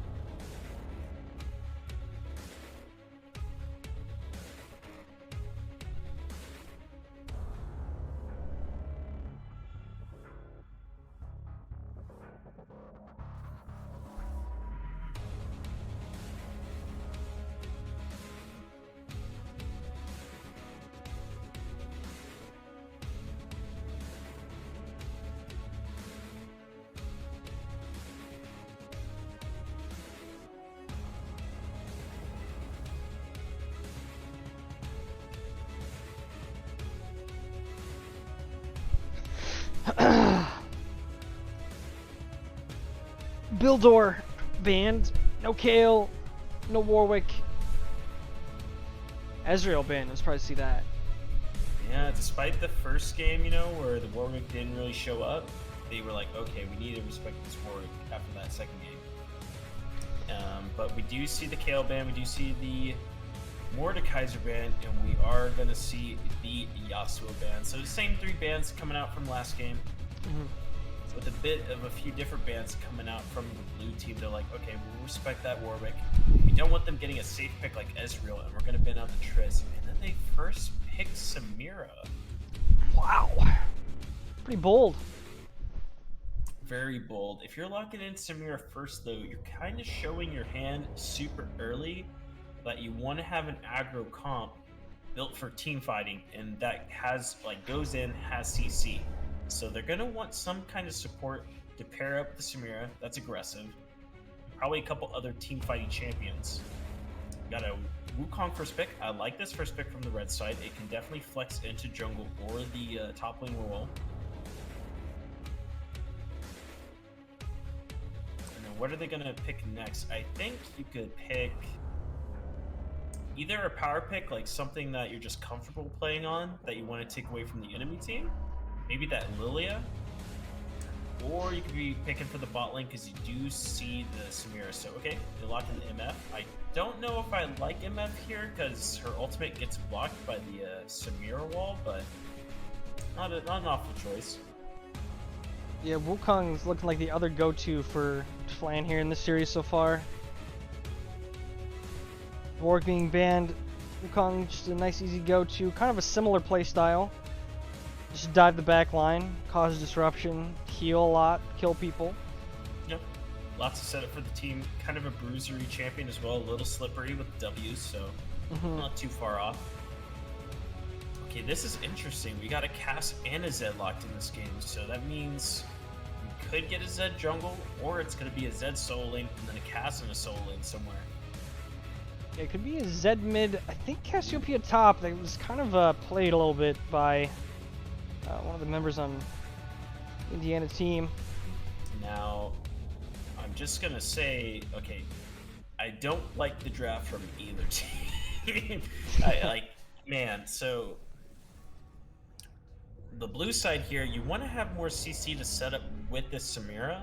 And I mean, you do have a Cass, but and that is good magic damage. The Zed doesn't really fit in with the rest of this comp. It's a bit of an odd one out. I don't think you need a Zed if you have the Samira and a Cass. Meanwhile, on the red side, if you see a Cassiopeia, Echo is probably one of the worst champs you can play against that. So hopefully the Echo's against the Zed.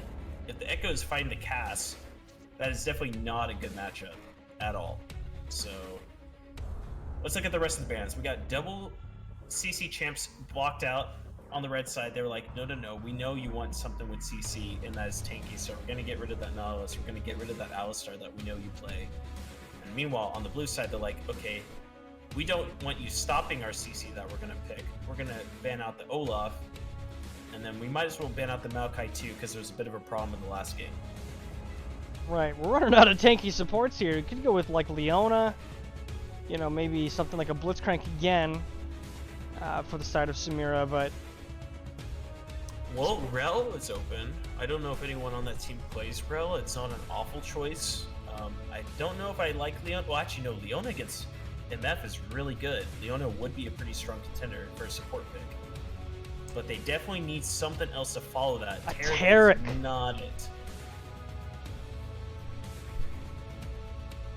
Ooh, I think there's a lot of problems with this blue side draft right now. I don't really know how they can salvage it with this last pick. They need something to... I don't know. I'm not really sure what you can pick here. Maybe a Trundle would be not too bad. Volibear, okay, very heavy dive with this kind of Cassiopeia is kind of the odd one out. Okay, well, you know, blue side kind of threw a bit in this draft early on, and the red side threw it back, and then the blue side decided, you know what, we're going to throw it even harder with this Taric pick. I don't know what to think about the Taric pick. Yes, it can stop a lot of that big damage, and it's super good in the team fight, but doesn't really work around the rest of the champs, and the Yumi gets Yumi. picked. Wow, so this was the first draft where Online gets his Yumi, and he's like, you know what, we can play it here, so let's lock it in. Interesting.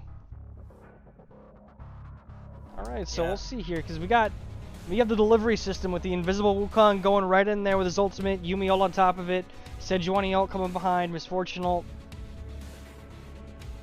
So let's think about this. So are we thinking this is going to be a Volibear jungle and maybe a Zed or cast top? I really don't know what they're going to do here for this blue side, but the problem with the blue side draft is they have really good damage, and they early drafted this Samira, but they waited a really long time to lock in their support pick with it. So I think as soon as you lock in Samira, you pretty much commit to like a frontline tanky CC support, and they were like, no, we're just gonna lock in this Taric, which is, I mean, yeah, he's tanky, he has CC, but he's not really meant to go in. He's more of like a peely, duke it out sort of character.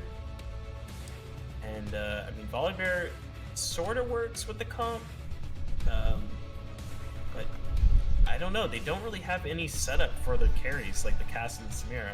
Meanwhile, on the red side, man, that comp pretty solid all around. Really good team fight, really good CC. They can sustain in the fights because they have the Yumi. The bot side might be slightly weak early on, but they're not really under any pressure to die, because how is the Taric and the Samir really going to go in to do anything unless if Taric, flash stuns them or something. Right. Maybe top lane there'll be a bit of action between the Sejuani and the Volibear. If it's Volibear top lane, if it's cast top lane, maybe it's going to bully out the Sej a little bit. And then mid lane, I mean, we saw last time Echo versus Zed didn't really go super well for the Zed. So if it's cast going mid against the Echo, I don't know. Maybe that's what they have to do. Just have to swap it out.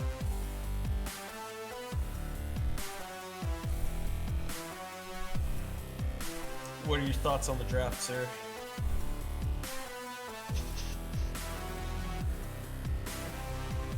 It'll be what it is. It will be what it is. I'm fucking hyped, dude. This is gonna be I think it's gonna be a pretty dope game. Yeah, I mean, it's both teams, got a tank, but it's just like we're both gonna go kill you, so love to see it. Very low range characters, gonna be lots of brawling. It should be good. I'm looking forward to it.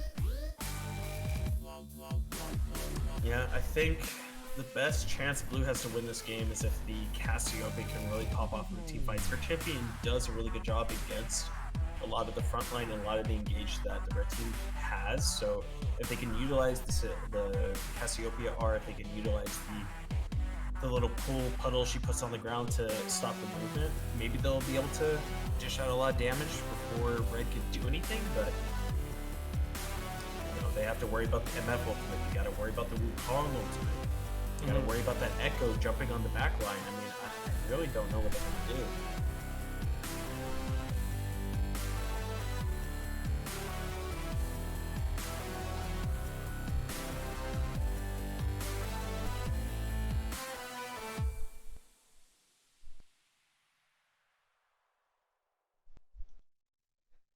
Just about in here for the final game of the semifinals. It has been a pretty long cast. Pretty long It's- cast. I mean, it's- I have to do regular bathroom breaks because I keep getting a bunch of water to make sure my throat isn't sore. Holy shit, man. My grandma's asking how I can talk so long. I think I get it from her. Oops.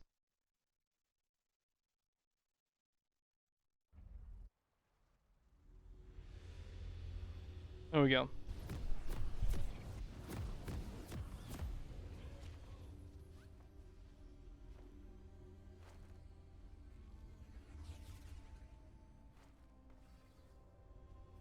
All right, and we are in the final game of the best of three semifinals between Southeast Coast and the Indie Boys. Indie boys.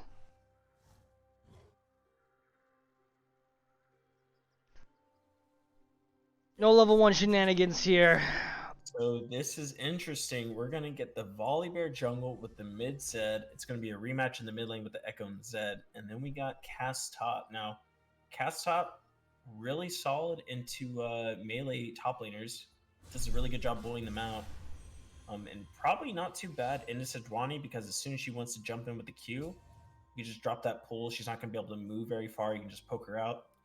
I don't know if there's a lot of kill pressure in that lane though. I think the game plan here, Volibear, maybe looking mid and top side during the early parts of the game, and then when he's 6, just dive in bot lane on repeat. Try to make sure that this MF and this Yuumi don't really scale up and get Samira ahead. I think that would be the plan.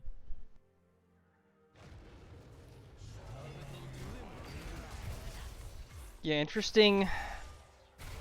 Yuumi Misfortune. Don't see this combo very often here. Don't see it often, but it is a pretty solid pick, and I think the Yuumi, even if you're not going to stick on the EMF later in the game, man, Yuumi pairs so well with Wukong, super well with this Echo, and really good with the Sejuani, so many other champions that this Yuumi can hop on top of that will be an issue for this blue team later on.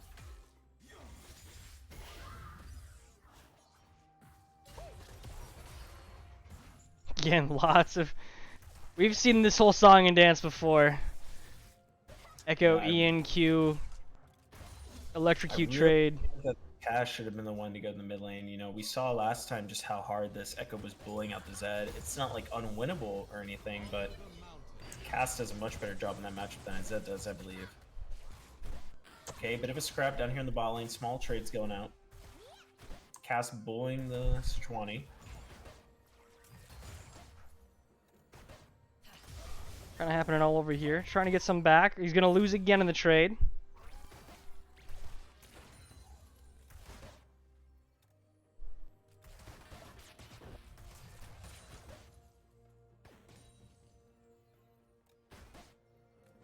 Alright.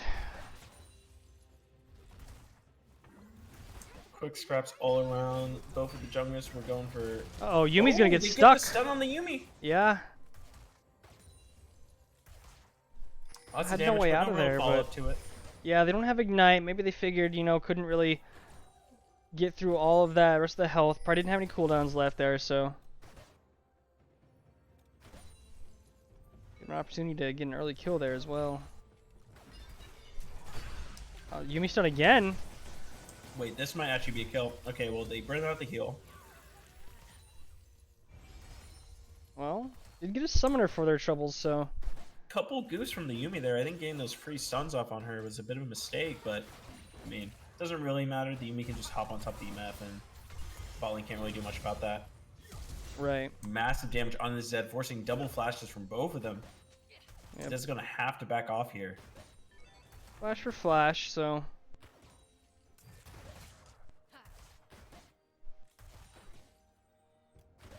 nothing too crazy lost in the end. Yeah, Can get just back and collect this farm here. both of them burn flashes. The Echo does burn the Ignite, but now he's gonna get a lot of gold. Probably get a nice reset here. Lots of damage coming down from bottom lane. Oh yeah. Ooh, and we got a Wukong kind And of sneaking looking around, maybe to- looking for a dive. The dive on this cannon here. I think he should just go for the camp. There's nothing really to dive right this second. So Gonna that need to looks- wait for looks the like next he's mini gonna wave to do. come up. Yeah, so here in the next Now about Volibear's coming 10, on. 15 seconds. Ooh, this might get Yeah. awkward here. Okay, so Volibear's gonna go for this gank, but they have no idea that the Wukong is down here in Yep. the Krugs. So we got some junglers off sides here. Looking, this is gonna be a fight. Big fight. There's a flash and ignite. Here we go. Wukong's coming down. There's one. First blood, but he's taking the turret. He's still taking the turret. He's gonna almost go down.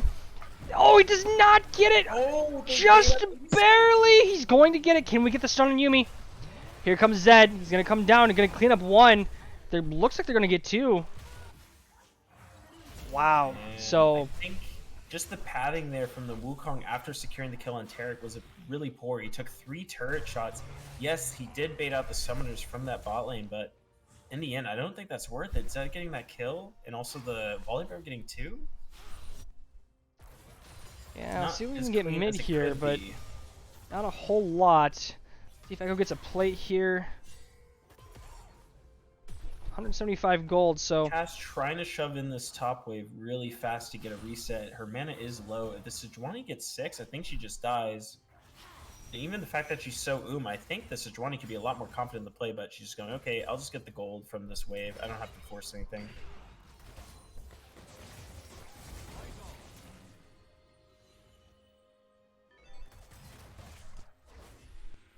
comes Wukong, but they're aware of it. There's a ward in the bush, so Yeah, spotted on the vision.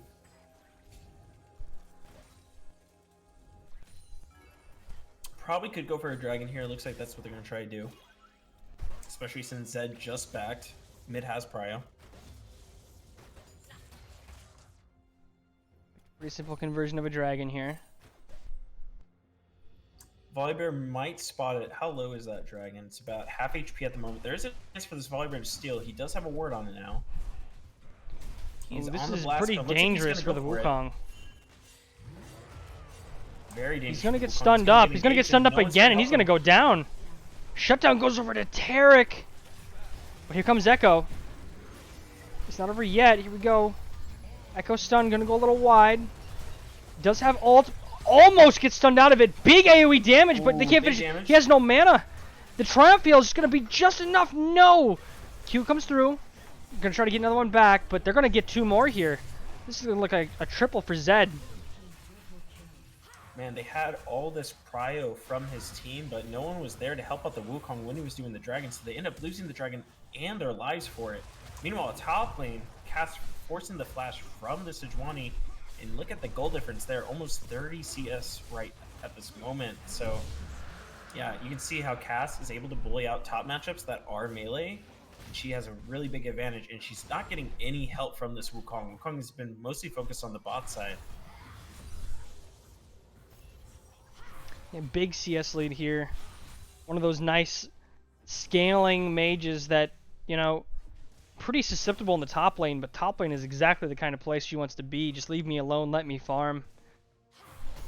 Yeah, if she can be on that island, get her items scale up, that's exactly what she wants to do. There's a lot more champions in the mid lane that can bully her out than top lane.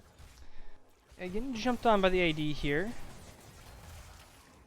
No one's in Bit too of a much of scrap danger right between the now. support and the AD, yeah. It's kind of like fighting a feral cat out in the country, you know? It's what are you doing here? You One just gotta of those links or whatever. go back to where you came from.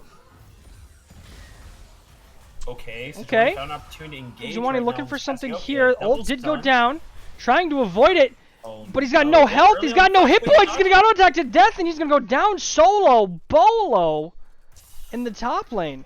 A bit of a miss flash there from Pasuo. So Trying to anticipate the Q, fortunate. and I think it was on cooldown. I think it wasn't even up, so Yeah. maybe a little bit of nerves, maybe a little bit of miscalculations coming through. Just Ooh, bit of barely gonna. missed energy Oh, the there. stun not going to land. Oh, they got him. And now there's a fight in the jungle as well. Fight in the Wukong top using his side. ultimate, chasing down the Volibear, but He jumps smites over it the back. wall. Is he? He's gonna get the shield. He's gonna live this. He's gonna Oh, go down. no, Double not buffs to enough damage from double Wukong. buffs to Cassiopeia. That is rough for the top lane. Right after getting this solo kill, he's gonna have to deal with double buffs. It's gonna get even Yeah. worse. It started to look good for the top lane, but you know what? This Wukong was like, let's make it a little bit more challenging for my Sejuani. Let's give the doubles over to the Cass. And here we have a dive bot lane. This is gonna be a dead Samira. Yeah. Flashes in to make sure to secure the Samira, make sure to get the stun. Now there's a fight in the top lane. Sejuani going in for a bit of a trade, but Cass is okay. Looks like Sedge is waiting for the cooldowns. Maybe see if Sedge will overstep and go for a fight, but Cass understands. I'm not going to go for that trade. I'm just going to back down to the bot side river. Red, no vision in the river. Zed's not mid lane, so have to play back a little bit here. Cassiopeia just gonna collect every little bit of income she can. Trying to get to that Leandri's Zed has power spike cryo, there. but has no idea that this Wukong's on his flank, so Oh, he's gonna get immediately engaged on. gips Does over a the really wall. Good sneak around the wall. Wukong kind of wasting time here. Should be going for some clears on his camps. Volibear, meanwhile, already at the full mythic, has a Heartseeker. Or Heartsteel. I think Heartseeker would be a much better name Heart for that item, but we'll call it Seeker. Heartsteel. Yeah, I like that. I like that.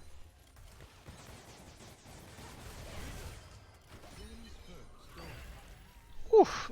Almost got that Yumi stun on speed Lumeth, getting but out of really there in close. time. The Samira is super far behind, though, you know.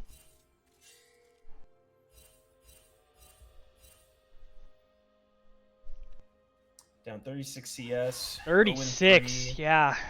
Wow. Yep. Mid, well, I would say relatively even. We said with 4 kills because of everything that was going on in the early game. So even though Echo does a really good job against Zed, man, if Zed's getting those roams off, getting all these kills, it's going to be really unfortunate whenever this Echo wants to go for the 1v1. He just doesn't have the items. Now we have Volibear coming to the bot lane. Looks like they might go for a dive onto this Yumi and this MF. This is what I was talking about. They need to go for these dives on the bot side, make sure to bully out these champions. And this is Yeah, just exactly what they wanted absolutely running it down on him. to do. Meanwhile, Gonna in get the top- stun, they're gonna so- flash onto the Yumi. They're gonna get it. Yep. Meanwhile, on the top side, looks like Just some Sejuani plates and going Wukong down, want to so. make something happen. Oh, but the stun right underneath the turret! And she's gonna take damage, she's gonna die as well! It's a double kill, it's a Oh, botched dive! no. That's a cross-map ace, barring the mid lane Echo, who was just minding his own business, getting his plates. He's like, guys, what's going on?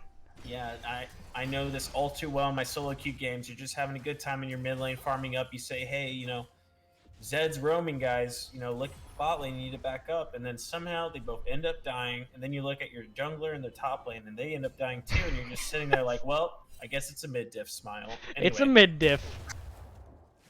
C so colon. this is a bit of a disaster for the red side. Hopefully they can come back in this mid game. I think they just need to farm up and scale, but they're going to try to contest this dragon here. Yeah, they got numbers. They Lots don't of have the ultimate, damage so lots of onto damage Samira. onto this guy. Volibear might be going down. Barely dodges out the They stun. dodge out He's the gonna get stun, they're slowed gonna down. keep chasing. Get the shield. But now they just have to forfeit that. I mean, they have no business Zed's being on the around flank, here. they don't know Zed he's is here. Not sure how much he can get though.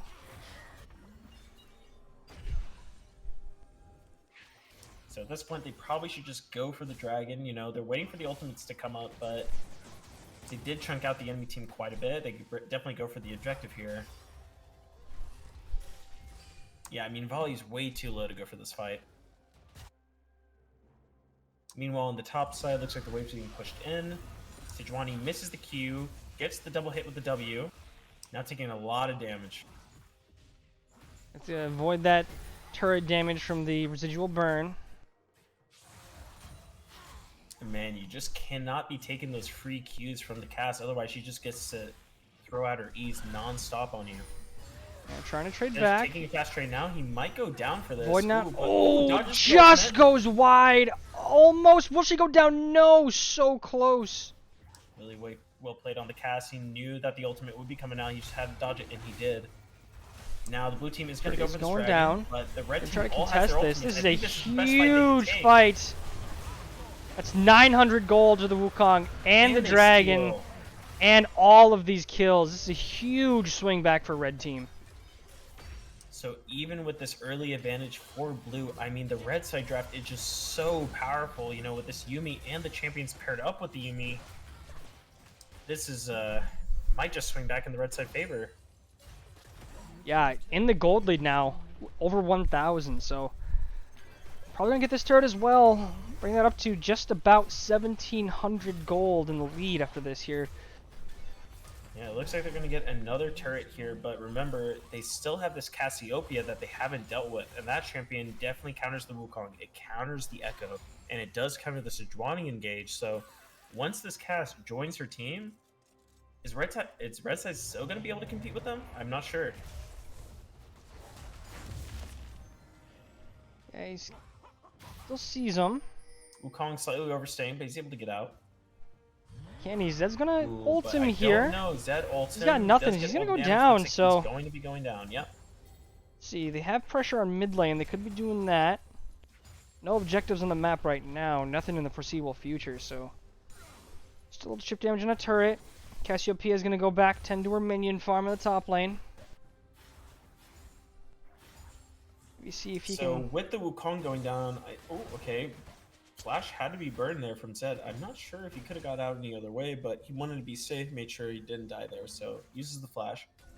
After they killed the Wukong, I'm surprised that the Volibear didn't go for a topside invade. Look at all those camps up. They definitely could have starred the Wukong, but I guess they just want to play safe after that. Echo's going to the bot, looking to fight both of the bot laners here. Yeah, Getting hit Terricle's with coming all out. in the world, trying to kite out the fight, uses his ultimate. MF He's got in- backup coming though. If he can just stall for time, wait for them to get there, they should win this. Gonna get stunned, but teleport's coming in from Cassiopeia. It looks like she's Way big. too She's late, ults. though. Here comes the Echo ult. She's right in the stun. She's gonna go down. Flashes into it even further, but needs to get the Q. staying in the- Oh, he's staying in just the barely pool. gets us 1,000 gold to Echo though. Yumi doing what she can, doing what she does best, being an insect. Yep, of course. Yumi gamers. Yumi gaming. So I think that's, I mean, obviously Cass, I think it was a good idea coming down to the bot to help out his team there, but definitely the TP way too late. Now there's going to be a fight with the junglers. Wukong and Volibear duking it out right now. Both of them have their See, ultimates. Volley does have ult, but he is not healing nearly as much as this Wukong is. Nope. He should be able to get out, but had to burn his flash.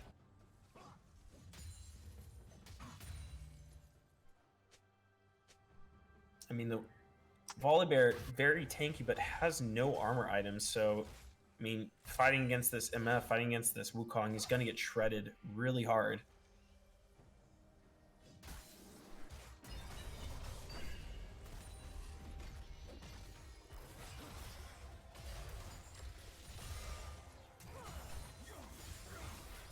Cass nearly at 3 items now.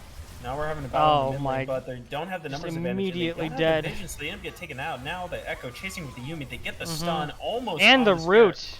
Wow. He's gonna go down as What well. a and mess for the blue team. Red team cleaning house. Might be transitioning to an objective here like the Rift Herald. Meanwhile, Cassiopeia trying to get top lane to make up for the loss in the mid. And looks like red team is going to just run it down, maybe try to get the tier 3, but they don't quite have the setup to do that, especially with Taric spawning. So looks like they're just going to transition to getting the Rift Herald and then maybe follow that up with getting a dragon.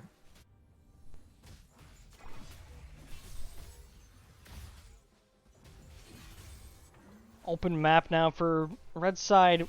Really, I mean, super long lanes. Top lane, you have no tier 1s.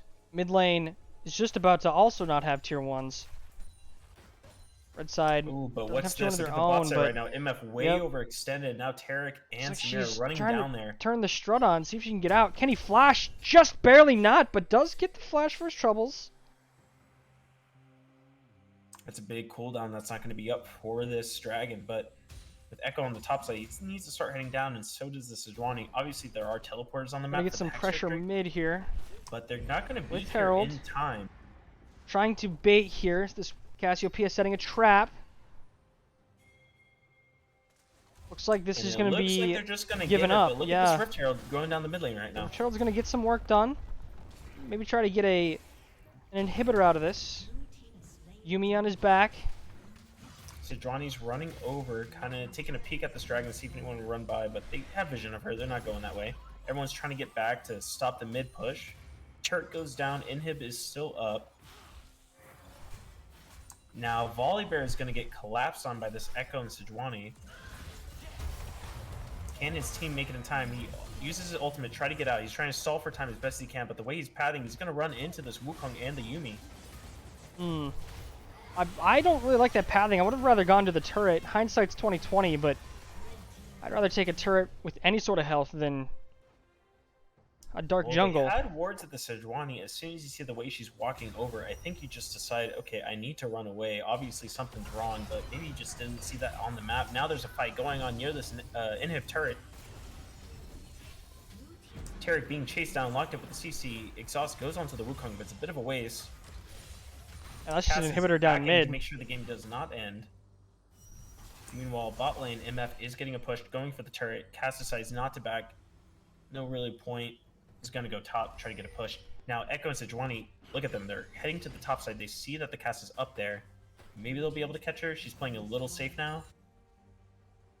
Sejuani just going to say hello. And then here on the bot side, MF getting a push, trying to shove in the wave. And then they're looking to back off.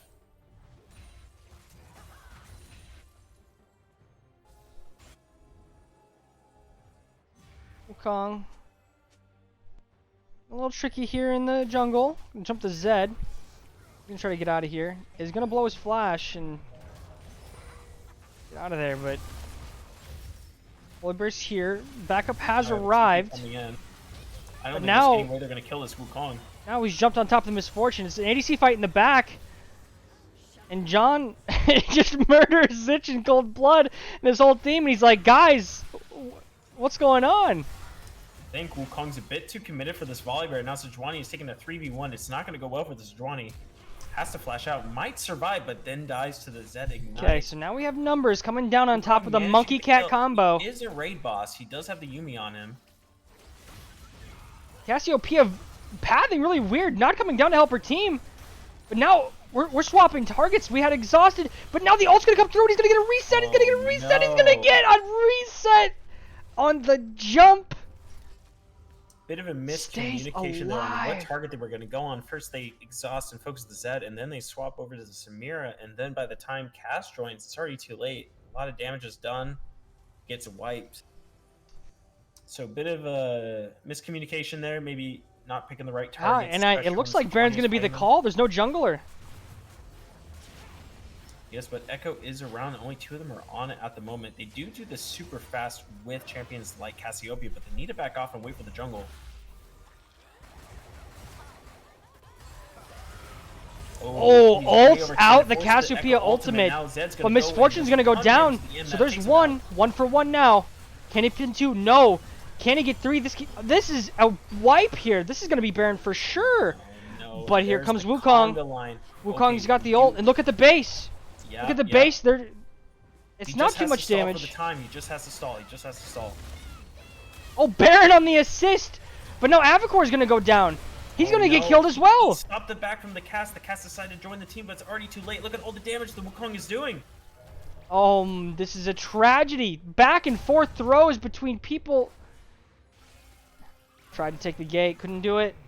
This is one of the Now most everyone's broken dead. duos in the game. Wukong and Yuumi just go into town right now on the blue team. Three of them are down. So Four now, of them go down. now Yuumi it looks pushes like off ball. Red's gonna get the Baron. This is the craziest back and forth few minutes I've ever seen.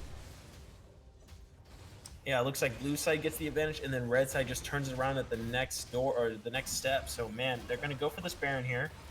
Nothing really blue can do about it. They just have to defend their base and then wait till their team respawns. Maybe they'll go for the dragon, but at this point, it's not too big of a deal if the red team gets this drag. You can just say, hey, you know, we can't contest this. Maybe we just have to stall for time. Wait out the Baron. But nope, they're already going to go down. They're going to set up for this dragon to try to fight. Meanwhile, red team is going to shove in this mid wave. Puts a lot of pressure on the team to stay back. Dragon's up in about 10 seconds, so They're clearing vision, you know, just making sure everything is not warded. Cassiopeia's really looking to just get a little bit more gold. Doesn't really want to fight right now. Just a little bit away from a fourth item. Red team decides they're going to go for this dragon. They clear it super fast. Meanwhile, blue team taking a little peek, but they're not going to go for this fight. They're going to back out. Cassiopeia trying to dip her toes in, see if you can get anything here, but that's right, not going to be too upset. She's nearly one more item complete, and that'd be a 4-item Cassiopeia at 25 minutes. Pretty scary.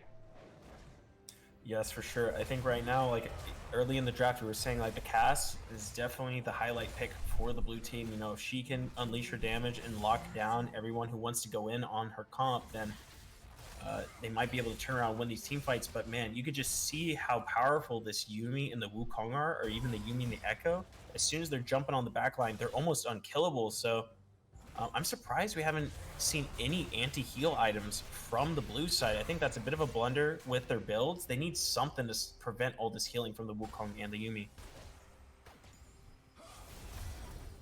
Whew, lots of damage coming through from Zed.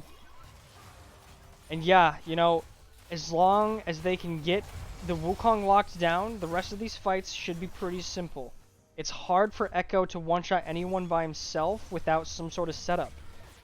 So if they're able to keep people locked down... A little dangerous here. Back and right in front of Wukong?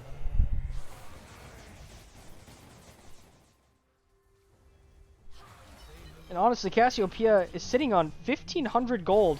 Could definitely be going back and finishing... Oh no, really early with the Tarek ultimate, but meanwhile bot lane, Zed doing a 1v1 against the Echo has to flash away. Oh, they're going in. big Cassiopeia is before they knock already dead. Another huge Oh, knockup! knockup. But he does go down. But look, Volley he's Bear, just clean maybe house. not- It's gonna be GG, I think. Not off gonna be able to this. finish this off by himself. Zed's Zed going is to back. chase the heal. Zed's back as well, so now... And they're aware of this, they gotta back up. Zed's looking to finish off the Echo here. Red team's trying to go for the end here, doing a lot of damage to these Nexus turrets. One They're gonna turret get goes both of down. them. They're gonna go for the We end. jump They're in the doing a lot of damage Volley to the Volley Bear has to go back to Zed town. cannot finish him off! This is gonna be GG! Wow. Oh my gosh, and that's Southeast game. Coast? Gonna take it. It's gonna be the battle of the East Coast in the finals. We're gonna have a civil war A civil war. between the North and Oh, South. shit. Damn. Man, so yeah, you could just see like early on we were talking about the draft in this game was just really strange from the blue side. It was going to be really hard for them to win against this Yuumi, this Wukong, this Echo. It seemed like the win con for red was a lot more coordinated, like they knew what they were going to do, what they were going to get into. And meanwhile, in blue team, they're a bit all over the place in their draft. They pick out the Samira first, and they're like, okay, we'll get this Tarek for some reason, and then we'll have a Zed and then a Cass. So I don't know, bit of a head scratcher on the draft, but early on, blue side put out a fight. They did their best. They got an early advantage, but then as soon as the red team started to group up with the Yuumi, with the Wukong, then it was a real problem for them. Okay. So hold on 1 second.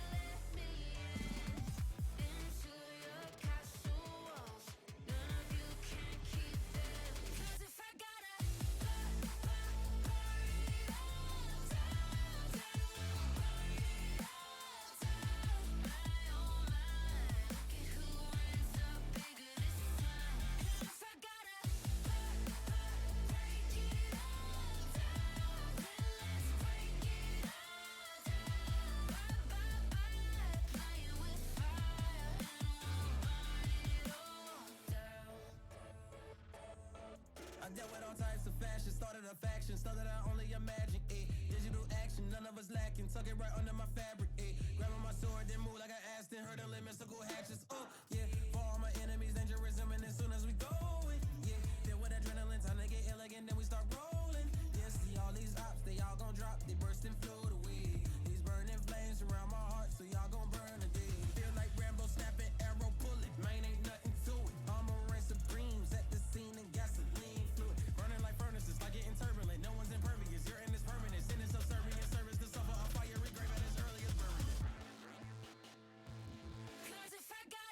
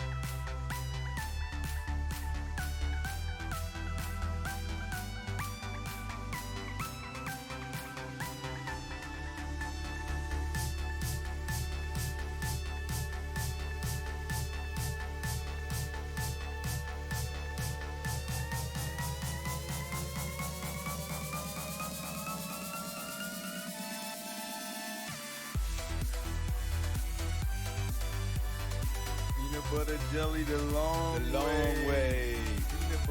Peanut butter jelly the long way.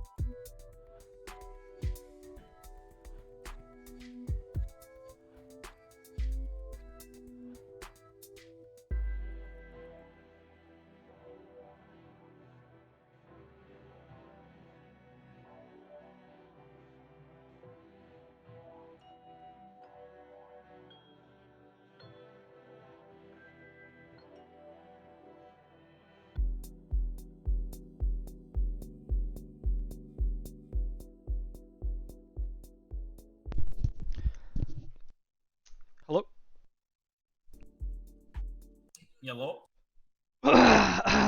Hello. All right. Let us. Time to resume.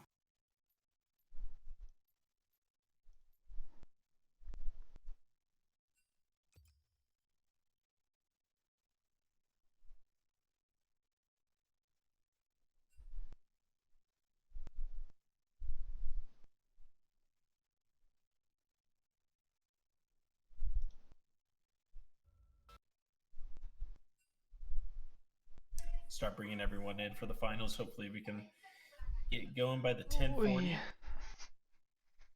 And we're gonna be doing best of 3, right? Yeah, best of 3.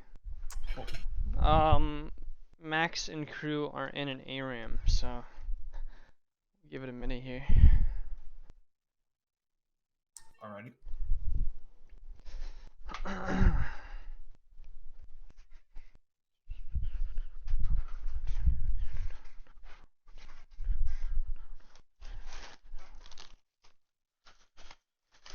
Okay.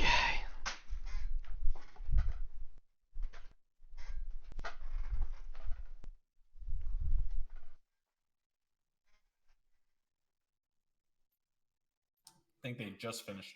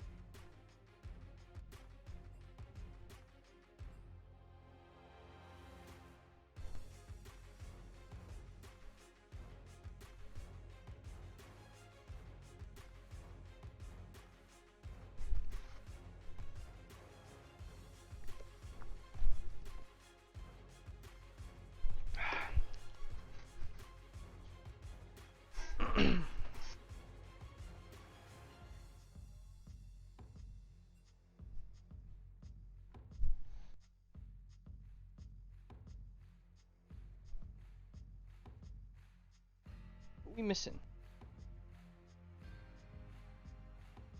So online's in the spectator. Machudo. Yes.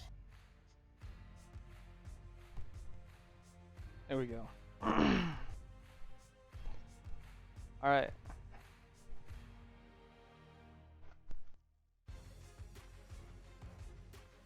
Ready? Whenever.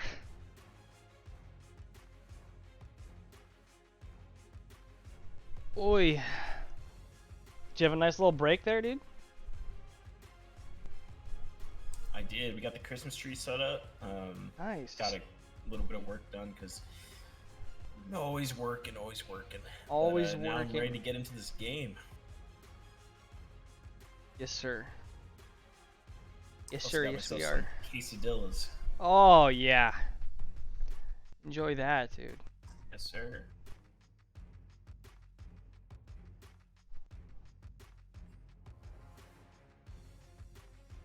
How are you holding up, Nick? How's the tournament been treating you? How you feel about it? Pretty good. I'll be honest.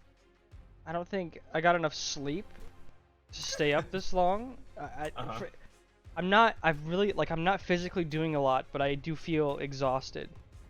That's fair. I remember last time we did a tournament, you know. Yeah, God, that At went the for like tail end of 12 it, I could hours, tell dude, you. didn't it? Didn't it go Oh, like? dude, it was so long. That was crazy. This one isn't as long. It feels like there's. I don't know, dude. I don't know how people can just fill empty space with words, like, for so often. We need some gamer fuel. I can't imagine working at like the actual venues like the LCS or the Worlds, you know, where you have like 6-hour delays and only 30 minutes of games. You know, that would be a bit annoying.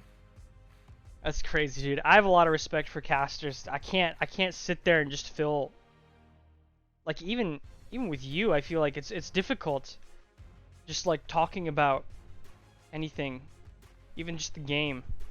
It feels like I talk. It's just like it feels like I say the same thing over and over and over.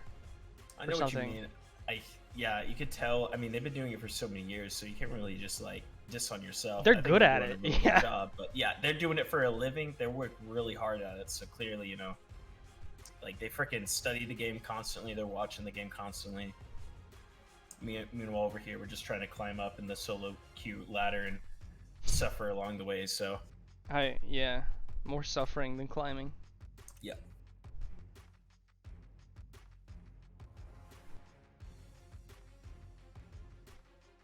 We've had some pretty spicy games so far. You know, we It had was fun, dude. Yeah, 2 pentakills. I think I like the 5v5 setup a lot more than the 1v1. Absolutely, yeah.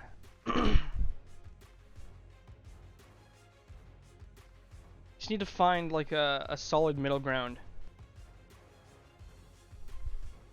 Yeah, and that's right, Max. They do know all the names of the abilities. Meanwhile, we're over here just saying like, "Oh, Ashe used her ultimate and it stunned someone," you know, and they'll be like calling out the actual name of the ability or whatever. 1v1 was a lot quicker. Yeah, it was. It's 1v1 was quicker. So no, I mean, I'm not dissing on the 1v1. I think that tournament was super fun too. I just think I find more entertaining watching experience, at least even casting 5v5 than 1v1. a lot more shit going on. Mm-hmm.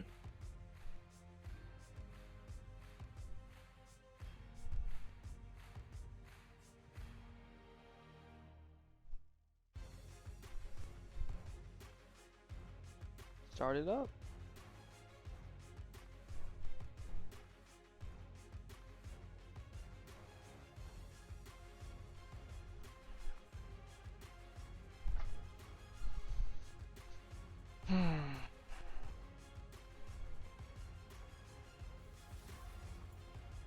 Okay.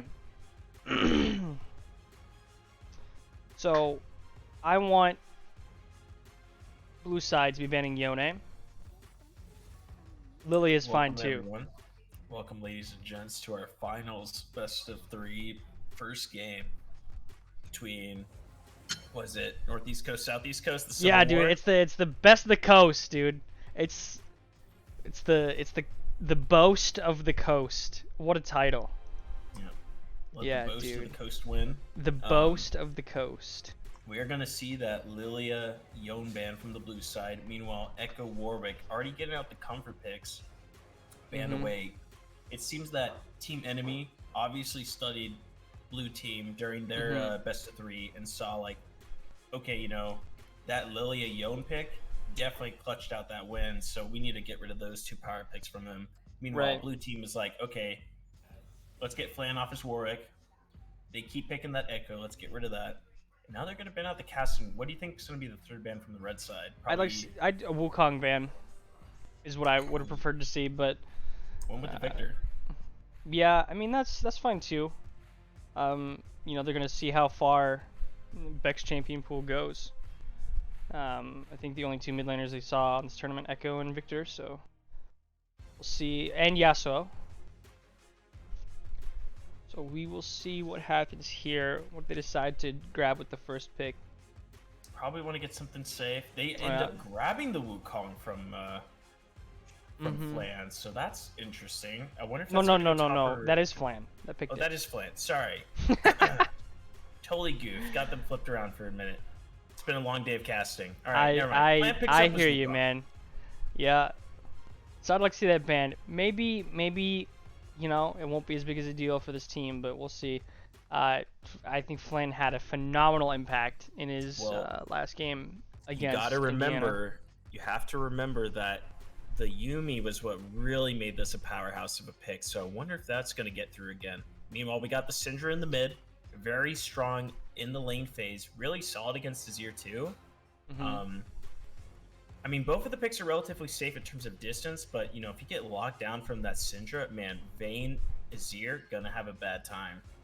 I think the Vayne pick was a bit too preemptive. Usually you want to lock in Vayne once you see the enemy bot lane pick, or if you see a lot of heavy tanks on the side of the enemy team, and there is a Malphite, so Vayne pretty solid into Malphite. Only issue is, there's a lot of lockdown already, a lot of one-shot potential for the Vayne, so she has to navigate the fights super safe, very careful.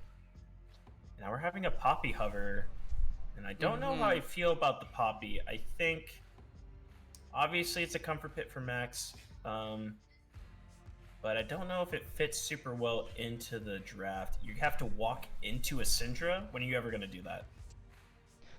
Right. Yeah. Definitely comfort pick material. Pretty good into the Wukong. I feel like he's not really concerned too much about the team fights overall, kind of looking to take over these skirmishes in the jungle, which he's found himself with flanning quite a bit. Lots of these limit testing kind of mentality junglers here.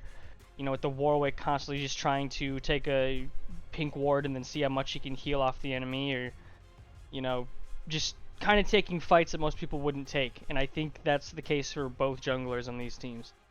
Mm-hmm. So we're going to see that Yuumi banned out, which I think is really smart. Once you got that Wukong pick, you don't want to have that synergy there again. And even the Leona ban, really solid, because online does like his heavy CC champions. I have a feeling that red side either going to go with they're either going to pick an Enchanter or a Nautilus. I think those are going to be the two choices from them. Right, Nautilus just got banned. So on NEC side, you're looking at the likes of like a Mumu.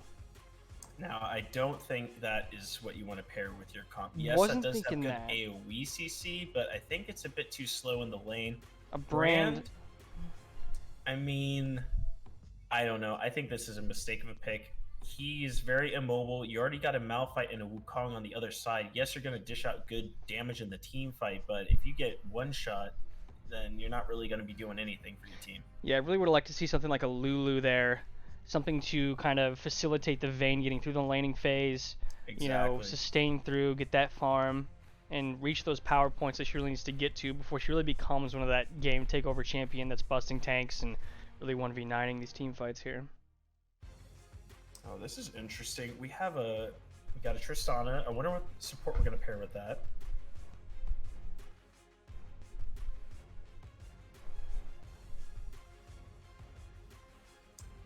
Got that Maokai. All right.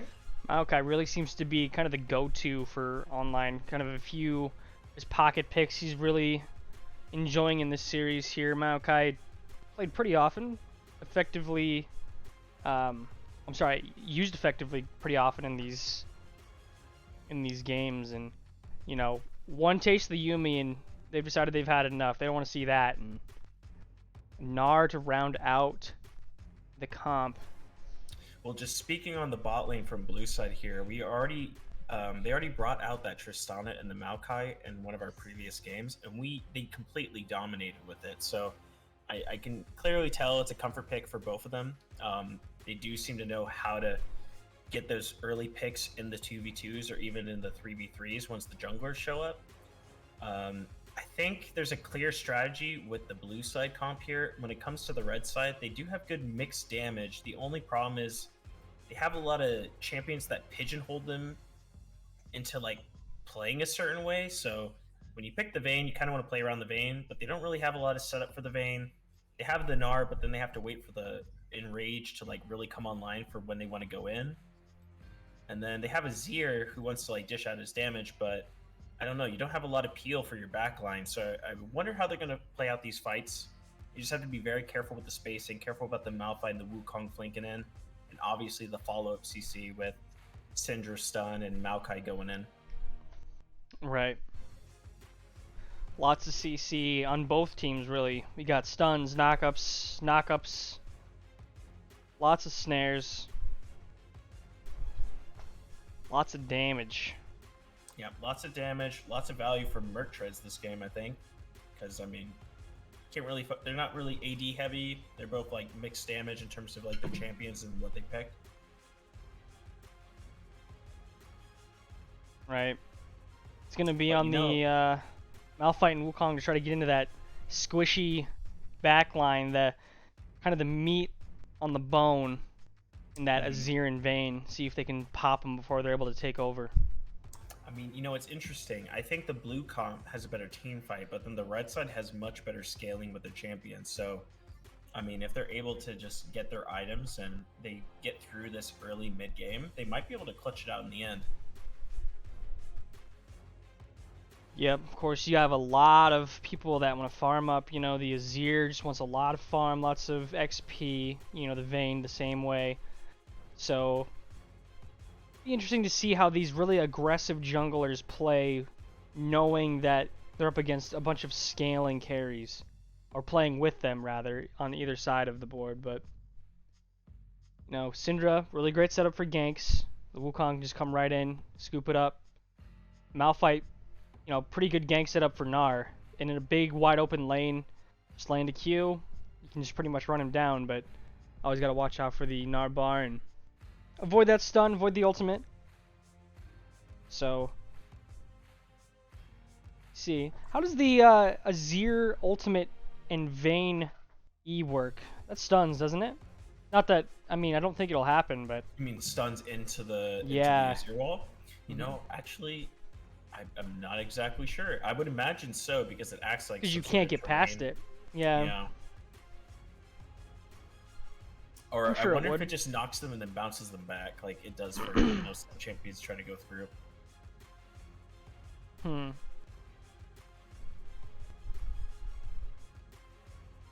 Interesting. Or even the Poppy, you know, trying to knock them into the wall. Will that work with Right. the Azir wall? Right. Or Gnar. Throwing a whole team into an Azir wall or something. Exactly. Get to do a little sandwich. Azir comes in one way, Gnar comes in the other. Get a little fucking compactor action. Look like a Saw movie trap going on.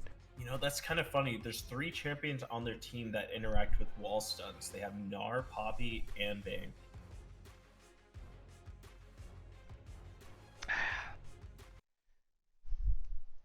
Maybe we'll see it once, and then we'll know for sure. Exactly. You have to see it at least once this game.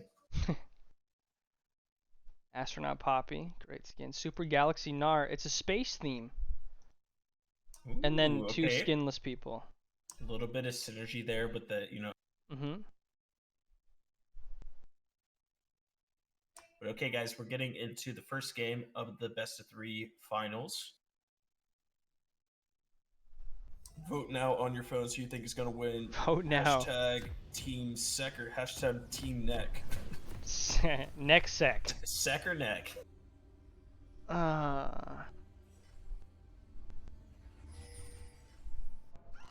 Will we see an invade that doesn't get thwarted within the first 5 seconds? Well, there's been a lot of chicken behavior in terms of these invades. No one really committing to anything in the early game. Looks like a ward's going to come down from the red side just to keep vision in the river. There'll be a little bit of peeking around. They're going to clear that ward. Good sweep. But yeah, not really committing to anything. Just getting the vision out, clearing the vision. Probably just going to go with a standard clear.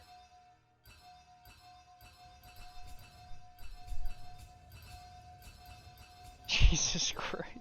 That is extremely loud.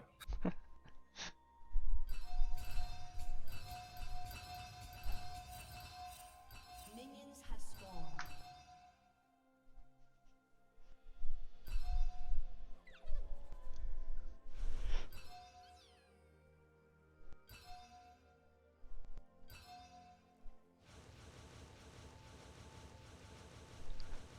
Standard start for both junglers, starting with their bottom lane, getting the best leash. Imagine doing a full clear. Unless, I don't know, I mean, Max, you know, pretty much 100% has been ganking after his first quadrant clear, so... No, that's true. Actually, both of the junglers have been very early impact in terms of like what they like to do. So they do occasionally go for a full clear, but we've seen them both go for those early ganks. Maybe they don't even get both of their buffs. They just recognize an opportunity to make a play and get their team ahead. So yeah, they're going to go for what looks like a full clear, but maybe while they're going for it, they'll see an opportunity for a gank and they'll just execute. Yeah, not really looking like anything intentionally going bottom for. You would think that they would have taken the upper camp coming back down, so doesn't look like anything bot lane right now.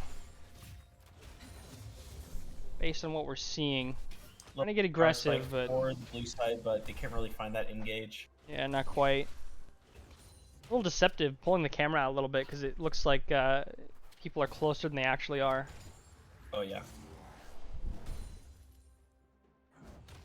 As the junglers cross over to the other side. Just be a classical full clear here. Just farming up in the top lane. Lots of mana being burned from the Malphite, but he started potion corrupting, so he shouldn't have any problems just sustaining back up. They're most likely just going to focus on the farm. Not a lot of kills going to go on up there. Right. Mid lane, I expect a little bit of trading to go back and forth, but lots of farm focus. And then the bot side, I don't know, lots of poking, lots of poking. If the red side steps up too far, that's when they're going to maybe feel the wrath of the Tristana and the Maokai, but otherwise they're just going to get poked out from the Brand range.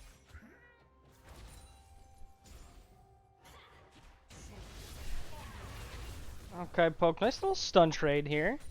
Getting a little first strike procs, getting a little money. You know, and actually with the Syndra rework, I mean, I haven't played a lot of this preseason, but I know it's been a huge improvement for Syndra players. They only have good things to say. Yeah. Definitely scales a lot better into the game and feels more useful. Yeah, gave her the Olamumu treatment. Q has 2 charges. Oh, we have a fight in the river. Oh, wow, this is going to be rough. He's got a flash out of there. He would have certainly died if he didn't. But now, Malphite's kind of in a weird spot. Now he's going back in. This might be ill-advised here, but there's no cooldowns. Syndra flashes comes trying to in. help out her team, but it's already too late. Looks like the Gnar will be going down, but Poppy manages to get out A-okay. Does get a return Syndra kill. does burn Looking the like flash. The Wukong burns the flash. they're and setting up a so trap. does the Poppy. He's going to get knocked into the wall here. He's going to go down. No, there's no escape for the Syndra. She will be going down to the Poppy. It would have been better if the Azir got that kill, because he does want to scale up his items pretty quickly. But not too bad if the Poppy gets the kill, obviously. He does have Dark Harvest.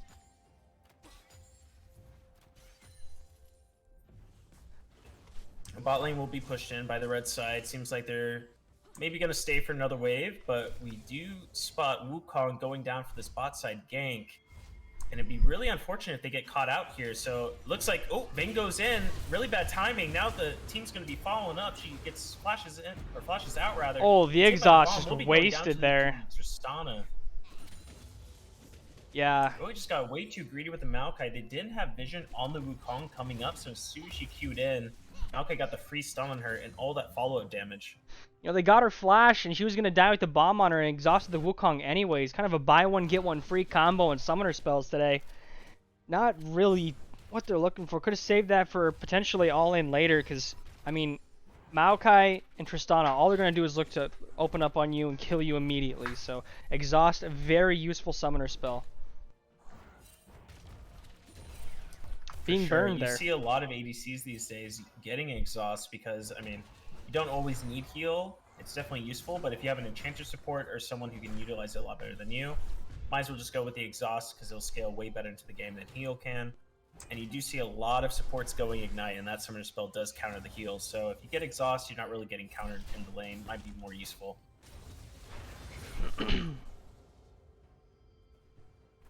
Shoot, will hit level 6. You gotta be a little bit careful on the Gnar. He could potentially all in you here. Looks like he knows it too. He's short on cooldowns now. Hasn't backed yet. Yeah, Gnar already got it back. He already has an item, and this Maokai is just still sitting on the corrupting potion. I don't see any kill potential if he was to go in, but yeah, the Gnar does need to be careful. Wukong is hanging on the top side, so is Poppy. Poppy will be going for a reset to buy his items. Sitting on about 1,500 gold, the Malphite is. Meanwhile, Wukong is going for a bit of a sneaky lane gank, it looks like. Maybe when this wave bounces back, they can make a play. I think he's anticipating that Max is going to be up here. Max isn't even paying attention. He's just going down bottom. He's going to go keep clearing. He does not really care about this top lane. So this kind of counter gank set up here by Flan. Not going to yield a whole lot. Maybe he's just going to try to go all in now. Sweep. I think they're going to look for a play here. Maybe they can bait in the Gnar. He ults him. If he gets a little bit closer, he could just ult him. Could be down here. Yep, they're going to go right in. And that's going to be a kill immediately. Really well played from the blue side there. They obviously knew that, I mean, if Poppy is up there, they should win the 2v2 just with the levels and the skills that they have. But Poppy opted to go for the bot side. It looks like she's going to be doing the dragon while that top play did happen. So Yeah. not completely bad for the red side. They at least get something out of it. They're aware that the jungler was top, so at very least he could be coming from the base directly towards the dragon. Probably not happening, but they know it's going to be a long time before he's down there. Can secure that pretty easily. On top of the new jungle item, which makes taking dragon extremely easy. Taking camps extremely easy.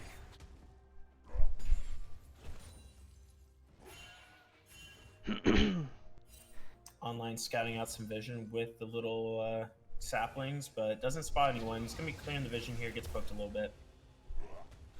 Poppy, after they got the dragon, looks like she's going to be clearing her bot side. Meanwhile, top lane doing a bit of duking it out.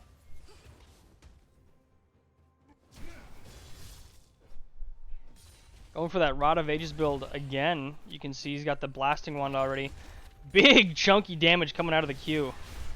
It's a stun off from Syndra. He's here already with the flash knockup. Wow. Does get the ult. Not going to be enough. Just not enough damage. Seer able Clear to the escape mid. all that burst damage. I really liked how the Wukong was able to hop over the wall with the invis. It's a really nice change that they made, and he could just follow up with the ultimate, but unfortunately, Azir, very safe champion with the ultimate. Trollish has to back out as his team isn't able to converge in the system. Wukong going for a bit of an invade, trying to push out the Poppy. Poppy decides to go back in, maybe a bit of a mistake with how low he is. Looks like he's going to... Oh, bombs on the wrong person. He goes down regardless. But he gets the reset, so maybe it was the right person. It's gonna be Decides not to reset go here. in. They do have Syndra's here to 4, follow but the up. wave's not in Azir's walking position. down. Azir's here. No ultimate. No flash. I think you Not a should just whole go lot he back can middle at this do. point. Not really a reason to be here in this bot side. Yeah, I'm looking to do some harassment. I'm not really sure. He's just kind of losing some golden XP to be here right now. Yeah, he's losing a lot actually. He should just be in the mid lane. Still sitting around for some reason.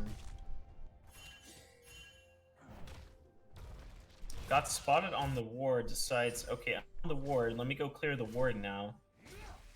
He gets at least a little bit back for his troubles, but... Wow. Yeah, I don't think that... Interesting. Still has... Oh, he's going in top lane, and you just one-shot him Wow. again! Look at all that damage. Doesn't even have the full mythic yet, but just having that blasting wand and or what is it called? The Catalyst of Aeons, man, he can just dish out the damage he needs to finish off that Gnar. So yeah, Gnar finally getting some mercs, or looks like he's building into mercs. That'll definitely help him out in the lane, but there's a lot of damage. If he just gets poked down by the Malphite, then he won't survive all that burst. Absolutely. Gonna... Some AP there. Almost finishing up with that rod. Gonna flash out. Poppy doing a Smite's quick not gonna do a grab. whole Doesn't have lot, the Wukong's but here, so Wukong does is put the Wukong here. in the last second. Malphite's got a tuck tail and run now. It's alright. You can go back, finish that Rod of Ages, get that timer online.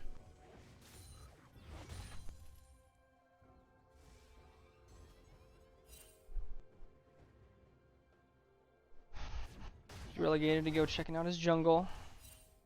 Looks like a plate's gonna go down mid, maybe? Not quite.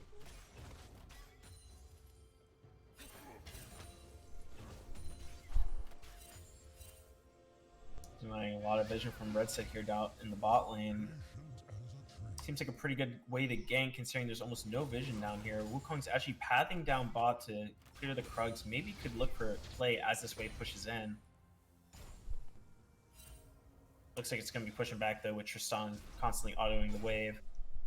Meanwhile, top lane has Prio. Gnar is walking down the river towards mid, just kind of scouting out the area in the river. Poppy seems to be walking down, maybe to hover with the team just in case Wukong is around. Trading back and forth mid lane, Max. Trying to get a gank off here. Syndra still has Looks flash. like, yeah, it looks like also Wukong sees potential for some sort of play in the bot side. Just unfortunately, the wave's in an awkward spot at the moment, but he is hovering around for some kind of gank. Meanwhile, Poppy and Azir padding towards bot. Dragon here for will the be counter spawning gank. soon. He's in a good Poppy spot. walking He's down. in the perfect spot for the counter gank. They decided to go in. And here's Wukong. He's going to get the double knockup. Oh my god, they got the Vayne already dead. Another. Poppy's going to get knocked up before she can do anything. That's a big Shurima shuffle. But he's gonna go down. He's got no flash. Yeah, He's but dead. They just don't have the damage. They do get the kill onto the That is Maokai, but unfortunately that 4 was a for 1. yeah, definitely not worth it in the end. And meanwhile, This look at might even be Top a- Line. This that Maokai might be just a solo smacked kill on here. Mar. Oh, If but he's got a now it's kinda Q. turning around. You might be able to get him. He goes in one more Oh, time. Need a Q and an back E. in. He flashes out of the E damage. He's about to go mega, but he gets the smack. That is a cross map ace. What Well, a not blunder technically. For the red team, they thought they saw an opportunity for a play in the bot lane, but Wukong was just sitting in the brush waiting for them to get ganked, and then Azir not able to follow up with his team in time. Syndra and the rest of them are already there cleaning up house, making sure that, you know, the rest of the team's out for the fight. So this dragon looks like it's going to be contested. Wukong is at half HP. Red team is here. They're going to start it up. Triss just back, so might be a free dragon for them. Let's see if Wukong's able to steal it. He does Oh. not. No, neither of the junglers got it. It was the Vayne.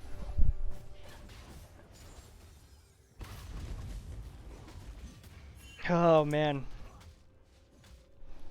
What a crazy start. Yeah, absolutely. You know, pretty good farm on the carries on red side, but you know, it's gonna be a while until they're comfortably taking team fights with their comp. Well, yeah, you know, the team fight from blue side is much stronger than the red side, and with such a massive gold advantage right now for the blue, it's gonna be tough for the red to come back in this game. I mean, their soul lanes are just getting wrecked.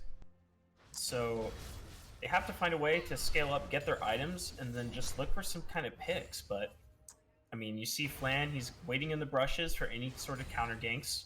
If he sees an opportunity for a gank, it seems to work out a lot better than the Poppy pick.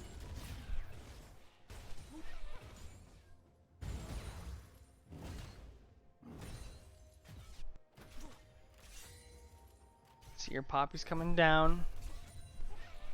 And gets sniffed up by Maokai. Get some deep wards in here. Then looks like Maokai, so annoying with the saplings. It looks like he's going for the tank Maokai build. I actually really like the AP. I think it's really obnoxious to play against. Just nothing you can really do. if you Max run through a trying bush. to jump the Maokai and just getting punished immediately, so... Oh. Did a little bit of a stun these here, but they can't really follow up with to catch him. Yeah, Meanwhile, looks like they're scouting out Like a bot lane. dive. Oh, Brand wow. loses the safety of the turret. He's gonna get locked up, and no one's there to help him. He gets completely destroyed. Bane, meanwhile, hiding under turret. Not sure why Brand decided to walk up that way. yeah, trying to do a Ooh, little stream of okay. shuffle action, but just gets pushed back and stunned, and that'll be the end of that. Has to be a little bit careful. Syndra does have Ignite, does have the ultimate. If he takes a bad trade, might just get one shot completely, but can't sleep on the Azir damage, you know. Red team's turret has been destroyed. Looks like they're looking for an opportunity mid. Wow, lots of damage. Max is gonna go down. The knockup Oh, from man. the Wukong, and this is gonna be another kill on Azir too. Just obliteration coming out of Flan. Shurima shuffle into the fight, but gets knocked up midway through from the Wukong. As he tries to knock him back into the turret, Wukong can just hop over the wall with his E, finishes off the Azir. So, man, this red team is gonna have to work really hard to come back in this game. I'm not sure Oh, what they can gets do. a Now, mid top lane- jump. This is a solo kill. Doesn't even need the Wukong. Well, you know, I don't think they got it without the Wukong. The Wukong was there for the moral support sort of thing. Of course.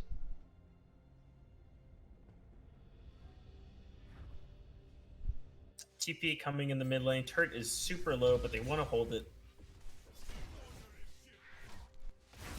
Poppy trying to scrap whatever measly jungle she can, but now the team is going to collapse on her. Lots Team of is damage there for coming the through. follow-up. Randall's Getting a lot gonna of do damage lots out of on the work enemy here. team. Blue trying to run away. Two of them very low. Triss full HP, getting poked out from the Azir. Able to walk out. Meanwhile, Malphite shoving in top. The enemy team is about to collapse on him. Might need to start running away. Yeah. He's getting a little bit of tunnel vision, but Gonna back off. Might be too I think he late. greeted way too hard on the turret. Wow, but they kind of didn't commit to it, so they just let him go. Yeah, Dragon better. will be spawning soon. 2 of them for the red side. So, with how the game is going, I'm guessing blue will be getting this next one. We'll see if they commit to a fight or not. But if red is able to get the soul, that would definitely help them stay in this game. Oh, Obviously, they no. scale insanely- Oh no! Oh, okay. She gets stunned into the wall. And the Cinder exhaust. trying to Now- fight, gets exhausted. But here comes Tristana. Tristana is gonna clean up. Now, that is exhaust ult down, so a trade 1-for-1 is absolutely good for red right now. I think that's the best case scenario could have happened, like with how it was going. 2v1, being able to get that kill on the Syndra, really important. Unfortunately, the Syndra really isn't the problem from the blue team. So, I mean, they still have this Wukong. They have this super beefy Malphite. They have the Tristana, who's 6-0. I don't see how they're going to be able to contest this dragon. They probably just have to give it. Well, posturing like they want to fight, but like they're thinking better of it. Just gonna go collect any gold they can elsewhere. Already Yeah, have I the think Gnar this is a starting good up call. the Rift Herald there. We have the Gnar starting up the Rift Herald. Meanwhile, they shove in the mid. They're kind of pathing up You know, towards the Rift Herald. If they keep going, Lots of they're poke. gonna run into him. He's still doing the Rift Herald. Gnar's about half health. Wukong going in deep. He's all by himself now. Not getting No a one's lot of there. damage. Gnar He's into the trying to wall, CC into the the team. Azir, but Gnar's already dead. Azir's already dead, and now Poppy's already dead. There's no damage on the follow-up on the CC. Didn't these two teams play against each other in the best of one? They did. Yeah, and it looks like, you know, blue team finally found their footing and like how they want to play. Look at this. They're about to Oh, take a out the Vayne. it looks flash like. into the...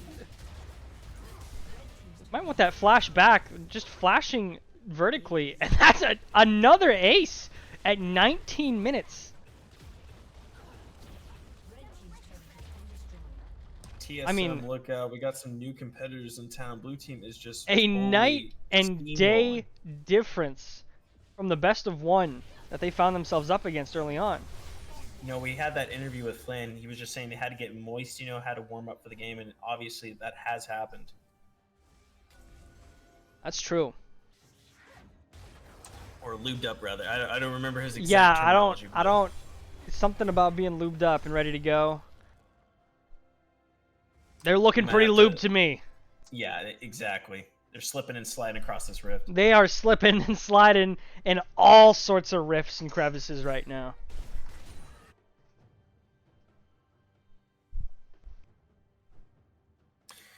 So, I mean, I think I just have to go out and say it. I don't know if there's a way for the red team to come back into this game. They do have that late game scaling, but there's a big level disparity, a massive goal disparity, practically 10k at this point. I think they just have to have a clear head, go into the next one, you know, with a better game plan. What do you think they're going to do in terms of the pick ban? You think they're going to get rid of that Wukong? Absolutely. I think they're gonna target Flan again. They're gonna ban Wukong and Warwick, and probably.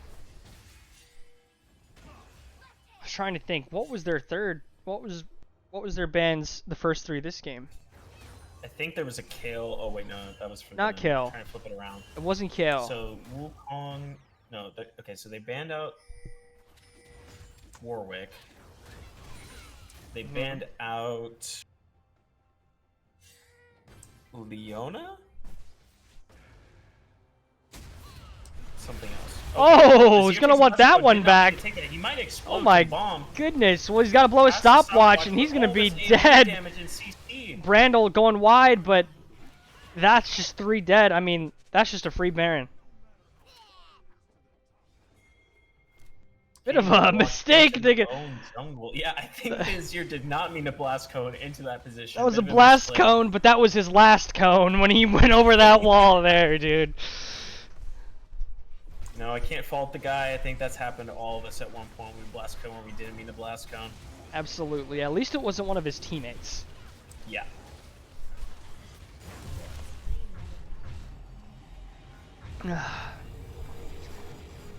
Blue team wearing purple at 22 minutes. The most dominating performance we've seen thus far against the undefeated Northeast Coast.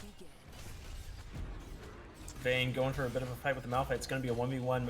Vayne obviously really good at kiting, but can't get away from this Malphite. Malphite dishing out so much damage with the Rod of Ages, but the Vayne getting her auto attacks in the passive, he does have to flash away. Azir does TP in, follow up with a Poppy. They're going to be going into Does the get fight. the They do lock up teleport. the Wukong. Wukong Kong taking a is lot of half damage health here. here. Team is about to follow up though. They're trying. He's gonna to go get back in. He doesn't have ultimate. Oh, no, He doesn't he have misses it. ultimate. He had He 3 Wukong. seconds left on the ult. So that is Express Mail shipping 1,000 gold to the Poppy's doorstep. And They're now pinging out the dragon. Looks like Blue is gonna head down there, try to make it before the red team can even fight it. yeah, a bit of a Get some blunder vision there. secured. I think the Malphite, you know, he saw an opportunity on the Vayne, but then realized, nope, okay, I can't fight this guy. He just has all this passive, and I already used all my abilities. Looks like Blue might be going for a pick here, catching out the Azir. Azir gets locked up, followed up with so much Instantly burst damage. killed. Poppy getting one shot. And the Syndra ult killing him over the wall after the flash. Again, God, that was like, what, 6, 7 orbs? That was insane. with the repeated using summoner spells and dying after the fact regardless. Once again. Blue team pressing their advantage. They're like, hey, we don't even need the dragon. We just can shove this into your face. But then they go, okay, no, we should probably get this dragon. Malphite, meanwhile, going for the top split push. They're just going to take all these camps from the red team, starving them out completely. They're in a stranglehold. 13,000 gold lead at 23 minutes. I mean, that's crazy. That's pretty like insane. all of the solo laners were sitting here taking one wave of enemy minions every 30 seconds for the entire game.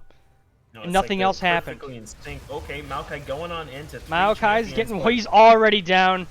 Brandel Wow. can't do anything. Ignite comes across, but Poppy's gonna get away.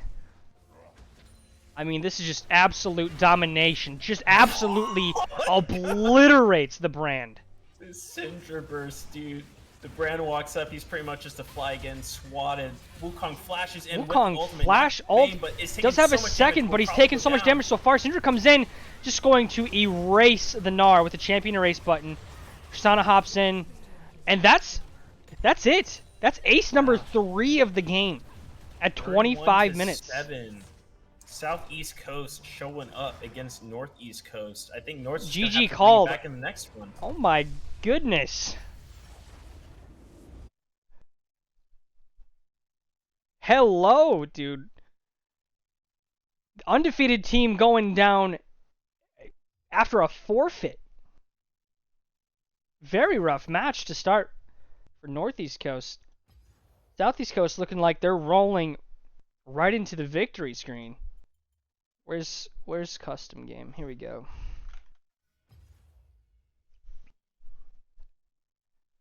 Alright.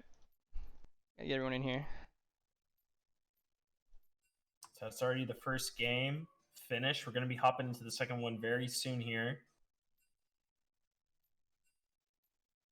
Obviously, this is the finals. Both of the teams very competitive. I think we're going to see a lot more targeted bans towards the jungle. Like we were saying, that Wukong, I think it's going to get banned out this time.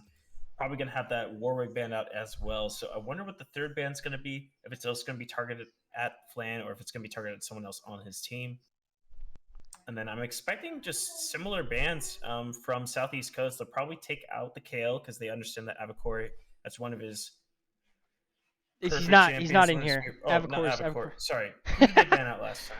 I don't even fucking Oh, remember. they banned out Yone and they banned out. Oh Lily. yeah, they banned Lilia Yone and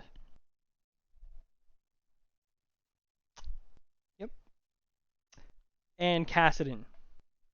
And Caston. Okay, so they'll probably keep those same bans. I don't really see them deviating from that because there wasn't really anything in that game they were struggling with. Can you invite online? No, he's banned. Okay. Well, good luck. It's now 4v5. Mhm. Art.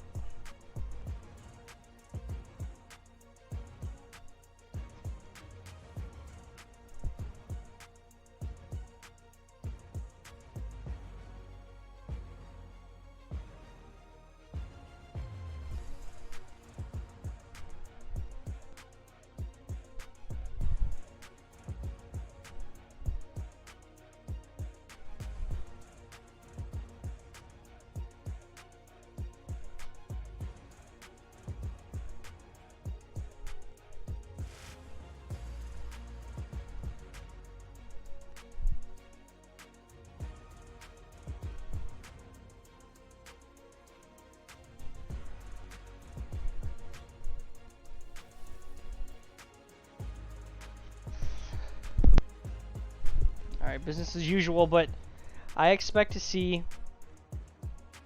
a Wukong ban for sure. Yeah, I don't think we'll probably have similar bans coming out from the blue side, but maybe just adjusting to make sure to ban out that Wukong. It was definitely a problem in that last game. Now we have that Lilia ban, of course. Mm-hmm. We do have first pick coming out for blue side. Okay, they're gonna ban out the Echo. They understand that that guy's comfort pick was the Echo. Maybe they're just gonna swap out the third ban to the. You know, keep it the same for the blue side. it was, regardless of what they end up banning for the third one here, okay, Wukong, that's kind of a gimme. Now, the team comp, you just can't have that many scaling carries. You have no damage at any point of the game. I mean, Azir offers a little bit of CC, you know, in the form of his ultimate, but you cannot be setting up these team fights, or you can't get yourself to that late game if you're trying to have two hyper carries that need all these resources. Yes, that's exactly what I was thinking. Like, if you pigeonhole your team into having to play around those hyper carries or those scaling champions, you need to draft around it. You can't just keep drafting more and more carries, because I mean, who's gonna get the resources to be able to carry the game if you all need them? Right, so hopefully they pick a better comp to, you know, play around their team. We got a Diana first pick. I have a feeling they might try to lock in a Yasuo. And that Poppy locked in. I'm assuming that's going to Flan. I mean, 2 of his champs are banned out. I don't know if that's in his champ pool, but, you know, we did say it was a champ ocean for Flan. There's a Champ possibility he might bring that ocean. out. A champ planet would be a better description of the man's will to play champions. And picking Yasuo into the Poppy, too. That's interesting. Yeah, Now, as lots soon of as we dash saw that checks. Diana, I had a feeling that's what they were going to do. They were like, okay, we're just going to go with their bread and butter. Let's get this sort of OP combination locked in. Yasuo into Syndra, actually not that bad, because you can block in the ultimate orbs from the Syndra. The only issue is Yasuo has a really hard time walking into Syndra with her knockback stun. But, I mean, he's very slippery champion, can dip and dodge, like, through the minions. Maybe he's able to get around win that lane. And then we got another Malphite pick here from the red side. Seems like they're going to go with what was working last time. They don't need to deviate too much. They're just going to switch out the Wukong with the Poppy pick. Now we have a Neela ban coming in from the red side, because they do have some pretty close range champions. They don't have to deal with a Neela. Meanwhile, blue probably wants to target bot lane, so yep, they're going to ban out the Maokai. That was a problem last game. They don't want to have to deal with that reliable CC from the root. And then we're going to have a Kled ban. Kled ban again, trying to get him off his comfort onto his second comfort, which is the Gnar, which he was getting throttled on last game. I don't know if he wants to run that matchup back, see if he's got another champion tucked back there he's going to play, or if he wants to run it back with the Gnar. It wouldn't be too bad with the team comp. Have a few more activators for Yasuo Ultimate. You know what's open that they could pick is that Mordekaiser. You know, we haven't seen that Mordekaiser since the first best of one. I wonder if they would bring that out. The top lane, yeah.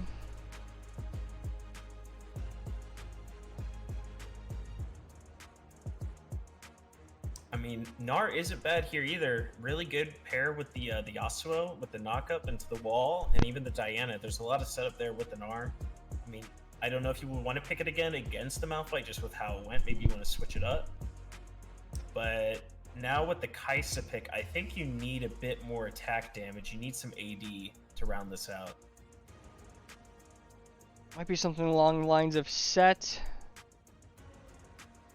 Maybe... Well, there it is. Okay. It's gonna be locked set. in.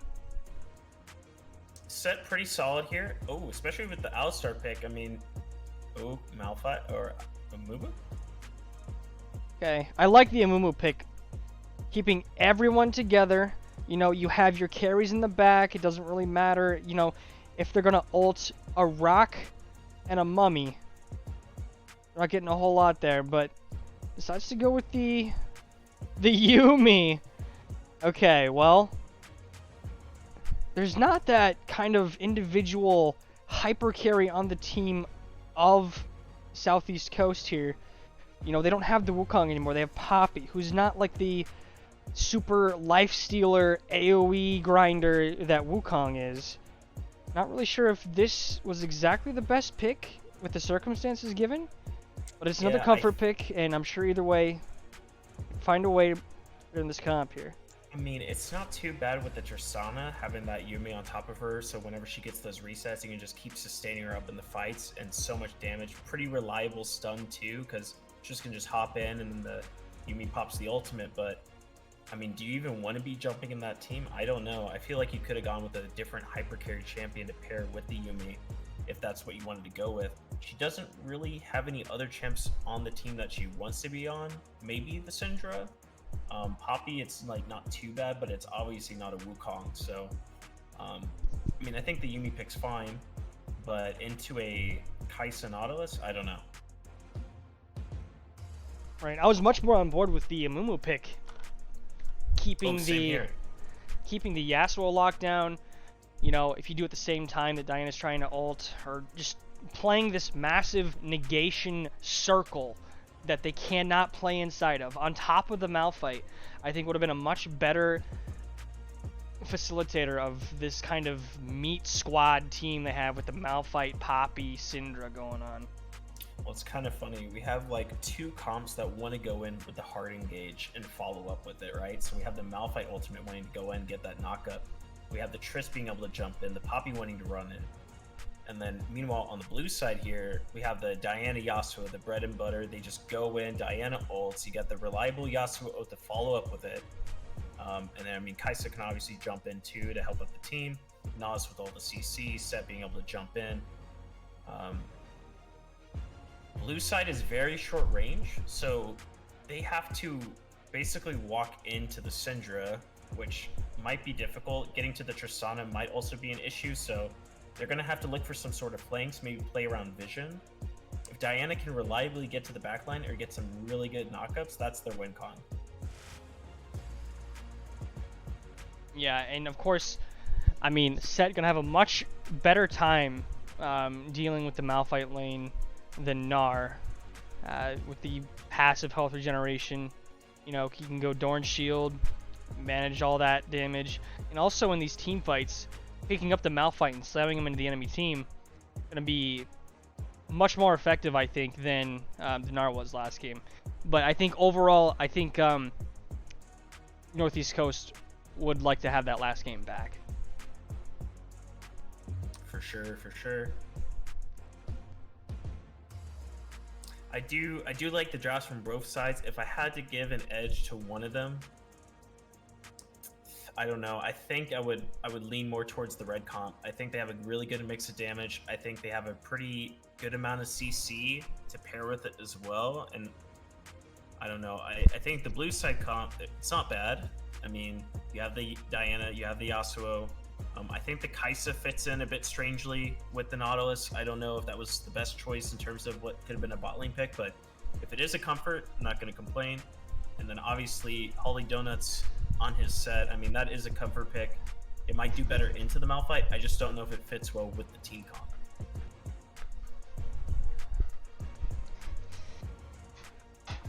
Alright. Getting in the game here. Or what could be the final game. The Boast of the Coast. I guess for anyone who was watching that wasn't aware, this is a best of 3, no longer a best of 5.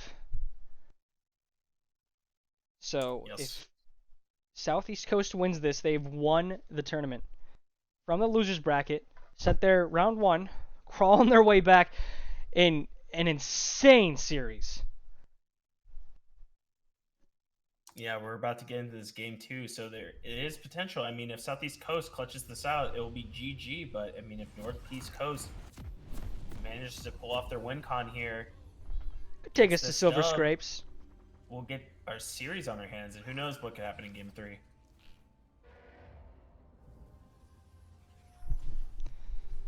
Are we going to see an invade level 1? Ooh, okay. Are we actually going to see some action? Looks like blue team is pathing towards the bot side here. Maybe they're going to look for a pick. Yumi with a pretty smart ward Oh. over the wall. They're going to get spotted. 30 seconds until minions spawn. Very smart. I mean, when you're playing against a Yumi, the bot side, no matter what team it's on, it's going to be really weak in the level 1. So I like that blue team is looking for some sort of action early on, trying to see if they can get a cheeky pick or an invade, but red's really smart. They drop a bunch of wards and they're able to spot it out.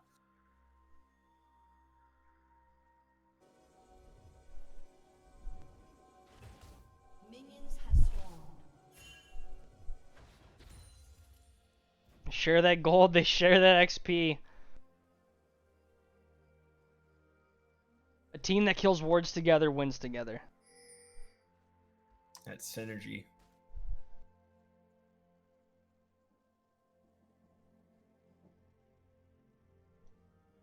So it's going to be the standard bot side clear from both teams here.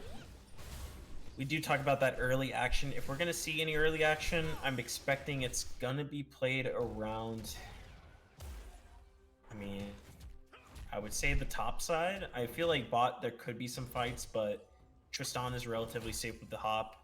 If they're able to lock down the Yumi, maybe there's a kill there, but really top lane should be scrapping a lot because they're both melee champions. As far as junglers go, this is by far, I think, the weakest level 3 jungler Max has played. So, not really offering any CC. Can kind of stick to someone thanks to the changes to Diana where her ultimate is now on her E. But so we'll see if we actually get anything here. I'm anticipating this is going to be a much slower pace than we're used to so far. Well, we have seen, I mean, at least I've seen Max play Diana in the past. I know he's comfortable on the champion. I just don't know if he is as well practiced on it as maybe his Poppy or his Lilia. It looks like he's trying to see if he can go for that early gank mid, Gets the knock up, they get a ton of damage, they use an ignite, and they manage to get the flash from the Syndra, but she's going to be able to make it out to safety. Going to wait for the wave to push up, she isn't going to recall. Meanwhile, Poppy just going for the full clear. Yeah, does get his flash there, but he's going to live. I need to fix this.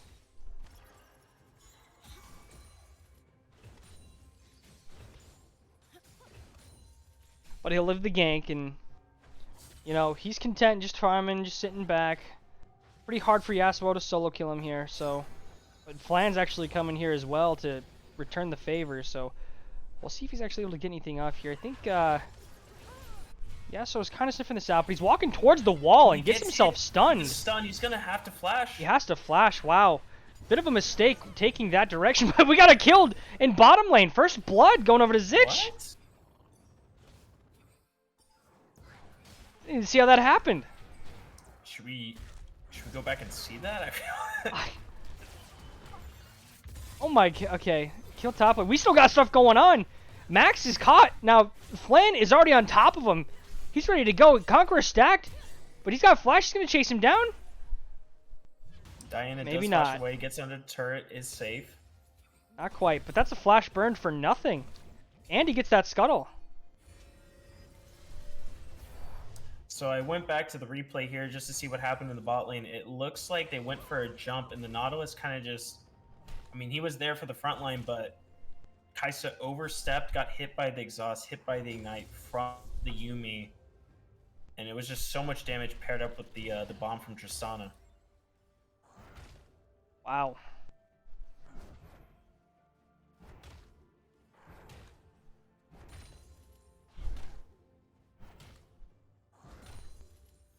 All right, so already a self-made advantage for Southeast Coast here, and yep, once again, so Set's gonna have a little bit better time, as I anticipated. He's, got the Dorn Shield, he's got the health regen passive, so much better than Gnar and sitting here and taking Qs to the face all game, which can be very frustrating. Yeah, it seems like he is able to play out the lane a bit better than he was previously on the Gnar. It might still be a bit of a struggle just with how much poke this Malphite has paired with the Corrupting Potion. Meanwhile, in the mid lane, Yasuo just trying to farm it out, survive the lane phase against the Syndra poke. She can just spam those Qs, but he does have that D shield to sustain him back up. And then down in the bot lane, I mean, I'm surprised that kill even happened. It should never be a case scenario where you're dying to the Tristan Yuumi this early on, but maybe just misposition, that's what led to it. They're going to be getting this dragon here, which is a pretty good opportunity to yoink this from the red side. They are pinging it, so clearly they're aware that something fishy's going on, but they're not going to be able to make it in time. Yeah, I think they blast coned over and kind of snuck this in. They're not content with giving this over, but if they go too far, they're going to run to a Yasuo who's level 6, and it's not really someone they want to fight right now, so... Seems like they just wanted to take the dragon, dip out. They didn't want to commit to anything that could lead to, you know, a worse situation. No, absolutely. That's a steal for blue team. Had no priority basically anywhere close to that dragon. Was able to kind of sneak in with the blast cone. They did have it warded, but plant tricks getting them that dragon. We have Malphite walking up from the top lane towards mid. He does have ultimate, so maybe they're going to go for some kind of pick onto the Yasuo. Got no flash. Yasuo Running does onto the commit to a Syndra. fight. He's here. Gets stunned in the wall. That's the Syndra ult. No Malphite ult required. 100 to 0 really quick with that Syndra ultimate and the stun from the Poppy. Nautilus goes in, locks up. Exhaust Tristana burn, but and he's just going to exhaust. jump out. Yeah, bit of a waste there. They thought they had the pick, but Triss is just so safe with the jump. You pretty much have to time the jump with the Q together, so if the Tristana hops, then you get the Q on her and there's no way she'll get out. Or you get the auto stun, but otherwise it's really hard to stop her from getting away. A little bit of counter Poppy jungling here manages too. to steal the red. He's going to be heading towards the Krugs. Meanwhile, Tristan, they're going to clear out the Oh, square. he's They going to have come no here idea and the counter Pops gank on while the they flank. look for this. Look, he's got Kaisa. Kaisa Little on bit of her split, own. but She will Kaisa's be going dead. Down, she dies. Meanwhile, Poppy's sticking onto the Nautilus by himself. Diana's walking over. They do Oh, but lock here comes down with Yasuo. Tristana. They're both level Yasuo's 6. on Here comes the flank. combo. It's going to come in, and that's There going to it be is. huge. Northeast Coast with a huge combo. Disaster for the red side there. That was the combo we were talking about, the Diana paired up with the Yasuo. You cannot be walking into that when they're both level 6. You have to respect it. So all that damage coming in, all that CC, there's just nothing they can do. They had to be more respectful, maybe after getting that kill back and off, but you know, they smelled blood in the water and they tried to commit for something that just wasn't the best decision. Right, that was really good until it wasn't. Precisely. Just a little bit that's too sometimes how far. the game goes. Like, you think it's going to go well, and then all of a sudden, you just get completely shot on. Yep. Oh, man. Hold it right there. Level 6 now in the Poppy. Close to level 6 now. The Tristana. Just hit it. Along with the Yuumi. Trusty cat. Yuumi also going the Ludens build, it looks like. Got the Lost Chapter already. Yep, this is the Chad build we see from some Yuumi players. You know, they max the Q instead of, like, the W. Or, sorry, the E. And, man, the Q poke is just massive. Oh, wow. for- Nautilus getting greedy for this ward. He's going to pay with his life for it. It flashes the wrong way in enemy territory. I don't know if this is worth it. I mean, certainly going to die eventually. Taking a while to do so, but yeah, everyone gets a piece of the pie here, so I don't know about that one. Not really sure what he was thinking there, going for that ward, especially with not any vision in the bot side of the red jungle. So Poppy coming over the wall, him flashing was a very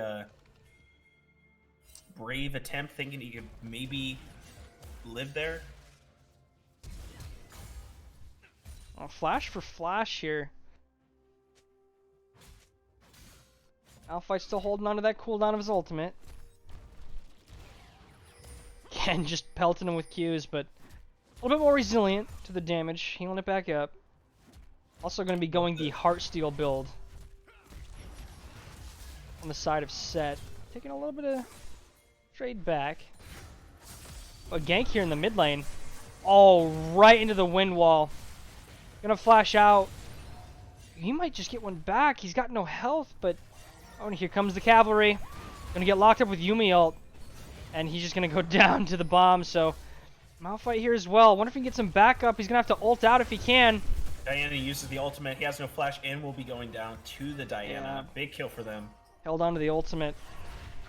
Probably a good thing. It's coming up very soon, and the blue side is relatively healthy. Meanwhile, Syndra has to back, so with Malphite dead, they might just get this Poppy dragon here free. behind him. They kind of have Max pinched, but I don't think anyone's paying attention to this one. Tristana Oh goes in my to get god, a double stun. double stun from Syndra! He jumps over the Set, knocks him back, but he gets dunked back in under the turret! Oh no! Playing ping pong with Tristana's body right now. It was a bit of that Tristana insect, but then gets insected back by the Set into the turret, and the Yasuo cleans it up. Set doing a little bit of yo-yoing around the turret here. Wow, that was a series This whole of events. time, though, Kai'Sa getting a lot of farm in the bot side, so able to catch back up in the CS department. Poppy's gonna clean some up here. Just to kind of let it freeze there. They decide they're gonna back up. Let's start this dragon. Once Tristana gets here, they'll have plenty of damage, but jungler waiting in the wings here. Try to gank this mid lane. See if he can do anything. It's the stun off. Yasuo gets hit by the stun. Poppy walking up. see Not if he much can to do any have. They damage, gotta be backs careful. out. If they both Malphite walk on into the flank, range. the ultimate. They get spotted. Yeah, Malphite could be coming down here. Nothing to farm top. Should be walking down to the dragon right now, but you're gonna see him walk back over the vision scuttle, so looks like they're gonna start up the dragon anyways. Yeah, Malphite will be returning back to the top lane to farm it out. Meanwhile, red team is doing the dragon. Blue won't be contesting, it looks like. Max is gonna Though take this Diana's into walking it blind. over. He's gonna drop No a pick way he's instead. gonna go for this. Oh, I don't think it was in range to see. Oh, I forgot about the vision thing. I could have been playing with the vision this whole time. Forgot Oh, about it's that. fine.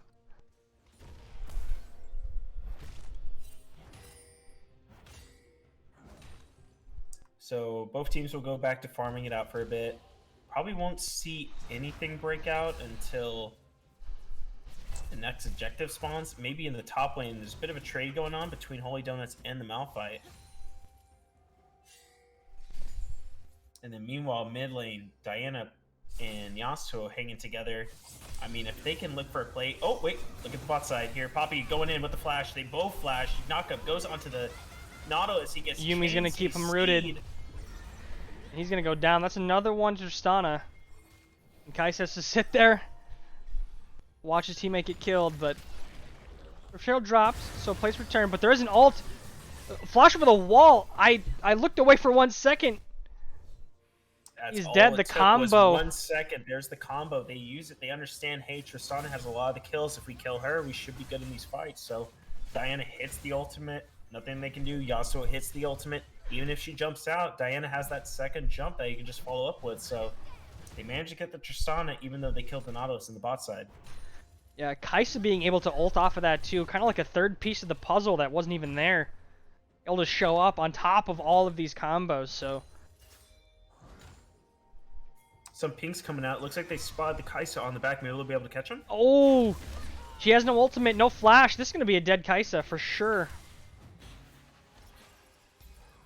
Gonna be able to buy some time, but not much else. He's going to go down here. Just a free pick for the Poppy. Yasuo walking up to the Syndra. Meanwhile, even trades in the top lane. Looks like they're going to try to catch up the Malphite, but he has ultimate. I don't see them being able to kill him.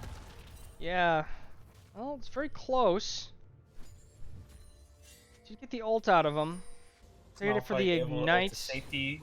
He's going to be recalling here. Probably going to TP back just to catch this big wave top. Yeah, Tristana's getting a lot of alone time on this bottom turret. Definitely going to be going down here.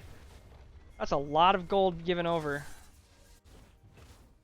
Like a misclick or Look something at on this the turret. Poppy and this Yuumi right now hanging on the bot side. Seems like they're kind of snuffing out the position of the Did Poppy. she see them? I think they might have spotted them, or they just got a warning ping that, hey, they're in the bot side somewhere, be careful. They don't see her right now. I think they kind of understand something's up here, so... Yeah, she's not really pushing too much forward. Ooh, And Yasuo ult in the going mid in lane, with the did knock land of it. NATO. Lots of damage coming out. He's Does gonna get be a able to wipe them up solo with the Ignite. kill and will live with the shield from a Mortal Shield Bow. Flashed Well, away top by lane, flash burn Machoodle. from the Malphite. He doesn't have ult or flash, so he's gonna get chain He's gonna go CC'd down. and finished off by the Diana. So You know, and this is what's really scary is if Diana and Yasuo are the ones getting the kills, hey, I mean, those are the carries for that team. Those are the champs they want to get those kills, so you can't really counter one.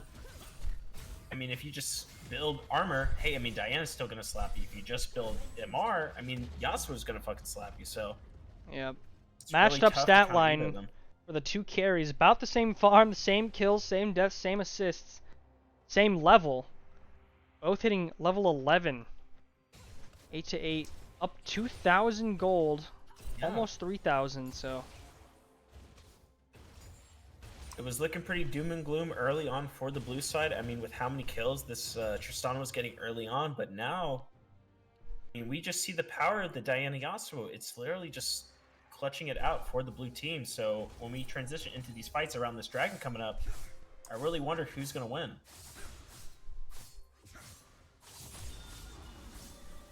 Yes, we're going to be taking this turret down. They're going to trade it for the Rift Herald. Try dropping some. Unless Max just comes in and takes it. No, okay. Whew. He's going to be slowed, though. He is by himself. Fancy It's this gonna be a really fight. They're bad going to try time to get him on the caught. Yuumi He ult. does have to He is flash. going to go down. What can he get back, though? Nothing. He did eat the exhaust from the cat, but he's going to go down. And that's 600 gold to the carry of Southeast Coast. So Yuumi actually decides to go a Leandri's Torment this game rather than the usual Luden's Echo. I'm not sure if I agree. Leandri's? Yeah, it's a bit of a strange buy. I don't see why you would go that. There's not a lot of health stacking from the blue side here. I mean, it is good against Set. There's not obviously, even many but abilities on Yuumi you can use to damage people. There's only one. No, I think Two, in- technically. But that doesn't... I don't know. That seems like a misclick. Yeah, I feel like in most cases you probably just want to get something to keep this Tristana alive, or even like get the Ludens if you think you need that extra poke damage. Seems a bit of a mistake to go for the Leandris here, but you know, I guess we'll just see, you know, post game what the damage is looking like. We'll see. Alright, we'll Poppy see. walking in. Plan kind of going off the deep end here. Getting heavy CC, but the Well, team is Malphite ult's default coming to back protect him in. now. Gonna hold on to the ultimate, and Flan is gonna go down. That's the combo gone. So Yasuo gonna need to find his own way to activate his ultimate, but deciding this is not the fight he's wanting to take. So they're gonna jump in on the Nautilus here, and Nautilus dancing around for he's way too almost long gonna go behind the down. enemy He is lines. gonna He's go get down. chased. He's Also, gonna go Root on flash. top of it, and he's stunned in the turret. He's gonna go down as well, and everyone gets no. out. A disaster fight. Absolute disaster for the blue side here. Not really sure what the Nautilus or the Kaiser were doing there. Why did they even flash in for that? So now they have to give this turret, and maybe even the inhib. Diana has spawned, so it looks like it probably just beat the turret. They should back off after this. And ultimate isn't up yet, but they want to chase them down. Red side is a bit low.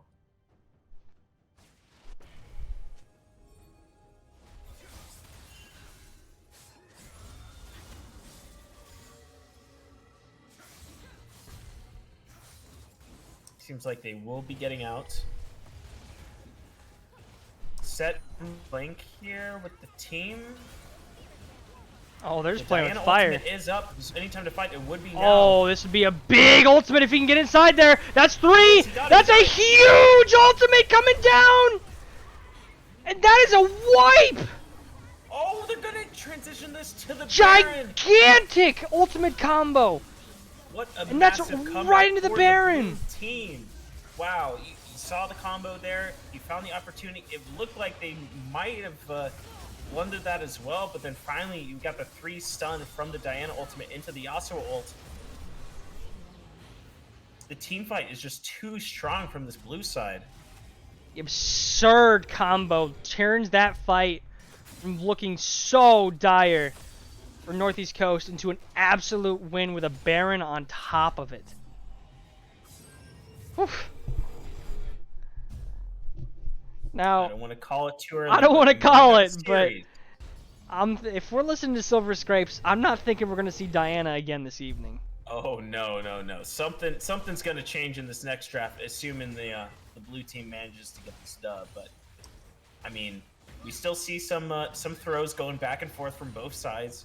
I think it's Absolutely. still possible for Red to win this game. It's not over yet by any means, but an insane team fight win off of an incredible combo. Malphite walking up here to Malphite- the set. I don't see him winning this fight in the 1v1. That's why Tristan is now coming up with the Yumi. So if they're able to catch out the set, it would be a good pick. Does have You do flash. see He's looking to Yasuo try to on the flash over the way. wall here. So they do have his flash burned. He dies before he can W. Oh no. He's gonna go over. And this is a dead Yasuo. It is a Oh dead no, Yasuo. the combo pieces are falling apart. Flan's This gonna is try to what I get was out of here. saying. Throws Gets back and away. forth. Now on the bot side. Flan's out there's a alive. big He's Baron good. buff hitting on this turret. And it's only Poppy here to defend. He does get picked out by the Kai'Sa. There Flan isn't a is lot of actually gonna damage get on this ulted. He actually might go bot down lane, but here, he might but go down. Flan Kai'Sa is gonna misclicks go his turret. down. Let's finish him off. See where red team's trying to go.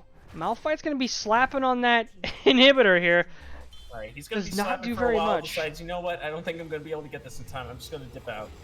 Dragon Flan- Dragon is spawning pretty soon. Max smells him, but he's anticipating him to keep walking. He doesn't know he's backing right here. He does not get him in time. Oh wow. Makes that the was just, like, perfect decision to 0.1. back. Instead of 0.1 walking second. into Max, actually gets out just in the nick of time. So that's huge. Well, we're gonna see an even fight here for this dragon spawning really soon. Malphite does have TP. The ultimate is coming up, but it isn't up yet. It should be up by the time this fight goes out. Same with the Yumi ultimate. Meanwhile, on the blue side, they do have everything up except Nautilus ult, Kai'Sa ult. So all the teams converging towards this dragon. They don't want to get the soul point to the red. Blue's already in the river. Okay. So the bridge I can draw from Leandri's. Okay, hold on. We got a fight coming. Hold on. Something's gonna This happen is right now. rough. This is very dangerous right now. Here we go. Only lands on one, and he's got his Zonias. The combo is down. Syndra is gonna fall. Tristana Malphite isn't is gonna getting the fall damage too. off, though. He had to jump out really early. He is. Now He's getting gonna completely die. Bursted down. All the damage is gone. That was almost the best case scenario of a whiff of an ultimate, but they did not have the damage to finish anyone off here. I mean, you could see the panic from the Tristana. The fact that she had no flash, she had to jump out from that fight before the Diana could pick them off. And I mean, once you jump down the Tristana, he wasn't able to follow up and help his team with the Malphite 3-man knockup.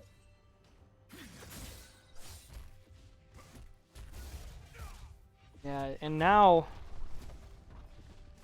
I mean, it's not the way you want to play, but they really have to pre-plan for the Diana. They know that's what, like, the combo is. Diana goes in, gets the ultimate, that's when the Yasuo ults. So if you know that's coming, you just have to, hit the Zonias right away. You have to get the flash and dodge it. Otherwise, you're playing into their hand, you're probably going to lose. Now, do see Set's getting Set caught here. out with the Poppy and the Malphite chasing him down. Diana's coming to support Set, but I don't know if he's going to be able to make it in time. ults him Haymaker back. coming out from the set. Still knocks buying up some the Poppy. time. He is gonna go down. That's a lot of damage from Diana. Malphite is gonna get traded back in return. No ultimate. Just came up off cooldown after he died, so not much going on at the moment. Baron not up yet. Still down for a minute and 15. 5k gold lead currently for the blue side. Team's just farming until the next objective spawn. There isn't going to be any sort of Elder or Soul coming up any point soon. Both of the teams have 2 dragons. And both with the mountain, is it Mountain Soul? It is Mountain Soul. So I mean, man, it's really good for both sides. Both of them are pretty tanky. I think whatever team secures that Mountain Soul, it's going to be the GG. If the red team gets the soul, it's going to be really hard for the Diana Yasuo combo to finish them off. I mean, the blue side gets it. I don't see how their comp's going to be able to burst through all this front line, all this CC, and all this damage.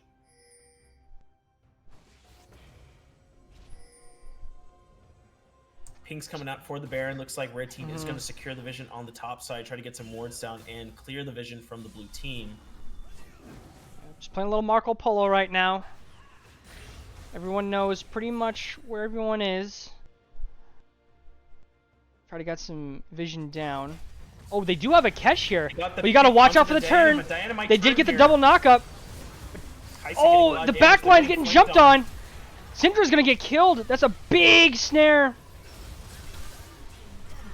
Syndra, I'm sorry, Diana ult is down. The Syndra is gonna stay alive for now. It is a 2 for 0, and they're gonna set their sights on Baron. Now the carry's still alive for Southeast Coast, but it was a good attempt from the red team to try to go for that pick there, but man, they just had their backline getting flanked from the front line on blue, and they ignored that completely. Now they just get the free Baron. And blue can do whatever they want. I mean, they're winning these team fights. They want to keep team fighting. yeah, started off really well, but had all the CC on the people a screen away from your carries. You're not going to be able to follow up with that. Yeah, I mean, the only real peel they have is that Yuumi, but she's not really building for the peel with her her mythic choice, so I don't know. It's going to be really tough.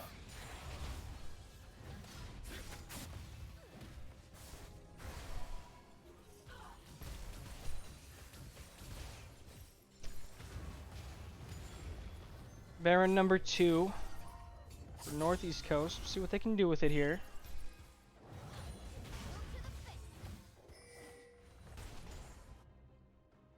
Gonna be targeting those outer turrets. Not a whole lot of standing gold left outside of the bases. Dragon's up in 45. And Northeast Coast setting up a trap for the Zich, and he is actually just going to get one shot. A gap in the vision, and that's all they need. And now this is going to be their dragon. The more mountain dragons this blue team stacks up, the harder, or, you know, it's going to be a fleeting chance for the red team to win this game. Meanwhile, Set pushing in this top turret. It's going to force the Malphite to come up and respond to it, make sure he doesn't get the tier 3. Mid, oh, looks like they're going to try to go for this Kai'Sa, but I don't Exhaust see is this down. for the Poppy. Yuumi doing a lot of work, but there's just no damage coming through. And that's going to be 2 kills for a couple summoner spells. Oh no, and now that with the He's going to Senna- get pulled or back Syndra, in. He's going to get sorry. ulted back into the team. He's got his Zhonya's, but he's not long for this world, and he's going to get one shot straight off of it. And Looks like Beck should have just stuck to the Lee Sin there. Syndra is not working out this game for him. oh man, this is looking like it's the end of the game. Oh yeah, blue team going for the end here. Malphite goes in with the Gonna get a ultimate, knocks him couple, up, but- nothing really to follow up with it because his team's all dead. Tristana jumps to the fountain, totally ditching the Malphite. Sorry, buddy, you're in on your own. And that's gonna All right, be GG. so game number 3 for the finals. We got a series. A Going to series be- in the finals. The final match for the boast of the coast. All right, you're gonna have to invite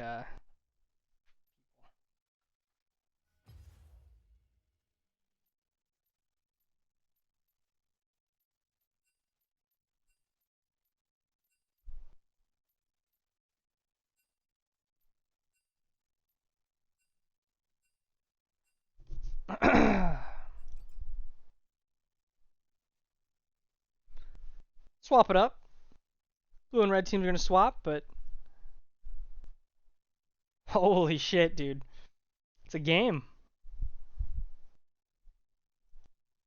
It is a game. Would it be cool if we do a quick bathroom break so everyone could just, get a water, go to the bathroom, and then we'll get into this final match? Okay. Wait 1 sec. Go ahead. Go do your thing.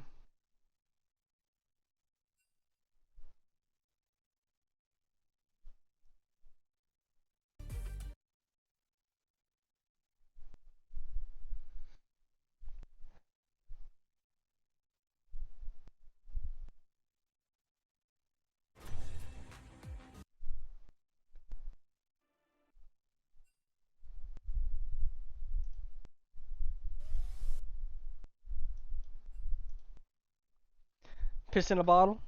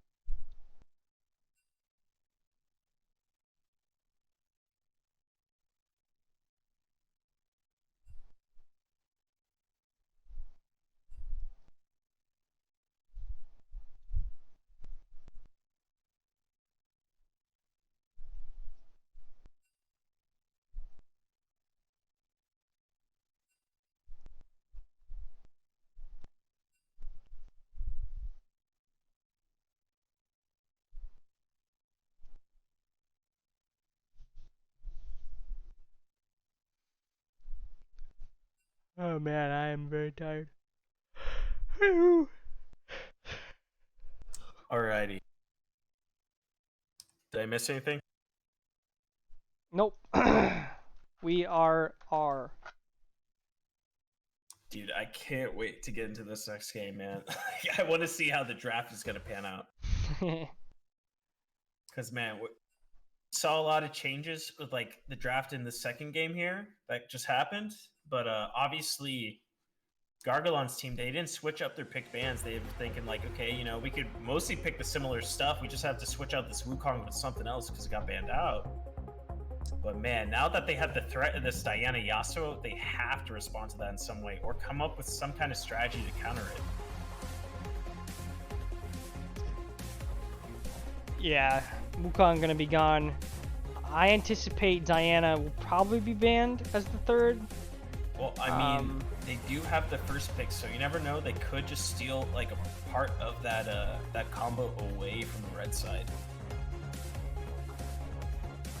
I'm just not sure if anyone on blue team plays Diana or plays Yasuo. There could be some people lurking in the mist. Max types in the chat, I can't wait for this next game to go to hell to sleep. Dude, I'm not tired. I'm actually pretty awake just from watching these hype games. And makes me want to play some League of Legends after this. It does, kinda, yeah. Yeah, I'll hop into a game though, and then I'll instantly regret it. But watching it kind of makes me want to play.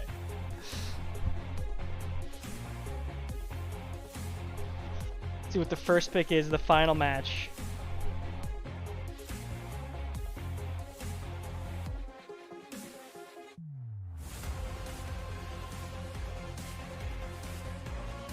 And it is. They are going to take the Diana away, so the combo is not available. You can still play Yasuo. They want to ban out the comforts, but they want to take away that combo from the red team. So they have to, come up with some other alternative team comp. So look at this. If he locks this in, Max is going to play the reverse matchup. It says you can go ahead and have it, but give me a more comfortable pick. Actually, hovering the Xin Zhao now. Gonna go with that instead. Now let's see if Blue decides that they want to have the combo. believe Beck could play a little bit of Yasuo. Could whip it out here. I think we've seen Beck use Yasuo at this tournament, right? No, he's gonna go with his Okay. Victor, so they The need Victor. some kind of AD damage to, pair with this comp so far. They're very magic heavy. They have a lot of damage, but having a good ADC and maybe some front lines to pair up with it. See what Mashudo's gonna go with. Malphite's been tried and true so far. Gonna be that. There's a lot of AP damage. Maybe he goes with something like the Urgot. Nope, it's gonna be Malphite once again. So lots of AP coming through right now. Leaves the door open for lots of different AD options for the bottom lane. Looks like they want to keep the comfort with the Malphite top lane. They can pick that blind into most things that Holy Donuts uses. So I think they're just okay with Malphite regardless of what's locked in. Wow, and we're gonna have a Vel'Koz mid Vel'Koz. into the Victor. Well, I mean the Vel'Koz does outrange. Issue is a mobile champion into a Diana and a Malphite. That is a bit worrisome. I don't see that going particularly well for the Vel'Koz. Xin Zhao is a really strong pick into the Diana, so I think in the early game we're going to see a lot of action from the junglers. Both of these champions want to gank steps up for the team. Look at these picks and bans. So with the bans here, we're looking at the bot side, right? We got the Tristana ban, we got the Nautilus ban. They're going to ban out that Maokai. I don't know if this is going to be the best Maokai game. You know what would be really clutch? If we saw online bust out the Amumu. I think this could be a really good Amumu game with how much magic damage they have. Pair with Yeah, like I mean, carry ADC. that is the wombo of a century right there. That is so much lockdown. There are so many characters here that don't have a lot of escapes. They have dashes to enemies, they have dashes to allies, but they don't really have escapes on top of heavy CC. Amumu could be killer against this Xin Zhao, Vel'Koz, Nyla. Yorick too, not going to be able to move at all. Exactly, yeah. The red comp is really very short range. They do have the Vel'Koz who's incredibly immobile. Actually, almost everyone on the team doesn't have much dashes or escapes while, we got a lot of engage here with the Diana jumping in. We got the Malphite being able to jump in. It looks like they're just going to commit to CC all around, not going to let the red team play the game. Everyone on blue team is going for a higher CC score than everyone on red team. I mean, another pick I would like to see would be maybe something like a Pike. That's what I was thinking. Roaming around the map. Good for the AD damage that they're kind of lacking right now. Good to kind of clean up these really long, extended CC team fights. So there it Let's is. go, dude! Pike I love this draft. to round it This is out. Sick. Oh, dude, I'm so happy to see this. I think the blue team drafted excellently this game. Of course, my biggest worry is I haven't seen Flan play And the Diana. Amumu back. So I wonder how he's going to pilot Diana, if he's going to be very confident on the champion. And then looking at the red comp, okay, it's a bit all over the place. It's one of those disjointed teams, but they have really good hyper carry potential with the Neela. She's very strong into short range. Only issue is she's against a lot of CC and a lot of lockdown. And I don't know how she's going to be able to play the game. Same with the Vel'Koz. Very strong amount of damage if he can get it off, but if he's being popped by the Malphite and everyone else jumping on top of him, it's going to be really rough. So it comes down to, is the Xin Zhao, the Yorick, and the Amumu going to be able to play for the team? Is the Yorick just going to be side laning, forcing the enemies to him? I'm not really sure, but we'll get into the game and we'll see. All right. It's game 3. You know what that means? Silver scrapes. So what's with the silver scrapes thing that was dropped in the chat? What's that about? What's that? What's silver scrapes about exactly? Do you know what Silver Scrapes is? No. It's the song they play whenever it goes to like a 5-game series. Oh, okay. That makes a lot. Have you ever heard it? No. Can you play it? Yeah, dude. I'll send it to you, but I'm gonna play it on stream, and I'll just basically mute so it'll play while we're loading in. Okay, gotcha. All right.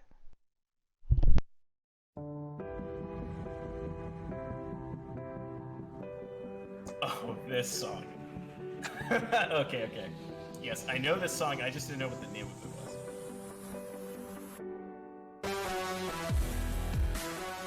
Wanted to play Yumi so badly. I mean, I think if you pick Yumi here, you're trolling your team a little bit. So, I don't know if Amumu was a good substitute, but it can definitely work.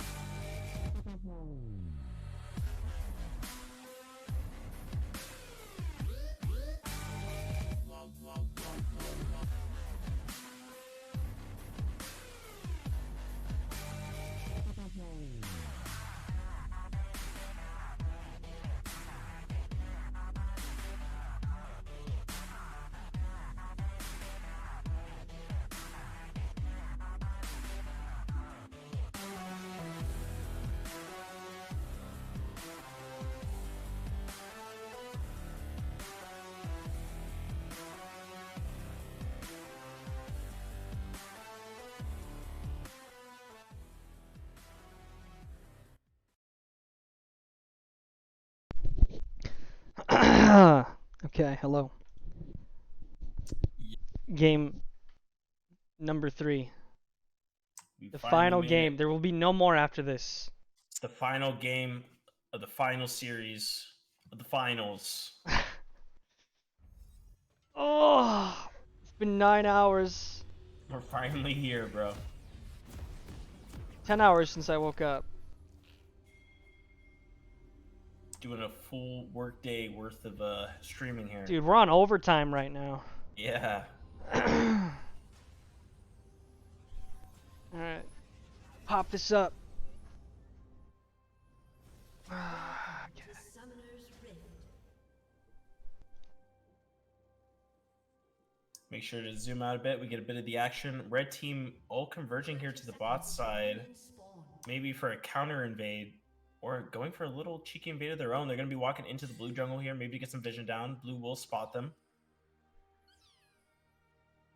Just posturing at each other. Dancing going on. Not really committing to anything, but they do get a ward down onto the buff. The Diana does have a sweeper, so my guess is they're going to probably get rid of this ward on the red in a second. Yep.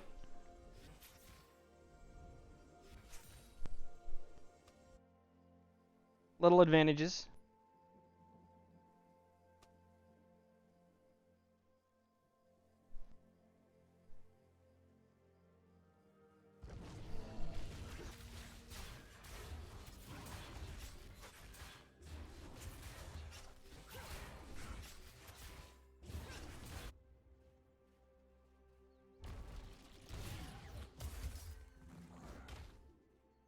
So I'm not too familiar with Holy Donuts on this Yorick. I'm guessing it's one of his comfort pick champions if that's what he opted to lock in here opposed to his set from last game, but I I don't really know. I'm not too familiar with the champ or the matchup. I'm guessing it's solid into the Malphite.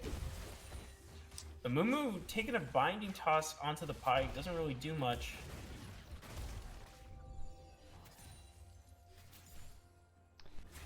Yeah, it looks like It they looks are going to like hit 2 Pike first. and the Ashe are going to be hitting 2 way faster than the Amumu and the Neela. So if they look for an engage here, there's not much they can do. Amumu does get hooked. He's going to burn that flash, so yeah.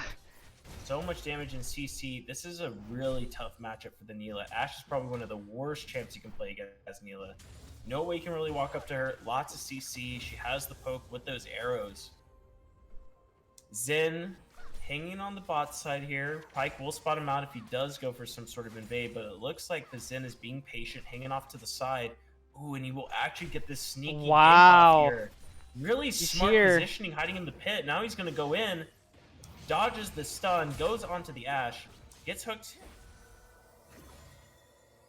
Wouldn't be surprised if we see a flash here, but he is very conservative with it. Decides no. Did get both of Ashe's summoners, but you know, given how well he played that, almost feels like that was a bad outcome. But regardless, they got 2 summoners. Ashe is now very susceptible to ganks, but they're aware he's gonna have to go to the top side of his map if he wants to do anything. I think you really eased the pressure for the bot lane, but no, you're absolutely right. This Diana's already finished her Oh, do you full see clear. this?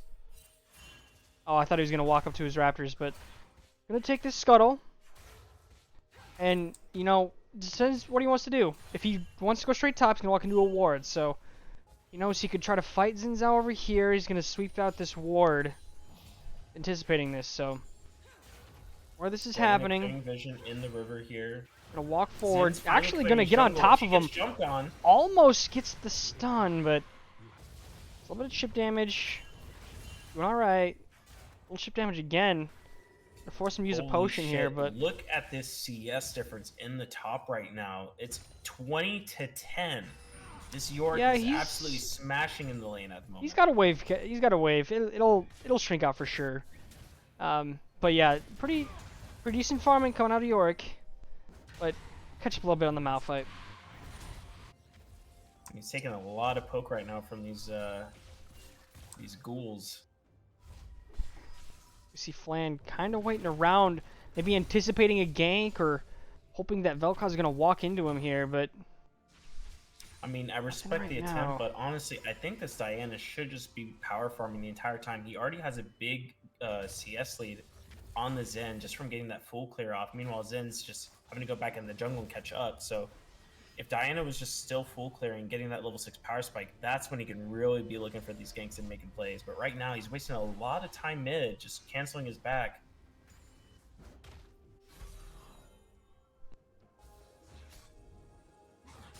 Yeah, I've seen that a couple times in this tournament. Their junglers wasting a lot of time, maybe mid laners wasting a lot of time hanging around in bushes, hoping something to happen, and as long as people play cautious as they should be, kind of punish that play, so.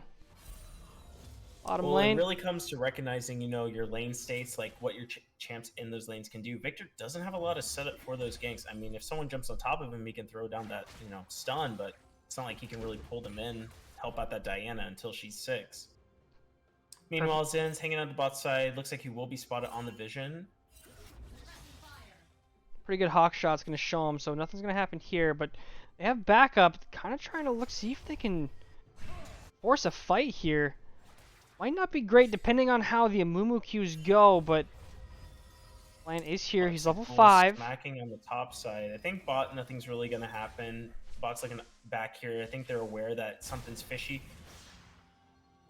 Yeah. They do spot the Diana. Diana just gets a bit of poke. See that, you know, they're aware of his tricks. They're aware of how often he loves to go for that really early dragon. And looks like Flan's going to start it himself. I don't think this is a good idea. Incredibly risky. There's a fight going on the bottom. Look at online. He took a lot of poke here. Yep, Now Amumu went in onto the Ashe. Sorry, Neela went in deeper, but Max is already dead. That's first blood. And Beck's already here. The ultimate's coming down. Neela's going to go down. This is going to be 3 kills. The preemptive flash from the Diana. And that is 3 kills. And I'm assuming this dragon's going to go the way Southeast Coast as well. But here comes Vel'Koz. Vel'Koz way overstaying here. And he's by himself. I don't know what A he's flash thinking gonna be here. Maybe burned he clutch- is if he the plays this least of really his well, though, worries. Look at all these moves. He's just dipping and dodging. He has the ultimate. Maybe he can make something happen. The here. ultimate is huge here. He's gonna get 2 back. Holy Almost shit. 3. He's gonna get 1 here. And Now a follow from forget what I Trollicious. said. Completely flipping that play on its head. Wow, we didn't expect that Vel'Koz to be able to 2v1 and then 3v1, but he manages to dodge so much abilities from the blue side to the point where he can turn with the ultimate, get those 2 kills, and then Xin Zhao is able to finish up the last guy. So now they're going to get this dragon, and even though blue was looking like they're in the lead, now it's just evened out. If not, red's a bit ahead. Red team has slain the dragon. That is absurd. The amount of times we go from 3 kills to one team to 3 kills to the other. I mean, it has been such a yo-yo game series. I mean, it's That's absurd. what Again, makes it only hype, though, 8 you know? minutes. Clearly, both of these teams came out to play today. Even though the first game was incredibly one-sided, both of the teams are learning on the go from these drafts. You know, like what they need to do to win. What are the power picks from the enemy team? Who can we ban out to get an edge in this pick ban and in these games? So even though it might look like one side gets the lead, I mean, you can't count the other team out. They might just find another advantage or some opportunity to be able to score back into the game.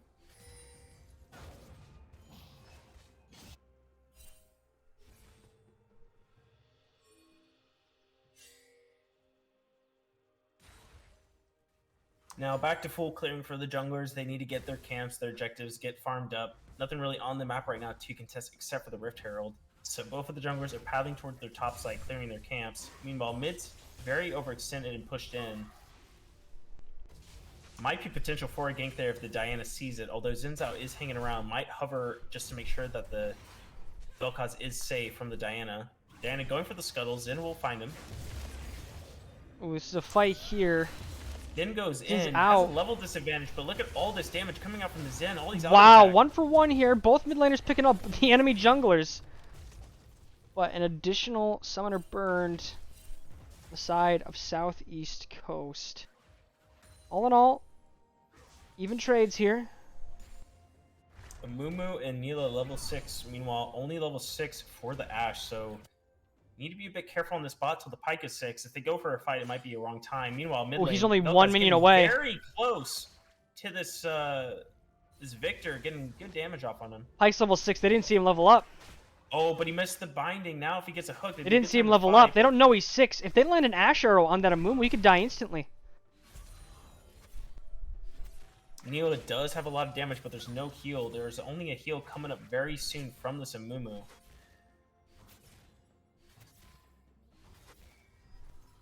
Looks like they're respecting it though. They don't have vision in the river where the Diana could be. Spike But they could be catch killed. out the Pike. The Pike walks up. He has to leave out.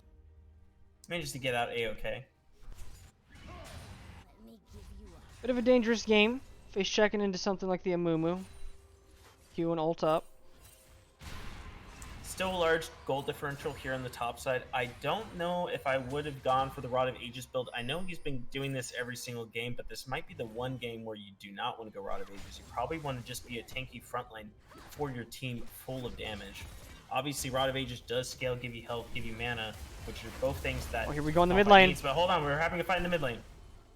Just needs one more Q. He's gonna ignite him and walk away. There's Shut that down. dubstep ignite moment. Now Xin Zhao's here to clean up the fight. He does get the Diana.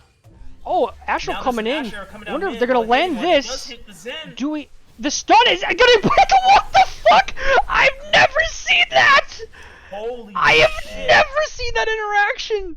He gets stunned mid dash. What? That's actually wild. Wow. What a turnaround for the blue team there. That cross map arrow totally hits the Xin Zhao. And with the chains, with the damage coming up from the Pike and the Victor, they managed to clutch out a kill onto Trollicious. Now looking at the top lane, I mean, it's been really an island up there. Just the Malphite and the Yorick going to town on each other. Not really any junglers wanting to interact with that lane. And you can see how the Malphite's suffering for it. He's not getting any assistance. They're probably just going to play for the mid fights once the Malphite is able to join his team. Right, Malphite, pretty content to just level up and be that, you know, late game R button in team fights. This mid turret though could possibly go down. It's super tanky with the resistances now, but here comes Southeast. They get the plates now. Gonna get a Online is slow, looking for a but pick he here. has gets flash really now, close. so- They're gonna get. Okay, they almost get the stun to the Vel'Koz. He's forced Oh, to but that's a flash. double Diana's knockup. perfect. Oh, That no. is insane. A crazy turnaround. The instant the go button is pressed, and just people obliterated. Just erased from Overstepping. Summoner's Rift. Malphite wanted to take this fight. Gonna take the flash from Yorick here. Ash not Arrow bad flash gonna from go Flash. wide. But they're right here in time for the dragon with no one really here to contest. Red team starting the dragon. Their jungler isn't there, so it's just gonna be Pi getting the vision down with the Ashe maybe poking. If they See get what they're lucky, they'll trying to steal it do now, here. but they don't get it.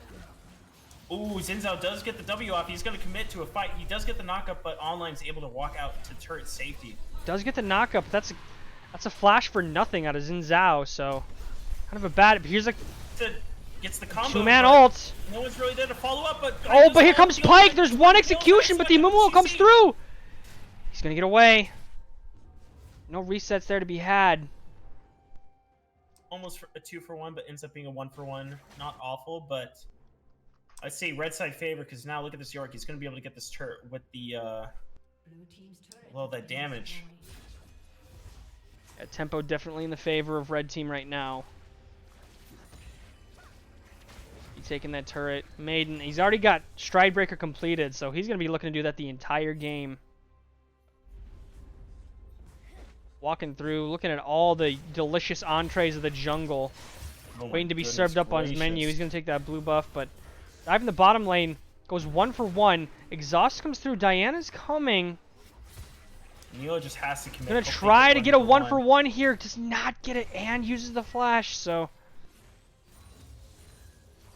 Fortunate. Yorick causes a bit of havoc in the jungle up here. Gonna get the Malphite. Looks like Does they're trying dodge. to make Does get the something kill happen onto up the there. Ashe, but will be a trade. Looks like Diana will be Oh, chasing not down. quite. Does he have the speed to catch up to him? Diana only has boots 1. He's got No, boots He 2. only has tier 1 boots. There's no way he's gonna be able to get He this. stopped. Oh my! I cannot believe that series of events. He stopped to hit him with an ability and put himself in range, but it was barely short.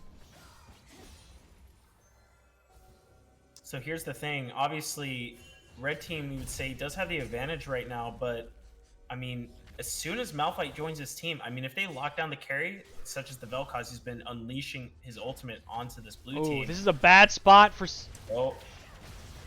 Diana's caught. Gonna try to I don't go see in. any way he's gonna be Gonna able try to survive it. ult. He's stunned or something. Now He couldn't Victor do getting anything. stunned by the Amumu. He has to ult. There's That's a a lot lot of coming out. damage. There's an execute coming from Pyke. Pyke He's wants not to gonna get get a reset. He only second. gets one. Not gonna get the reset. But he is gonna get one. He's behind him. He's Ooh, got he the stun stuns off. the Vel'Koz during the ultimate. Just gotta Gonna barely be able to finish get him this off. pick. This is gonna be a Barrier big coming swing through. goal if they get this kill. Waiting on cooldowns here. No, he does not get it. Fucking Ash bopped him trying with to the make it auto. work. It's just barely not. Fuck, it's so close. These fights are wild.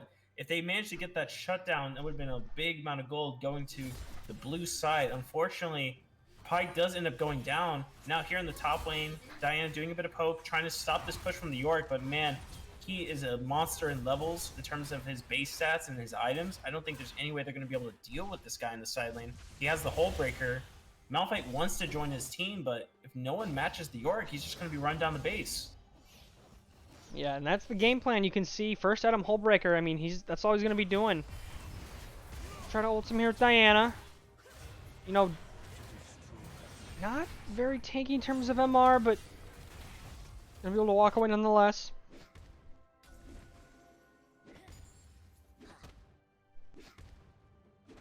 $122 farm on the top lane there. Nilo's getting some free time on this turret as well. Might actually just get it here. He's Ash Doesn't decides to walk quite away. have the damage to finish it off. York does get his reset.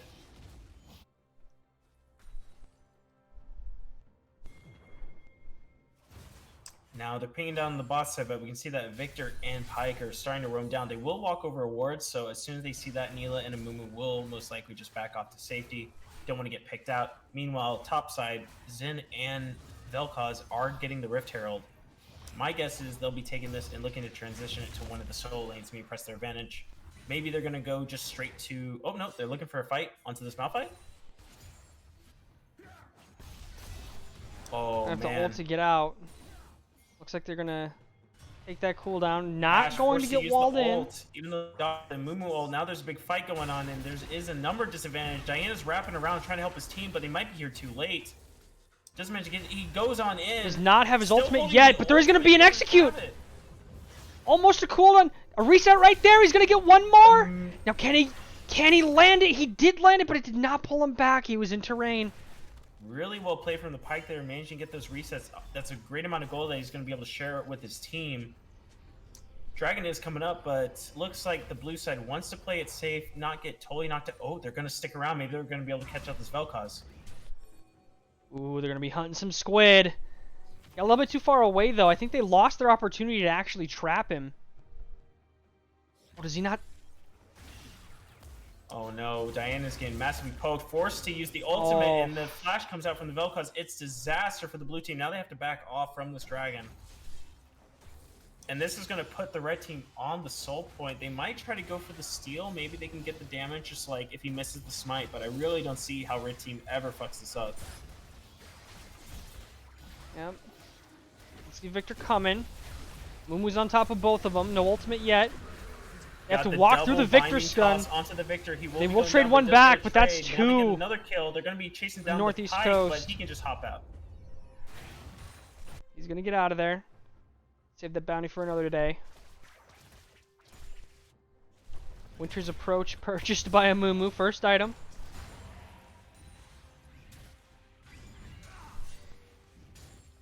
Now pressure again on this top side as the York is pushing into the top turret. Diana needs to try to help the Malphite, but Xin Zhao is obviously hanging here on the flank, so if they go for this York, it might not be a good plan, but they do manage to get the burst of the CC on him, but they will be trading a kill onto the Malphite. Now Diana is in trouble as the Zen just keeps getting the autos. Just at On level top of her. 11. Pyke was just showing up to help, so not quite in range to assist there. Already a 7k gold lead for the red side here. Neela trying to back out from the Victor. Seems like he'll make it out okay. Now the Amumu's in the bot side jungle will be getting the vision. Neela taking a lot of damage here. Decides to go in onto the Victor, missing his Q, but he's getting those autos off. I don't know if he's going to win this. Victor misses the Oh, E, but flashes Neela also away misses from the ability. Amumu Q. Turn. We'll Oh get my God. one! He's actually gonna get two for this! That's 2 for 1! With the flash from Amumu and Nyla and the ultimate. And he trades 1 for 2. But they're gonna drop this mid lane. Lots of damage gonna be on these turrets here if they can't stop this Rift Herald. Oh, big damage coming out from Vel'Koz right now. And literally just 3-shot from Xin Zhao. Oh, look at all this Okay, damage but onto now the- he's Yep. but he just gave it right back. 800 gold. The pockets of Diana. Now it's looking like she's gonna go for a Sunfire Cape now, unless that's for Zhonya's.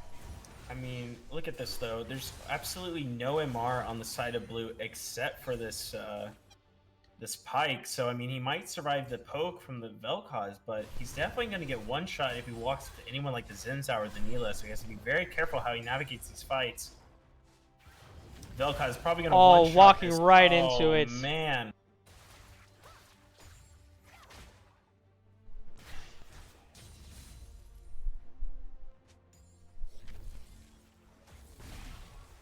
This Vel'Koz is just running rampant on the game. No one's able to stop him. They really need this Malphite to be able to lock down the Vel'Koz, followed up with the team, but looks like they might be able to get the Neela off There's on his one- own. They do.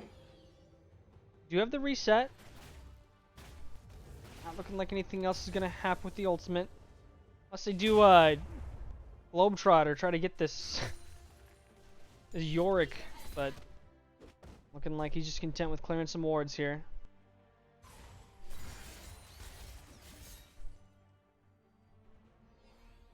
Lots of red wards in the bottom river. You can see they are intent on getting this soul here in a minute and a half. I'm sorry, intend to get the soul.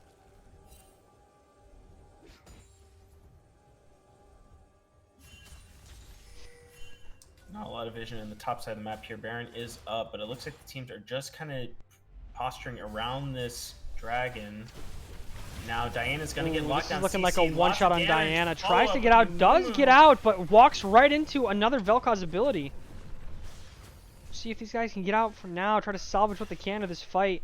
Yorick not even paying him any mind, just pushing bottom. Oh no! Oh, The geometry coming in, snipes the Victor, and now Malphite will go down as well. Meanwhile, on the bot side, Yorick's walking up to this Ashe. Ashe does have the CC, and now Pyke is here to support him. Maybe they'll be able to get this pick. just about an execute range it looks like, but he Oh, misses missed it! He the misses the... And then gets one shot again! Oh no, it's a tragedy again for Southeast Coast. Wow, I really thought that the draft here from the blue side was definitely going to play in blue side's favor, but it just doesn't seem like they executed their comp very well or very comfortable on the champions. Now Diana's going in for desperation, but just ends up dying for free, and now Red is going to be going to Baron. And it looks like we have a DC from Diana. Not sure if that's a rage quit or maybe technical malfunction, but at this point, who knows?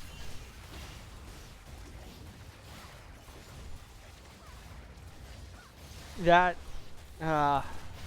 looked like a frustration quit to me. Yeah, I think at this point you might be a little tilted. A summoner has reconnected. A frustration reconnect. I've had a few of those in my ranked games. I can understand that. So now we got the soul coming up. It is a mountain soul this game. So, I mean, if Red gets this, I think game's just locked in the bag. I don't see how the blue team will be able to catch up from this. They can't deal with the York in the side lane. It seems like they're not executing these team fights well. Oh And they're, my. wow, another one shot pretty much on the Pyke. Just those 3 autos from Zen takes them out.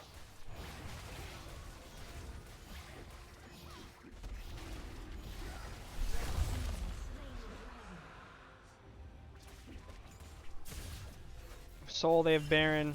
Blue team converging onto the Yorick, but this thing is a beast. He has Hullbreaker. It's going to take a really long time for them to kill him, and his team's going to be able to converge and be able to assist. Obviously, Do they take kill down the him. Yorick, but now his team's here. Single Malphite knock up gonna ult onto on the top of him, but- Vel'Koz, but no one's there to assist. Neela going in with the ultimate, going to be able to pull in the team. 3 flashes out, but is it going to be enough? Doesn't look like it. Going to collect 1 on Diana. 1. Geometry taking down Ashe. And that might just be the game. They definitely could go for the end here. There are long death timers. Pyke is the only one up. He might be able to sneak a kill on this Amumu. He is in kill range, but I don't think he's going to be able to deal with this Zinzao one-shotting him or the Vel'Koz. Looks like it's going to be GG. GG called. See? Does manage to get the It has Amumu, happened. but now both the Nexus turrets are down and there is a TV from the Yorick, so that will be That's the game. GG. Wow. Well played to both teams. That was insane. Really awesome series to watch. Like, really fun games. The first one was a stomp. Second game, super close. Even in this game, like,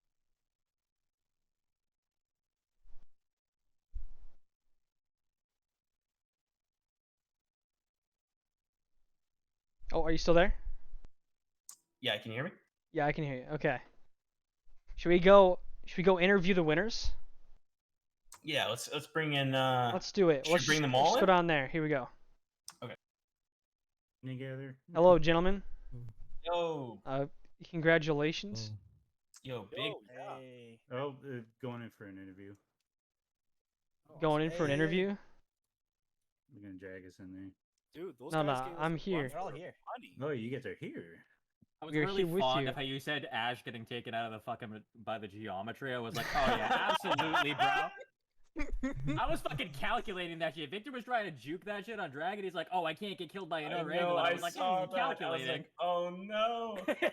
Yeah, for me, I Well- think in the end, it was lovely when Pike queued me into Victor with my geometry W.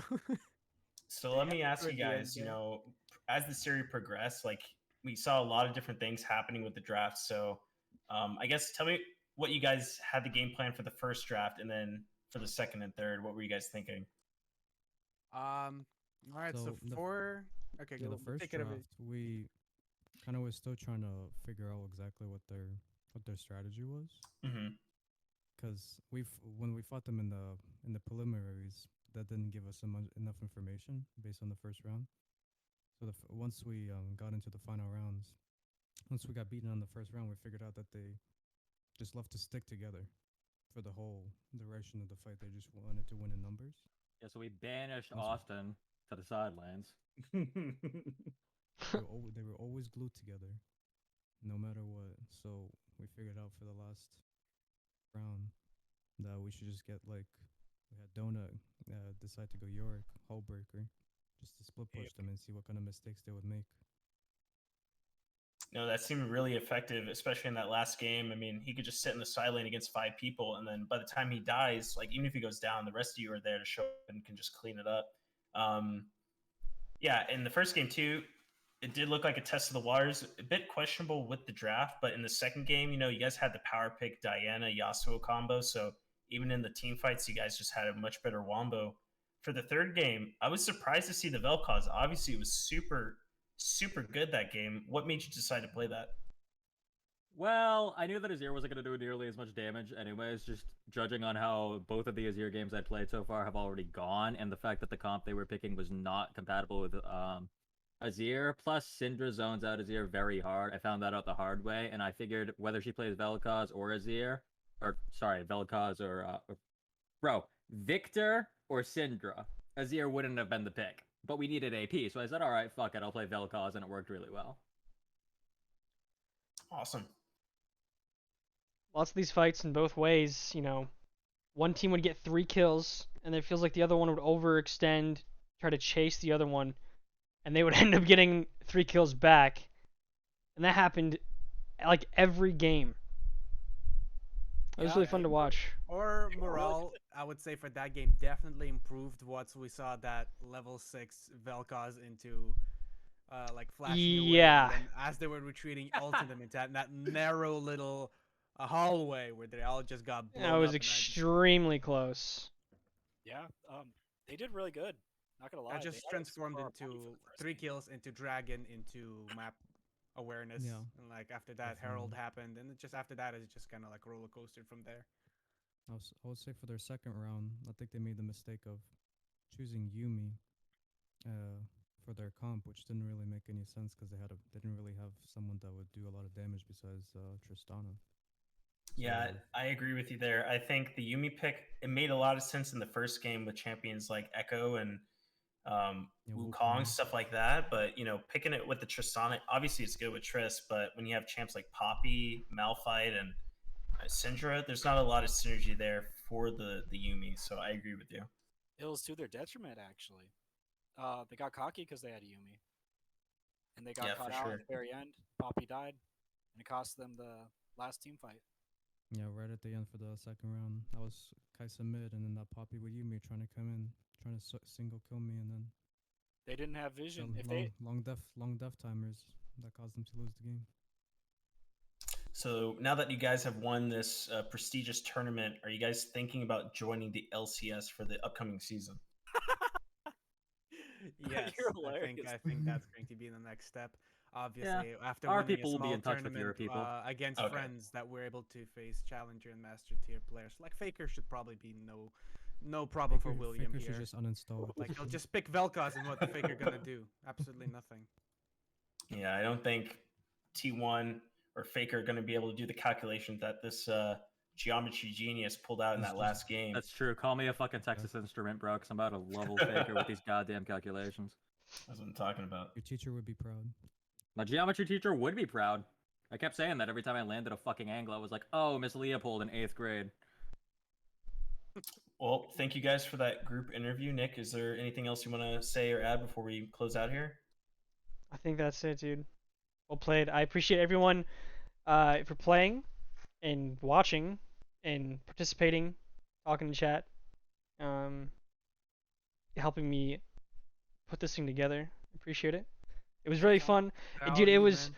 it was so dude, this Gotta thank the casters. Yeah, man. You guys actually put in your work. For us, it's like, yeah, we have to play maybe like 3 matches in between, but you guys have to watch and say the entire time because it's like it's. Yeah, you got. I feel like that's a feel lot. like You guys basically were in a shift. Dude, I was 4 p.m. chugging the 4 a.m., that was water. a shift. I think I went to the bathroom like 10 times because I was drinking so much. Yeah, thanks for squeezing the extra bit of time to have the finale. Yeah, well, it should have been a best of 5. I mean, it is what it is. Everyone agreed to best of 3, so I mean, no one should be super upset with it, but it was so good. It's just it's been all day. If we did 2 more games, like potentially 2 more games, it would be like 2 or 3 a.m. Central Time. It's already 2 a.m. Eastern, so. But yeah, I appreciate it. I don't know if people are interested. We could maybe try to figure something out in the future, like a league. I think that'd be fun, but I don't know. But all right. It was a fun experiment for our league, first 5v5 tournament. Probably have like one team do like 1 week and then maybe another team doing the other week. Could be, yeah, but all right. I'm going to want to hop out. Thanks. Thank you. Thanks for joining Thank us. you. Yeah. Bye. So long. GG's. Going to end it. The stream, that is.